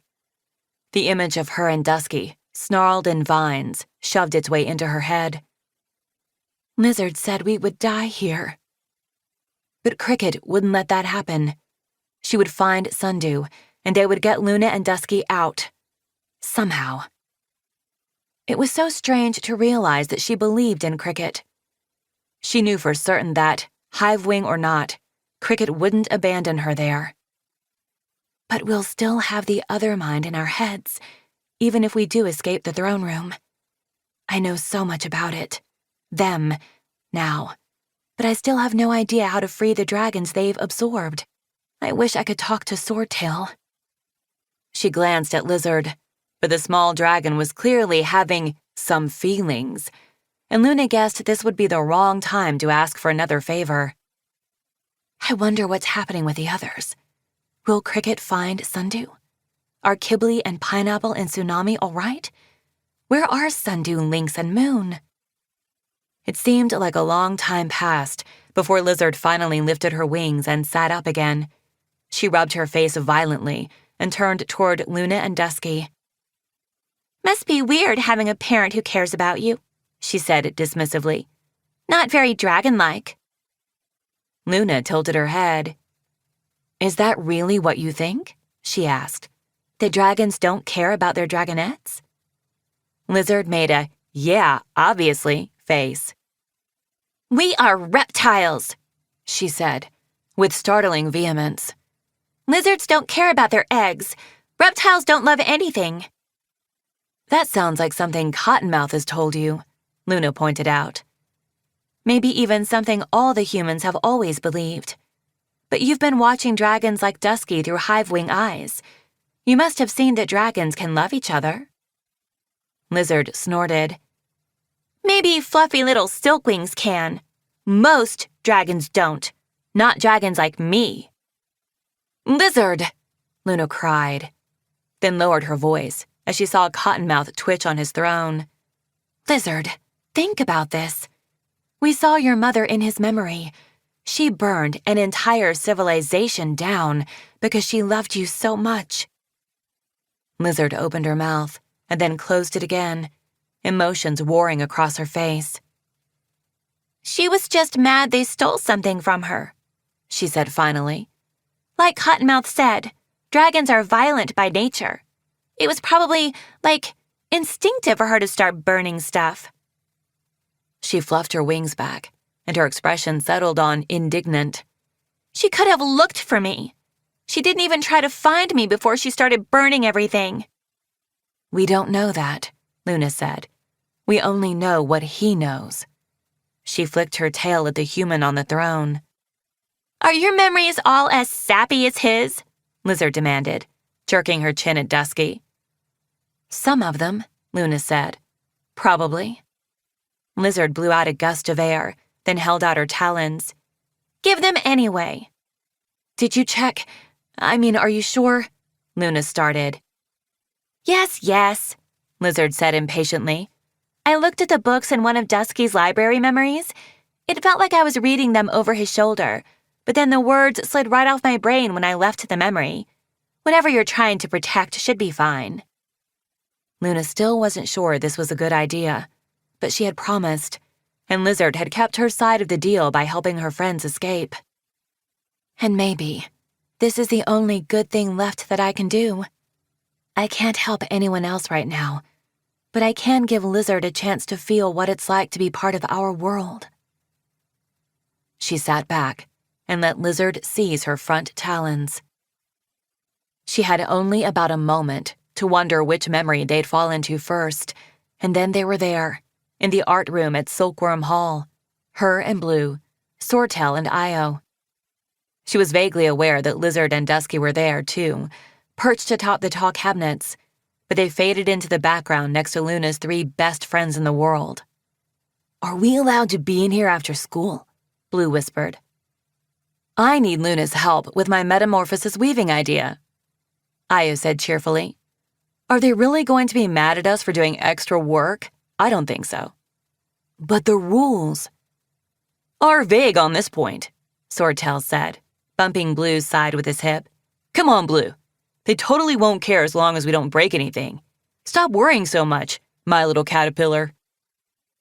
Blue looked around at the mess of silk and fluff and scribbled notes and ends of threads and spilled dyes. Ooh, he said. Maybe if I tidy up, that'll make them less mad. Luna laughed from the top of the table where she was sitting. That would be too funny.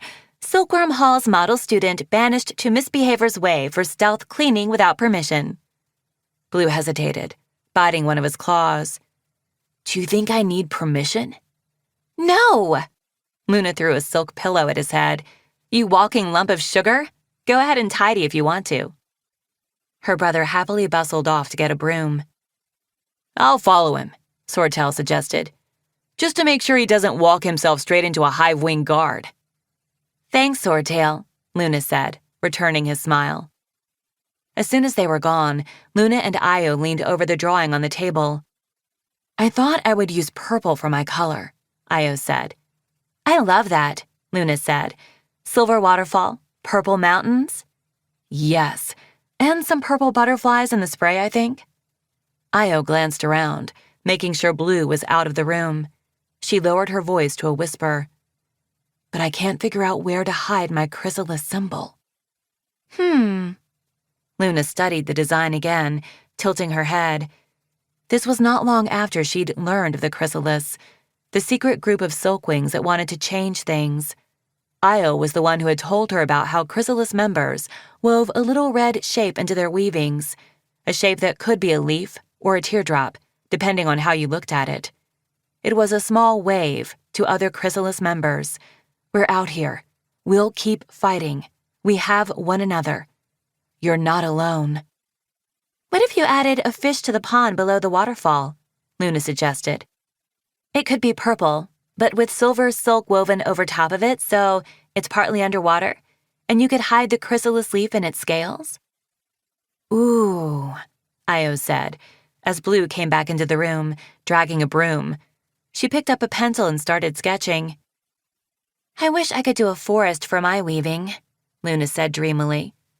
Or for a truly giant tapestry, trees as far as the eye can see, with silkwing palaces and playgrounds everywhere connecting them, and all the dragons are happy and kind and take care of each other. Luna! Blue paused his sweeping and shot an anxious look at the door. No trees is definitely a rule. Doesn't it seem like a silly rule, though? Luna asked. He wrung his talons together. I don't want you to get in trouble. I don't want anything bad to happen to you ever. The Luna watching sighed inwardly from the future. Poor Blue would never have imagined the trouble she was in now. I know, sweetness, Luna said, flicking her tail at him. Don't worry. I'll probably end up doing a night sky or something, like everyone else.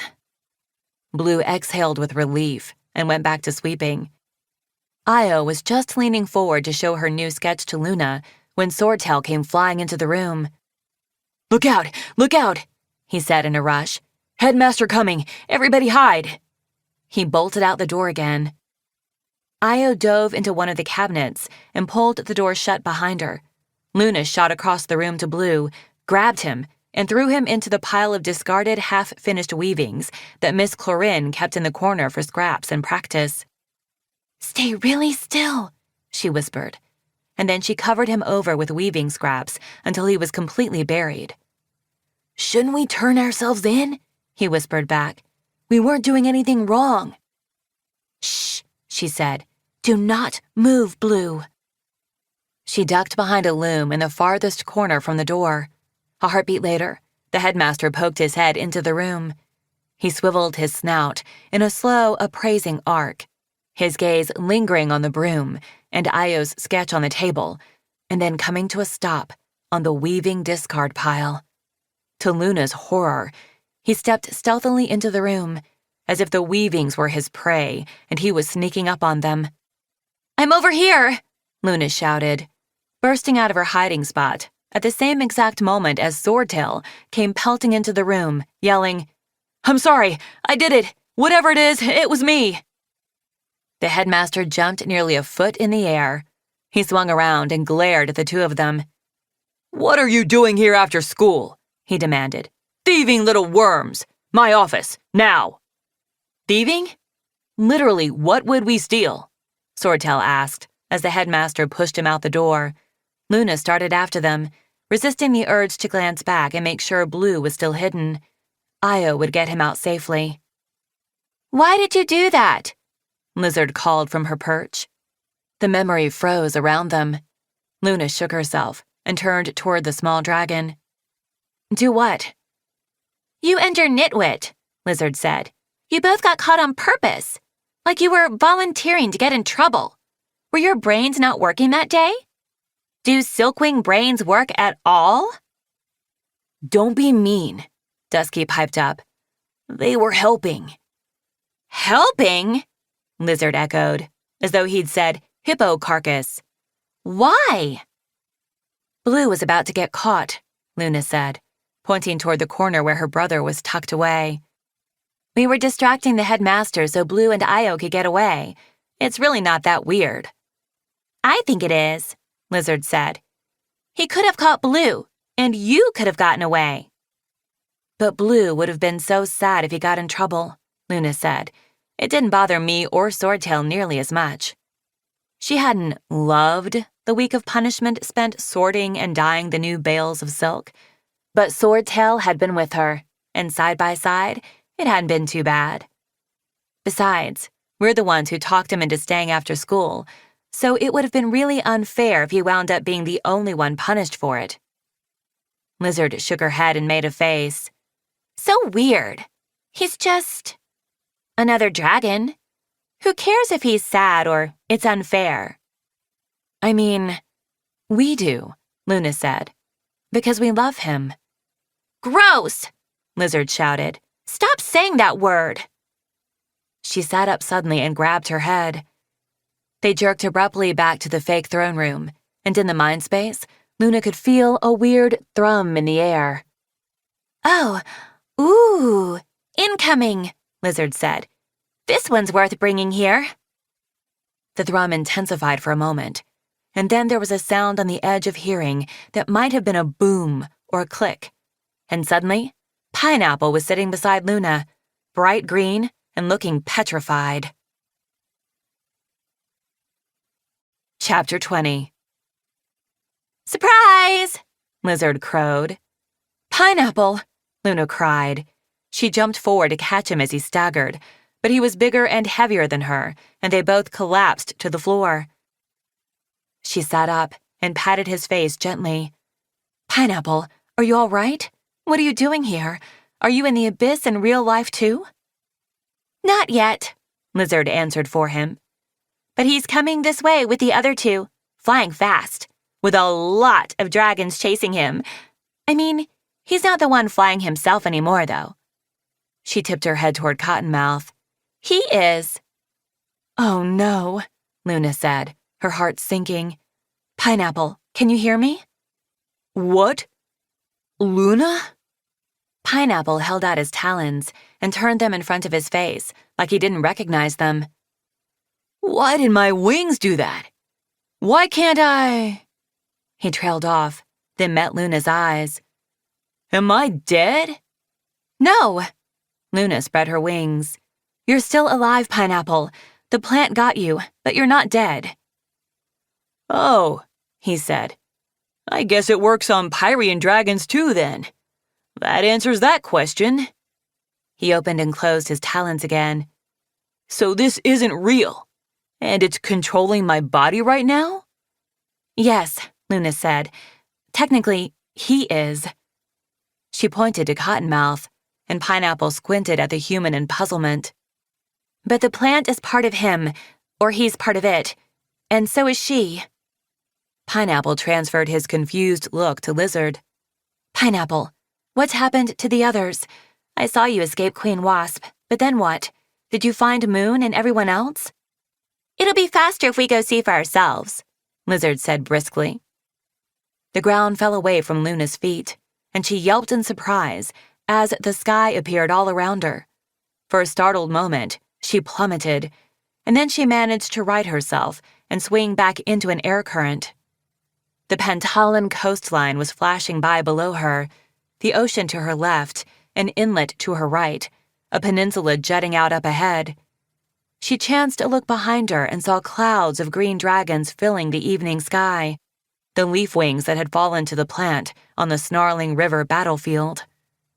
Right above her was Tsunami, her face grim, her wings beating furiously. Kibley soared a few wing beats behind. His eyes kept darting to the patch of sky beside him, where Luna knew he was seeing Pineapple, but she could see Cottonmouth floating eerily in midair.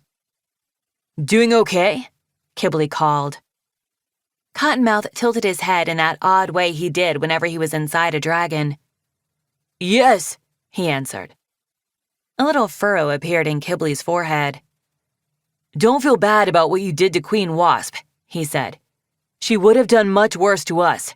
You're the whole reason we escaped, Pineapple. Yes, Cottonmouth said again. Kibley looked even more worried. Where are we going? Tsunami called back to them. If we can lose them. If we keep flying south, we'll reach a big lake, Cottonmouth said. There are a million caves there where we can hide. Hello, what? Kibley said. How do you know that? Cottonmouth blinked slowly and looked around, his gaze snagging on Luna, Lizard, and Dusky flying alongside them. Luna told me, he said at length. Ah, right. Just your normal, everyday conversation about the geography of Pantala? Kibbley asked. That's right, Cottonmouth answered. I find it hard to believe those green dragons haven't caught us with you two moving this slowly, Tsunami observed over her shoulder. Stop talking so much and fly faster. Kibbley closed his mouth on whatever he was about to say, but he cast a worried glance sideways at Pineapple. Lizard said. Boring. Flap, flap, flap. We don't need to watch this. What if Sundew shows up? Luna said. Don't you want to see that? Lizard frowned at Cottonmouth. I suppose, she said. I guess it would be better to know before he starts gloating like a big old gloat snake. The 3 Pyrian dragons flew without speaking for a while, beating their wings steadily. Luna realized she wasn't getting tired, despite carrying Dusky on her back, and no matter how long they flew. As far as she could see, Lizard was also keeping up easily despite her small size. I guess that makes sense, since we're not really here or using our real wings. Could you jump into Pineapple and talk to them? Luna asked Lizard. Not while Cottonmouth's in there, Lizard said with a shrug. Oh, one of the leaf wings then, maybe? They're not going to catch up, Lizard pointed out, as though this was blindingly obvious. Cottonmouth is holding them back, but keeping them in sight to drive these dragons south. Luna did not like the sound of that. Why? He's bringing them to us in the hopes that Sundew will follow. Lizard rolled her eyes again. Is her leaf speak really that impressive? Luna asked. He seems so obsessed with her. I guess it's impressive, Lizard said with a snort. She flexed her own talons. It's stronger than mine, that's for sure. I can maybe double a plant's normal growth speed, but I have to stay focused on it. And I can make plants move a bit if I'm near them. But Sundew can make them grow so fast. If he absorbs her, he could make her cover this whole continent in breath of evil within a month, I bet. Yikes, Luna said. She really didn't like the tapestry that conjured up in her head. A nightmare of vines choking the entire landscape, and every dragon wide-eyed and hopeless. They flew onward, as the sky darkened into night, and the moons rose. 2 of them shimmered over the ocean, casting silvery tails that seemed to belong to giant, distant dragons. Maybe Sundew shouldn't have come with us. Maybe she should have stayed in Pyria, so Cottonmouth couldn't get her and her power. But maybe she's the only one who can stop him. If her leaf speak is that strong, maybe bringing her into the abyss will mean she can control the plant and destroy it.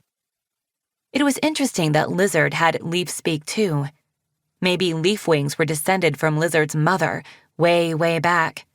Maybe other tribes were too. Wait, Lizard, Luna said, suddenly realizing something. Are you controlling the vines moving in the abyss? Like, that's your power, not his?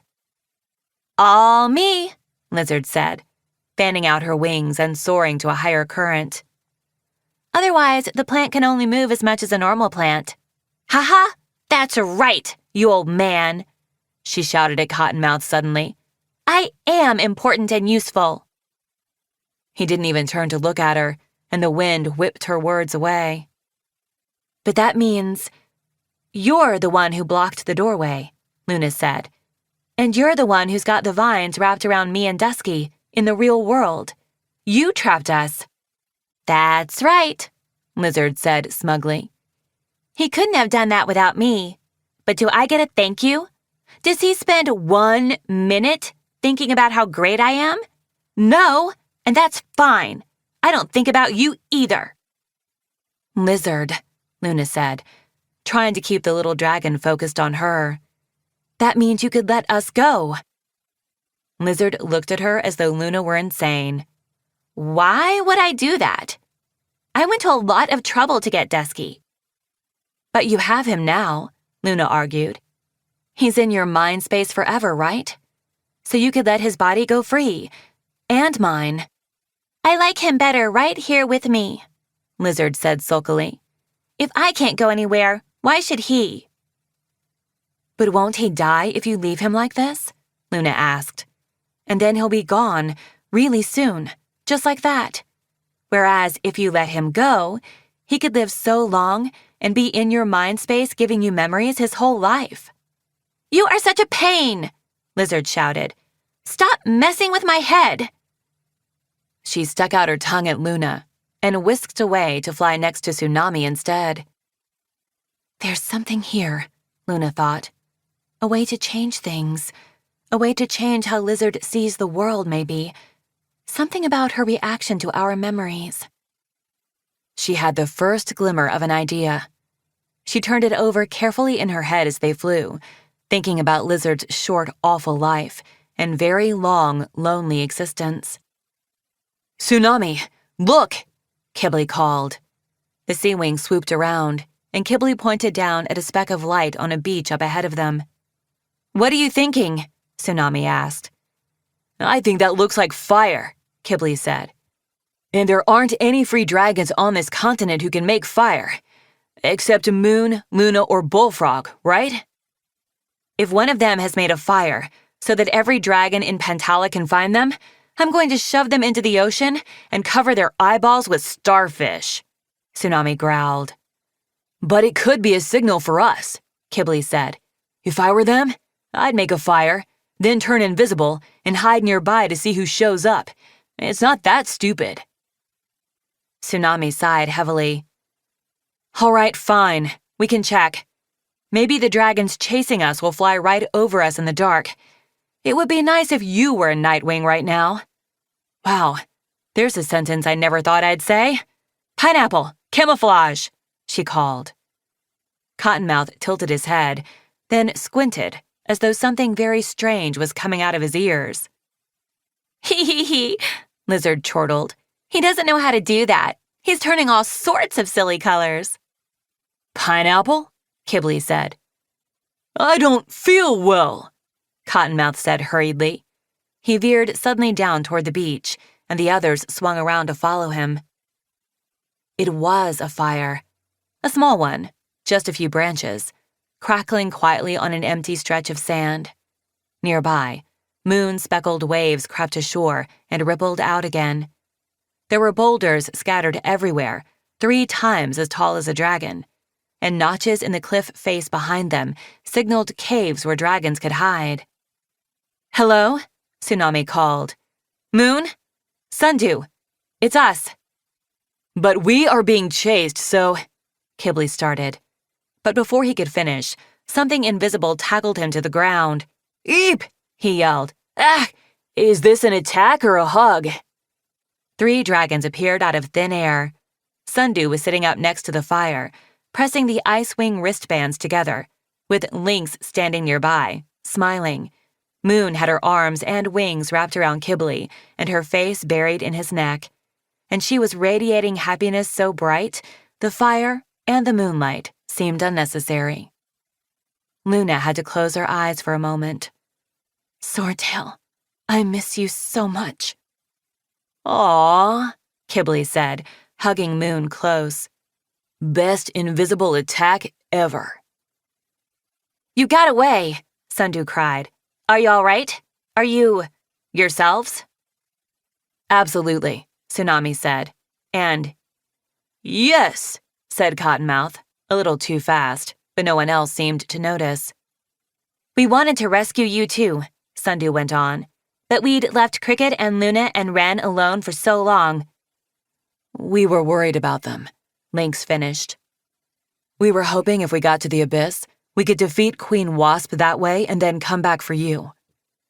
Makes sense, Tsunami said. I myself am pretty good at doing the smart thing, instead of the impulsive thing these days. Sometimes. Once in a while. I'm working on it. I wanted to stay and free you, Moon said, in a quiet voice to Kibble. They were sitting up now, with one of his wings around her, and their tails intertwined carefully around his venom barb. But then you remembered that I'm very clever, and would totally figure out how to escape on my own, Kibble joked. Right? Guess what I did? Guess what I did? I stood there, like an absolute hero, while Pineapple saved all of us. Didn't I, Tsunami? Heroes in books talk way less than you do, Tsunami said. When we get back to school, I'm going to start a class called Not Taunting the Bad Guys While They're Holding You Hostage. And you're getting an automatic fail before it even starts. Rude, Kibley said. Bad guys love my taunting. Tsunami glanced at the sky. We should hide and destroy this.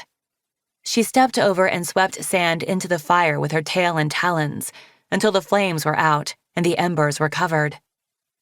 Back to being invisible, Sundew agreed. She held up her talons and glanced around at the other dragons. Are you ready? Meet at the tallest tree by Lake Scorpion if we get separated, Lynx said. That's the biggest lake on the southern peninsula, apparently. Sundew touched the wristband diamonds together and murmured, Hidden bee. And all 6 of them flickered out of sight, including Cottonmouth. Luna was left standing with Lizard and Dusky on what seemed to be a deserted beach. It felt like a giant blanket of loneliness suddenly crashing down and smothering her. She'd forgotten for a moment that she wasn't really with them. She'd forgotten that she was half a continent away, pinned under vines in a dark abyss, absorbed by the other mind. And that I might die here and never see any of them again. That must be the same lake you mentioned, Pineapple, Kibley's voice said out of the dark. Oh, I can still hear them. Because we're getting this through Cottonmouth Pineapple, and he's invisible with them, she realized. That's kind of a weird coincidence that you're going there too, Kibley went on. Cricket and Luna left us a message, said Sundew's voice. That's where they're going. Supposedly the abyss is near there, or at least they think so. Kibley said thoughtfully. If everyone is able to fly, Tsunami's voice interjected, I think we should get as far as we can tonight. Agreed, said Sundew. I'm worried about Ren and the others. If they go into the abyss without us, and anything happens to them... I'm ready to fly, Lynx said, her voice closer to Luna than Luna had expected. She wished she could turn and grab Lynx's talons, and they could both know the other was there, like they had in the sky over the ocean the first time they turned invisible. Me too, Moon and Kibley said at the same time. Ready, Cottonmouth agreed, a half-beat later. Ooh, exciting, Lizard said. The beach and the dark, starry sky faded to gray, and the Mindspace throne room closed in around them. Pineapple was still beside Luna. He was watching Cottonmouth with a faraway expression, as though he were trying to unravel a tapestry, knot by knot, with his mind. More dragons coming to the abyss, Lizard said, rubbing her claws together. Weird dragons. Dragons who probably have more normal, prickly memories than you 2 cuddly butterfly hug monsters. It's going to be crowded in our throne room for the first time ever. So many dragons to absorb. She grinned toothily. Sundew's going to tear this place apart, Luna said, with as much ferocity as she could muster. Uh-huh, Lizard said. We'll see. There is one thing I can try, Luna thought to herself. I shouldn't sit here and wait for Sundew to save us, especially if this whole thing is a trap for her. I have to do something, no matter how small it seems.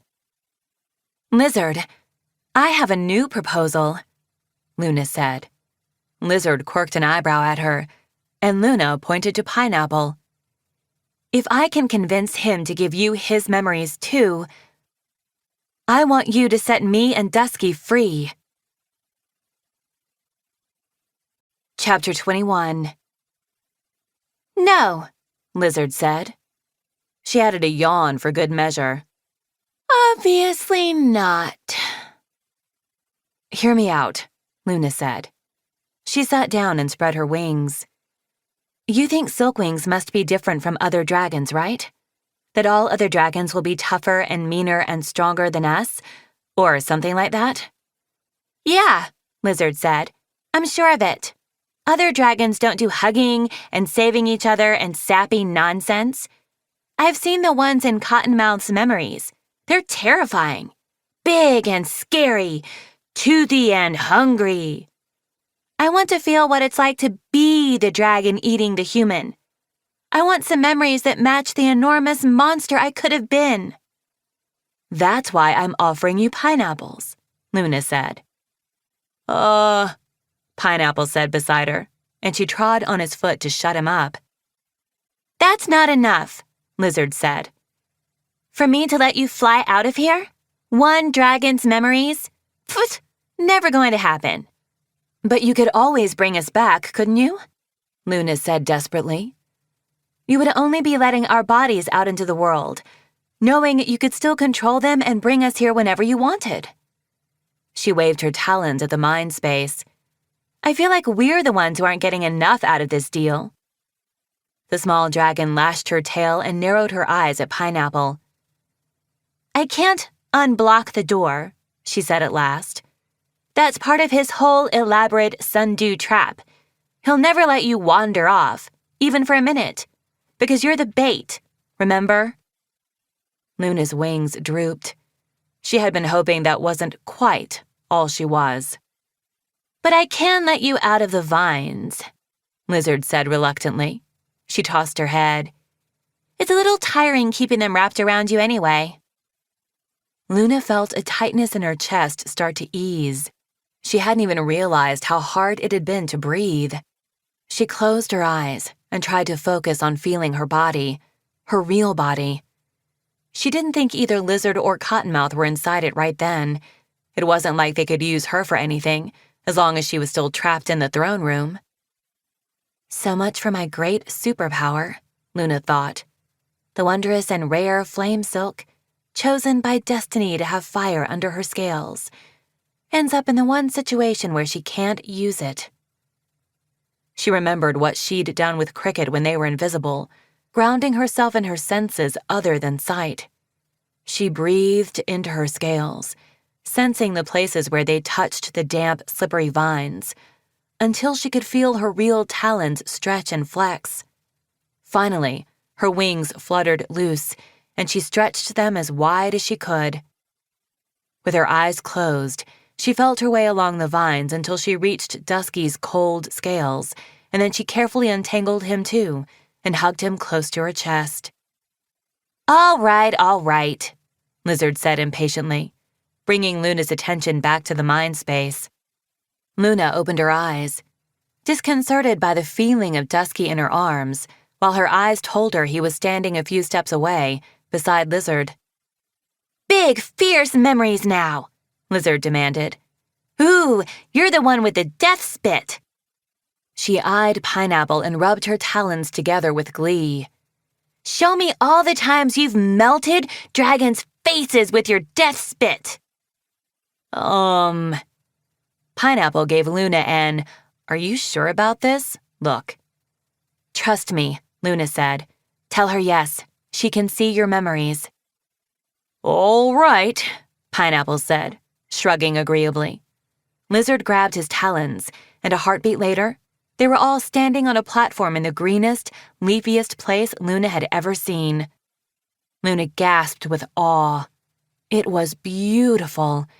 There were trees all around them, huge trees, 50 times the size of dragons, and there were flowers everywhere, tiny lavender ones that looked like claws, and giant bright orange and gold ones like rioting flame silk.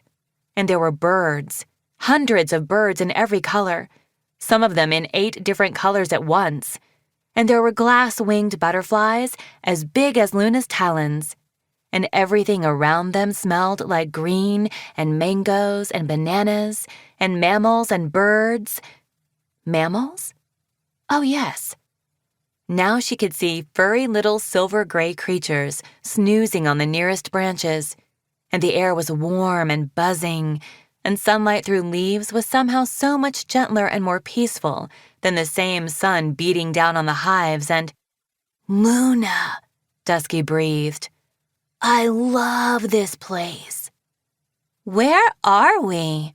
Lizard demanded. The rainforest in the distant kingdoms, Luna guessed. She knew that's where Pineapple's tribe lived, but she'd never imagined how close it would look to her dream of a silkwing future. She wasn't sure she could possibly capture all this in a weaving, but she would be happy to spend her whole life trying to. Lizard turned in a circle and stomped her foot on the polished wooden platform. Is there about to be a battle? Is someone going to attack? Where is he? Up there, Dusky said, pointing. They looked up and saw a huge leaf hammock hanging just beyond the platform. Cuddled inside of it, drenched in sunlight, were 2 sleeping dragons, one bright yellow with splashes of pink, one bright pink with hints of yellow around his ears. What? Lizard barked. The yellow rainwing yawned and looked up at the leaf canopy overhead. We should probably be done with sun time now. From his voice, Luna realized that was Pineapple. He looked so rested and happy. The pink rainwing shook his head and snuggled farther into the hammock. Nuh-uh. I need more pineapple time. Pineapple laughed. Your entire life is pineapple time. I'm always here for you. Because I'm very cute, said the pink dragon, with his eyes still closed. And excellent at tree gliding and related to royalty. Said Pineapple. If those are my reasons, I must be a pretty shallow dragon. No, said the pink dragon. You are so deep. The most deep. Very deep. So deepy. He trailed off, making snoozy, snoring noises. Pineapple chuckled softly. All right. I'll prove what a deep boyfriend I am by letting you drool on me. Just this once. Very cute drool, the pink dragon mumbled. Jambu! A voice called from somewhere out in the trees. Jambu! Not here, the pink dragon called, waking up again. No jambus, no pineapples, just us frogs. Ribbit, go away. Luna recognized the dragon who came sailing down onto the platform. This was Queen Glory, the one who currently ruled both the Rainwings and Nightwings. Jambu, you goof, Glory said, throwing a nut that bounced off the pink dragon's head. Suntime ended ages ago. Told you, Pineapple said, nudging Jambu with a grin. Jambu flopped one arm and one wing over the edge of the hammock and gave Glory a soulful look. But I'm tired, he said. I watched Peacemaker and his little friends all morning, and that dragonette has so much energy, and it was exhausting. Yes, well, he could be worse, Glory said. Jambu, listen, I have to go to Sanctuary. I was hoping you'd come with me. Pineapple rested his head on Jambu's shoulder. Right now? Why? What's happened? Dragons have arrived from the lost continent, apparently, Glory said. They've come asking for help, so we're having a queen's gathering. I won't know the details until I get there, but I want to bring a few dragons I can count on. Jambu said, burying his face in the leaf hammock. Hours and hours of boring politics talk? I mean, yay. I could go in his place, Pineapple offered. Jambu looked up and batted his eyelashes. Ooh, and I could go back to sleep? Glory shrugged elegantly. I suppose that's all right with me, if you really don't mind coming along. I wouldn't mind, Pineapple said. I'd like to be helpful.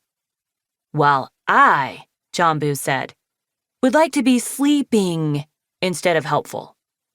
Pineapple bumped him with his snout. You've done lots of helpful things, he said. You helped our amazing queen become queen. Let me take a turn. All right. Yes. Love you. Bye, Jambu said, wriggling all the way back into the hammock. Pineapple laughed as he extricated himself. Once he was hovering in the air beside the hammock, he reached in and squeezed one of Jambu's talons. "I'll miss you too." "Deep and noble," Jambu mumbled sleepily. "Thanks, Pineapple," Glory said, moving a small blue salamander off her tail. "Hopefully, you'll be home and sleeping in the sun again in no time."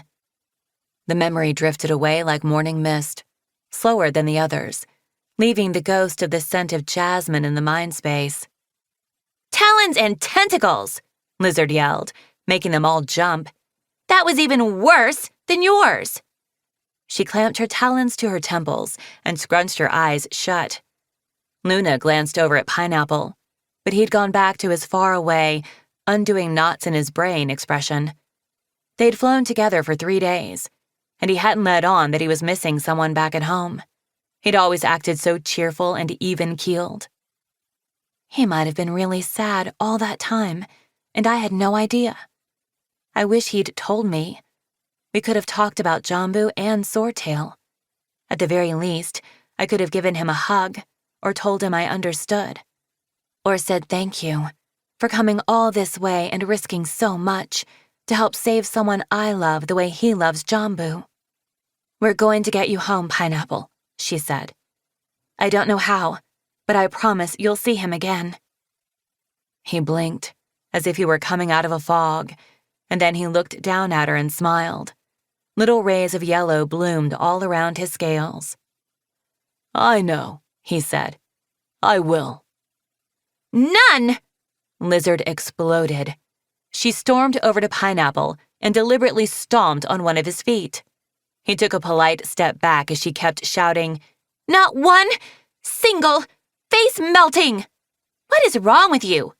You have death spit, and instead of using it for something cool, like melting the faces of your enemies, you spend all of your time cuddling and eating chocolate and making up songs about pandas with your boyfriend." "Oh, wow," Luna said, thinking about the rainforest again. She'd only had chocolate twice before, and it was almost as wonderful as honey drops. That sounds like the perfect life. "I don't have any enemies," Pineapple told Lizard mildly. "At least, until Queen Wasp, and that was quite stressful, actually. I think you might be overestimating the awesomeness of face melting." "You literally make no sense." Lizard huffed away, across the throne room, and threw herself into a petulant sulk in the corner. Luna tried sensing her real body again. She opened and closed her wings and felt the weight of Dusky in her arms, still free. So at least Lizard hadn't taken out her anger on them by snaring them in the vines again. When she opened her eyes, Pineapple was watching her curiously. "Why did you let that dragonette think she'd find scary memories in my head?" he asked quietly. "Because that's what she expects to find," Luna said. "But I want her to see that dragons are not what she thinks. I want her to know what it really feels like to live a dragon life, which is something she never got to do. I want to weave her into our tapestry," she thought. But she wasn't sure if that would sound too mystical and fluffy to Pineapple. "Aw," Pineapple said. "Poor little dragon." And I'm hoping she sees that dragons mostly want to take care of each other and love and be loved and not fight all the time or hurt anyone. Luna hesitated and took a breath. At least, I hope that's what most dragons are like. Sometimes I'm not sure. I mean, I'm not sure about hive wings, I guess. Pineapple nodded. "I know exactly what you mean. That's how I felt about night wings when they first came to the rainforest. They'd done all these terrible things, and they thought they were the only dragons worth caring about, and that everything should belong to them, and they should get to decide how all other dragons lived their lives. I thought they were too different from us, and they'd only cause trouble." He looked down at his talons. "I didn't see how we could even start forgiving them." "Did you?" Luna asked. It's a work in progress, he said, with a rueful smile. But they're more like us than I expected. They wanted to live somewhere safe and take care of their families. We just had to make it really clear to them that they should treat dragons equally, even if they're from different tribes, and that Glory was their queen now, and that they had to work to atone for everything they did. There are some Nightwings. I don't know if I'd call them friends yet, but I can see that they're trying to be better. Luna found it almost impossible to imagine trusting any Hive wings who weren't Cricket. Pineapple lifted his head and twitched his ears. Do you hear that? Is it Cricket coming back? Luna asked. Oh, wait, no. You're not where I am in the real world. What is it? I thought I heard someone say my name, he said, turning slowly in a circle. Hello? Pineapple? I heard it that time, Luna said, startled. I'm here, Pineapple said. I'm in here. Down here. I'm right here. Oh, there. Found you, Moon said, appearing next to him. That was very confusing. She blinked at the throne room, the small dragons staring at her, the silent human on the throne, and finally, at Luna. Where are we? Chapter 22. Oh no, Luna cried. Moon, what happened? How did the plant get you? The plant? Moon said, her eyes going slightly unfocused. We don't have her, Lizard said. She stood up and came over to peer at Moon. We haven't absorbed this one. What in the moons? How are you here? Kibbley, shh, Moon said to the air, then shook her head. Pineapple, there's something else in your head, isn't there? I had to kind of, slide around it to find you. He nodded, and she touched one of his talons. The other mind got you, but how? I think it was a drink they gave me while we were in the Wasp Hive prison, he said. Sorry, I should have been more suspicious. I bet Kibbley and Tsunami didn't drink it. Moon, Luna said insistently. Talk to me. How are you doing this? The Nightwing scratched her head and peered at Luna. Are you really here? Actually, Luna? Yes, Pineapple answered. While the other mind controls my body, my own mind was brought here. I think it's a mental construct, like an imaginary space where several minds can meet, as though it's a real place. The other mind seems to be 3 minds woven together. The plants, a humans, and a young dragon's. He nodded at Lizard. Ha! Lizard said. I'm like 5,000 years old, you snoozy gorilla. And Luna is here too, Pineapple said. So she must have been caught and taken over by the other mind as well. Watch out if you run into her in the real world. You won't, Luna said. I'm in the abyss. Moon, how are you here? The Nightwing hesitated again for a painfully long time, and then she said, all in a rush, Don't be mad, I can read minds. What? What? I thought you could see the future, Luna blurted. I can do that too. Moon squirmed uncomfortably. I didn't know how to tell you. It's hard to bring up, and then the longer I don't tell someone, the weirder it gets. I'm still bad at dealing with it. It's one of the many things wrong with me. I'm sorry, Luna.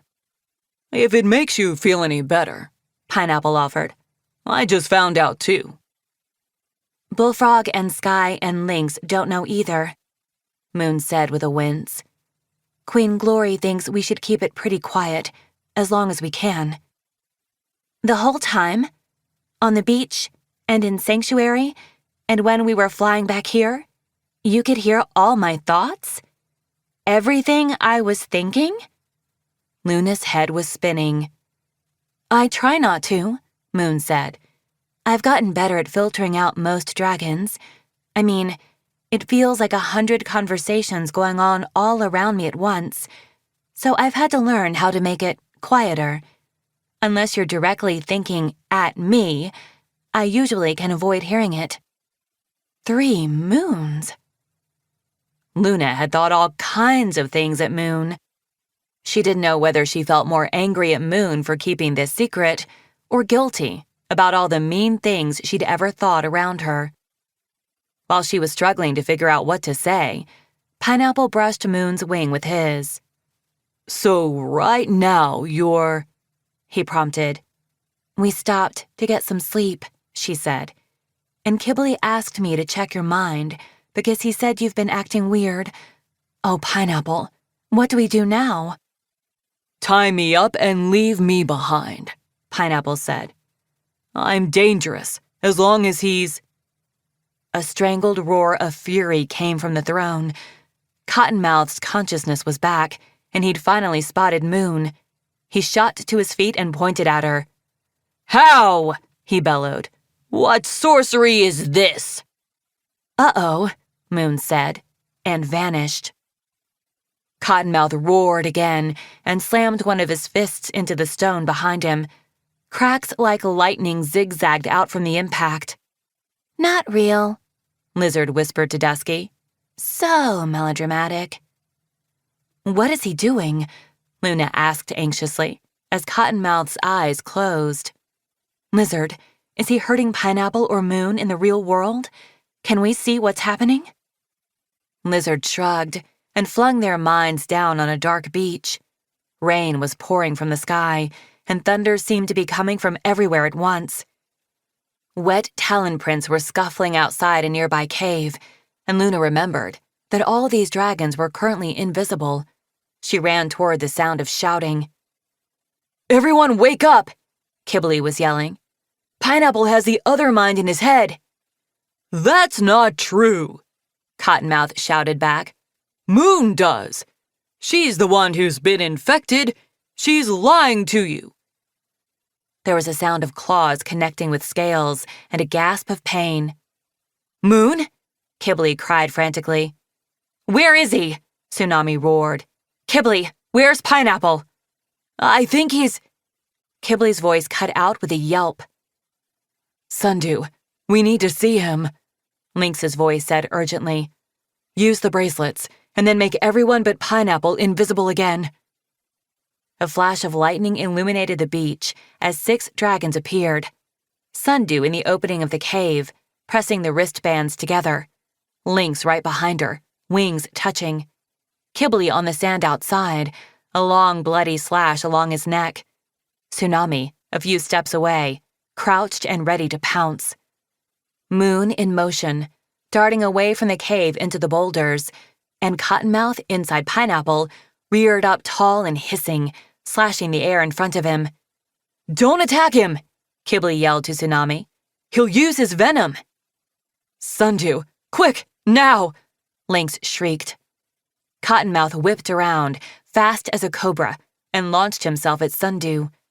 Lynx darted forward at the same moment and shot a blast of freezing air at his face. He rolled out of the way just barely in time, so it hit his shoulder instead, and he roared with rage and spun to attack her, and then 5 of the dragons vanished again. "No!"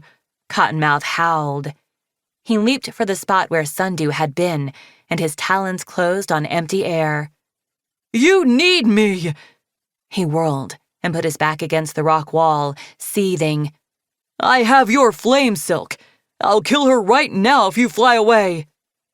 "Uh-oh," Lizard said, conversationally to Luna. "I might have to strangle you after all." "Couldn't you not do what he wants?" Luna burst out. "Don't you hate him enough to always do the opposite of what he says? Don't you want to fight him?" Lizard scowled. "Shut up," she said with a snarl. "I do what I want when I know what I want. But what he does works too. I wanted dragon memories, and now I have them, even though they're stupid. And the whole reason I have them is because of his sneaky plans. Why should I fight? There's nothing to fight for.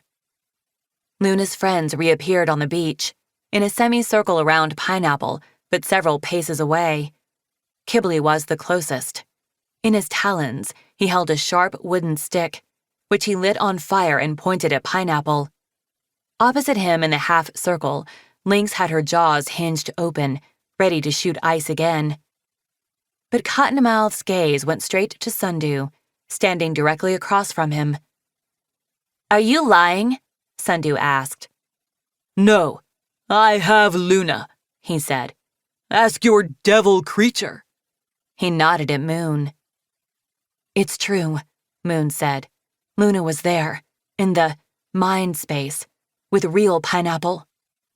Does it have Cricket and Sky too? Sundew asked. Moon shook her head. How did you catch Luna? She asked Cottonmouth. She flew into the abyss and threw herself into my vines, Cottonmouth said nastily. Perhaps she was trying to prove what they say about the tiny, tiny brains of silkwings. She's still alive, but if you want her to stay that way, you'll come down here and join her. Luna lashed her tail. Don't listen to him, she said, even though she knew they couldn't hear her. Sundew and Kibbley exchanged glances. You want us to come to the abyss, Kibbley clarified. Will you let Luna go, if we do? Sundew asked. Certainly, Cottonmouth said, with a magnanimous sweep of his arms. I will allow her to fly right back out into the open sky, in exchange for one of you. I think you know who I mean. Not going to happen, Tsunami growled. Sundew made a little wait gesture at her. We had been planning a trip to the abyss anyway, she said. How about this? You lead us there, and we'll see what happens. Sundew, Lynx said worriedly. Sounds interesting, Cottonmouth said, his eyes glittering. Sundew pointed at him.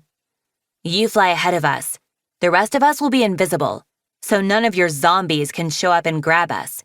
When we get to the abyss, I'll go down with you. Nobody else. No, Kibbley started, and Lynx said, Sundew, again, and Tsunami growled, but Cottonmouth said, Agreed. He looked up at the sky. The rain is slowing. Shall we go now? Sundew looked at Moon. Is Pineapple all right in there? Will he be okay if we keep flying now? Moon's gaze drifted vaguely over Sundew's shoulder, and Luna realized she'd seen that look on Moon's face 1,000,000 times. That's her, listening to Thought's expression, or distracted by other dragons' thoughts, I guess. She must be talking to Pineapple in the mind space. He says yes, Moon reported, her eyes focusing again. He says go save Luna. It's not about me. Luna couldn't stop herself from protesting. You have to come destroy the plant. She reached for the leaf wing hopelessly. Sundew, please don't let him catch you. You're the only one who can stop him. But Sundew couldn't hear her, and Luna's claws drifted through her friend, as ineffective as smoke. Chapter 23. See, that's the thing, Lizard said, shifting them back into the mind space. She tossed her head at Luna. You tell me to fight Cottonmouth, but all you really want is to kill the plant, which means killing me too. Of course I'm going to stick with a monster who's at least got a reason to keep me alive. Luna sighed. Lizard was right. If Sundew managed to crush the plant with her leaf speak, then Lizard's consciousness would die, along with the plant and Cottonmouth. Luna crouched on the floor of the mind space temple and traced a tree in the dirt with her claws. Her idea about giving Lizard real dragon memories hadn't quite worked the way she'd hoped. She'd wanted to give Lizard a feeling of connection, and some understanding of dragons from a dragon point of view, instead of Cottonmouth's twisted perspective. It had worked for Luna. She felt closer to Dusky and Pineapple, even with only those 2 short memories. And seeing the rainforest made Luna feel so hopeful. She loved knowing that somewhere like that existed, and that it was possible to live peacefully and kindly. If they survived Queen Wasp and the Other Mind, the Silkwings could try to build a home like that. But perhaps it only made Lizard feel worse, or even less connected, knowing she'd never get to go there or have that kind of life. "I'm sorry about our memories, Lizard," she said.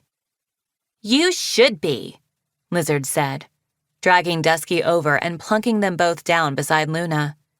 The angry little dragon drew a circle in the dirt, and Dusky leaned over to add sun rays around it. "You all seem to spend your time doing things for other dragons, or hugging. So much hugging. Yeesh." She gave a little shudder. Dusky drew a snaking line in front of her, and Lizard added wings to it. "It's just my luck that the 3 most boring dragons ever are the ones who agree to give me their memories." "Actually, I meant I'm sorry if our memories made you sad," Luna offered. Lizard gave her the most outraged look Luna had ever seen. "I'm not sad. They didn't make me sad. What a weird thing to say. Why would I be sad?" "Because no one's ever hugged you?" Dusky guessed. "I don't care about that." Lizard shoved him over, so he toppled on his side. "I never got to set anyone on fire. I never got to fly into battle or eat a human or stab anyone even once. That's what I'm sad about. Real dragon stuff. Except, I'm not sad. Shut up." "Hugs are better than all of that," Dusky said, sitting himself up again. "I barf at you," Lizard snapped. "Do you want one?" Dusky asked. "Maybe you'll like them better if you get a real hug." "It won't be real," Lizard barked. "Nothing about this is real." "But it would be close, right?" he said. "Can I hug you?" She scowled ferociously, then wrapped her wings around herself and hunched her shoulders.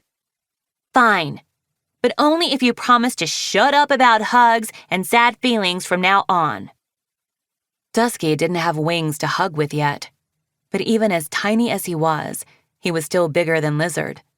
His arms fit around her folded wings, and he rested his chin on the top of her head.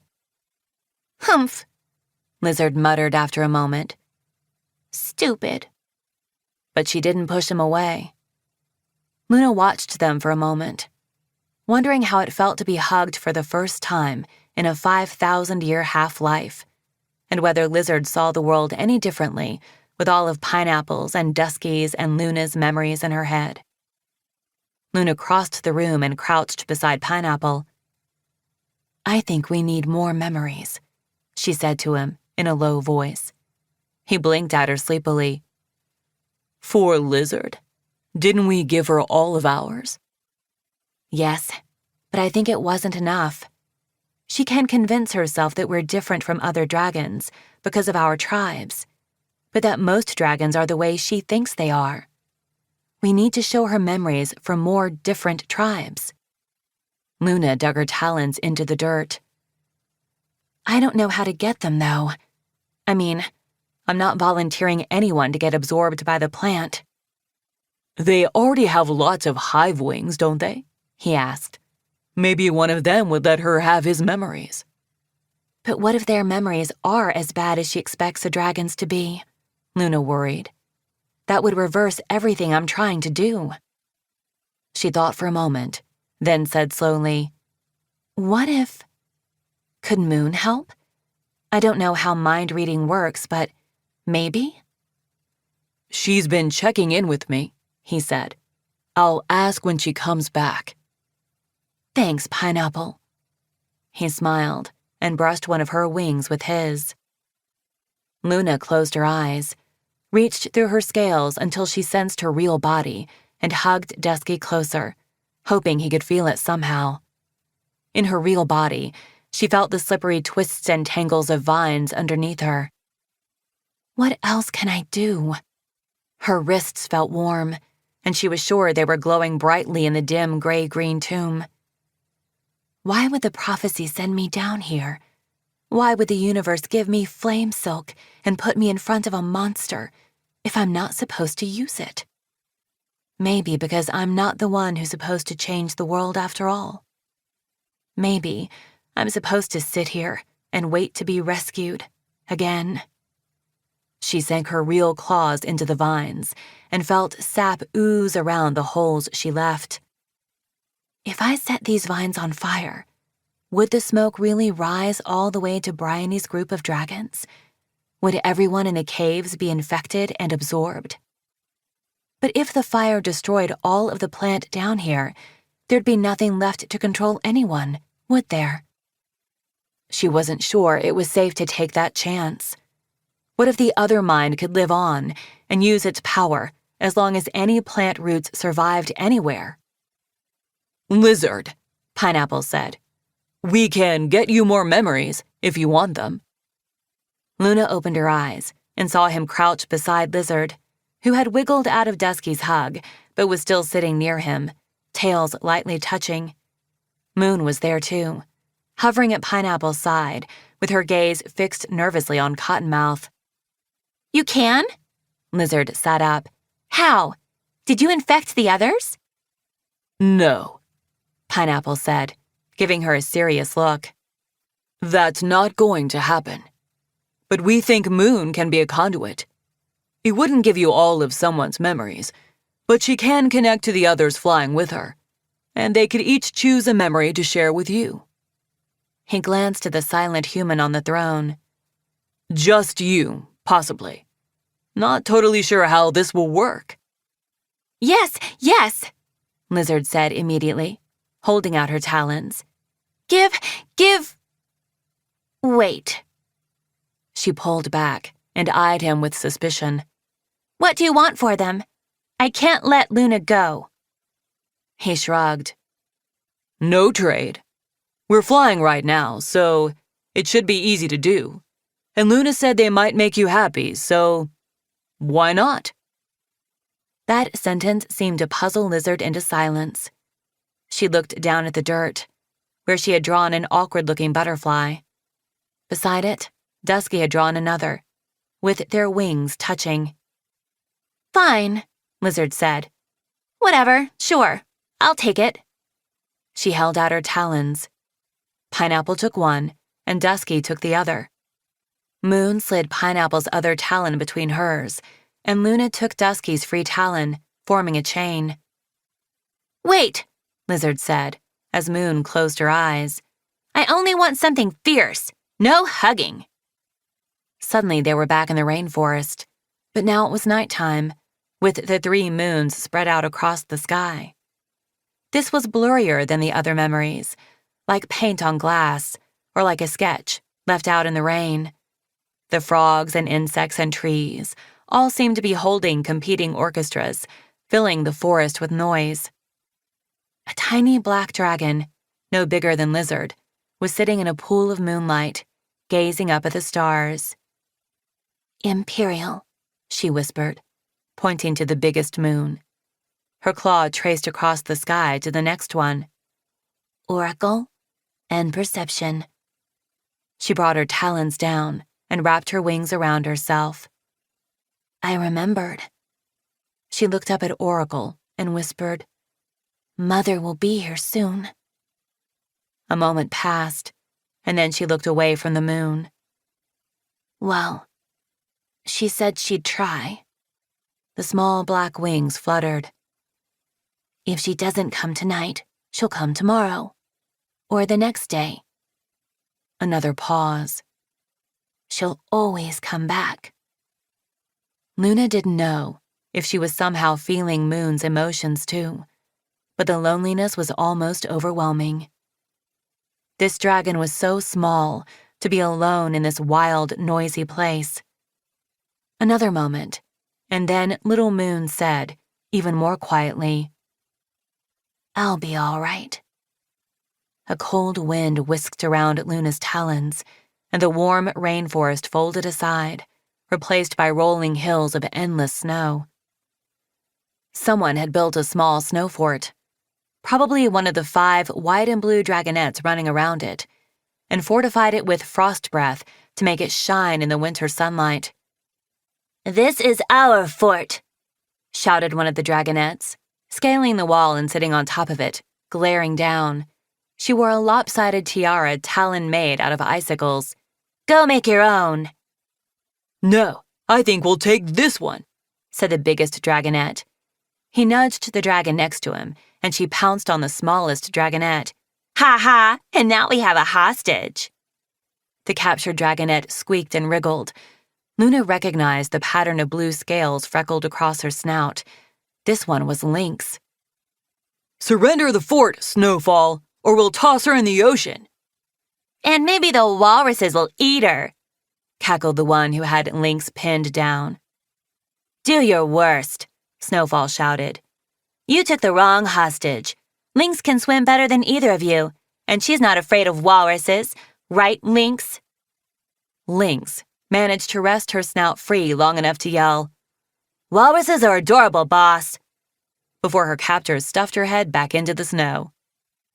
The 5th dragonette suddenly surged over the wall of the fort, pelting the 2 hostage-takers with snowballs. "Let her go," he shouted. "We never leave a dragon behind." "Winter," Snowfall said, with an aggravated sigh, as the biggest dragonette easily knocked him over. "Lynx doesn't need rescuing. This is why I don't play with you, because you play all wrong. I'm going to switch to Hailstorm's side if you keep doing stupid heroic things. Look, see? Now I'll have to rescue you." A gust of wind blew snow in Luna's face, and as it melted away, so did the fort and the ice wings and the frozen landscape, leaving them in the streets of a busy dragon town, baking in heat. When I try to remember being Lizard's age, well, Lizard's size, my memories are short and blurry too, Luna thought, turning to try to guess where they were and whose memory this was. Then a crowd of sandwings ran by shouting, "Fight, fight, fight!" And she realized this must be Kibley's. Maybe this will be fierce enough for Lizard, she thought, hurrying after them. "You took it from him," a voice yelled. "So what?" Another voice shouted back. "I'm big and he's small. That's how it works." The dragons were gathering outside a cluster of market stalls, a tea shop, one selling candles, another hung with dried herbs and flowers, a 4th glittering with bejeweled metal figurines. 2 sandwings were facing off, hissing at each other, but neither looked like Kibley. The one she'd heard first was a tawny female sandwing, and the dragon facing her was twice her size, grinning smugly with a mouthful of broken teeth. "But I made it!" shouted a tiny dragonette, charging between the feet of the female dragon. Aha, there was Kibley. "I had to figure out how and get all the stuff, and it was really hard, and you give it back." "You don't care about this little pipsqueak," said the big dragon. "Let me buy you a lemonade, and we'll forget all of this." "Give him back his drum toy," hissed Kibley's defender. "Or fight me." Kibley looked up at her, his eyes round with awe. "You would fight? For me?" he breathed. "Instead of taking lemonade?" "It's not just for you, kid," she said. "I'm fighting for justice." "Yes," Kibley whispered to himself. "I'ma do that too when I'm big." He puffed up his chest. "No, I'ma do that right now!" With a great hollering yell, he threw himself at the big dragon and sank his teeth into the thief's ankle. The memory broke apart in chaos and shouting and dragons throwing punches, dropping them into Sundew's mind. The scene was the poison jungle. It started with chasing a frog through dark leaves and ended with meeting a green dragon named Willow. Lizard's not going to like that one, Luna thought. She probably thought Sundew, of all dragons, could give her a battle memory. But even fierce, scary Sundew keeps thinking about the dragon she loves. The last memory took them to a cave that flickered with torches. 5 little dragonettes sat in a circle by an underground river, studying a faded map. One was muscly and brown. One was tiny and golden yellow. One was a fidgety nightwing. The other 2 Luna recognized as a much younger Tsunami and Glory, who were arguing with each other.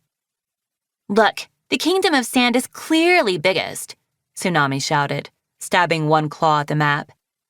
You don't know where the borders are, Glory argued back. Maybe the Sky Kingdom includes all of this. She yanked the map toward her and pointed at a swath of northern mountains. Oh, please be careful, said the Nightwing, tisking nervously. If we tear this map, Kestrel will be furious. She'll do something awful to both of you. I know it. No, it'll be worse, said the little yellow one. Because Clay will tell her it was his fault and she'll punish him instead. They all turned toward the brown dragon, who was blissfully chewing on something and looked very startled to suddenly have their attention. Moof, he said. What? Yeah, he would do that, Tsunami agreed. All right, I'll keep my claws off it, Glory said, lifting her talons in the air. But I still say the Sky Kingdom is bigger than we think. Everyone is fighting over the Kingdom of Sand, Tsunami cried. It has to be the biggest. Clay poked Tsunami in the nose. Doesn't matter which one is the biggest, he said. Oh, really? Tsunami batted his claw away. Nope, he said. Only matters which one has the best food. That's where we're going to live, all together, one day, when we're old and creaky. The little one dissolved in laughter, and Glory said, I have no intention of ever being creaky. Tsunami slung one wing around her and said, Oh, you'll get there, as long as Clay keeps stopping me from murdering you. And then they were back in the mind space. Moon exhaled, let go of Pineapple, and rubbed her forehead with a wince. I'll be back, she whispered, and disappeared.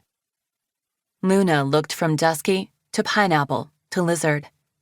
They all looked a little windblown from being whisked through all those memories, one after the other. Well, Lizard said finally, I hated all of that. You did? Luna said.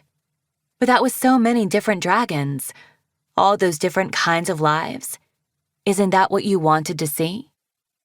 Lizard growled to herself for a minute, and then she burst out. I thought there would be someone like me. I wanted to know what I could have been like, but none of those dragons are anything like me. I think they are, Luna said. I mean, everyone is different, but we all still fit together. Like the threads of a tapestry, we can weave Lizard in. She can still be part of something. Think about what you saw. Moon as a dragonette was so lonely, but she kept surviving anyway. That's just like you. Kibley stood up for himself, even when his enemy was much stronger than him. You do that too, every time you yell at Cottonmouth. Tsunami got mad so quickly as a dragonette. I think she still does that. And you do too. But you've had to learn to calm yourself down, with no one else here to help. Lizard rubbed her face. What about the other 2? Luna thought for a moment. Sundew goes after what she wants, without letting anything stop her. I think you're determined like that. And you heard that Icewing. Lynx didn't need rescuing. She wasn't afraid of being fed to walruses. And neither are you. Lizard snorted. That's true. I have no idea what a walrus is, but I know I could take one in a fight. She paused and took a deep breath. If I'd had a chance to grow up and meet one anyway. I think I'm more like that other white dragon on the wall, though. Snowfall? She was my favorite. Lizard, It's not fair what happened to you, Luna said. What's really not fair is the biggest difference between me and those dragons, Lizard said passionately. They all had someone who loved them. No one ever loved me. Not that I care. I don't care. I don't care. But that's the unfair part, actually. You're right. Luna hesitated. I think maybe also, though, it's unfair that you never got to love someone. That's important too, and I'm sorry you never had that. Lizard sniffed and wiped her face again with an impatient gesture. She glanced sideways at Dusky. Seems like loving someone makes you do really stupid things, she said. Yeah, true, Luna said, thinking of the many times Swordtail had thrown himself into trouble to spare her or Blue. Of Blue breaking all the rules he cared about so much to find Luna when she was taken to the Flame Silk Cavern.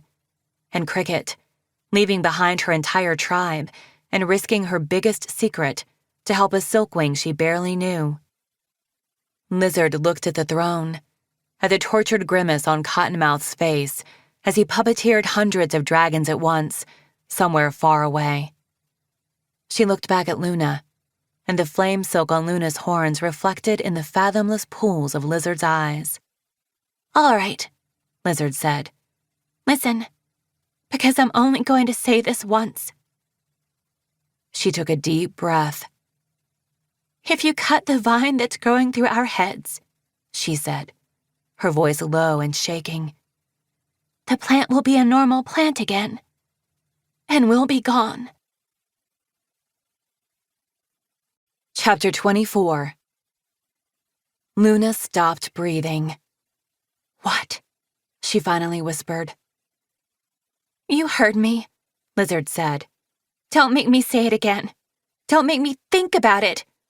I don't want to talk about it, and you better not say thank you. And whatever you're going to do, I don't want to know. I shouldn't know. Distract me. Dusky, be interesting. Dusky sat up, looking very alarmed. Like, how? Sing, dance, grow an extra head, I don't know. Lizard shoved him again, and this time Dusky pounced on her. Lizard yelped, and they rolled across the dirt, play wrestling. Quiet over there, Cottonmouth shouted, and then went back into his trance, muttering. Cut the vine. Luna pictured the throne room she'd flown into, the vine growing from the floor through Lizard's head and then Cottonmouth's. Can I really do it? Me, of all dragons? I should probably wait for Sundew. She could do it easily, I bet. But I should try, at least. I'm the one who knows about this. I'm the one who's here, in this throne room, right now. Even if I only get so far, even if I only help a little bit, that would still be a little bit closer to defeating the other mind and freeing the others. I have to be like the dragons whose memories I just saw. Dragons who don't give up. Dragons who jump in to save the ones they love. Dragons who fight, even when the enemy seems much too big. Dragons who don't need rescuing. I don't want to be the dragon who always needs to be rescued. All right. So how do I do this? Can I get over there without him noticing? And then what? Saw through the vines with my claws? He can take over my body and stop me any time. My only chance is to get there stealthily and then do it quickly. Ideally when he's distracted. She closed her eyes and reached her way back into her real body. It was heavy and cold, clammy from the damp vines under her talons. Her claws were still curled around Dusky's small, listless form. What do I do with him? If I leave him here on the vines, Cottonmouth could use him against me. The moment he realizes what I'm doing, he could hurt Dusky and make me stop. But I guess that's true no matter where Dusky is, and I'd rather have him with me. Blindly, She pushed and tugged the small dragonette over her shoulder until he was draped between her wings. She felt his tiny talons twitch against her neck. She forced her limbs to take a cautious step forward and felt the vines flex and bow and ripple under her feet. It was worse than walking on the sand on Jerboa's beach. There were a lot of vines, and they were very thick, but her talons kept slipping through the gaps and tripping her up. It didn't help that she couldn't see where she was stepping or be sure which way she was going. I hope I'm pointed at the throne. She slid forward another inch, and then another. Hurry! Her muscles screamed, but her mind screamed back, careful! And, what if he sees you? And, too fast! And it was a whole stressful mess of conflicting instructions riding around inside of her. She wasn't sure how much time had passed, or whether she felt time the same way inside the mind space. Her internal clock felt like it was all out of order when she heard Cottonmouth let out a hiss. Instantly, she froze her real body in place. Nothing to see here, nothing to see, she thought frantically. She opened her eyes in the mind space. Dusky and Lizard were still romping around the room, tackling and pinning each other, and wriggling free and running off. They looked so much like ordinary dragonettes playing, for a moment, that Luna's heart hurt. I wish there was a way to save her, to keep Lizard alive and give her a real life. We are approaching Lake Scorpion, Cottonmouth said imperiously. Lizard, stop being infantile and focus. He stood up and glared around the mind space as Lizard stumbled to a stop. Make sure the Mind Walker does not get in here. Do not let her speak to these two again. He nodded at Luna and Pineapple. Why do I have to do anything? Lizard asked mutinously. I thought you were so brilliant and I was so useless that I might as well not even be here. But you are here. So do as you're told, he said. I'm busy enough. There are dragons causing trouble at Cicada Hive. Queen Wasp won't stop moaning and wailing about the pain in her face, so she's no help at all. And this rainbow dragon I'm in is about to run into my rogue hive wing and her merry band of human pets. He thought for a moment. I know. Jump into a hive wing in Cicada Hive and kill a couple of silkwings to make them all shut up. He didn't notice the expression on Luna's face, but Lizard did. Boring, she said. Don't feel like it. Ooh, I could make the Guardian climb up and steal another dragonette, though. He gave her a withering look. How would that help me at all? No, I forbid it. You've already cluttered up the place with these toys. That is quite enough for now. Bleh, Lizard said, flopping down on the floor and resting her chin on her talons. Well, you can sulk, or you can come fight some dragons. I don't care which, Cottonmouth said, closing his eyes again. Just tell me if the Mind Walker comes back. I assume you can be trusted with a task that simple. Lizard stuck her tongue out at his blank face. Should we check on Cicada Hive? Luna asked nervously. What does he mean? Dragons are causing trouble. Are Swordtail and Blue all right? Probably, Lizard said, exhaling. She toppled Dusky over, sat on him, and waved one talon in the air, like a conjurer whisking away a curtain. The mind space floated aside, and the Cicada Hive market settled in around them. It was much noisier than before. Many of the silkwings were standing now, shouting at the guards, asking for answers. The dragons guarding the exits were wide-eyed and perfectly still, blocking the way with their bodies, but not fighting back or responding. Luna thought she saw a flicker of dark purple wings in the crowd. Io? But when she turned, she couldn't see her friend anywhere. She spotted Swordtail on the far side of the hive and spread her wings to fly over to him. Ooh, hang on, Lizard said, bumping her side. Exciting things happening over by Lake Scorpion. Come on. Luna had no choice. A moment later, they were hovering in the air above a huge lake, glittering in the midday sunshine. Luna blinked, disoriented by the light. She hadn't realized how much time had passed in the real world. Bringing Sundew closer and closer to Cottonmouth's trap. Speaking of whom, there was the human, descending through the sky toward a cave opening on the north shore of the lake. It looked like the cave in the drawings Luna had seen, the one with all the humans walking into it. A leafwing was waiting on the pebbly beach by the lake. Water rippled over the dragon's green talons, and it seemed to be staring up into the trees. Real, actual trees, on Pantala.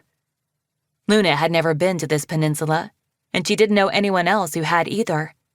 It wasn't quite the wild jungle of Pineapple's memories, or the forest Luna had visited around Sanctuary, but there were trees here, growing along the hills that covered the cave system.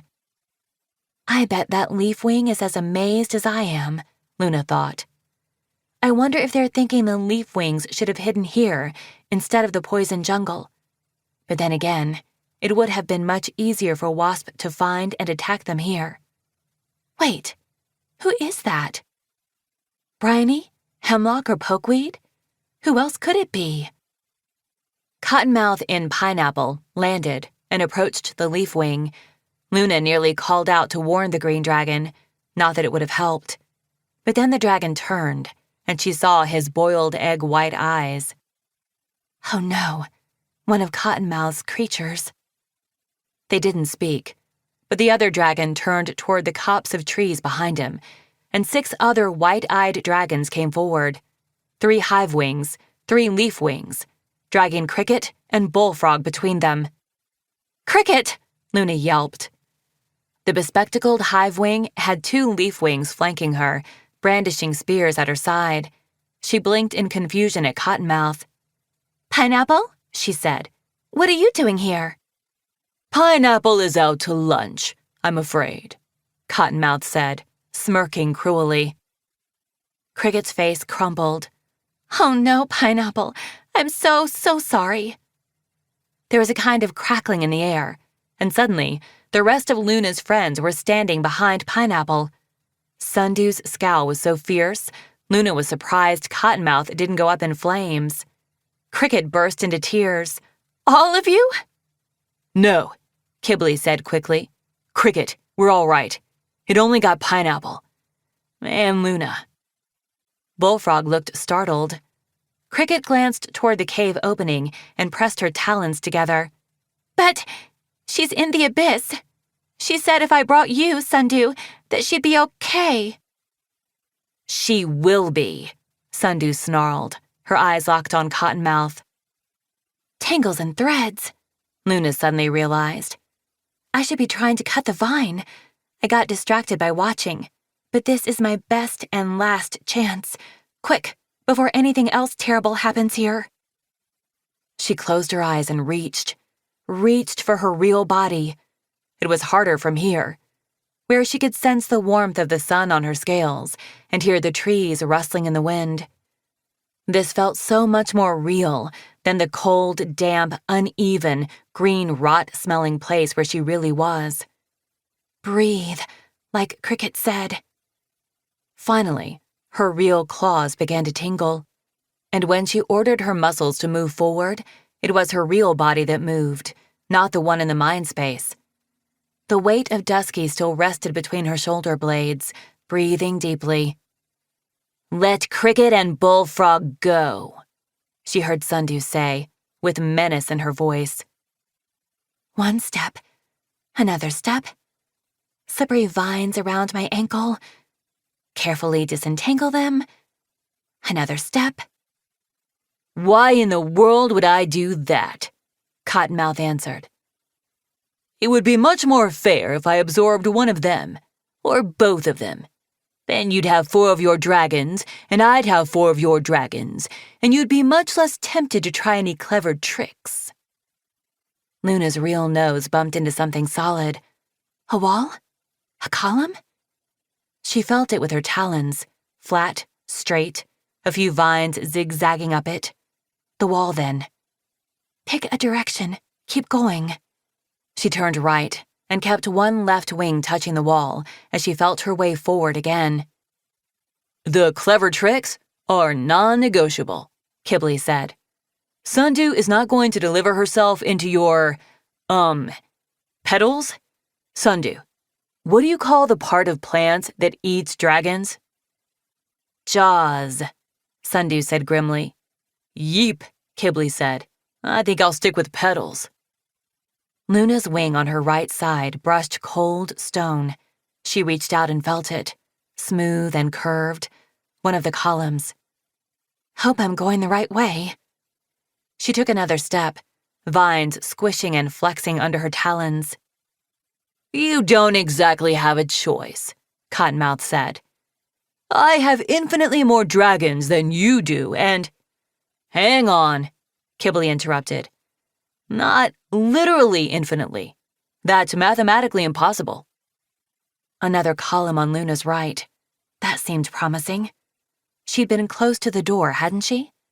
So if she was going the correct way, she would have to pass 2 columns before reaching the far wall with the throne. She thought.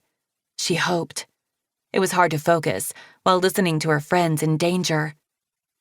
She pictured the throne room again, using the mental tapestry she'd imagined when she first saw it. What if she anchored herself to make sure she could find her way back if anything happened? Carefully, she rested both front talons on the column, then spun out a long thread of ordinary golden silk. She passed it around the column and tied it off, leaving the other end still unspooling from her wrist as she started forward again. Do not bother being aggravating, Cottonmouth said in a bored voice. Sundew, this hive wing is Caribid.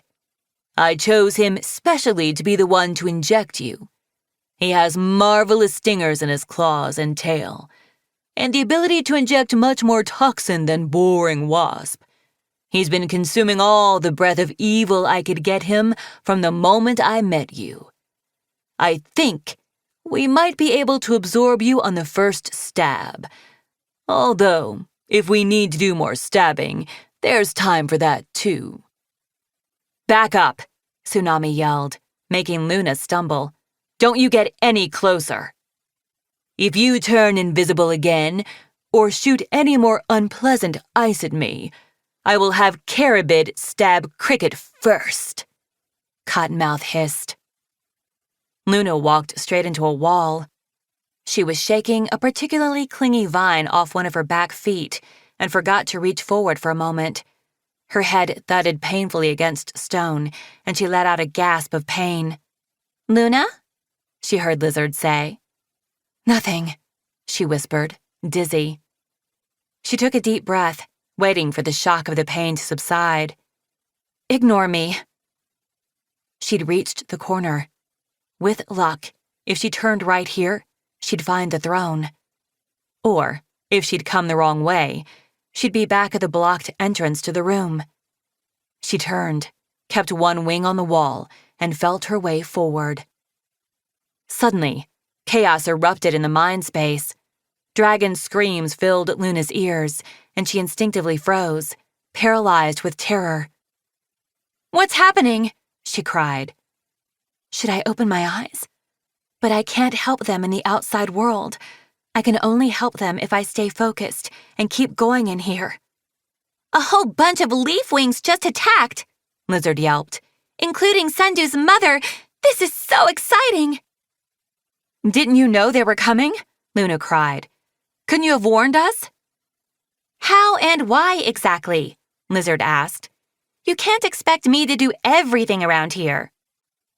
That's true, Luna thought. Stay on task. She pressed forward again in her real body. The vines were so thick here, both underfoot and swarming up the wall. It was hard to feel the wall at all most of the time. She felt like she was floundering through a twisting pit of snakes, while at least 20 dragons roared and battled in her ears. Plants are just bursting out of the ground, Lizard reported gleefully. Sundew's got Caribid pinned in a bramble bush. Ooh, Cottonmouth nearly got Tsunami with his death spit. Eee! Belladonna just tried to stab Moon and Kibbly jumped in the way. That ice dragon has frozen 2 of the leaf wings. Ack! Like 9 of our dragons just grabbed Cricket and threw her at Carabid. Oh, snap peas! We're finally getting Cricket now! Cricket! Luna squeezed her eyes shut and covered them with her talons to stop herself from opening them. Can she hear me? Cricket! She felt the thread connected to the column flick against her wings, humming softly.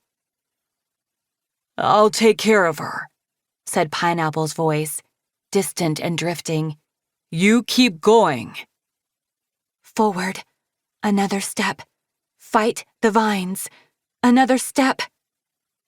And then, her reaching talons found a mass of vines, and her heart sank. Am I on the wrong end of the room? She plunged her talons through the vines, feeling around frantically. There! There was a heavy stone shape under the vines, solid and unyielding. The throne. It has to be. I'm almost there. Sundew is mad, Lizard announced. Moon keeps yelling, "Don't hurt Pineapple! Don't kill him! Sundew, remember it's not him!" But with all these branches flying everywhere, I'm pretty sure someone's going to die. Luna could hear Moon's cries herself. She also heard Lynx shouting, "The wristbands!" and Kibbly shouting about 8 different instructions, and Bullfrog and Tsunami roaring furiously, and it was so hard to think, so hard to stay here, in the slow, tangled space, instead of opening her eyes to make sure her friends were safe. Do the thing I can do. Pray that it helps. I hope that Lizard is right about this. She found a vine so thick, her talons couldn't reach all the way around it. When she gingerly traced its path upward, her claws brushed a tiny foot and brittle scales. Lizard's body, she thought with a shudder. This is the vine I have to cut. Do I cut it below Lizard's body, before it reaches them? Or, if I cut the vine that's growing between Lizard and Cottonmouth, would that cut Cottonmouth out of the other mind, but leave Lizard alive? Lizard hadn't said exactly where to cut it, and Luna didn't want to ask in case Cottonmouth heard her. All right, I'll try cutting it between them and hope that works. Oh, wow, Lizard said, through the din of the roaring dragons. Someone injected that big brown one, too. I wonder what his memories will be like. Bullfrog. Don't think about that. Focus on this. Luna was hovering in the air now, her wings keeping her aloft in front of the tall throne. She beat them once to rise a little higher, tracing the curve of the vine up and through Lizard's skull. Keeping one talon on the vine, she reached up to be sure Cottonmouth's head was above her, connected along the same winding trail. Here. But now what? She couldn't use her claws. The vine was so dense, and the moment she started to hack or slice at it, Cottonmouth would surely sense the attack, jump into her, and stop her. She carefully rested her feet on the edge of the throne. The silk connecting her to the column rubbed against her wing again. What if? Luna spun out several more coils of silk and cut it loose from her wrist. She looped the silk lightly around the vine. Gentle, gentle, harmless, only leaves brushing each other. Crossed it over the thread coming from the column and tied the loose end to her arm. I hope the silk is strong enough. I hope my weight is enough to pull it straight through the vine in one quick slice. Luna took a deep breath, braced herself to shove off, and launched herself away from the throne at full speed. Chapter 25. The shriek that filled Luna's head drowned out all the other dragons, and then they all cut off, mid-roar, mid-shout, mid-scream, and Luna was flung violently out of the mind space. She opened her eyes just in time to see the wall of the real-world throne room as she smashed into it. "Ow! Ow!" she moaned, sliding down and landing in the carpet of vines. Silence enveloped her. She sat up, her head reeling, and reached over her shoulder. A little talon clutched hers, and her heart leaped. "Dusky, are you all right?" The dragonette scrabbled up her back, wrapped his talons around her neck, and leaned into her, breathing deep, shaky breaths. "I think so," he said after a moment. "What happened? Where's Lizard?" Luna turned to look at the throne, finally. Her trick with the silk had worked. With her momentum pulling on one end and the other anchored at the column, the silk had sliced right through the vine, severing its connection with Cottonmouth. How strange. I thought my flame silk was what made me special, and that it was the one magic thing I could use to save the day. But instead, it was my ordinary silk, and it could have come from any silkwing at all. And now, something was happening. All the vines that branched out of the top of Cottonmouth's skull were withering, shriveling into brown and curling shreds before her eyes. The decay spread rapidly out along the long tendrils of the plant, all the way up to the ceiling and racing along the walls. Luna scooped Dusky up and beat her wings to hover in the air, just in case. She thought the plant was dying, but she didn't want to be standing on it if it happened to have any last creepy death throes. "Lizard?" she said out loud. The petrified body of the dragonette on the throne looked exactly the same, while Cottonmouth's husk already looked like it was starting to crumble around the edges. "Are you still there? Can you hear me?" "You did it wrong," said Lizard's voice, echoing inside their skulls instead of coming through their ears. "Why would you do it wrong?" "I did," Luna said, "but it looks like it's working. Do you mean I cut it in the wrong place? I was trying to get rid of Cottonmouth and keep you." "Keep me?" There was a sort of floundering silence for a moment. "You can't, you idiot! As long as the plant has an intelligent brain to work with, it won't give up. It wants to survive more than anything in the world. And with only two of us in here, now it's as strong as I am. Urgh! Hang on. But you don't have to be evil, right? Now that Cottonmouth is gone?" Luna tried. "Maybe you and the plant can coexist. Maybe you'll like being a not evil plant. And we can come visit you down here, right? And talk to you like this?" "No!" Lizard shouted. "You are so stupid! The plant is already trying to use my leaf speak to grow back into Cottonmouth, or it'll replace him with a guardian. Or if that doesn't work, it'll find some other awful human." Luna had forgotten about the guardian, but there he was, curled up at the foot of the throne, rocking back and forth with a dazed expression. "Luna!" yelled Lizard's voice in her head. "I don't want to just exist in this nothingness, trying to fight a desperate weed for the rest of eternity.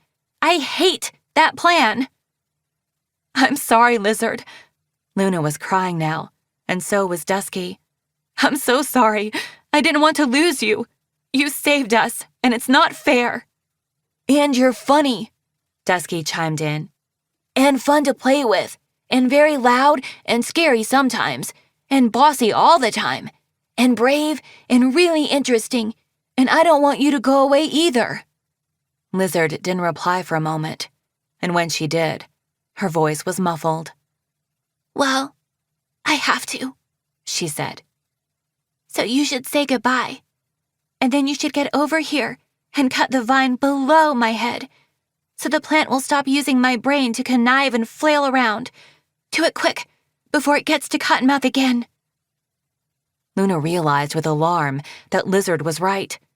A new spray of green was growing out of the vine where Luna's silk had sliced it, crawling tentatively up as though Cottonmouth's head was the sun. She started forward, but Dusky tightened his arms around her. "Wait," he said. "Can we give Lizard a new name first? A real name? Of her own? So she doesn't have to die, still stuck with his name for her?" "That seems pointless," Lizard said, but Luna thought she could hear a wary curiosity in her voice. "A new name for 30 seconds?" "A new name, forever," Luna said. "One we can remember you by, and write songs about, and weave into tapestries." Said the 5,000-year-old dragonette. "You better not put my shriveled corpse with a hole in its skull in any tapestry." "Yuck," Dusky objected. "I won't," Luna promised, laughing through her tears. "I'll weave you flying. You'll be with all the dragons who gave you their memories." "Your friends," Dusky put in. "Especially me. Can I be in the tapestry?" he asked Luna.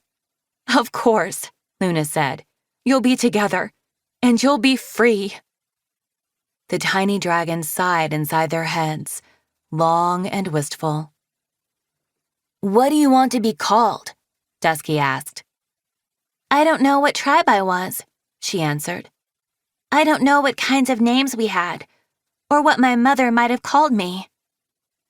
She paused for a moment. "Do you think... would Freedom be a weird name for a dragon?" "Not at all," Luna said. "I like it," Dusky agreed. "It's what you'll have, and also what you're giving everyone." "We'll call you Freedom from now on," Luna said. "Cool," Freedom said quietly. Luna reached up and squeezed one of Dusky's talons. They flew over to the throne, now surrounded by crackling, dying vines. Only the original stem rising from the floor was still green and vibrant. That, and the new tendril that was trying to claw its way back from the severed vine. Luna set Dusky down on one corner of the throne. "Can I help?" he asked. She touched the top of his tiny head. He'd already been through so much. "Are you sure?" she asked. "Won't it make you sad?" "I'm already sad," he pointed out. "This way, I'd be helping say goodbye." "But..." "She's already dead," he said, matter-of-factly. "What we're doing is setting her free from the plant." I suppose that's right, she realized. That's the right way to look at it. Luna produced more silk and tied one end around his wrist. Then she wound the silk around the vine and tugged gently on the other side to tighten it. "Thanks for this," Freedom said awkwardly. "And most of all, for the look on Cottonmouth's face as he poofed into dust. It was even better than face melting."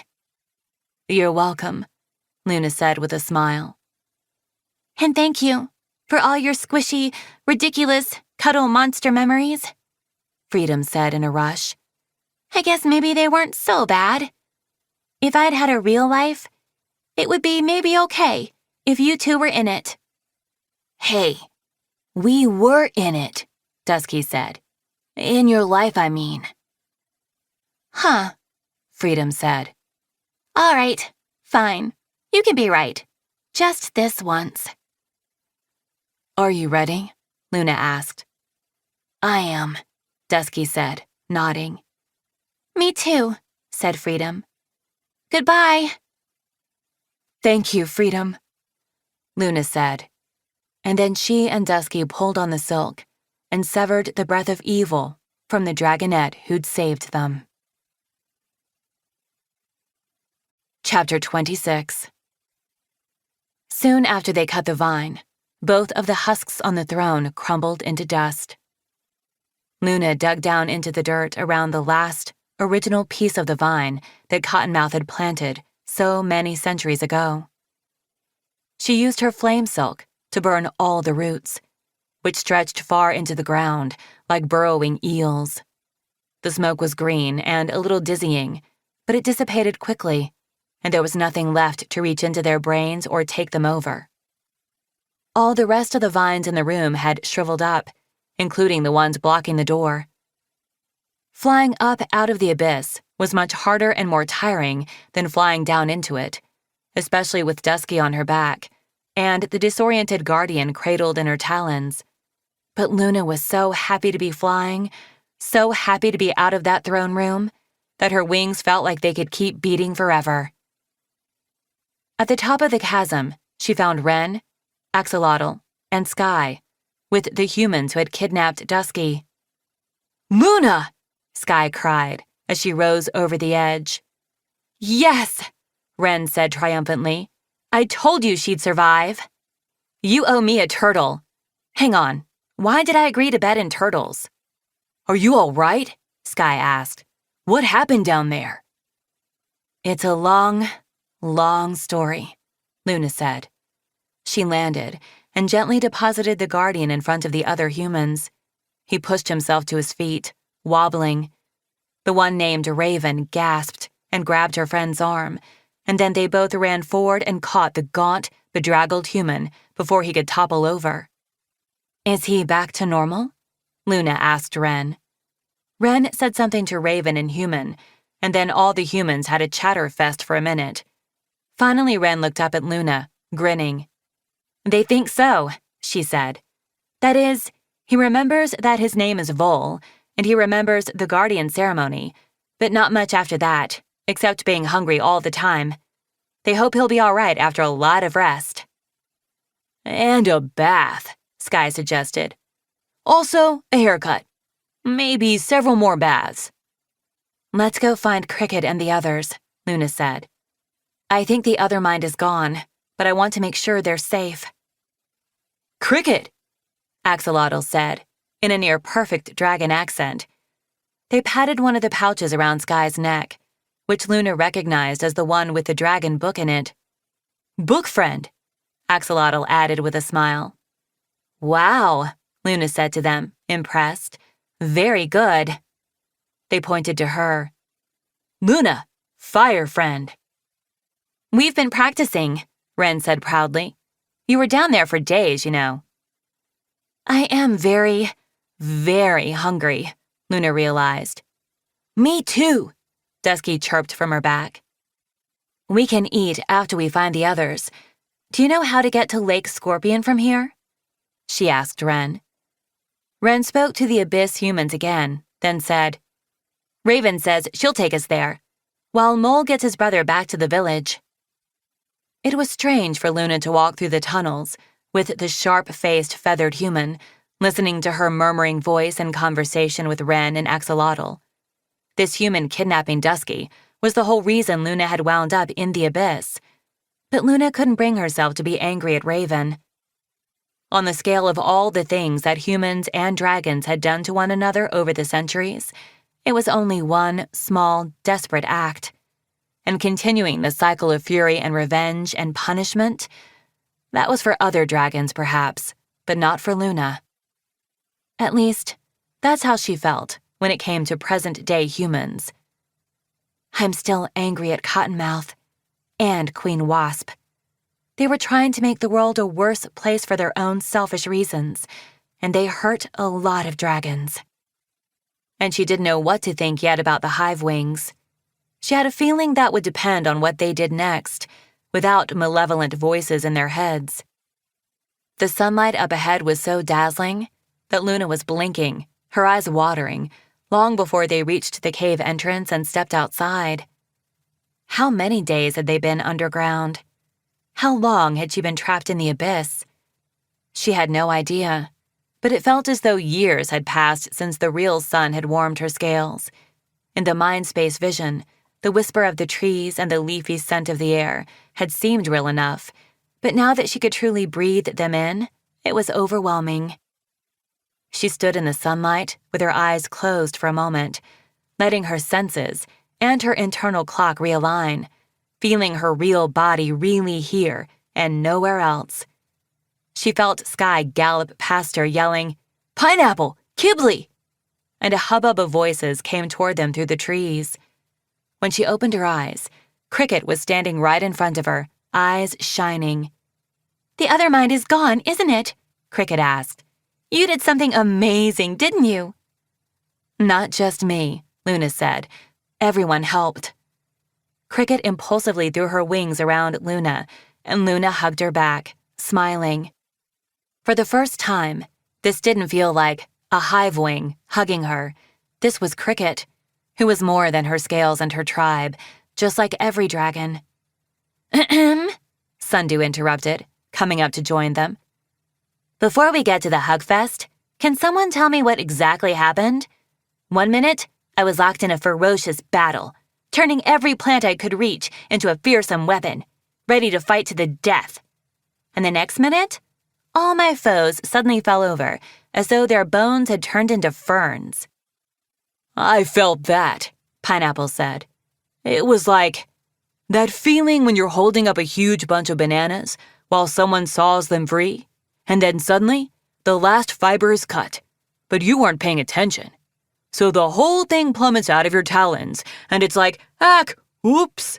But wow, you feel so much lighter. Sad about the bananas, though. Maybe that wasn't the best analogy. Did you feel them both go? Luna asked. Cottonmouth, and then the dragon? Yes, Pineapple said. There was an odd in-between time when I felt like I was myself, but still sort of tethered, maybe. And then I felt her and the plant go, and I was all me again. Her? Sundew demanded. Her who? I'll tell you the whole story, Luna said. Everything that happened in the abyss. She glanced up at the sun, now slanting down toward the western horizon. But can I tell you on the way to Cicada Hive? There's someone waiting for me in the mosaic garden. And when they arrived the next morning, Swordtail was there. He really was. He was standing on the hill surrounded by violets and sunshine, waiting, as though he could wait forever, and would wait forever for her. And when she swooped in through the open sky arches and soared over everyone's heads and crashed into his arms, he laughed as they fell over and they rolled through the grass, and it was real. He was real, at last. Are you all right? She said finally, sitting up. She lifted his eyelids and studied each beautiful dark blue pupil. 100% Swordtail? I was all right, he said. And then you squished the honey drops. Luna squeaked and jumped back, discovering a squashed white box under her tail. See, he said self-righteously, I am not the only one who sits on candy around here. Aw, you got me honey drops, she said, beaming. She scooted the box aside and snuggled under his wings. Well, he said, what else do you get for the dragon who rescued your brain? I don't think they covered this in manners and proper behavior class. They actually did, she said. And you know what's weird? The answer is honey drops. She reached up and patted his snout while he laughed, checking again that he was real. I missed you so much. I missed you more, he said. Where's Blue? She asked. In the webs, with Io and your moms, he said. He needs a lot of hugs right now. On it, Luna said, jumping up. Let's get Cricket and go hug the antennae off that dragon. She sprinted back to the sky arches with Swordtail behind her. Outside, Cricket and Sky and Pineapple were flying in a circle, waiting for her, with Ren on Sky's back and Axolotl on Pineapple's. The other dragons had gone to Wasp Hive with Sundew to make sure someone imprisoned Queen Wasp so she could be brought to justice. Luna beckoned to her friends and led the way back to her home in the sunlit, silk-spun webs full of rainbow-colored dragons. She hadn't been paying attention before, but now that she looked, there was a weird quiet hanging over everything. The dragons she could see looked like they had all just come out of their cocoons, disoriented, startled, and potentially thrilled, but in a very confused way. In fact, she realized, she hadn't seen any hive wings at all yet. Swordtail, she asked, where did all the hive wings go? Home, he said, deep into the hive. When the mind control snapped, some of them tried to keep ordering us around, but most of them just wanted to go home and find their families and be inside their own bodies again, in their own space. Wasp had been controlling them since she brought them to the snarling river, which is much, much longer than she'd ever stolen their minds before. He hesitated. I still think they're the worst, and if it were up to me, I'd take every hive-wing soldier and merchant and teacher and snob who was mean to us and put them on misbehavior's way for a year. But after having someone in my own head like that, it was pretty terrible. He looked up at the pale sprays of cloud feathered across the sky, then back at her, adding quickly, But they still could have done something to try and be better dragons. Like, maybe they could have noticed that Queen Wasp was an evil dictator, and certainly they could have treated silkwings like equal dragons, and generally not been jerks. So, I go back and forth a bit. My brain words, Luna said ruefully. He laughed. Words of my head. I have no idea what's going to happen with the hive wings, she said, brushing one of his wings with hers. But let's do what we can do for right now, which is take care of Blue. She glanced around and saw Cricket hanging back shyly as they approached Luna's home. Luna wondered if Blue had had a chance to tell their moms about the hive wing who loved him. Burnett, Silverspot, and Io all stood up, bristling, when they saw her. But Luna took one of Cricket's talons in hers and guided her into the silken cell. Hello, all, she said. This is Cricket. She's part of our family now.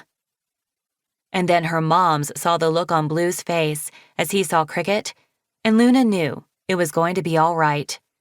It might take them a moment, the way it had taken her a moment, but if Blue loved her and Luna trusted her, soon they would too. She did not even mind that Cricket got to wrap her wings around him first. That was fine, because her wings fit over Cricket's, and Swordtail's could go around hers, and they were together, and safe. Finally, finally, finally. Luna knew they had only started to change the world. There was still a lot to do. A lot of dragons who needed help, dragons who needed homes, and dragons who needed a new way of looking at the world, which would be the hardest thing of all. But she didn't have to do it by herself. She didn't have to be the one great and mighty and wonderful flame silk who set the world on fire and saved everyone and fixed everything all alone. And she also didn't have to be the sad, lost dragon who sat and waited to be rescued. She only had to be herself, Luna, talon in talon with Blue and Cricket and Swordtail and Sundew and all the dragons of the distant kingdoms, and hopefully the humans too. If each of them tried, even a little bit, to make the world even a little better, then maybe there was hope. And maybe things could change. Epilogue. The sky was full of dragons. Luna had made 6 weavings and was halfway through a 7th, but she still hadn't managed to capture quite how breathtaking it was to see so many colors and so many wing shapes diving and soaring together. The more visitors flew over from the distant kingdoms, the more complicated her tapestries got. Maybe I don't have the sky color quite right yet, she said, holding up her claws to frame a piece of the feathery clouds. The rain had stopped not long ago, and the air felt like wading through sunshine, liquid and gold up close, and lined with dark gray in the distance, and completely impossible to capture in silk. Or maybe I'll never figure out how to convey motion in a tapestry, like pinning down a dragonfly or a firefly. It's not the same if they're not moving. I think your weavings are perfect, Swordtail said contentedly. And look at that rainbow, Luna said with disgust. Nobody would believe it if I put a rainbow that pretty into my tapestry. Everyone would be like, oh, sure, Luna, I just bet there was also a perfect rainbow in your perfect scene of dragons from different tribes getting to know each other. Very subtle metaphor. Well done. You could do a tapestry of the silkwing assembly, trying to get anything done, Swordtail suggested, if you're looking for a less perfect scene. Ah, I love them, but oh my goodness, Luna said. Oh, sorry. Did you have something to say? Swordtail struck a pose, imitating the silkwings who'd been chosen for the assembly. No, please, you go ahead. Wait, maybe she had an idea? Oh, no, I'm sure he was about to speak. These are all great suggestions, everybody, really great. Someday, eventually, we'll get around to potentially doing something about some of them. Break for lunch. Luna laughed. They're lovely, she said. They'll figure it out. We haven't had a silkwing in charge of anything in a really long time, and Wasp left no descendants from Queen Monarch, so I think this is a good compromise. I think perhaps 200 silkwings in one governing body is a few too many, Swordtail said, rolling his eyes, especially when Morpho is one of them. Io and Tal will sort them out, Luna said. At least we're not in the mess the Hive wings are in. Wasp was imprisoned in her own flame silk cavern, along with all of her sisters. Lady Jewel was nominally now Queen Jewel of the Hive wings, but there was a lot of rumbling and grumbling and several disgruntled factions in the tribe. Some Hive wings wanted to get far away from the hives and any reminder of what Wasp had done to them. One, named Treehopper, had immediately come to find Tal and never left. Another was Hawker, one of the checkpoint soldiers Luna remembered from Cicada Hive, and to Luna's surprise and Cricket's delight, the one they'd rescued on the island, Earwig, had defected from the Hive wings too. She'd appeared in the new silkwing encampments, looking for the dragons who had left her the map to get home. See? Cricket had said to Sundew triumphantly. It was the right thing to do. But not all dragons felt that way. There were rather a horrifying amount of Hive wings who wanted Queen Wasp back, mind control and all, which was the most mystifying thing Luna had ever heard. She was glad there were other dragons, leafwings, mostly, like Belladonna, who were happy to grapple with that problem. I was sort of hoping we'd fixed everything, Luna said to Swordtail. We defeated the big bad guy. Whoosh! All better, right? So why are there still more problems and things to fix? I don't like it. Yeah, Swordtail said. And they're woobly problems, all complicated and stuff. Blur to you, problems, I say. I don't know how you reach dragons like those Hive wings, Luna said. Like, how do you help dragons save themselves? Or teach them to care about other dragons, especially ones who don't look like them? It feels completely impossible. She sighed, and Swordtail brushed her wing with his. You know what makes me feel better? He said.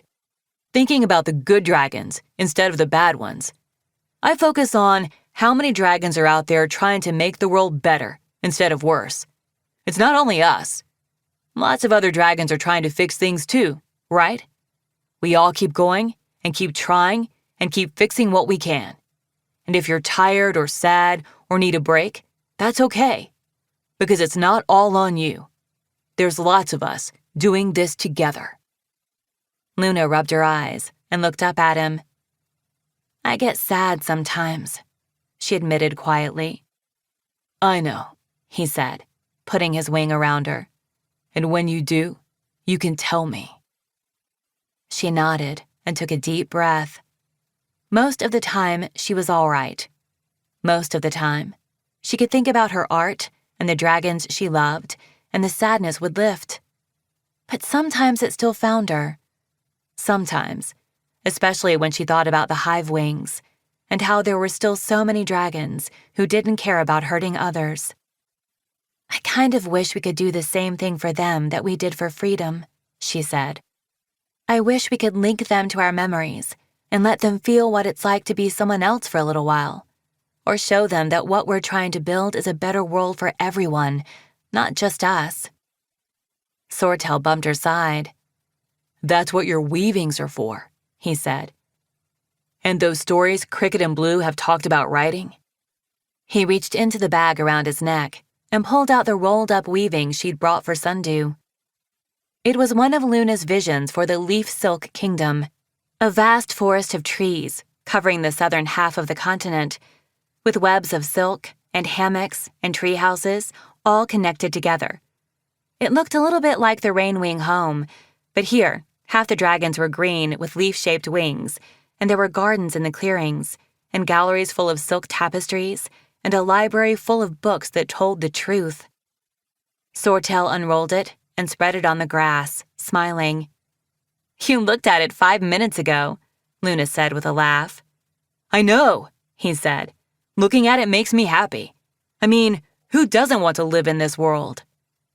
Oh, Luna cried, clutching his arm. Here they come! Here they come! Cerulean blue and orange-gold-black wings were descending from the sky. The sunlight reflected brightly off Cricket's glasses. Luna waved at them as Swordtail rolled the weaving back up again, and Blue veered toward her. From Cricket's shoulder, Axolotl waved back. Did we get here before Sundew? Cricket called. Nope, Sundew said cheerfully, bounding up next to Luna with Willow beside her.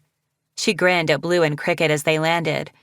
Her smile wavered a bit at the dragons right behind them, but everyone had already awkwardly met Cricket's parents, Katydid and Malachite. Luna had told them how Malachite tried to help Kibbley, Tsunami, and Pineapple in Wasp Hive, and they'd also heard the story of how Malachite had been taken away by Queen Wasp when she realized Lady Scarab cared about him. He was one of the Hive Wings who hadn't been in control of his own body for many years. Him, and the librarian, and a few others.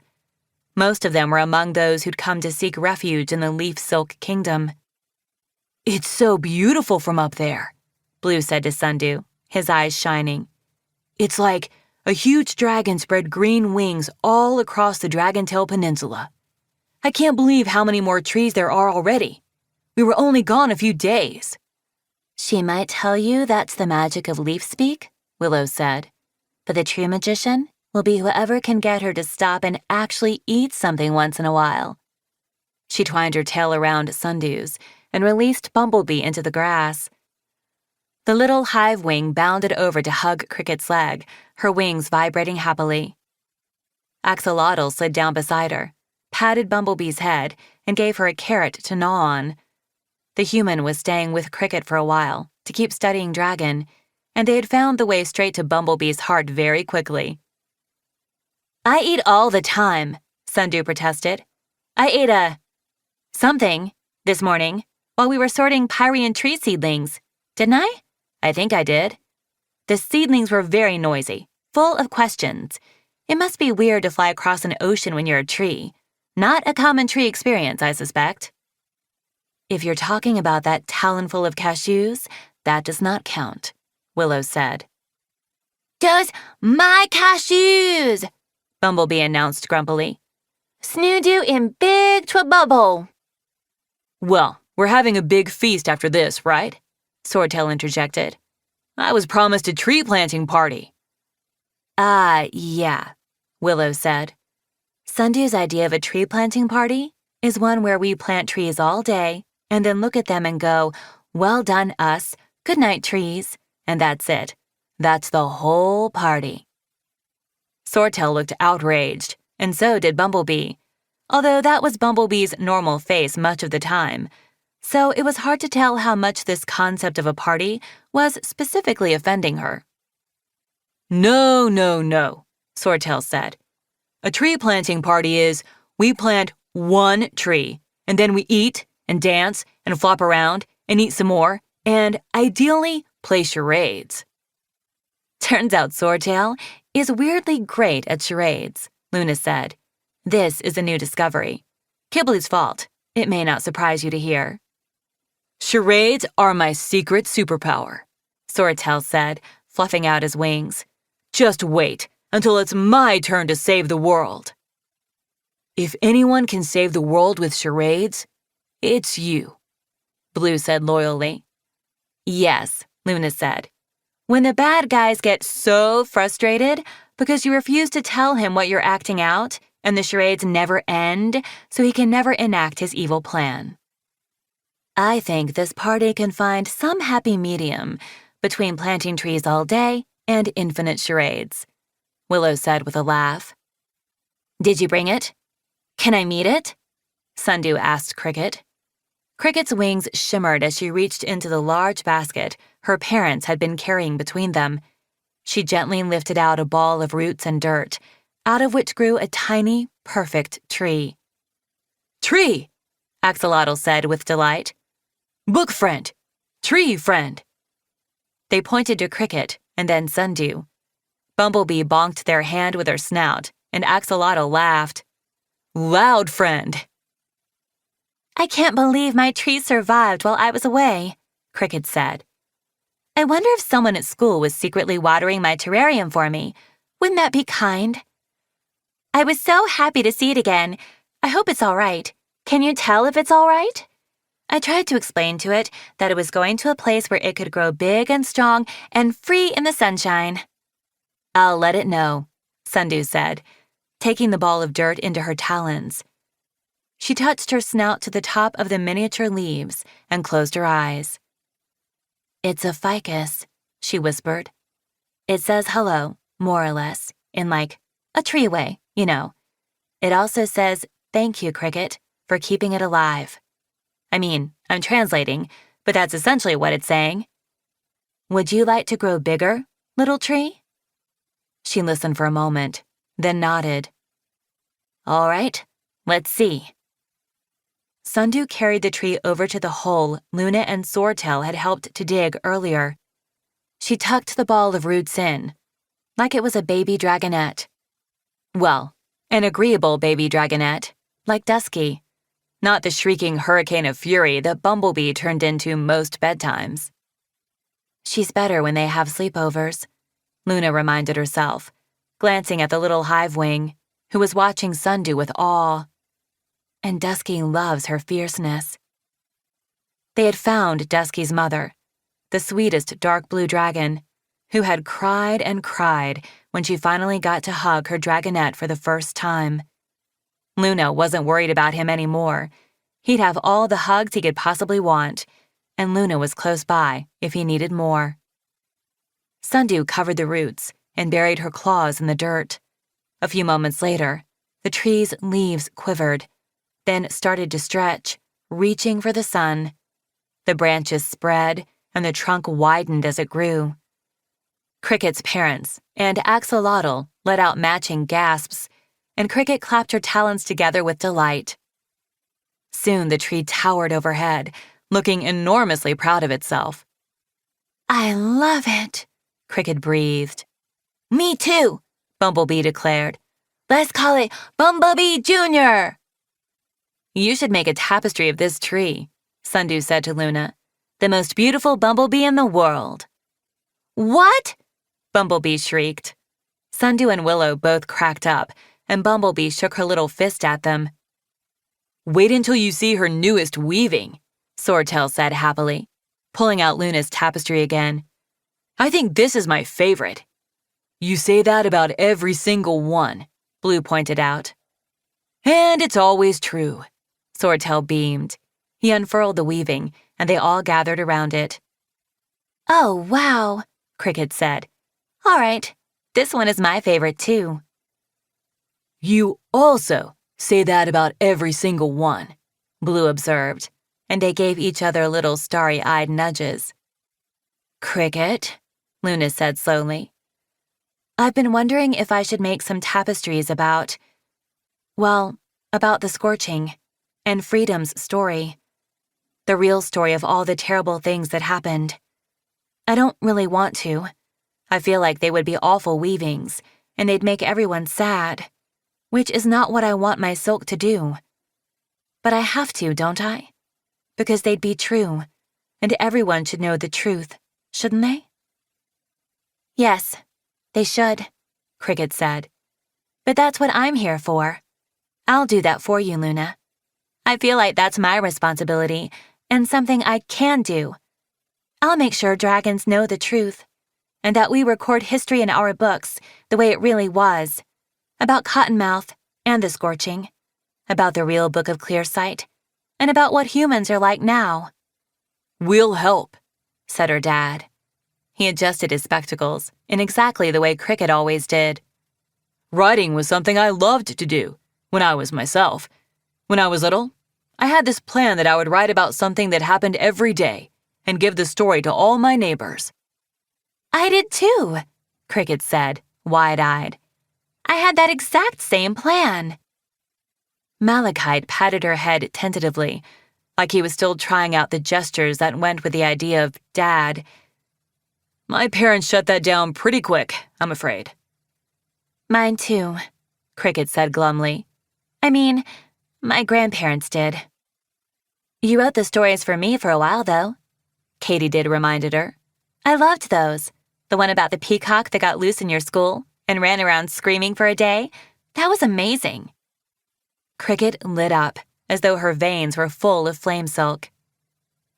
We can do it now, she said to Malachite. Together. She turned to Luna. We'll do that part. You let us worry about telling the past, and you keep making tapestries like this, about the future we can all hope for. She touched the corner of the one Sundew was inspecting. Is it worth it? Luna asked. Dreaming all these big, wild dreams that will probably never come true? Sometimes I think I should make my ideas smaller and more realistic. No, Blue said, taking her talon in his. I want the world with big dreams in it. Me too, Sundew agreed. We need dragons who can see the brightest futures, so we can try to get there, even if it takes longer than we want it to. And even if some dragons are stupid and make getting there harder than it needs to be, Swordtail declared. Yeah, Bumblebee shouted. Some dragons stupid. Cricket winced. Except we don't use that word, remember? She said, giving Swordtail a pointed look. We try to use kind words and understand each. Some dragons very stupid, Bumblebee shouted, loud enough that several of the dragons in the sky turned to see what the noise was. The stupidest! Brains full of stupid! Ha ha ha! Thank you so much, Cricket said to Swordtail, as Bumblebee bounded off into the grass, pouncing on grasshoppers and yelling insults at them. He gave her an innocent shrug and crouched to roll up the tapestry again. Blue laughed. We do try to understand each other, Luna thought, looking at her brother, the sweetest, most understanding dragon in the world, who had still managed to fight back when he had to. But even if we find a way to understand the dragons who hurt us, that doesn't mean we have to let them do all the terrible things they want to do. We can empathize with them, like Blue does, and try to stop them, like Sundew would, all at the same time. Well, now that certain little chaos monkeys aren't listening, Willow said, watching Bumblebee charge away. Who wants to try the fried bananas Luna and I invented? Banana-na-na-nas! Bumblebee bellowed, skidding around at top speed and hurtling back toward Willow. I suppose I deserve that, Willow said, as the dragonette scaled her leg and threw her arms around Willow's neck to yell, Bananas! In her ear. Axolotl laughed. Bananas, they tried. Stupid? Bananas, yes, Cricket told them, holding out her talon. Stupid? No. Axolotl climbed up to her shoulder, looking puzzled. Who's got the dream visitor this week? Sundew asked. Luna raised her talon, and they all turned to walk into the forest that Sundew was growing with her leaf speak. Maybe we can see if any of our friends are asleep in the distant kingdoms and want to say hi. Pineapple and Jambu promised to visit soon, Luna said. And then we'll go there, Swordtail said. And then they'll come here, and then we'll go there, and then there will be dragons in all directions. Dragons and humans, Cricket offered, nudging Axolotl's foot affectionately. Sure, Swordtail agreed. Weird, but mostly dragons. Dragons and humans, living in peace after all this time, Luna said, tilting her head back to watch the sunlight through the leaves. I can't wait to see what that future is like. A Guide to the Dragons of Pantala. Hive wings. Description: red, yellow, and/or orange, but always mixed with some black scales. 4 wings. Abilities vary from dragon to dragon. Examples include deadly stingers that can extend from their wrists to stab their enemies, venom in their teeth or claws, a paralyzing toxin that can immobilize their prey, or boiling acid sprayed from a stinger on their tails. Queen wasp. Silkwings.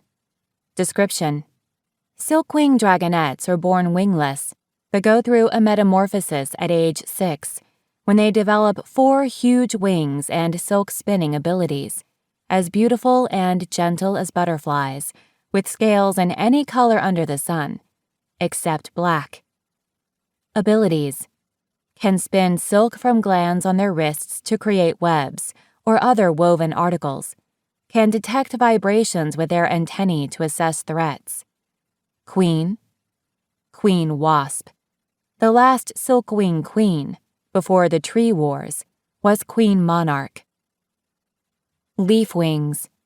Description: wiped out during the tree wars with the hive wings, but while they lived, this tribe had green and brown scales and wings shaped like leaves. Abilities: could absorb energy from sunlight and were accomplished gardeners. Some were rumored to have unusual control over plants. Queen. Last known queen of the leafwings was Queen Sequoia, about 50 years ago, at the time of the tree wars.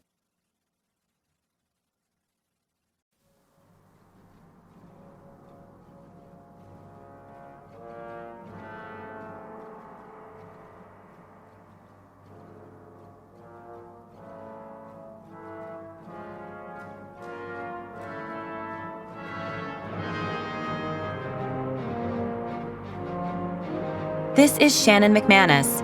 We hope that you have enjoyed this production of Wings of Fire, Book 15, The Flames of Hope, by Tui T. Sutherland. This audiobook was produced by Dion Audio and directed by Jack Heidelman. Executive producer Melanie Gagney. Print edition published by Scholastic Press, an imprint of Scholastic Inc. Text copyright 2022 by Tui T. Sutherland. Production copyright 2022 by Scholastic Inc. All rights reserved.